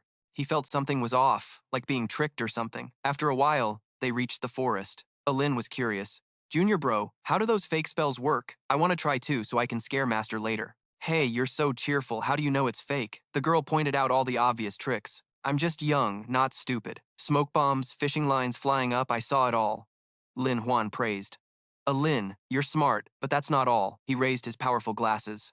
Everything Lin saw was a prototype made in the design I gave General Han Yihang. The glasses helped Lin Huan see hidden weapons in the bushes. They were hidden in randomly placed gear this time. He confidently said, and I know every single spot where the gear is hidden. Lin's jaw dropped. Junior bro, when did you make those signals? I never saw you leave the Taoist temple. Of course, Lin Huan kept it secret. That's classified. Turns out Yi Hang is on your side too. The one making signals is General Han Yi Hang himself. He put in a lot of effort to recruit me into the warrior faction. Not long after, Su Qian froze seeing them return. Lin Huan carried back a pile of weapons and gear that left him speechless. You guys really picked all this up? Lin Huan glanced at Su Qian sideways. Picked up? I found every spot by fortune-telling. The weird stuff happening right in front of him made him doubt his eyes. Could magic really exist? No, maybe it's real immortal arts? Lin Huan volunteered to lead. Let's go. We're going on the offensive. He suddenly attacked from above, while Su Qian helped from the bushes, swinging a staff to take down an enemy. Little Lin also set a trap, suspending the enemy in midair. After a while, Lin Huan put on a challenging scowl. So you guys are my final opponents? The six stood face to face. Zijian pounded his chest. That's right, only 6 of us left. You better surrender now. My martial skills were inherited from my father, General Wei Dong. This body technique was passed down from the Moonlight Society. Ning Ba glared at Lin Huan's 3. Then he introduced the one-eyed Long Li with a mysterious smile. This brother here is Long Li, the one-eyed, famous and feared in the martial world. The tall guy stepped forward to taunt Lin Huan. What do you have to fight us with? Lin Huan felt itchy to fight. Stop waiting, let's go. He flew into a rage, drawing his sword to kill Lin Huan. The sword's gaze was cold. Don't blame me for being ruthless. But Zhejian didn't know he was raising a hornet's nest. Ningba suddenly attacked from behind. Sorry, but Lin Huan is the only one I'm following. Ningba's gentle palm strike instantly knocked Zhejian out of this world. One-eyed Long Li standing nearby was shocked. Sorry, but the only one following me is Lin Huan. Ningba's gentle palm strike instantly knocked Trace Jian out of this world. Long Li, standing nearby with a lazy eye, was also shocked. The 3 of them closed in, surrounding him. Now it was just you left. Lin Huan stayed calm, playing it cool, letting his buddies handle that brat. Just like that, he snagged the martial champion title. Too easy. A few days later, the townsfolk were buzzing to see the announcement. Hurry up, the martial champion list is out! They stared wide-eyed, and those who could read shouted it out. It's Lin Huan! It's Lin Huan! The name Lin Huan was written big and bold on the golden champion board. Everyone was whispering excitedly. Sure enough, it's him. I told you, he's a once-in-a-millennium genius. A dual martial champion appears once in 100 years. Lin Huan, number 1. Lin Huan, number 1. Ning Zilan raised his glass to toast the young champion. Lin Huan's fame was skyrocketing. Congrats, congrats. Lin Huan was modest. No, it's all thanks to your consideration. Suddenly, he was pulled into an invisible world.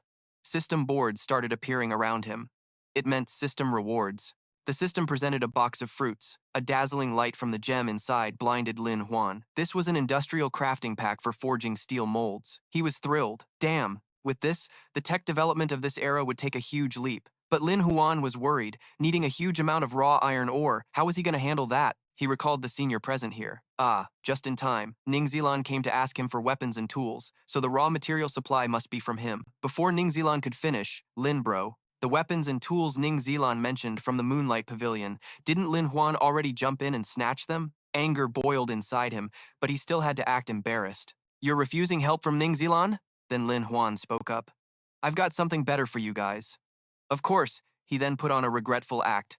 Better weapons. Need better designs and more complex tech. Raw materials also need to be way more. I'm worried if I buy and stockpile too much iron ore, people will think I'm forging weapons to rebel dangerous stuff. Ning Zilan stroked his beard, thinking it over. That's true. But it's easy. Our Moonlight Pavilion has been in business so long, preparing a large stock of iron ore is no problem. Deep down, Lin Huan was thrilled. Managing upstream industry was the real moneymaker. This fame package was a damn money-making godsend, but he still had to keep his cool. Next up was the time to upgrade the production. A while later, behind the Taoist temple, farmers were struggling to mine and transport iron ore. Lin happily slid down the earthen house. Is this the entertainment spot you mentioned last time? Lin Huan had to grab his mischievous little senior sister and warn her. This ain't a place to play around. But the girl struggled. What could he do? Lin Huan patiently explained. We forge steel, farm tools, weapons, even steel toys. Soon our products will cover all regular farming households, martial generals, and even the wealthy families. He made sure the kid understood this was the start of their Dao sex revival. Before I finish, Lin Huan quickly glanced behind him, and it's also the start of the resurgence of our Eagle Pavilion. Kang Tang chimed in. Better be true, she hinted. You give Moonlight Pavilion all this stuff, but Eagle Pavilion only gets promises?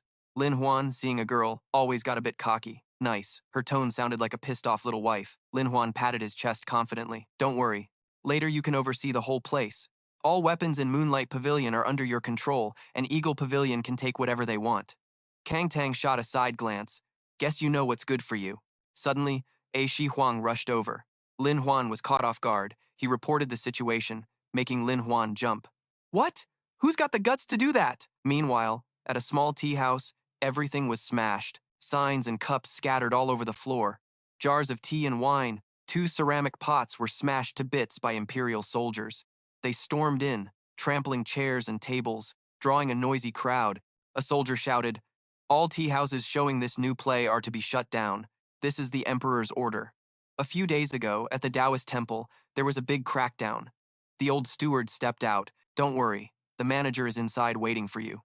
The officials outside, anxious, were finally allowed in. Manager, you have to take charge for us. Don't worry, the manager is inside waiting for you. The officials outside, anxious, were finally allowed in. Manager, you have to take charge for us. The door to the room slammed shut, keeping the big matters inside. The old man sat proudly in his chair. Why all the noise? We're adults. Gotta keep calm. One official was impatient. This new play can't be ignored, don't you know? Recently, this new play has spread all over town. It's harmful. Trum Lam sipped his tea, eyes scanning the room. Oh? Tell me more. The impatient official quickly showed a photo, naturally about the new legend of the white snake. This wasn't just a love story between humans and beasts, but also had plenty of indecent images. Thu worried, what if everyone believes the play and starts liking snakes instead of humans? Who's going to take responsibility? Trum Lam examined the photo with a frown, feeling it was truly inappropriate. Collect these obscene things first, we'll destroy them later. Thu clenched his fists. That Li Gui and Votong or whatever, they're all traitors. The big shot didn't hold back, slandering them, saying this kind of tea house must be sealed off, and the clerk should be salted and pickled. In the end, this is a scholar's business, so it has to be handled by the library supervisor like you. The old man stroked his beard to calm down, feeling powerless inside, though he really wanted to. The big shot went over and slipped him a thick envelope. This is all we can offer to support the honorable supervisor. Lin Huan casually stuffed the envelope into his sleeve. The old man stood up, acting righteous. Working for the people, I will never refuse, Lin Huan ordered the old steward. Xiao Li, call all the librarians here. The old steward obediently said, yes, sir. Then he turned and suggested, everyone write a formal accusation about the dangers of the new scripts. Zhu Zhu peeked out from the group of ministers to look at the old man. Lin Huan kept going. Tomorrow, I'll report this to His Majesty. She saw Bu Ping immediately object. Supervisor, this shouldn't be the library's business. The royal family has its own surveillance methods. Old Sue didn't even bother with her words. If we don't take the initiative, how can we still have influence at court later? Woman's opinions, big or small. Sun Ti, keep quiet. This isn't your place to speak, Zhu stammered. But Lin Huan walked off without looking back. I've already given orders. Go do your job. Stop dragging it out. A bit later, at the Emperor's palace, Lin Huan bowed to the Emperor. Your Majesty, recently the capital has been getting more and more corrupt, with a new kind of shameless script spreading. The old saying goes, Wang Long sat calmly. Just say how to handle it. No need to bring up old stories. He cut straight to the point. Seal. All the new scripts. Then he turned to Guo Zi. Old Guo, what do you think? He bowed his head, agreeing. Guo Zi schemed. This is pretty interesting. Maybe I can use this chance to stir the pot. A little later, at a rundown little shop, Lin Huan acted all tough. Who the hell is behind you guys? To make so many scripts, there's definitely a big fish involved. The people stammered. not knowing how to explain. This lowly one really doesn't know. The old man's eyes were full of cunning as he pressed for more. I will definitely punish whoever's behind this properly. At the same time, at the Taoist temple, Ashi's binoculars peeked out the window. He wondered, Lin bro, we just gonna do nothing? He said we gotta punish those fools. Lin Huan just sneered, not giving a damn about these clowns putting on a show. I want to see what they can actually do. Guo definitely wants me to use this to my advantage, huh? Not long after, at the Emperor's palace, the young top scholar Lin Huan strode in proudly. The attendant beside him praised him non-stop, saying the civil and military honors of the top scholar. After today's promotion, you're like a bird flying high in the sky, a fish diving deep in the ocean. Lin Huan played it humble. Nah, I got here thanks to your consideration. It's really just my luck. Guozi walked by and jabbed. Name doesn't match the skill. The big shots flipped and rushed over to suck up. Prime Minister Guo, wait for me. They immediately started trashing him. I also feel this top scholar's got issues, not normal. Lin Huan was totally helpless. Old Guo, do you really have to act so extra? Eventually, he accepted the truth. Whatever, that's just how it is. Lin Huan slowly stepped forward. Wait a sec. He respectfully asked, May I ask what guidance the Honorable Sir has? The old man looked serious. Of course, it's about official business. Lin Huan hesitated. A few days ago, I investigated who's behind those new scripts. Guess what? The old man excitedly pointed at him. Turns out it's our new double-top scholars, once in 100 years. Lin Huan, got anything to explain? But Lin Huan stayed cool. Oh, it's me. So what? Lin Huan's confidence made the old man's argument meaningless. Unless you. The old man's face turned red. You admit it already. Lin Huan got pissed, hopping mad on the spot. This is a huge deal that shakes the Emperor. Aren't I scared the Emperor will throw me in jail? The old man stubbornly pulled out his last card. If you don't get it, fine.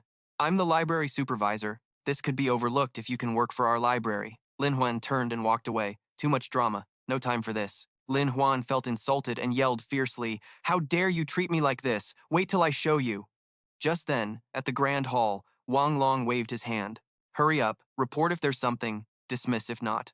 Guozi bowed and reported, Today is the day to promote the exam candidates and appoint officials. He yawned. No need to say more. Decide for yourselves. Anything else?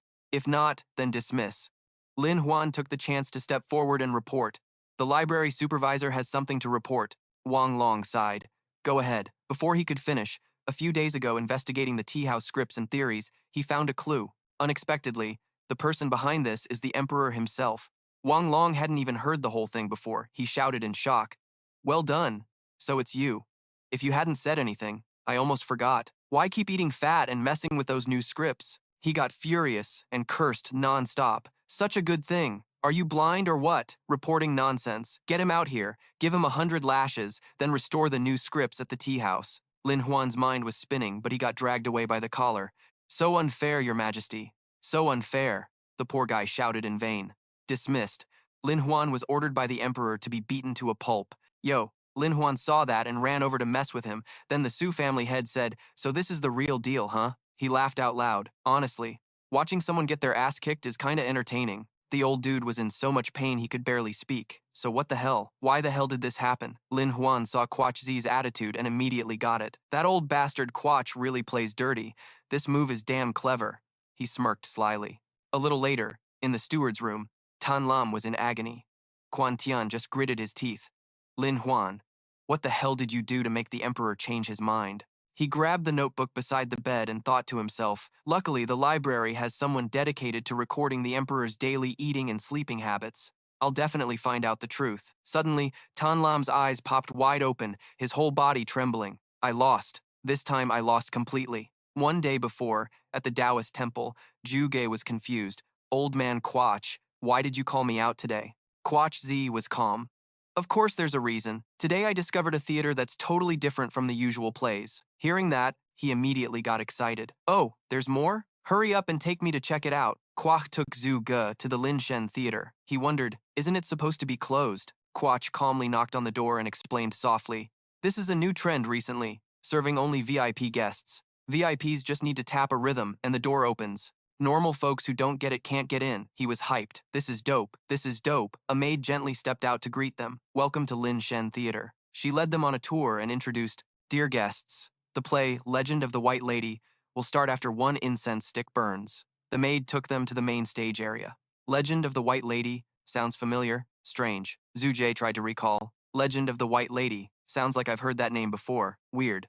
Quach Z looked at him with a judging gaze. The new show just started yesterday and you already forgot? The curtain rose. She said, 1,000 years of waiting. A pretty fairy appeared using spiritual energy playing the role of the White Lady. Waiting, waiting. Zhuge couldn't shut up. Damn, is this really some immortal family trick? Quach Z smiled brightly. Relax, young lord. It's just some small tricks. The scene where the male and female leads hold hands was finally shown. My lord, my lady. He was thrilled. This scene looked so real, putting it all together like this. Suddenly, the White Lady's voice cried out, My lord, save me! Zhuge got nervous. The White Lady was drinking bravely, about to reveal her true form. A giant black snake suddenly appeared behind the fake smoke. The young lord got scared and grabbed Mr. Quash. The snake was on stage. The girl playing the White Lady was screaming desperately because a monk was shining sunlight in her face. I can't take it anymore. Zhuge saw this and cheered her on. The girl painfully fell to the ground and called him like it was her last words. My lord, today the White Lady has no strength left to resist. I only hope you can keep living in the mortal world. Maybe we'll meet again someday. Zhuge acted really into it. What virtue does this lord have? He was pissed off, all because of that damn missile. Meanwhile, Quach Z, sitting next to him, was delighted. The plan worked. Step 1 was to enchant the emperor with theater, gradually attacking Buddhism. A little later, in the young lord's room, he smiled. Looks like the troupe won't be able to perform tomorrow. They're disbanding. The maid was sad. Why is that? Zhuge immediately shouted. The play's so good. Why disband now? The girl playing the White Lady cried. It's all because of that library steward. Legend of the White Lady is cursed. The tea house is sealed. Our theater is doomed. Zhuge saw the weak fairy and ran over to comfort her. White Lady, don't worry. This young lord will definitely seek justice for you, he growled. A few days ago, the library steward didn't mention this. I'll settle it with him later. But he didn't care, and just planned the next step. Step 2. Use outsiders to deal with those scheming officials. Clean up the path. Behind the Taoist temple at Gongfang Mountain, little Tai A Lin was worried. Did senior brother become an official? Do officials get candy? Does that mean he can leave the temple? He immediately patted the girl's head and comforted her. Relax. He's not leaving. Without little senior sister's permission, how would I dare leave the temple? Then Lin Huan explained, if nothing unexpected happens, I'll take a chill official position, then manage the craft workshop in the capital. Imagine, all the weapons in this country will be in my hands someday. Everyone was hyped heading to the temple. Don't fight, I got here first. They scrambled and argued. So what if you got here first? I'm a VIP member, respect that, Lin Huan announced. Everyone chill, no fighting. In the next few days, we'll open branches in 8 directions across the capital, making sure everyone gets to watch a play. Every day there'll be scripts. Everyone cheered. Awesome. He turned back and raised his voice at the elders. Look, so many people watching. The advertising effect is obviously amazing. Do you guys still need to survey more? The elder hesitated. Maybe just watch all the plays. Lin Huan glanced sideways at him and kept planning. By then, there won't be deals like now. Everyone took their seats neatly to watch the play. The guy playing Quan Ren gently poured wine for his wife. Which lady's gonna drink this glass of booze? The female lead wondered. What kind of liquor is this, sir? The male lead praised it like crazy. This is the Lin Huan family's legendary brew, delicious but not over the top. Even immortals would be hooked. The white lady hesitated, staring at the cup. Sure, it's the Lin Huan brew that'll reveal my true form, but damn, this stuff smells amazing. I can't hold back anymore. She decisively chugged it all down. Let's drink. It smells too good. Suddenly, smoke billowed from the stage, making the female lead scream. Ah, I'm doomed. Ah, I'm about to. The smoke cleared, revealing the narrator. He smiled and announced to the crowd, if you want to know what happens next, don't go anywhere. We'll be right back. Of course, if anyone wants to try the Lin Huan brew like in The Legend of the White Lady, it's also sold at the grocery store on the left. As soon as the narrator finished, the crowd rushed the stage. Everyone shouted, first come, first served, give me 2 jars, no backing down. I'm a member, gimme the whole vat. Lin Huan smirked, watching the old elders freeze. You guys don't need me to say more, right? The old men immediately pushed forward. I want to register my ad first. Those guys know how to snatch every last bit. I'm the one who's always supported the new scripts. I want my ad too. He acted calm, counting the stacks of registration slips, but inside he was freaking out. Rich bosses are something else. All the costs for crafting and forging are no big deal. An elder approached and politely said, Lin Huan, Miss Diep wants to discuss something with you, he teased. Oh, finally, you guys are showing some sincerity after all this time, the elder beamed. Of course, the new scripts are spreading fast. Many nobles from the Moonlight Society have invited us to perform at their homes. The elder lowered his head, mumbling. What we've been probing these past few days is even more useful than the intel we've gathered over the past few years. A little later, at the Taoist temple, Lin Huan arrived at the vast field and called out, Miss Diep, I'm here, come out. Suddenly, Kum Tang's voice came from behind, catching his attention. I only planned to cooperate with you to test the waters, but you gave us a huge surprise. Lin Huan smiled gently and held out his hand to Kum Tang. As long as we keep working together, there'll be plenty more surprises. Training each of you with a peerless divine weapon won't be a problem. Suddenly, she tossed him 2 scripture books, leaving Lin Huan a bit stunned. She mumbled that these were secret manuals for the perfect fist techniques and body skills suited for him. Seeing the titles surprised him. Lin Huan's face showed hesitation. He didn't want to accept the books. What's your game? The Divine Wind Jade Maiden and the Trick Fist technique? You want me to fight myself to the death? Kum Tang seriously demanded he read both books. Don't overthink it. Your body's pretty weird. Your tendons are yin. Your energy flow is agile. But your blood is yang. So you can always unleash huge power. That's because I have a new system. Lin Huan was helpless against the cultivation knowledge here, but how should he train? He feared messing up and getting burned out. Kum Tang stepped behind him, ready to teach, making Lin Huan blush. I'll show you the Great Vajra Fist once, remember it well. Lin Huan really enjoyed the feeling, his expression full of pleasure. Yeah, this feeling, I can definitely remember it. Then she guided him through the basics and core points of training, correcting his posture during practice. She was so focused on teaching Lin Huan that she didn't notice his arm resting on her chest. When training, concentrate your force on your arm, hold back from releasing it, like I'm squeezing your arm right now. Lin Huan immediately pulled back, looking embarrassed. Shaolin Kung Fu. This is awesome. The next day, behind the mountain tower near the Taoist temple, a group was transporting goods. The rider gave careful instructions, with others following closely. Once this batch of weapons reached the camp, they could finally rest. No mistakes allowed. Suddenly, a flash of light appeared. Something flew toward the soldiers, escorting them. One soldier got hit and screamed. Within 2 seconds, he fell off his horse, shocking everyone. The leader immediately went forward, making everyone extremely alarmed and alert. Captain! Seeing their leader foaming at the mouth, a soldier shouted for backup. Captain, medic, hurry here! Suddenly, many ghostly figures appeared around the soldiers, causing panic.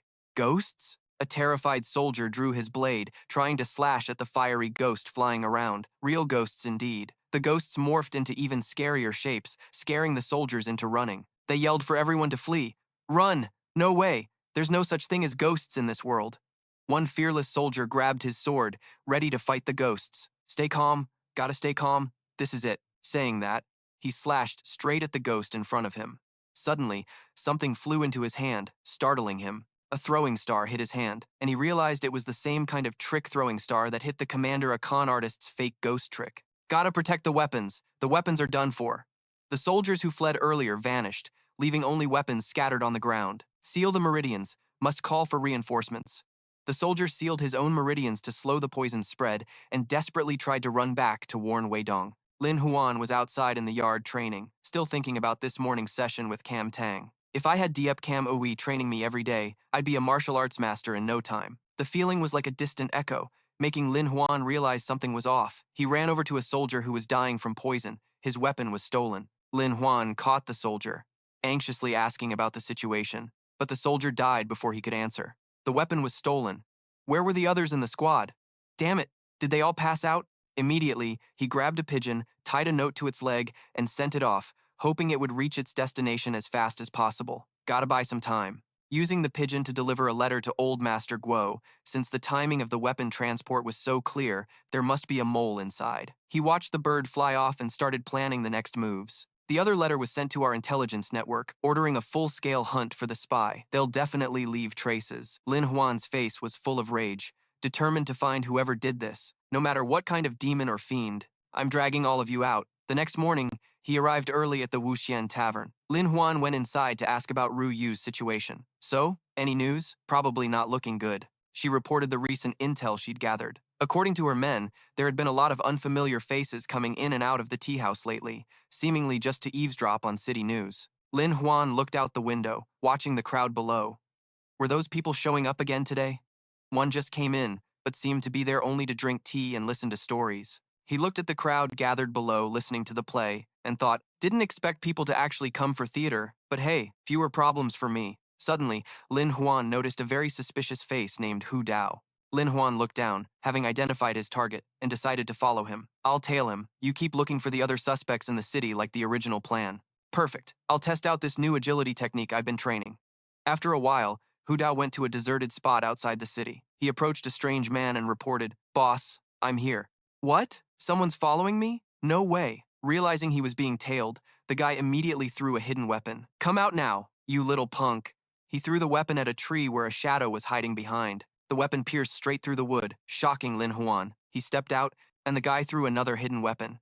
Come out now, you little punk. He threw the weapon at the tree where a shadow hid behind. The weapon pierced the wood, leaving Lin Huan stunned. He stepped out, not expecting that guy to have such power. The force was insane. Mind telling me your name, sir? The man pulled off his cloak, revealing himself as a monk with a taste for mischief. Hearing this, Lin Huan immediately recognized him as one of the top 10 criminals wanted by the government, the mischievous monk.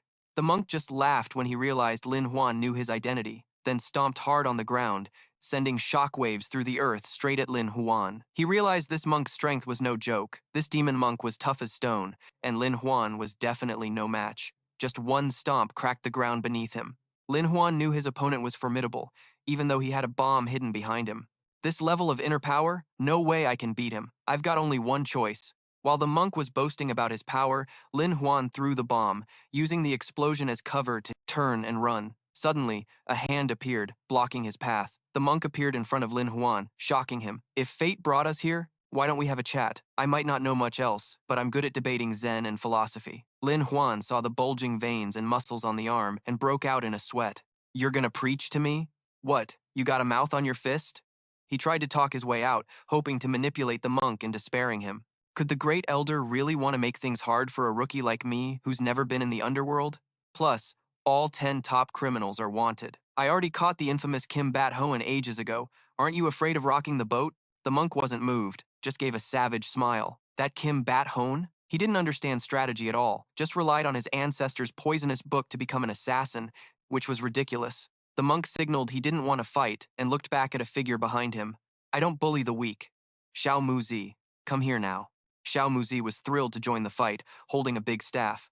Master, can I really? Before starting, the monk gave him a serious lecture like a real teacher. Xiao Muzi, this is your first step into the underworld.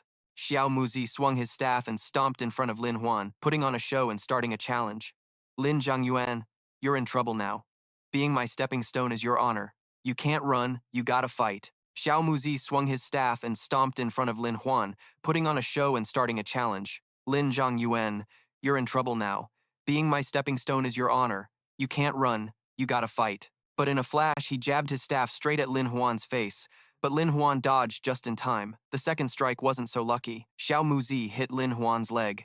Taking advantage of Lin Huan losing balance and falling, he jumped up to finish him off, fast and strong, true disciple of the monk. Xiao Muzi swung the staff down with all his might at Lin Huan. Lin Huan panicked and stepped back just in time to avoid a hit to his lower body. Seeing the dude aiming for a weak spot, Lin Huan snapped, "You think you can just hit wherever you want?" He got serious and tore a piece of cloth from his shirt. The great Vajra fist I just learned seems kinda similar to these two monk freaks' martial arts. Lin Huan wrapped the cloth around his hand, confidence written all over his face, ready to throw down seriously, as a show of force. That didn't faze Muzi, who kept attacking. But this move was easily dodged by Lin Huan bending down. What?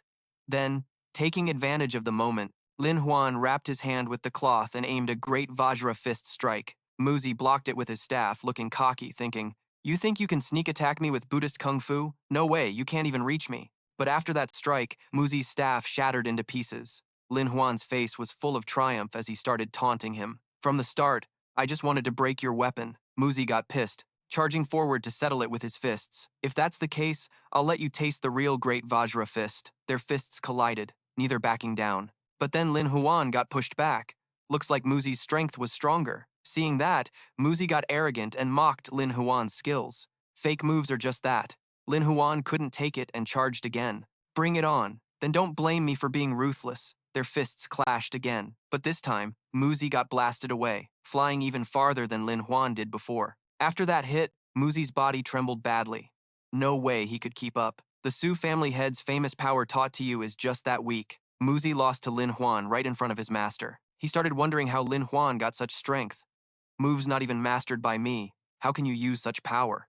Lin Huan stepped in front of Muzi, full of contempt, explaining, moves are just tools. I'm simply stronger than you. You're not worthy to learn the great Vajra fist. Feeling insulted, Muzi clenched his teeth in anger, unable to bear the humiliation, and lunged to fight Lin Huan to the death, saying, you're the one who's unworthy. But Lin Huan just calmly looked at him and said, you can't even throw a punch, right?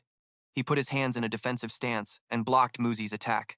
Lin Huan's face was full of disdain at Muzi's strength. You believe in the same move? You don't dodge mine, but I have to dodge yours? The more Muzi heard, the angrier he got, wanting to fight to the end. Crazy talk. I'm not dodging. Lin Huan took the chance to show him what a great Vajra fist punch really is, the fire cloud palm, but instead of punching, he threw sand straight into Muzi's face. Ah, pepper powder, pepper powder. The sand in Muzi's eyes made him squint, one hand covering his face, the other pointing at Lin Huan accusingly.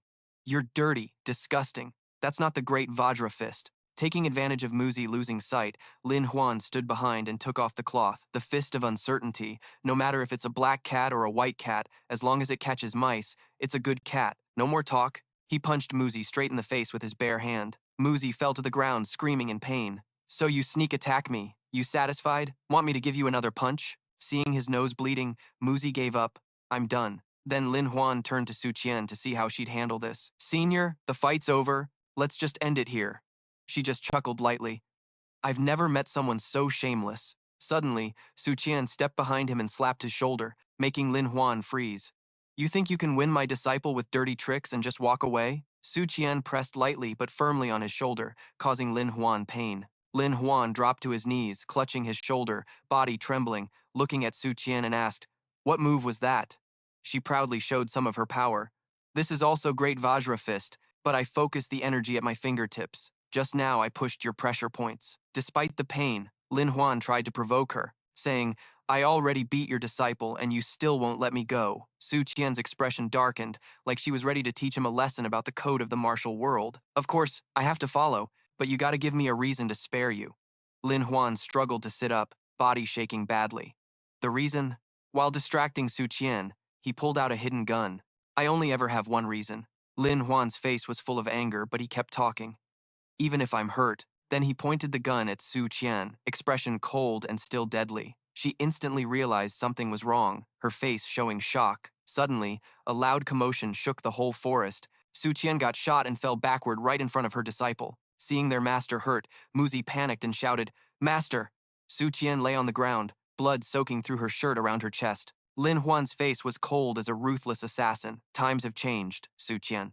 Holding the gun, Lin Huan stared at his opponent. This top 10 criminal's power is insane. Lucky I cleared the pressure points and shot in time. Muzi saw Su Qian lying flat on the ground and rushed over in panic. At the same time, he shouted loudly, Master! Master! Then he cried, looking toward him, yelling, Lin Huan, you and I are sworn enemies till death. As he spoke, Muzi gathered his inner strength, determined that even if he died, he would take a piece of your flesh. Suddenly, a hand grabbed Tikdo's collar from behind, growling, What's the rush? Hearing that voice, both froze, their eyes locked on each other.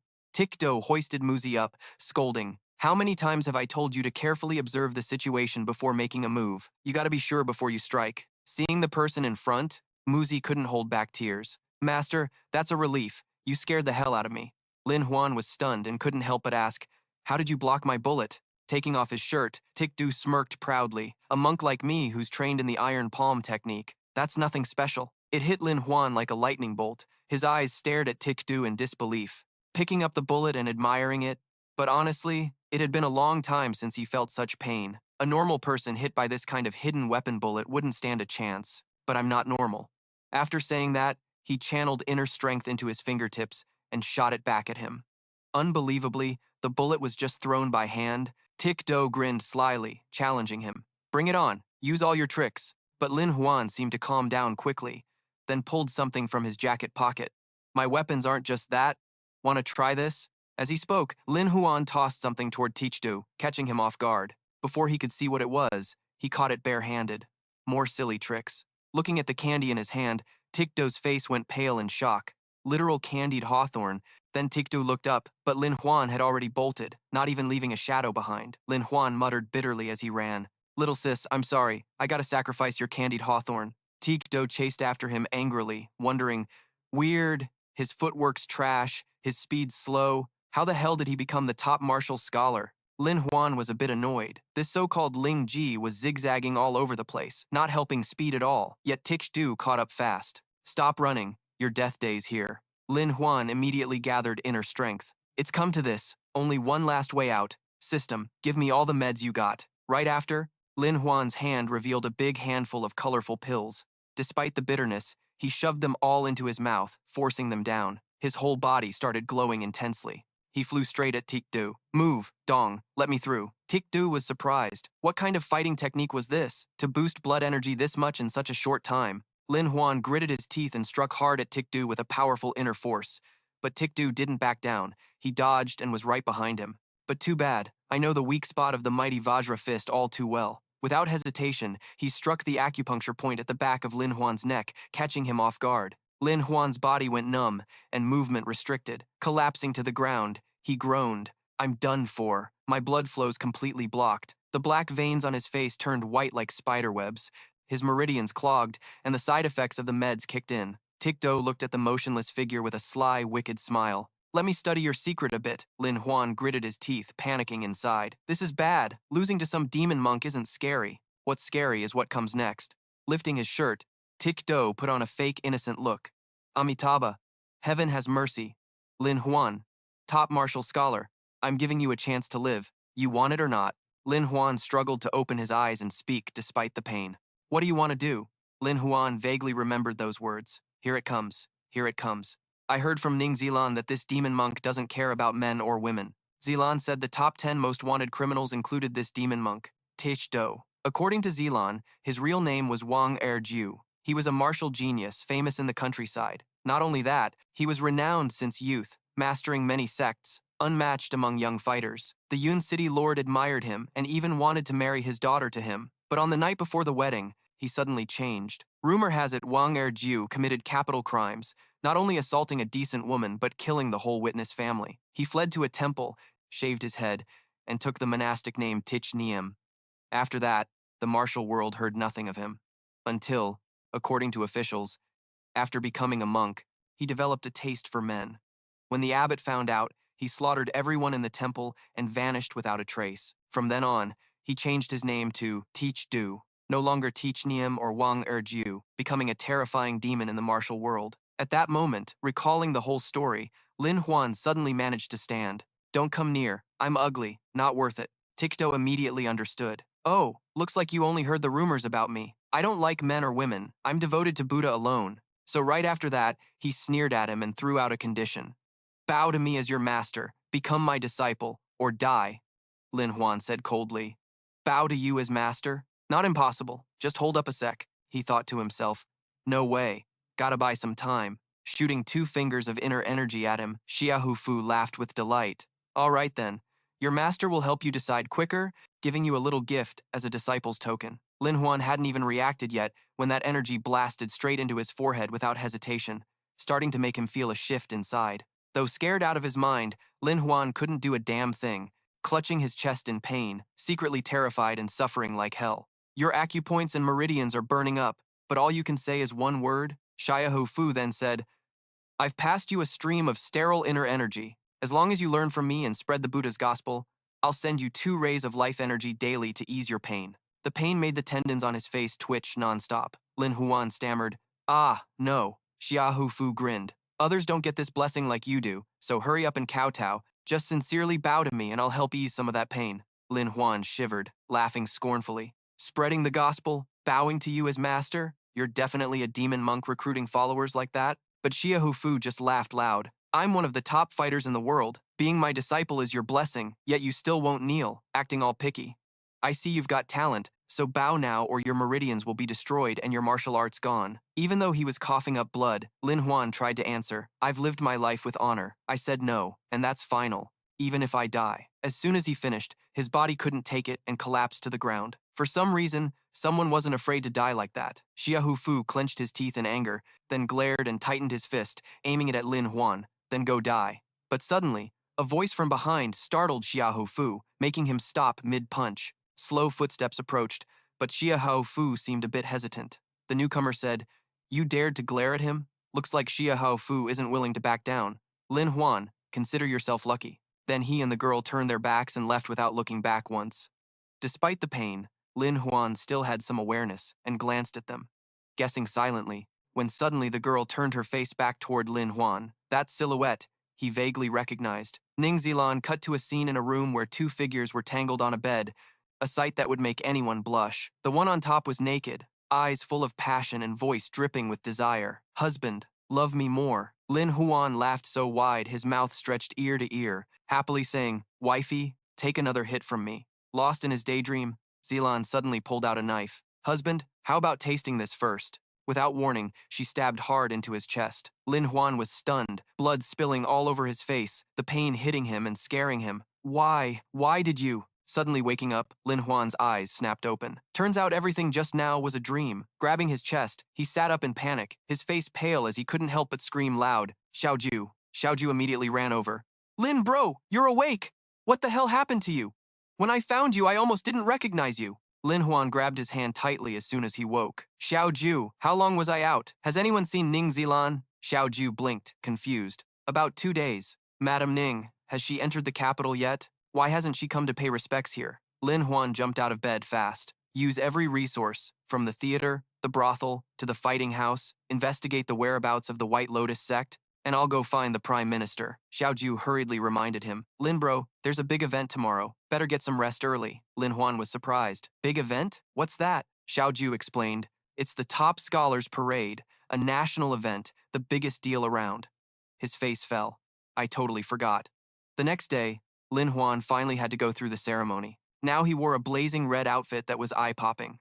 Lin Huan rode on a white horse, servants following him, streets decorated with lanterns and flowers all lit up. Girls blushed, seeing his back. "Oh, is this the legendary top scholar in both civil and martial arts?" Nearby, a chubby woman in flashy clothes squealed happily.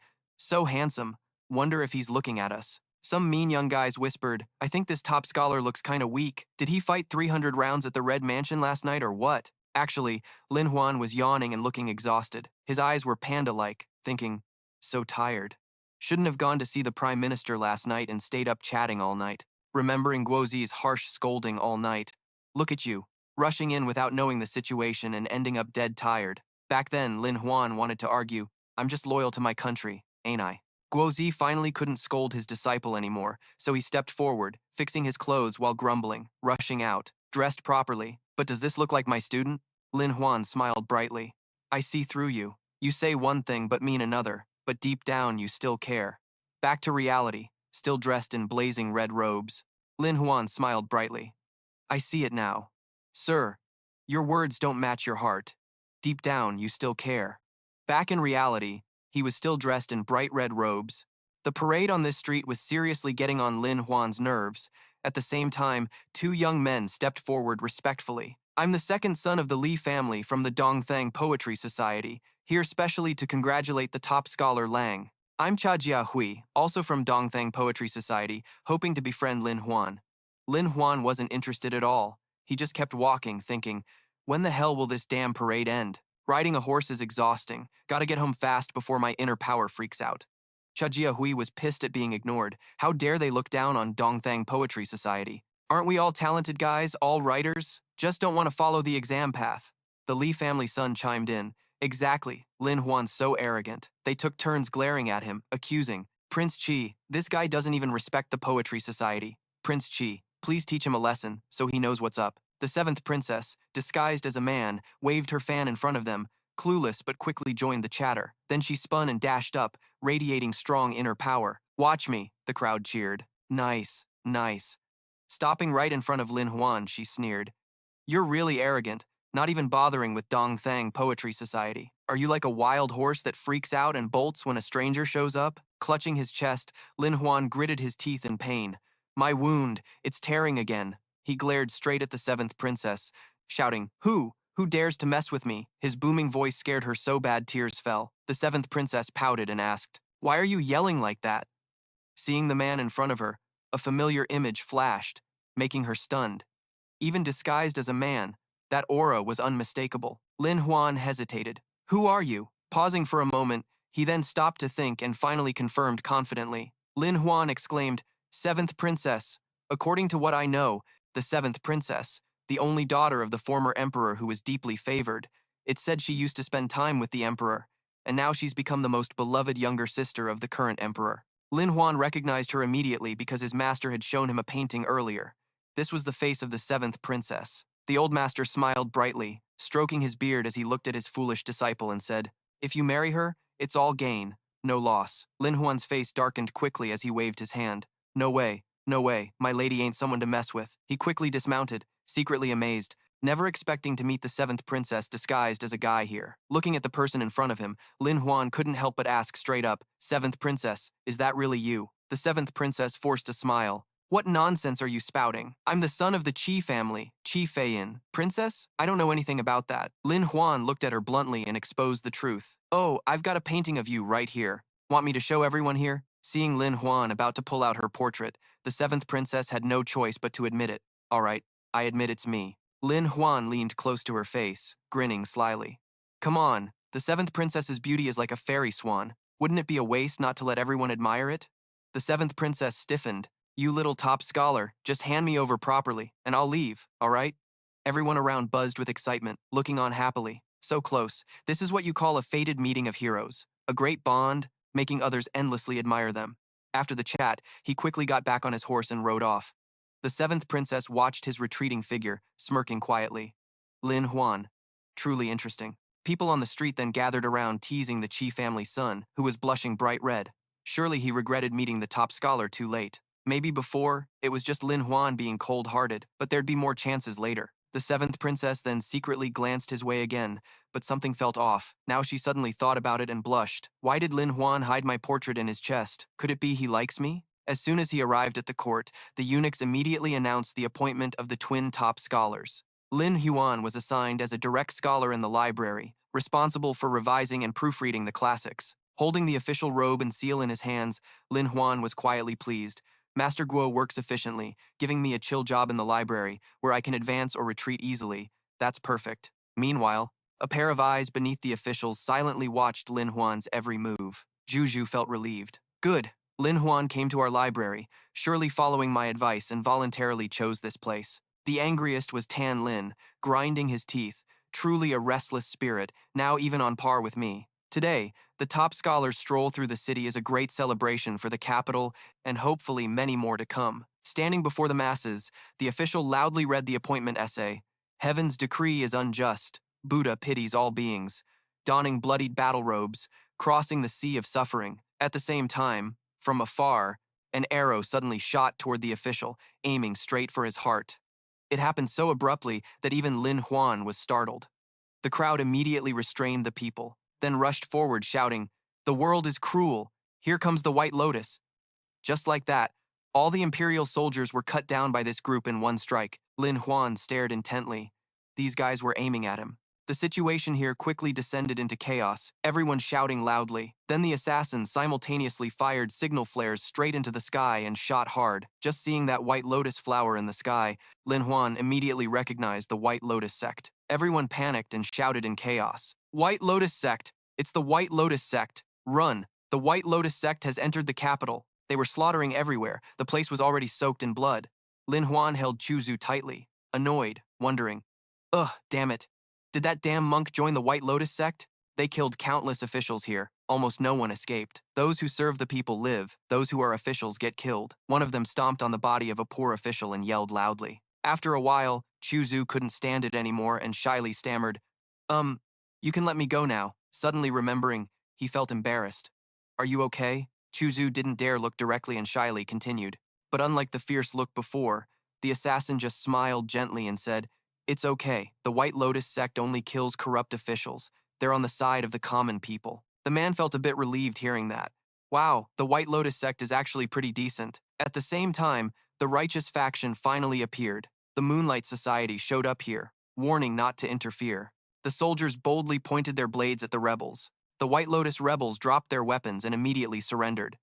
After a while, the White Lotus group was finally subdued, and the chaos was settled. Ling Ji, hiding behind the wall, finally relaxed her guard. Good, the White Lotus sect was surrounded, but it seemed things weren't over yet. Now, one of the White Lotus members raised his hand and whistled. At the whistle, the disciples immediately smiled with satisfaction. Right then, as he waved his hand, his subordinates responded clearly. Bags full of gold coins were dropped down. The people watching were all stunned in amazement. A shower of gold. In their eyes, golden light sparkled. The White Lotus sect was handing out money. Mine, mine, this is mine. Duan Feng was shocked by the chaotic scene. Not good. They're trying to escape under cover of this.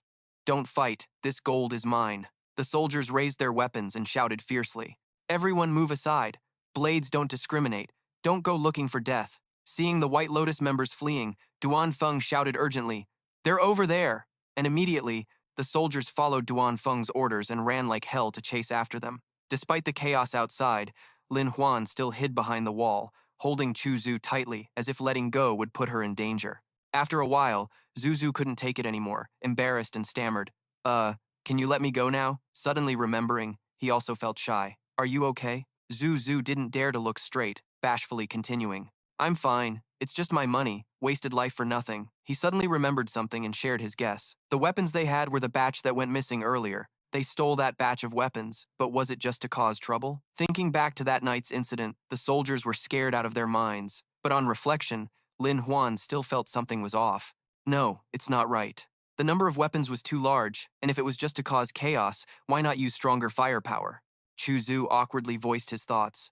"I really don't get it. The White Lotus sect? Are they really just condemning the emperor? Why not sneak into the palace to attack? Why not go to the ministers' mansions and kill them one by one? Why, when there's a good chance, do the rebel army and Moonlight Society insist on running away?" Lin Huan agreed with her. There were definitely many doubts. When causing chaos, they were loud and bold, but their retreat was suspiciously fast. Chu Zhu continued, as if deliberately making others notice. Lin Huan was surprised, deliberately letting people see. Then he remembered the assassin. He kept flying around in the sky, especially right in front of his eyes. At that moment, Lin Huan suddenly realized and confirmed, right, the answer can only be this. On this side, many high-ranking officials were killed or injured. The injured ministers wailed, "Master Guo, please take charge for us." Guozi coldly replied, "I have my ways." Then he loudly called for his disciples. Worry etched on his face. Where's Lin Huan? This was supposed to be his big event. Is he hurt? Just then, Lin Huan came from afar, waving and smiling loudly.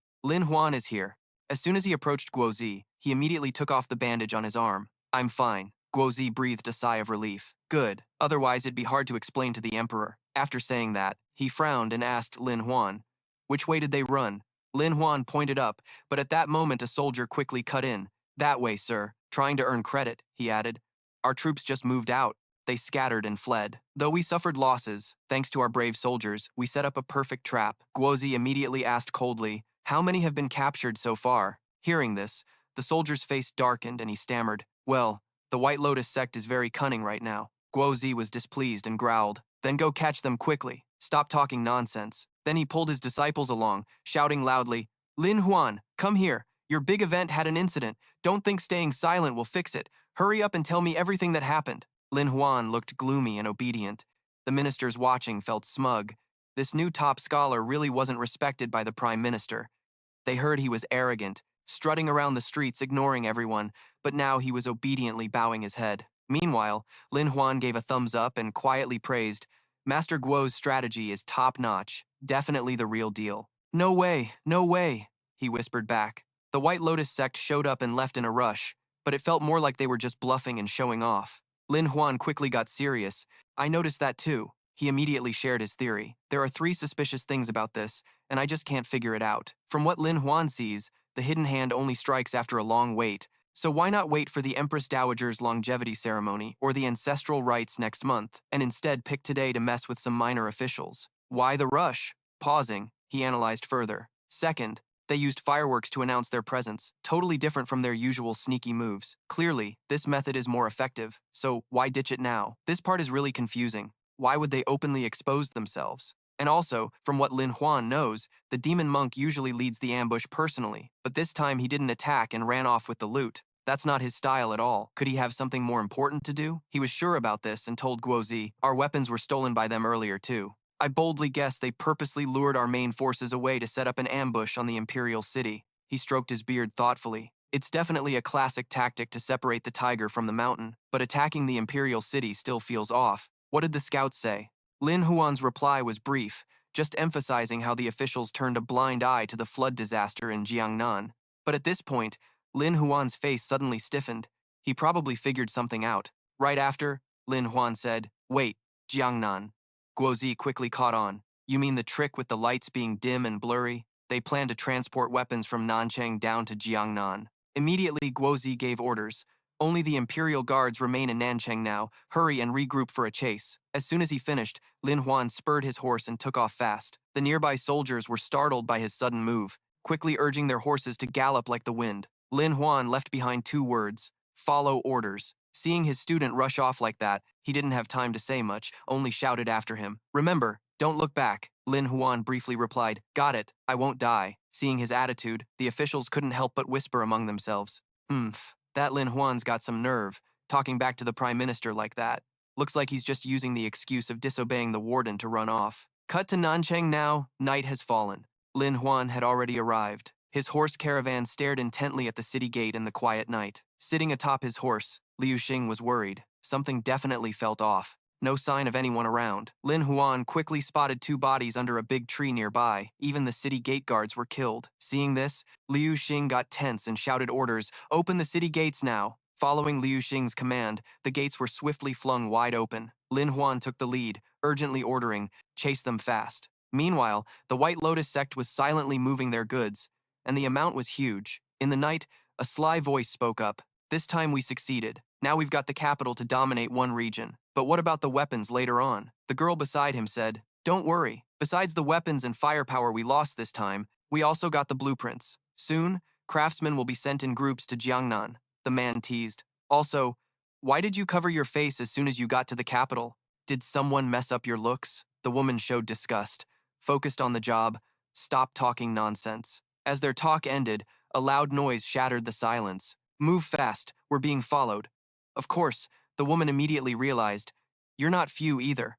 Stick to the plan. Split ahead into 2 routes. I'll take the mountain path, you take the water route." He clenched his teeth, telling his comrades to be careful. "The White Lotus is rising, the world's changing. We split into 2 groups and act separately." With that, they parted ways down 2 different paths. From afar, Lin Huan was using binoculars to watch the White Lotus sect's movements. They split into 2 groups. Lin Huan's gaze quickly shifted to the masked woman, his heart uneasy. Is it really her? Thinking this, his face couldn't help but fall into sadness. Lin Huan silently hoped she wasn't his wife. Liu Xing noticed his silence and immediately asked, "Should we split up and chase? You lead half." But Lin Huan's tone turned cold. "No." Seeing Liu Xing's confusion, he explained, "The people of Changdong, if we split, I'm afraid we'll get swallowed up. You're faster. Lead troops through the mountain and try to recover as many weapons as possible. I'll take this route. Try to hold them off until you come back to help," Liu Xing stammered. "But you've already gone far," he said reluctantly. "All right, be careful." In the night, a figure in red sped through the wild mountain path,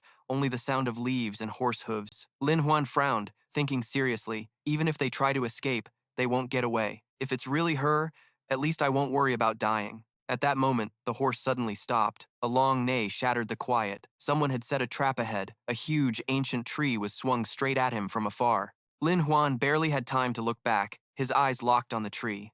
Not good, but just as he realized it, the big log slammed into his horse, making it stumble. After that hit, the horse couldn't take it and started coughing up blood, then collapsed flat on the ground.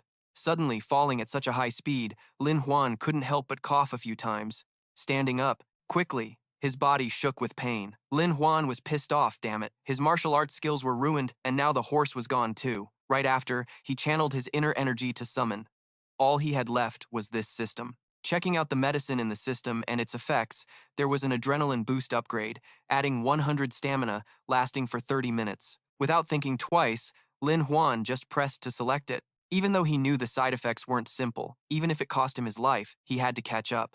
Looking at the medicine in his hand, Lin Huan felt uneasy. Side effects unknown, but right now, this was the only way. Saying that, he gritted his teeth and stabbed it hard into his left chest. Decisive. All right then. Right after, Lin Huan's eyes glowed fiercely, and his power started moving along his body. Racing through the night, he clenched his teeth, thinking, I'm risking everything just to confirm one thing. Now, the image of that strong girl flashed through his mind again. Lin Huan felt a sharp pain. Inside, he was screaming, is it really her, Ning Zilan? Meanwhile, the White Lotus sect crew was still transporting goods, stopping near a short river. The masked girl was watching the progress anxiously and shouted, you up ahead, hurry up! At the same time, a loud noise echoed in the air, startling her. What's that sound? From above, a red cloak shot straight down toward her, making the masked woman jump. Really eager to confirm that person's identity, huh? He immediately reached out toward the hood. The moment she saw him, the masked girl gasped in shock. It's you? Lin Huan said nothing. He gritted his teeth and lunged, wrapping his arms around her. Lin Huan's eyes stared fiercely at her as he tried to push her down, making her panic. Seeing the commotion, the others immediately looked over at the two, and their movements froze. Not wanting Lin Huan to see her face, she quickly grabbed his hand tightly and squeezed. Then, she shoved his hand away hard. Lin Huan was momentarily at a disadvantage. The girl urgently glanced at her group and said, get out of here fast, take the goods first. They responded clearly right away. Then she stood in front of Lin Huan, blocking him. If you want your weapon back, you gotta get past me first. But now, finally, Lin Huan's gaze returned to normal. Don't worry, I'm not chasing that shipment anymore. Then he pointed directly at the masked girl. I'm here to chase you. She was surprised. Ah, so what exactly do you want? Immediately, Lin Huan flew up and charged right in front of her. You know exactly what I want, but life's never that easy. His hand missed the mark and grabbed her chest tightly. Instantly, a soft sensation hit him, making Lin Huan freeze his arm. Suddenly, this happened. The masked girl shyly pushed his hand away and shouted, pervert! But while she was distracted, Lin Huan took the chance to yank off her hood, catching her completely off guard. Immediately, he tore off her cloak that's called a feint attack. Now, the face he'd been thinking about day and night appeared right before him. Zilan was momentarily stunned. Getting the result he wanted, Lin Huan felt a bit satisfied. So it really is you, Ning Zilan. Then Lin Huan stepped forward, lifted her chin, and teased, well then, I need an explanation now. Zilan shyly stepped back. Explain what? What did I do? It's none of your business. Lin Huan hesitated. None of my business? You're the one who saved me from that demon monk, right? Zilan quickly answered. Yeah, Lin Huan asked again. And at my celebration, the troublemaker who killed the officials, was he from the White Lotus sect too? Zilan continued. That wasn't part of the plan. That guy just liked killing on his own. The other cult members weren't like him. His breath grew heavy. That not like sounded like she wanted to deny her husband. Even though his body kept trembling, he forced himself to stay strong. But Zilan didn't notice. Her eyes now held a hint of sadness. Actually, ever since you stepped into the Ning family, everything started. So this is the truth. Back then, my father took advantage of the princes coming to the capital to offer tribute and held a secret meeting with them. Lin Huan felt sharper pain. He said, I remember rumors that the court planned to limit the prince's power, so that meeting makes sense. Zilan added, right. Even if they didn't actually limit it, with the emperor's weakness now, the princes got ambitious. According to her, each raised their own army, relying on their strength, first attacking the imperial city, then dividing the realm. From there, the White Lotus sect became a key pawn to distract the court. Now, Zilan's face fell into deep thought. The Great Desert region, northwest, used to be the hiding place of the Ning family. Now, that glory is gone. According to her, even though the Ning family was transferred outward as a promotion, it was actually a demotion. Becoming a wealthy clan with no power or influence, some things never change, like loyalty forged through mountains of corpses and seas of blood, like faithfulness tempered in countless life or death moments. Zilan was full of sorrow. Before getting engaged to you, I returned to the northwest, gathering a large number of former Ning generals and their descendants. We were discussing big plans together, but since the court's holding us back, we can't make any major moves. And your appearance just happened to become the breakthrough path for the Ning family. A few months ago, remembering what my dad said back then, Lan, that kid Lin Huan's been causing a lot of noise lately. Looks like he's figured something out. What do you think? Zilan replied, sounds doable. Let's boost his influence. Draw the attention of the higher-ups, while we quietly gather the old forces and prepare to rebel. Lin Huan pointed at himself with a gloomy face. So, I'm just a human tool, huh? Zilan was stunned. Human tool? She reluctantly answered. You could say that. Without the Ning family secretly pushing things forward, your little tricks wouldn't have gone so smoothly. She paused, then explained. The only thing out of our plan was your intelligence surpassing our expectations, catching us off guard. So when you went to the capital, I rushed to meet the White Lotus sect to negotiate. Lin Huan's breath was heavy as he said, Hey, you can't blame me for that. Clearly you all used me first. Then Lin Huan analyzed. The White Lotus sect was originally a pawn sent by the regional kings to the front line, aiming to restrain the court, forcing them to guard the imperial city so they wouldn't interfere elsewhere. That demon monk couldn't do anything to you, proving he's just a representative for the regional kings. Zilan reluctantly said, he's a force from the neighboring country in the southwest, near the place rumored to have the legendary heavenly brush. Then she looked at Lin Huan. Now it's my turn to ask. You were crippled by that demon monk, yet you still caught up to me. How's that possible? Lin Huan sneered. Don't worry about me. You better watch out for yourself. Your White Lotus sect plotting to assassinate officials and the royal family is already a total betrayal. Have you ever thought about the consequences if you fail? Zilan shouted angrily. Consequences? If I don't fight the court, should I just close my eyes and watch them trample on people's lives? Seeing the suffering of Jiangnan's people, watching the world decline, I'm trying to explain with what little breath I have, but this isn't the right way. Building a country in Jiangnan, where roads come from all directions and can be ambushed from anywhere. Who gave you that terrible idea? Zilan replied calmly. It was the strategist of the White Lotus sect who said that, plus the new country of White Lotus won't be like it is now. The strategist said the new White Lotus kingdom will be a mobile kingdom. Still foaming at the mouth, his eyes started to go blank, sweat pouring down. Zilan screamed in fear. Lin Huan, what's wrong? Losing consciousness, he roughly pushed her away, saying, Get away. At this point, Zilan shouted, White Lotus is born from the people's hearts, so it must go where the people suffer. Where the people suffer, White Lotus must be there. If the enemy doesn't move, we stay still. The moment the enemy makes a move, we strike first. He calls it guerrilla warfare. Lin Huan was startled, stammering to ask, What? Guerrilla warfare? Saying this, Lin Huan secretly sweated, guessing, could that strategist also be someone from another time? But then he immediately dismissed it. No way. If he really was from another time, the White Lotus sect wouldn't lack resources or ways to make money, and wouldn't so easily be a pawn for the regional kings. But of course, he didn't tell Zilan about his worries. In short, the White Lotus sect's actions aren't those of gentlemen. She angrily asked back. So you think you're a gentleman? Don't think I don't know about what happened at the La family camp. Then Zilan's eyes glared at him. La Li, right? Ganji, right? And that little Empress Liu too, right? You dare say you don't have any dark thoughts? Lin Huan got flustered by those questions. Ah, that's a good question. While talking, suddenly, that sharp pain hit again, making him jump in shock. Immediately, Lin Huan collapsed to the ground, clutching his chest in pain. Damn it, it's a side effect. Zilan got scared seeing him like that. Hey, don't fake dying. You just dared to hold my hand. Now you gotta explain yourself. But Lin Huan looked worse and worse, foaming at the mouth with rapid breathing. Zilan glanced over and quickly realized something was wrong, her eyes filled with shock. She hurried over to support him. What's wrong? Don't scare me. Still foaming at the mouth, his eyes started to go blank, sweat pouring down. Zilan screamed in fear repeatedly. Lin Huan, what's wrong with you? He began losing consciousness and forcefully pushed her away, saying, Get out of my way. Now Zilan was super worried. You can't. You're like this. How can I just leave? His whole body felt like it was on fire. Lin Huan held his aching head. Go. I told you to go. Don't interfere with my business, Zilan stammered. His eyes grew blurry, but seeing her hesitation, he couldn't bear it. Sorry. Finally, Lin Huan's whole body slowly collapsed. He spoke his last words, then closed his eyes. I'm just afraid of hurting you. After that, his body slumped into Zilan's arms. She reached out to catch him. Zilan's eyes looking at the man in her arms were now a bit complicated. As consciousness returned, his mind caught a familiar scent. Lin Huan couldn't help but whisper, So fragrant.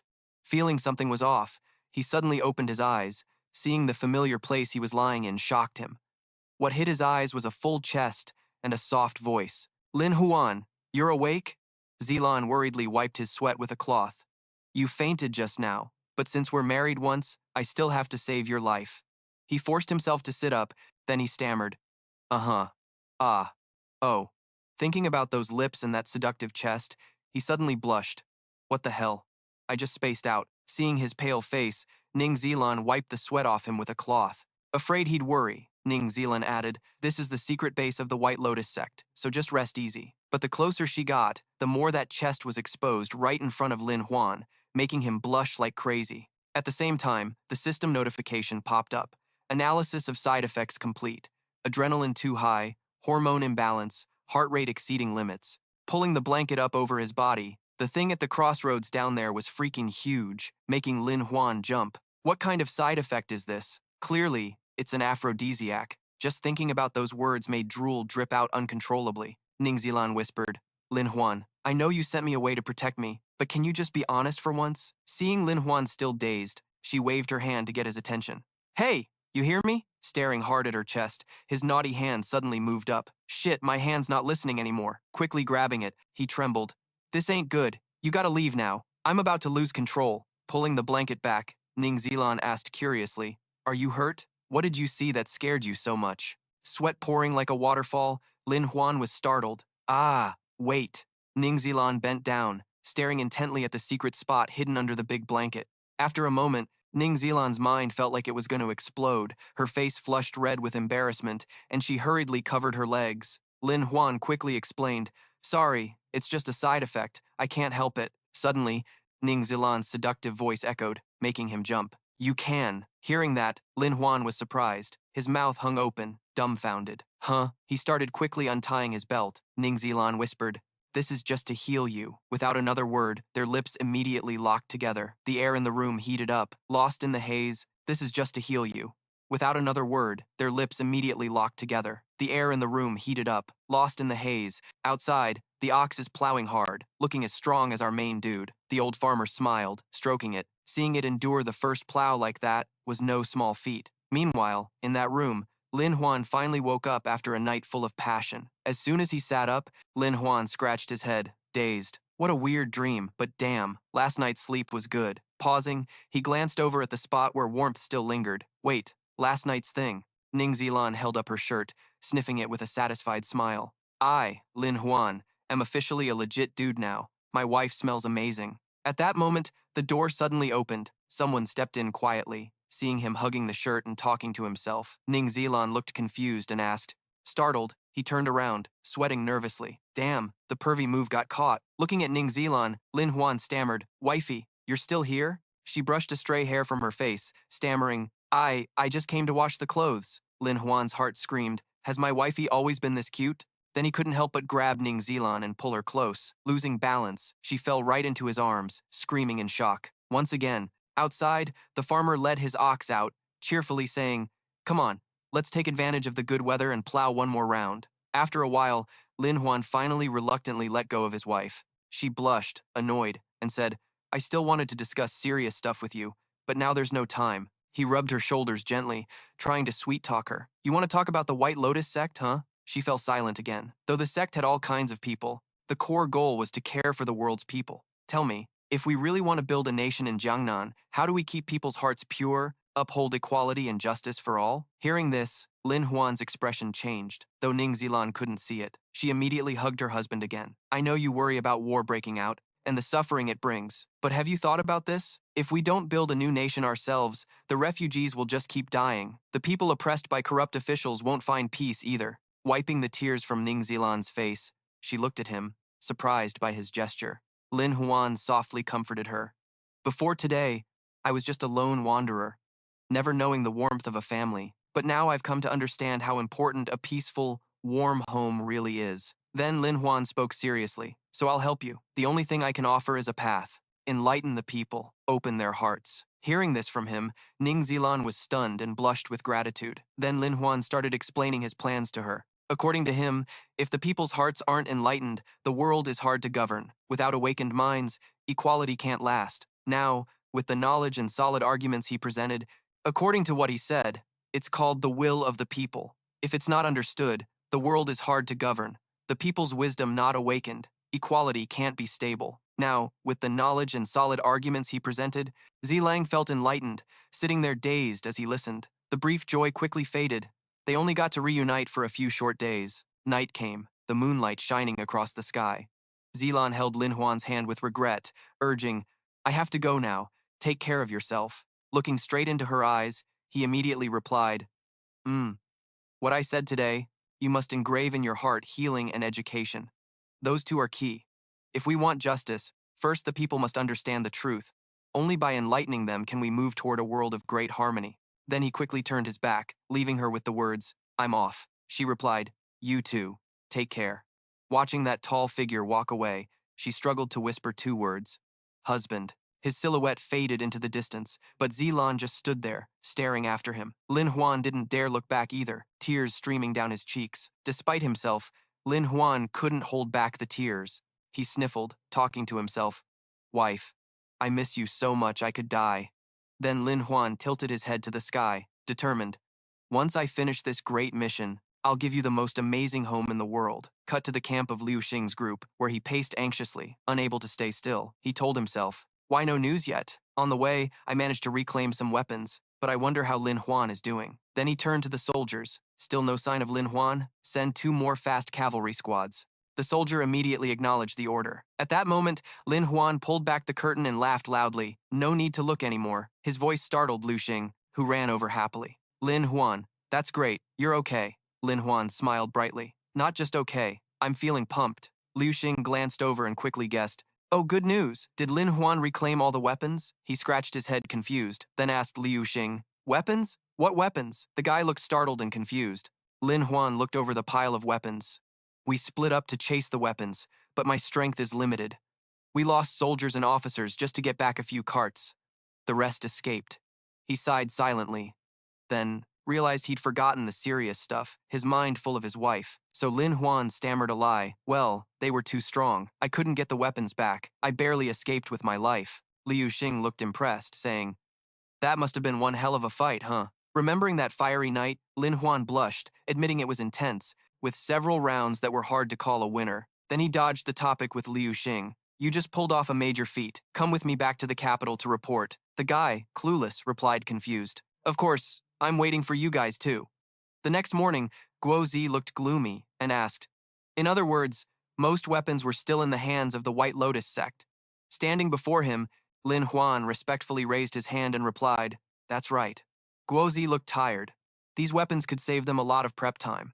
Within half a year to a year, Jiangnan would definitely see upheaval. Luckily, Xiao Liu made a big contribution and was promoted today to Deputy General of the Left Camp, commanding the city's troops. Pausing, Guozi hesitated. Then about the former Deputy General, the soldier stepped forward loudly. Reporting for duty. Guozi glared angrily. This time, you failed to protect the people, showed signs of negligence. Jail him. Unwilling, the soldier shouted. No, you can't do this. I was appointed personally by Prince Yu. Guozi immediately waved his hand, ordering, drag him away. This weapon issue ends here. Before you go, that soldier kept yelling, Prince Yu won't forgive you. Sooner or later, you'll be kicked out of the court. Lin Huan was startled, recalling that Prince Yu was the 4th prince from the previous dynasty, the emperor's older brother. Guozi spoke bluntly. Could the emperor's brother be involved in this White Lotus sect affair? Guozi then coldly asked, where's the man in charge of Jiangnan, the southern inspector? Immediately trembling, the man knelt down.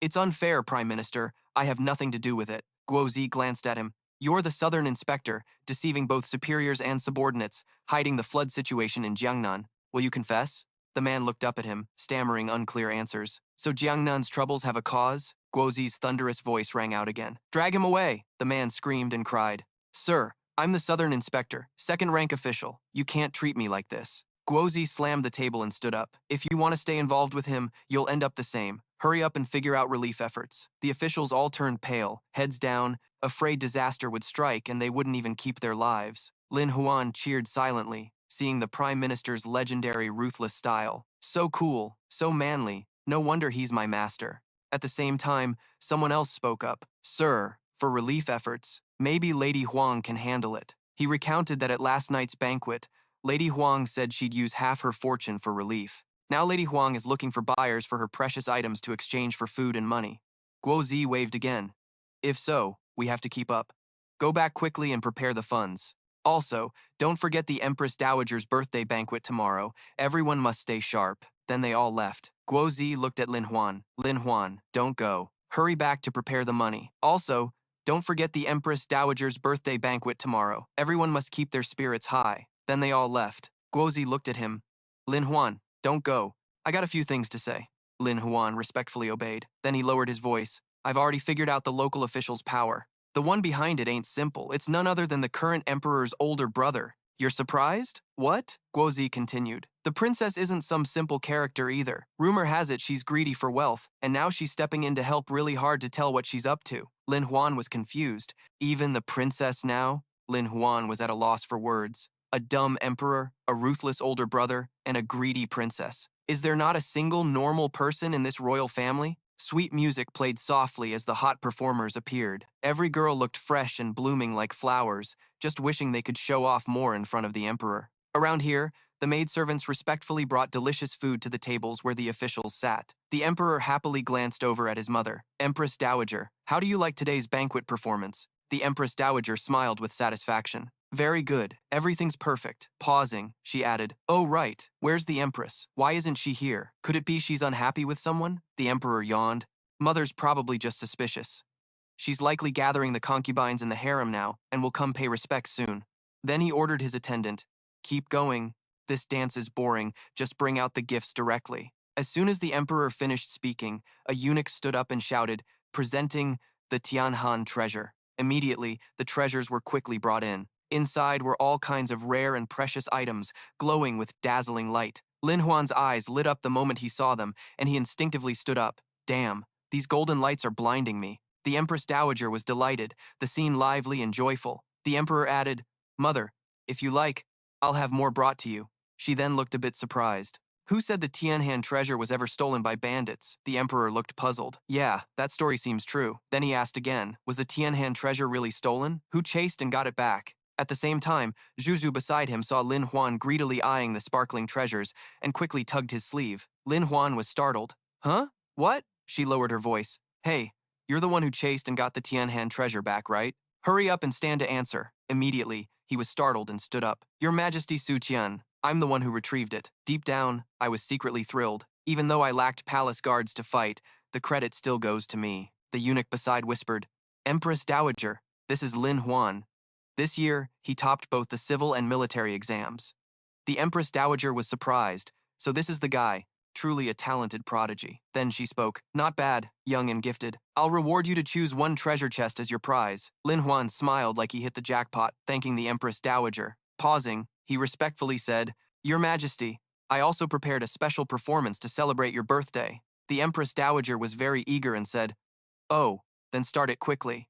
As soon as she finished, everyone stood up respectfully, bowed, and lined up to go on stage. The Emperor looked puzzled. Oh, is this the legendary white snake? Too bad, I've seen it countless times already. Lin Huan stepped forward to introduce, inviting everyone to enjoy the grand year-end performance of Liang Shanbo and Zhu Yingtai. He smiled to himself. Surely no one expected the lead actress this time to be a noble and righteous lady. Then he glanced at the girl, the Empress herself, playing the role this must be the first time in history. Right after, he quickly picked up the flute and smiled brightly. This lowly guy will play the Liang Zhu theme song for everyone. Immediately, a melodious tune flowed from the jade bamboo flute in Lin Huan's mouth. Meanwhile, the musical troupe began the play. Everyone quietly listened to the drama. Zhu, sitting nearby, blushed, looking at his style. She couldn't help but secretly admire him. Who'd have thought Lin Huan was not only skilled in literature and martial arts, but also a music prodigy, a true all-around genius in the world. On stage, the actor playing the role stammered and cried, Brother Liang Shanbo, I'll go with you right now. Suddenly, white smoke billowed, and her image gradually vanished into the mist. The officials watching were all wide-eyed in amazement. This was the most spectacular play they'd ever seen. From high above, a flock of beautiful blue butterflies fluttered gracefully. The Emperor was very pleased. This time, he didn't turn into a snake, but a butterfly instead. The Empress also shed tears and applauded. Well done. The couple turning into butterflies. Living a fairy tale life is such a beautiful love story. Reward generously for me. The Emperor was now fully excited, deeply moved. I'll reward too. Where is that person? Give him 100,000 taels of gold. But for some reason, Guozi stood aside with a dark, angry face, then spoke up in protest. Your Majesty, please don't. Your Majesty, don't you know the treasury is empty? As soon as Guozi said this, the Emperor and his mother froze. It seemed Lin Huan had achieved his goal, quietly pleased. The old master's timing to advise was truly clever, the plan revealed. Now comes the real act. Guozi stepped forward and bluntly said, The national treasury is empty. Don't even talk about rewarding 10,000 taels. Not even 1,000 taels left. Right now, floods are ravaging Jiangnan. It's the time when money is needed most. I hope your Majesty thinks carefully. The Emperor put on a guilty face. Of course, I know that. But mother's happiness needs some expression too. At the same time, from behind the curtain, the princess immediately appeared. Your Majesty, the Prime Minister's words are indeed true. She spoke with a graceful figure and a soft voice. The common people are the foundation of the nation, so we should use the whole country's strength to save them from the flood disaster. The emperor started to get flustered.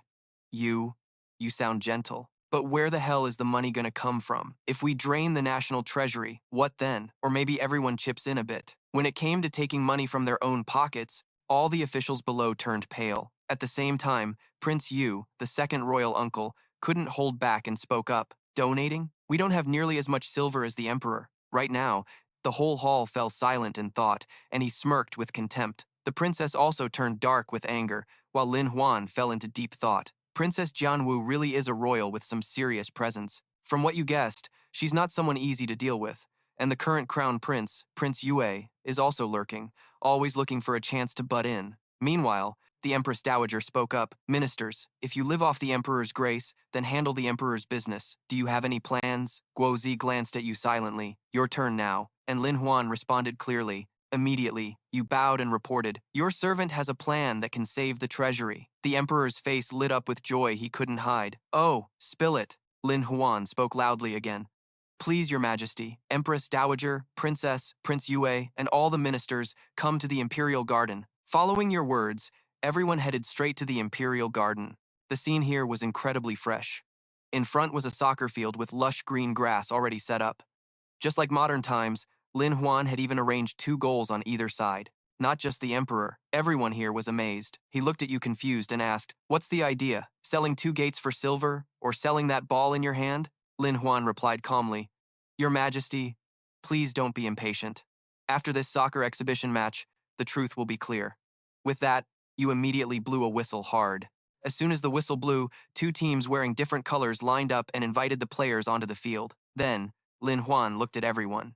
Everyone, watch every detail of this match closely. Every detail here is money. The princess and Prince Yu were startled and confused hearing this. Once again, your slogan was shouted loud. The match began. Right away, the soccer ball started rolling on the field. Both the blue and red teams charged at each other passionately. No one knew when they were trained to play. Those young, strong guys fought over the ball fiercely with blazing energy. The ball rolled, and the goalie leapt to catch it skillfully. The score was so tight it couldn't be more intense, and the atmosphere heated up. The emperor watched the scene and laughed heartily again. Great, really great. The Empress Dowager spoke up. The match is indeed exciting, but what does this have to do with the national treasury? The emperor frowned, hearing this. Isn't an exciting match enough? Everyone started murmuring, clearly losing interest. Yeah, this so-called soccer probably won't make any profit. Chen Lin was getting impatient, calling it a scam. Call it whatever you want, but soccer and ball games, how the hell do you make money from that? You glanced at the ministers with a mocking smile. These stubborn fools. At the same time, both Lin Huan and the princess said together, it's betting. You looked at her dumbfounded. This woman really wasn't simple, practically a boss. Hearing that, all the officials buzzed. Some didn't even understand what those 2 words meant. The Empress Dowager, curious, asked again. And then? Lin Huan explained, we can hold a national soccer league, local rich merchants fund teams, set up prizes, and the court will organize and oversee the game, creating an official betting system. The officials were torn apart. Betting? What kind of Confucian, Taoist, Buddhist code is that? And if local teams fix matches, wouldn't the court suffer heavy losses? Lin Huan laughed and reminded them, remember what I said earlier? The money's in the details, not the win or lose. Suddenly, the princess had a flash of insight. Wait, I get it now. You looked at the players on the field. Fixing the outcome is easy, but fixing the details is hard. The bets aren't just on who wins or loses, but who scores first, who fouls, who steps out of bounds first, who gets a hat trick. Is there a one-on-one play? The princess clapped and replied, breaking down the risk of betting into details, combining all parts so the final win or loss doesn't matter. Brilliant. Even the Empress Dowager couldn't help but praise. Truly clever. That way, the court as the house always wins. Hearing this, you immediately responded, yes, exactly. Then the emperor stepped forward, confused, and asked, making everyone here burst out laughing. What do you mean? How can it be a sure win? He then shared his thoughts. I get betting on Xiaoju, but what's the point of guessing all that? Will the common people accept it? Lin Huan stepped forward with a paper, happily explaining, Your Majesty, please allow me to present a concrete example. These categories can all be included in the betting book. You explained the rules as follows. For example, this match will have how many yellow cards, how many red cards, who scores, who gets substituted. If you want to bet, go ahead. Finally, the emperor got it, so that's how it is. Guessing a bit won't hurt. Then, talking about the 2 teams, he continued, from now on, This match is tied to the Emperor's honor. Meanwhile, the two teams are battling fiercely, and someone took the chance to cheat. The Emperor immediately stepped forward and shouted, "Foul, clear foul, kick him off the field." Lin Huan stepped up quietly. "Your Majesty, the bet is that no one gets a red card and is kicked out." He looked confused. Really? Now the Emperor started thinking. Suddenly, he felt that move might not even count as a foul. Lin Huan was amused. See, this is the thrill of betting on the little details that hooks viewers, making it hard to pull away. No one can resist that charm. The Empress Dowager also spoke up. "Indeed, I think this is worth spreading widely." A nearby official chimed in, "But ultimately, it goes against moral principles. Gambling is low class, and if the court gets involved, it might damage its reputation." Lin Huan waved his hand dismissively. Thinking back to the Warring States period, when Qin ruled with clear rewards and punishments, winning the people's hearts before unifying the land, a fair bookmaker with clear rules and no bias, wouldn't that gain even more public trust? The Empress seemed very pleased. This was a big chance to boost the court's prestige.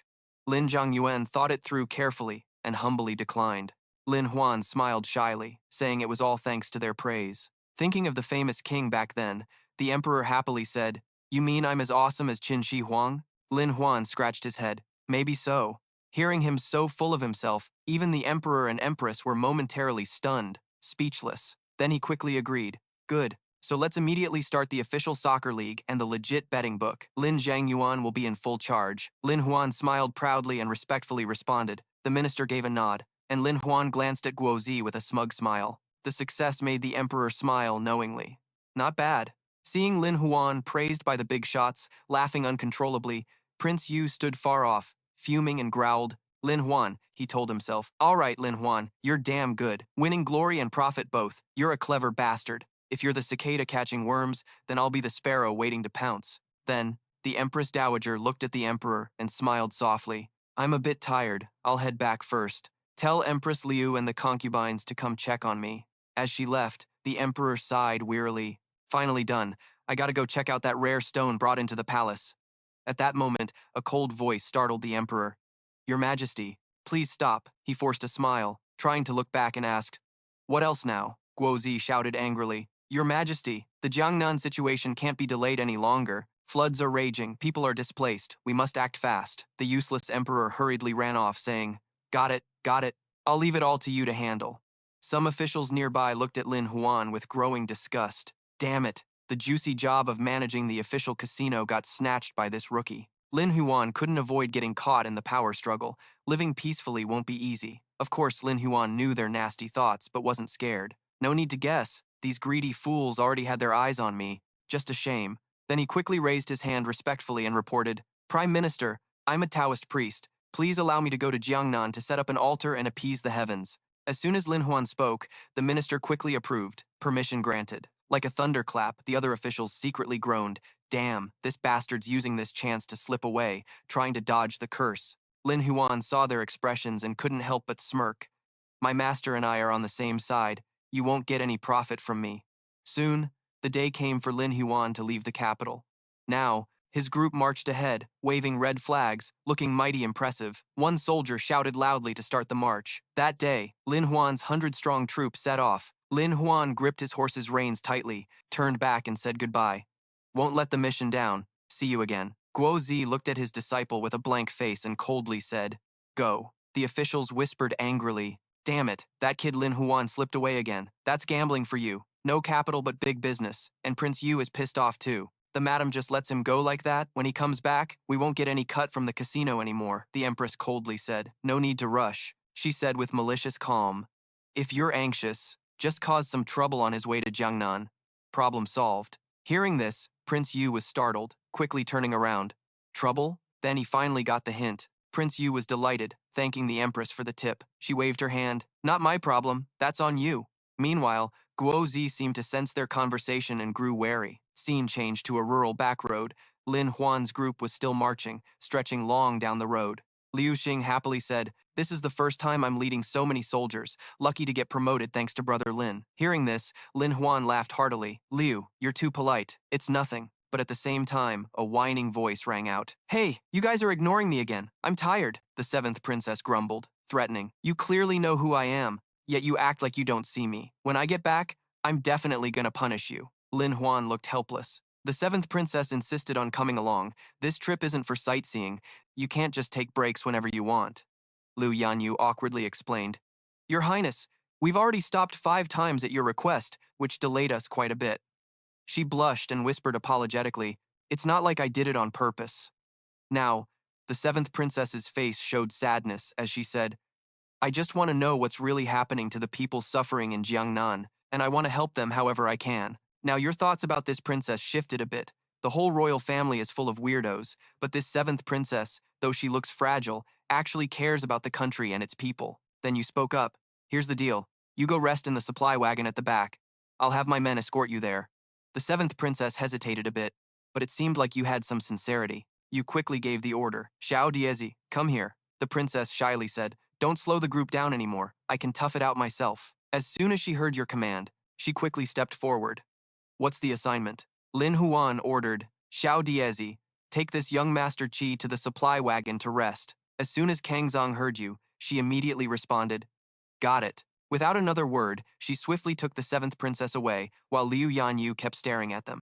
He muttered curiously, I feel like I've seen this subordinate of yours somewhere before. Maybe I caught a glimpse of her from afar when we arrived at the Taoist temple. Lin Huan didn't want to talk about it, so he ignored it and told him to stop paying attention and keep moving. Flashback a bit. A few days ago, you and Kang Zhang met at a remote mountain. Kang Zhang told Lin Huan, this time going down to Jiangnan, I'm coming too. Arrange a cover identity for me. Hearing that, you were surprised. Oh, the Iron Eagle sect wants to provide relief. Or maybe it's a chance to rebel? Kang Zhang answered coolly. What's the difference? Watching her back, Lin Huan said, True. At least rebels don't have corrupt officials hoarding all the food. Kang Zhang cut in.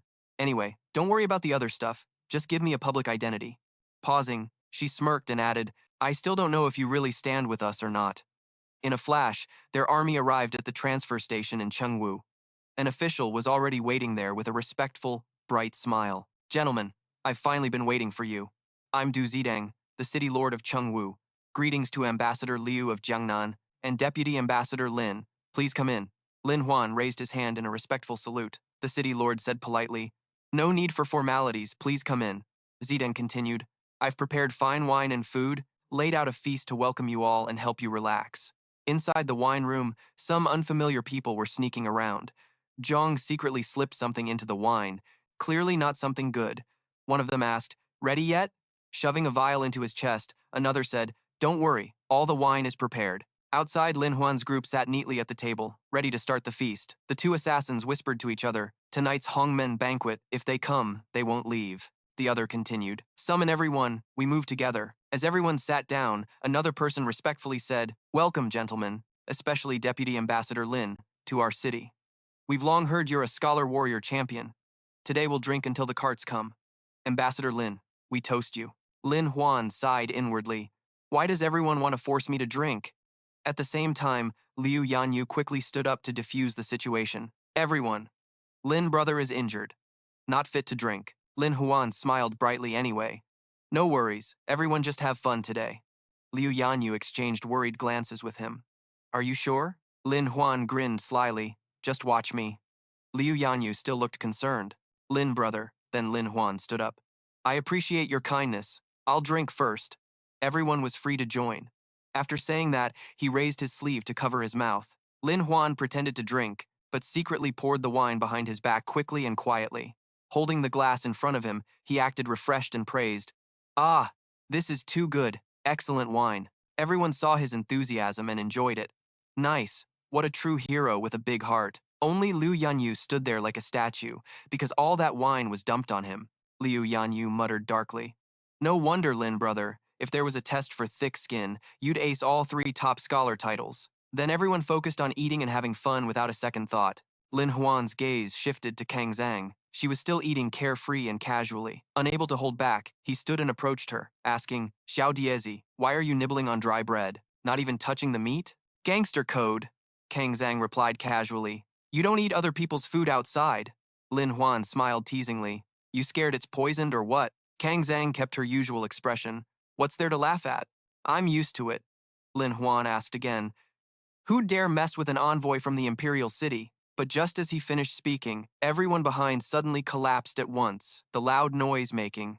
Lin Huan jolted awake, and Ning Zilan quickly realized and got on guard. Something was off. The two of them rushed back to the banquet table.